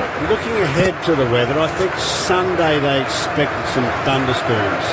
Pretty good. 3.5 days in. And that's at worst. Yeah. And let's hope that the English fans are singing. This partnership is worth 60. They're in voice. One of the best front runners I've ever seen, the Barmy. Wow. We haven't heard from them for a while, but they've been very, very vocal the last hour. Carey up to the stumps as Root stands tall, works us around the corner. They come through for a quick single. Archer easily home despite the throw up the stumps for Carey. Did they ever attack you, the Barmy Army? Well, 2005, first tour, and I wasn't playing. I remember running the drinks around. They kept singing, "Who are you? Who are you?" Yeah. So I went and got a catalogue, and I put a circle around my head and walked over to him and said, "I'm Brad." It sort of won him over a bit. Oh, I did? Yeah. They can be ruthless. Yeah. Oh, Mitchell Johnson, 2008-9, they were ruthless. But the hardest thing about it is the songs were so catchy. Yeah. And you know when you're batting with him, and you can't get them out of your head. 2 balls left in the day. 2 slips in. Archer. Oh, beautiful. They get you? Full defense, full face of the bat. They didn't miss me at all. I could get myself in real trouble here, but the one year I was singing about my piles. Now, I'm going to save that thought, right, overnight. I'm going to come back to it tomorrow. Matty, I would suggest if we're ever going to do it... we're less than 5 seconds here. I'm just going to just save the thought, Dan. Everyone say that's thought tonight. Sleep on it. Jolsey programming with Haydos, please, tomorrow. Next ball defended, and that's it. That's the end of the day. And England finish it in style. Great day for England. Great day for Joe Root. Monkey off back stuff. Trouble, actually, in moving ahead in this series, that their premium batsman is amongst the runs. By the way, Stark had a little limp on him at the end of the last over. He dived to save one off his own bowling. I've got to say, he might be just sick, stiff and sore because he's bowled 19 overs, but he doesn't look 100%. Yeah, it's been a wonderful day, though, from Mitchell Stark. He deserves to be limping off the field. 6 for 71. Once again, he was world-class in that new ball. But he is having a limp, but let's just hope it's some blisters. Well, we might be playing on the lights with a pink ball, but that actually felt like a pretty regular day of Test cricket and a good day of Test cricket. Thank you, Haydos. Thank you, Hads. And Jack and Cal will take you through. Perhaps we'll have an interview or two after this on the other side. A great day. England 9 for 325. Mitch Stark 6 wickets. Joe Root 135 not out off 202 balls. And a great... You can still hear you through the mic, Haydos. For Discovery Parks, Triple M rocks cricket. That session for IG share trading. Cricket's got plenty of zeros, ducks, dots, maidens, and so does IG share trading. Now with $0 commission on all Aussie shares. T's, C's and other fees may apply. Triple M rocks the Ashes.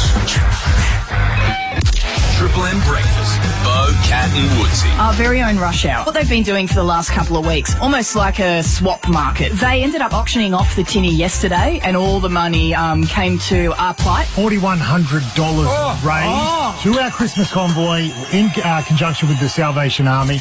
Best Sheds 30% Black Friday sale is on now. Find out more at bestsheds.com.au. Bo, Cat and Woodsy. 6 to 9 a.m. weekdays on Triple M. Bingo bins, bingo bins. We've got a skip for everything. Bingo bins. Were you clearing out? Bingo bins. There is no doubt. Bingo bins. We've got a skip for everything. Bingo bins. Cardboard waste? Bingo bins. An old bookcase? Bingo bins. We've got a skip for everything. Bingo bins. We've got a skip for everything. Bingo bins. Book at bingobins.com.au. The Living End are back on the road with their explosive new album, I Only Trust Rock and Roll. And they're coming to play the Sydney Opera House forecourt in a special double set show, blasting through all their hits, songs from their new album and their iconic debut album in full. The Living End at the Sydney Opera House forecourt, Friday, December 12. Tickets at thelivingend.com.au. Kogan.com's Black Friday sale is on now. And they're going all out with up to 70% off awesome TVs, appliances, furniture and more. They've got big screen TVs. They've got robot vacuums. They've got, bargain.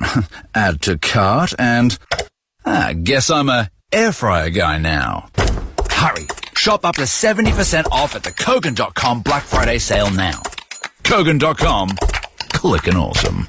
T's and C's apply. This station endorses the Commercial Radio Code of Practice. We are regulated by this code, which covers live hosted entertainment, news and current affairs, advertising, the promotion of gambling during live sports, Australian music quotas, and material not suitable for broadcast. The Code of Practice has been registered by the Australian Communications and Media Authority. If you'd like a copy, contact this station or download it from the Commercial Radio and Audio website at cra.au. At 50, you're going places. Take the IMB Bank Everyday 50 Plus account with you. Designed for those with things to do and places to see. Enjoy no international transaction fees, no monthly account keeping fees, and fraud detection wherever you go. With more money left in your pocket, it might just be the perfect travel companion. The IMB Everyday 50 Plus account. Open online today. IMB Bank, right by you. Account eligibility, T's and C's apply. Consider the PDS and TMD before making a decision. Summer at 7-Eleven means Slurpee. A little frozen raspberry, a lot of grape. Lid on, then a dash of cola. Mix your summer flavour, only at 7-Eleven. Flavours in store may vary. Bunnings Trade is here to help trade customers with quick quotes and pricing on a wide range of supplies, plus stock inquiries, delivery updates and more. Call Trade Assist on 134872 or jump online and we'll help you get what you need fast. Bunnings Trade. Helping business is our trade. It's cricket season, and the one thing I'm always impressed by is how the umpires keep their cool under pressure. Almost as cool as how instant tinting keeps your car. I know, I've got one and it's so good. Not only can it block out the heat, but it will also prevent harmful UV rays from doing any damage to your interior. And with over 40 years experience, instant tinting can get it done quick. Keep your car as cool as an umpire with instant tinting. Call 132 444 or visit instanttinting.com.au. Triple M rocks the Ashes. Mitsubishi Heavy Industries. Keep your cool while the Aussies bring the heat with Mitsubishi Heavy Industries. Well, there might be some discussion about Test cricket and where it's at right now, but Callum Ferguson, this was a proper day of Test cricket, albeit with the pink ball. England finishing 9 for 325.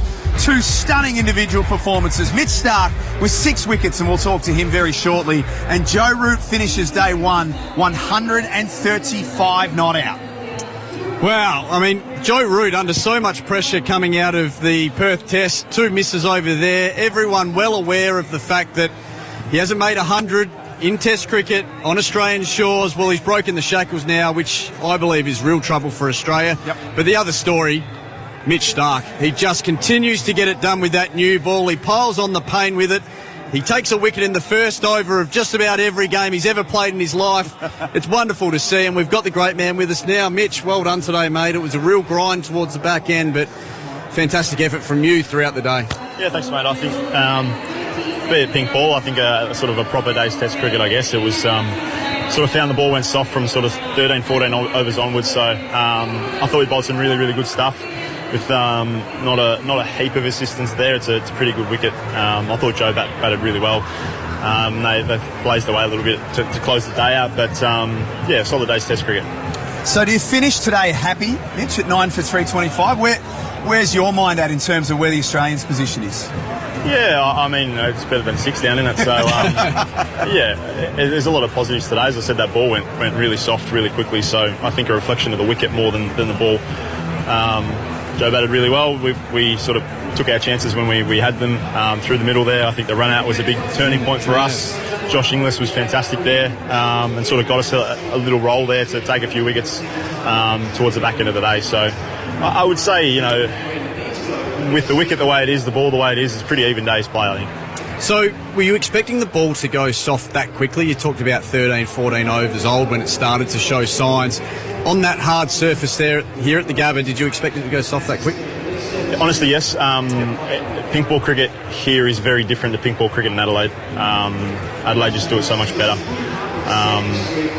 Without having a crack, I think, the firmness of that wicket, I think the wicket conditions play a massive part with the big ball, and when it goes soft that quickly, I think that's a reflection of the surface. So, yeah, I mean, that's just what it is. We're faced with, you know, we're gonna be able to bat on that. Hopefully, pretty early on tomorrow, if we can take that wicket. It's a pretty good surface, and Joe knuckled down and batted really well there. So there's certainly runs to be scored. I think when that ball does go soft, it's certainly harder to take wickets, but it can be harder to score runs as well with a soft ball. So. Yeah, they blazed away at the end there, but yeah, pretty good day's cricket for both sides, I think. Let's just talk about your summer so far. I mean, another 6 for today. Is it just one of those situations where you feel good, you look good when you get into the crease and your rhythm looks fantastic? Are you just mind, body, soul just in a position where everything feels good at the moment? Yeah, last week felt really good. There's a few of us have been a bit grumpy, not grumpy, a bit, I might have eaten something poorly over the last couple of days, but no, I think it's part of my role, isn't it? So we know we'll get Pat back at some point, hopefully Josh as well, and we know the skills of Scotty and Ness and Doggy, so we've certainly got the cavalry to do it. We showed again today, we bowled some really good stuff, probably some really good stuff without rewards at certain points, so yeah, we've got a good good group of guys and certainly got enough to get the job done. And hopefully get stuck in early tomorrow. Starkey, we've got to let you go. Thanks for joining us on Triple M Cricket. Well bowled today. Cheers, guys. Great job, great man. Mitch Stark finishing with 6 for 71 after day one. We spoke to him with thanks to Instant Tinting, your local tinting experts. Call 132 444 or visit instanttinting.com.au. It's always a hard one, Ferg, when you talk to a pace bowler after a full day and he's bowled, the best part of 20 overs and he's knackered and all that sort of stuff. So he won't talk about it. We can instead. Yes, we can. He is in career best rhythm right now. No, I think you're right. And we talked about it last summer, how well he started last summer. From ball one in the white ball stuff, he was just on. And to see him continue it for such an extended period of time now is something really special. We heard Greg Blewett's comments last week.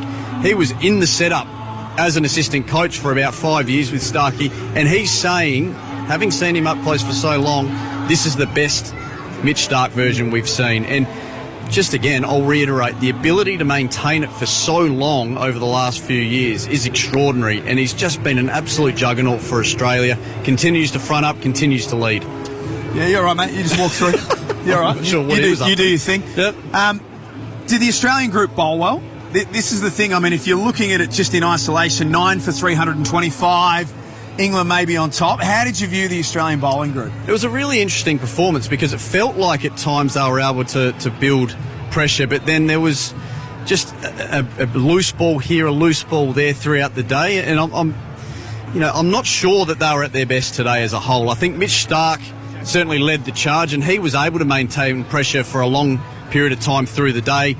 His numbers maybe sneaked out to 71 runs conceded off his 19 overs in the last half an hour of the day, but through the day he maintained pressure. It felt like the others just weren't able to build the pressure and maintain it for long periods, and unfortunately that is what probably hurt them towards the back end.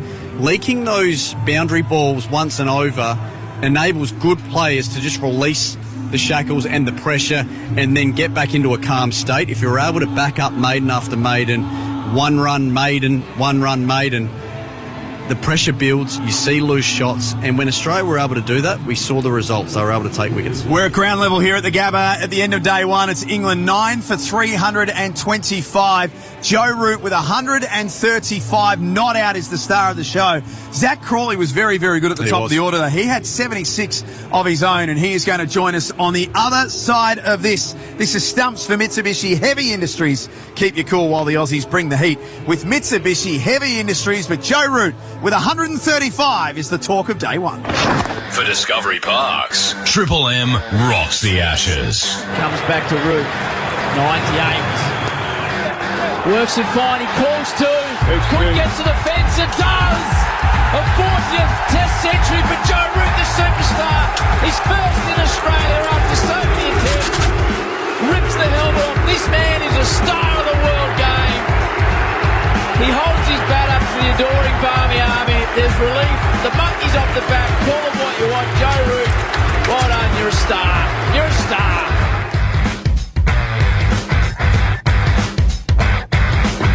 Hi, Mark Taylor here. We may not be able to control everything, but with Fujitsu's Anywhere Ducted Smart Climate Control, you can control the temperature in your home and easily isolate and vary airflow from room to room. Both smart and efficient, this means you can keep any zone in your home at the right temperature. So, for year-round comfort and control, and keeping Australians comfortable for over 50 years, just get a Fujitsu. It's Australia's favourite air. Thanks for joining us for the Discovery Parks Parents versus Kids cricket match. Absolute whitewash for the parents team who are batting here today due to some very clever play. Someone had the smart idea to wear the kids out this morning on the bouncing pillows, then the water park and a walk to the beach. With the kids tired, the parents have got this one in the bag. Do it all at Discovery Parks. Book online at discoveryparks.com.au. Before every match, we check the pitch, the weather, but there's one more thing we should be checking, the UV. Whenever the UV hits 3 or above, it's time to slip, slop, slap, seek and slide. Easy steps that could save your skin. 2 in 3 Aussies will be diagnosed with skin cancer in their lifetime, but most cases can be prevented. So check the UV on the SunSmart app. When we cover things, they last longer, and the same goes for you. Be SunSmart, save your skin. Sort your summer out with Ream, so you're coming on steady, hot and strong. Australia's favourite hot water has the coolest giveaway. All thanks to Ream, just head to the Triple M win page for your chance to win a Sea-Doo Fish Pro Sport and Ream Solar Cool Cabanas. Solar, electric, gas and heat pump water heaters for your home. Ream also now has heat pump pool heaters. Ask your plumber to install a Ream. T's and C's apply. Ream, for the hottest in hot water you've ever seen.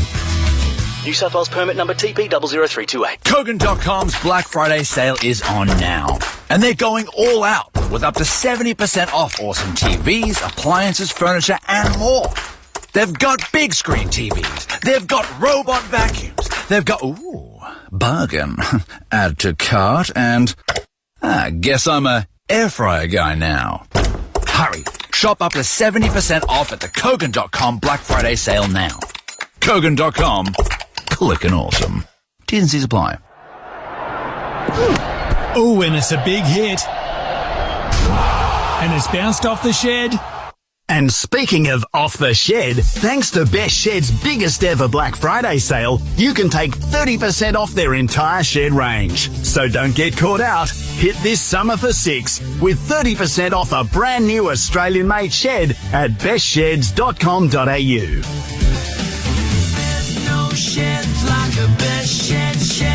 Paying commission every time you trade shares is like a fumble at the boundary. You can do better. With IG Share Trading, invest in all Australian shares for zero commission.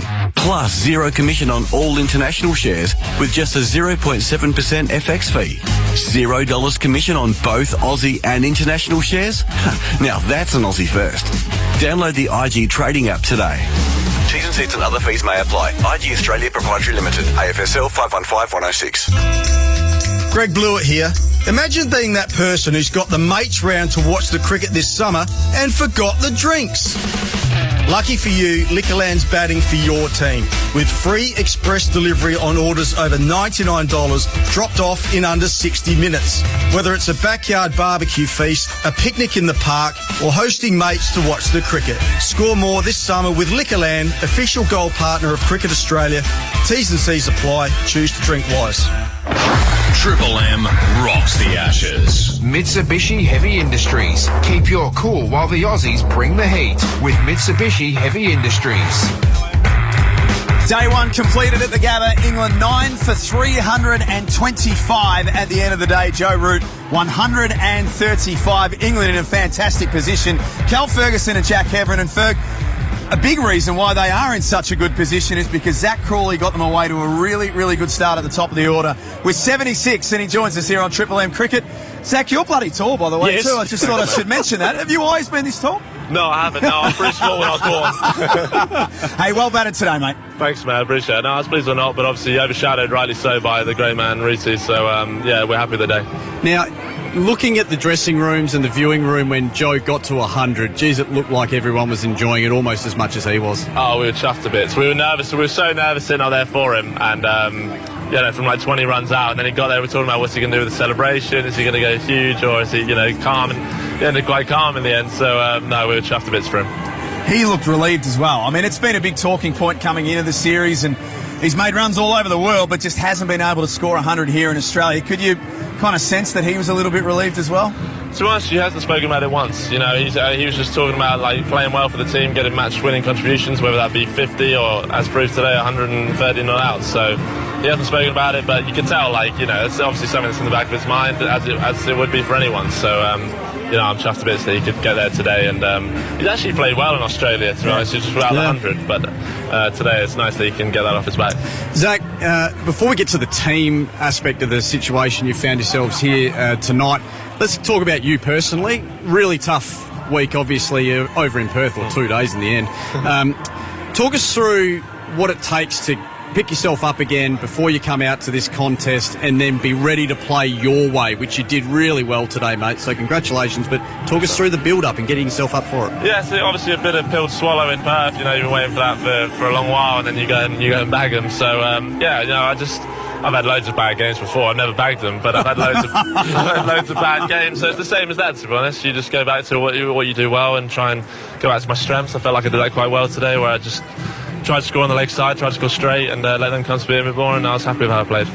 This English side bounces back from a loss as well as any team we've seen come from those shores over the last 2 or 3 decades. What is it about the setup and what is it about the leadership within the group that enables your side to bounce back so well from a tough week? I think it's just clarity about how we want to play, to be honest. It could have been an absolute hammering in Perth, and we still wouldn't go away from how we want to play, and we're going to try and stick to it. And the series might not go away, the series might go away, but we're going to stick to how we want to play, and hopefully that's our best chance. It seems as though you're pretty good as a group at blocking out the outside noise, and there will be opinions and articles and podcasts and all that sort of stuff, but honestly, Zach, it seems like you guys, as you say, you're really clear on what you need to do, and the rest doesn't matter. Yeah, we speak about that a lot, to be honest. We speak about after the day's play, like no one, going on social media or anything, because there's no good that can come out of it, or reading the news or what the guys on TV are saying. Good or bad, there's no real good that can come out of that. We just want to stick to what we do, and I feel like we do that well. It still seeps in, of course, at the time. You want the respect of people, but I think we're pretty good at keeping it out most of the time. What did you guys think was going to be a good score on this wicket on the first day and in the first innings? Because there was a bit of grass on it, but it was certainly quite short and low, and it was hard. So talk us through what you guys thought that wicket was going to offer today. They shaved it quite a bit today. So if you'd have asked me yesterday, this would have been an unbelievable score for us. When they shaved the wicket, obviously it looked decent. I mean, we'd have definitely taken this at the start of the day. So I'd say anything above 300 would be a really competitive score. So now, knowing what you know about the wicket, what does the bowling plans look like for you guys when you get the chance tomorrow, do you think? I think it's just holding good areas. I think there was enough there. Just being really patient, and with the bounce, I think the Aussie players will look to dig in and leave a lot, and so challenge them around that top of off. And then being smart around the time before it's getting dark, holding a little bit, and then pouncing when it gets dark, maybe. Thanks for joining us. We appreciate your time. Well done. Nice to get the monkey off the back after Perth, and very well batted today. Appreciate it. Cheers, guys. Well done, Zach. Zach Crawley joining us on Triple M Cricket for instant tinting. Your local tinting experts, call 132 444 or visit instanttinting.com.au. That'll see us out, Ferg. Nice to have the England team stop by for a chat as well. We appreciate that. This has been just a really good day's cricket, I reckon. Well, it felt like we were desperate for it, and everyone you talk to around the ground, whether it's a broadcaster or a fan of the game, for either side, everyone's desperate to see some good, old-fashioned, tough test cricket. We got that today, and it was a great contest. And it's all up on social media right now. You can check us out on Instagram, TikTok, Twitter, Facebook. It's all there at Triple M Cricket. All the best stuff from today, including Mitchell Starc taking a wicket again with the first over of the innings. 9 for 325. England finish up on day one. Joe Root, 135 not out when we come back tomorrow. Jofra Archer alongside him, 32 not out. Ferg, well done to you. No, you too, Jack. Well done to all of our team. We'll check you tomorrow for day 2 of the Ashes for Discovery Park's Triple M Rocks Cricket. Triple M rocks the Ashes. Session highlights for IG Share Trading. Quick single by Stokes. He's set back. Must hit the Who's defending? Josh Inglis-Gillis throws the stumps down. England's captain has to go. Josh Inglis, coming the man, coming the hour, get the wicket keepers on. Jamie Smith, he's on strike, he's an aggressive player. And Scott Boland tears through his stumps. Got it in again, short one. And that's away. Nice and fine, and that is a gift for Joe Root as he chases down this 100. And again, Doggett bowling to Root. Everyone back, basically. And there's a pull shot again. And that's through for 4 more. Moves in the 96. Back in again to Jacks. Nick and gone. It is ridiculous what Mitch Starc does. He just keeps getting English batsmen out. Comes back to Root.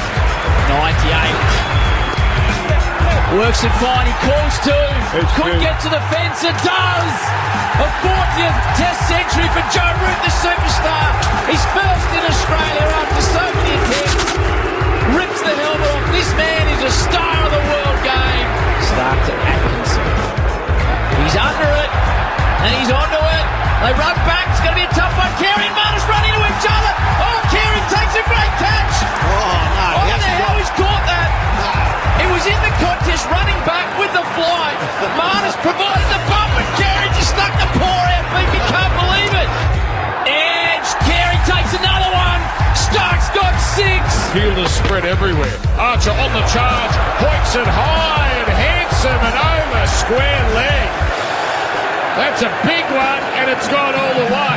Handy run. Here he comes, a full toss, slap down the ground, in the air, over the head. Oh, the man down here, Brendan Noggett for another 6. English crowd making plenty of noise. And now stand and deliver again, straight down the ground, over Stark's head. 1, 2, 3 bounces into the rope under the side screen. 300. Well done, Joe Root. Well done, England. Cricket's got plenty of zeros, ducks, dots, maidens, and so does IG Share Trading. Now with $0 commission on all Aussie shares. TCs and other fees may apply. Triple M rocks the Ashes.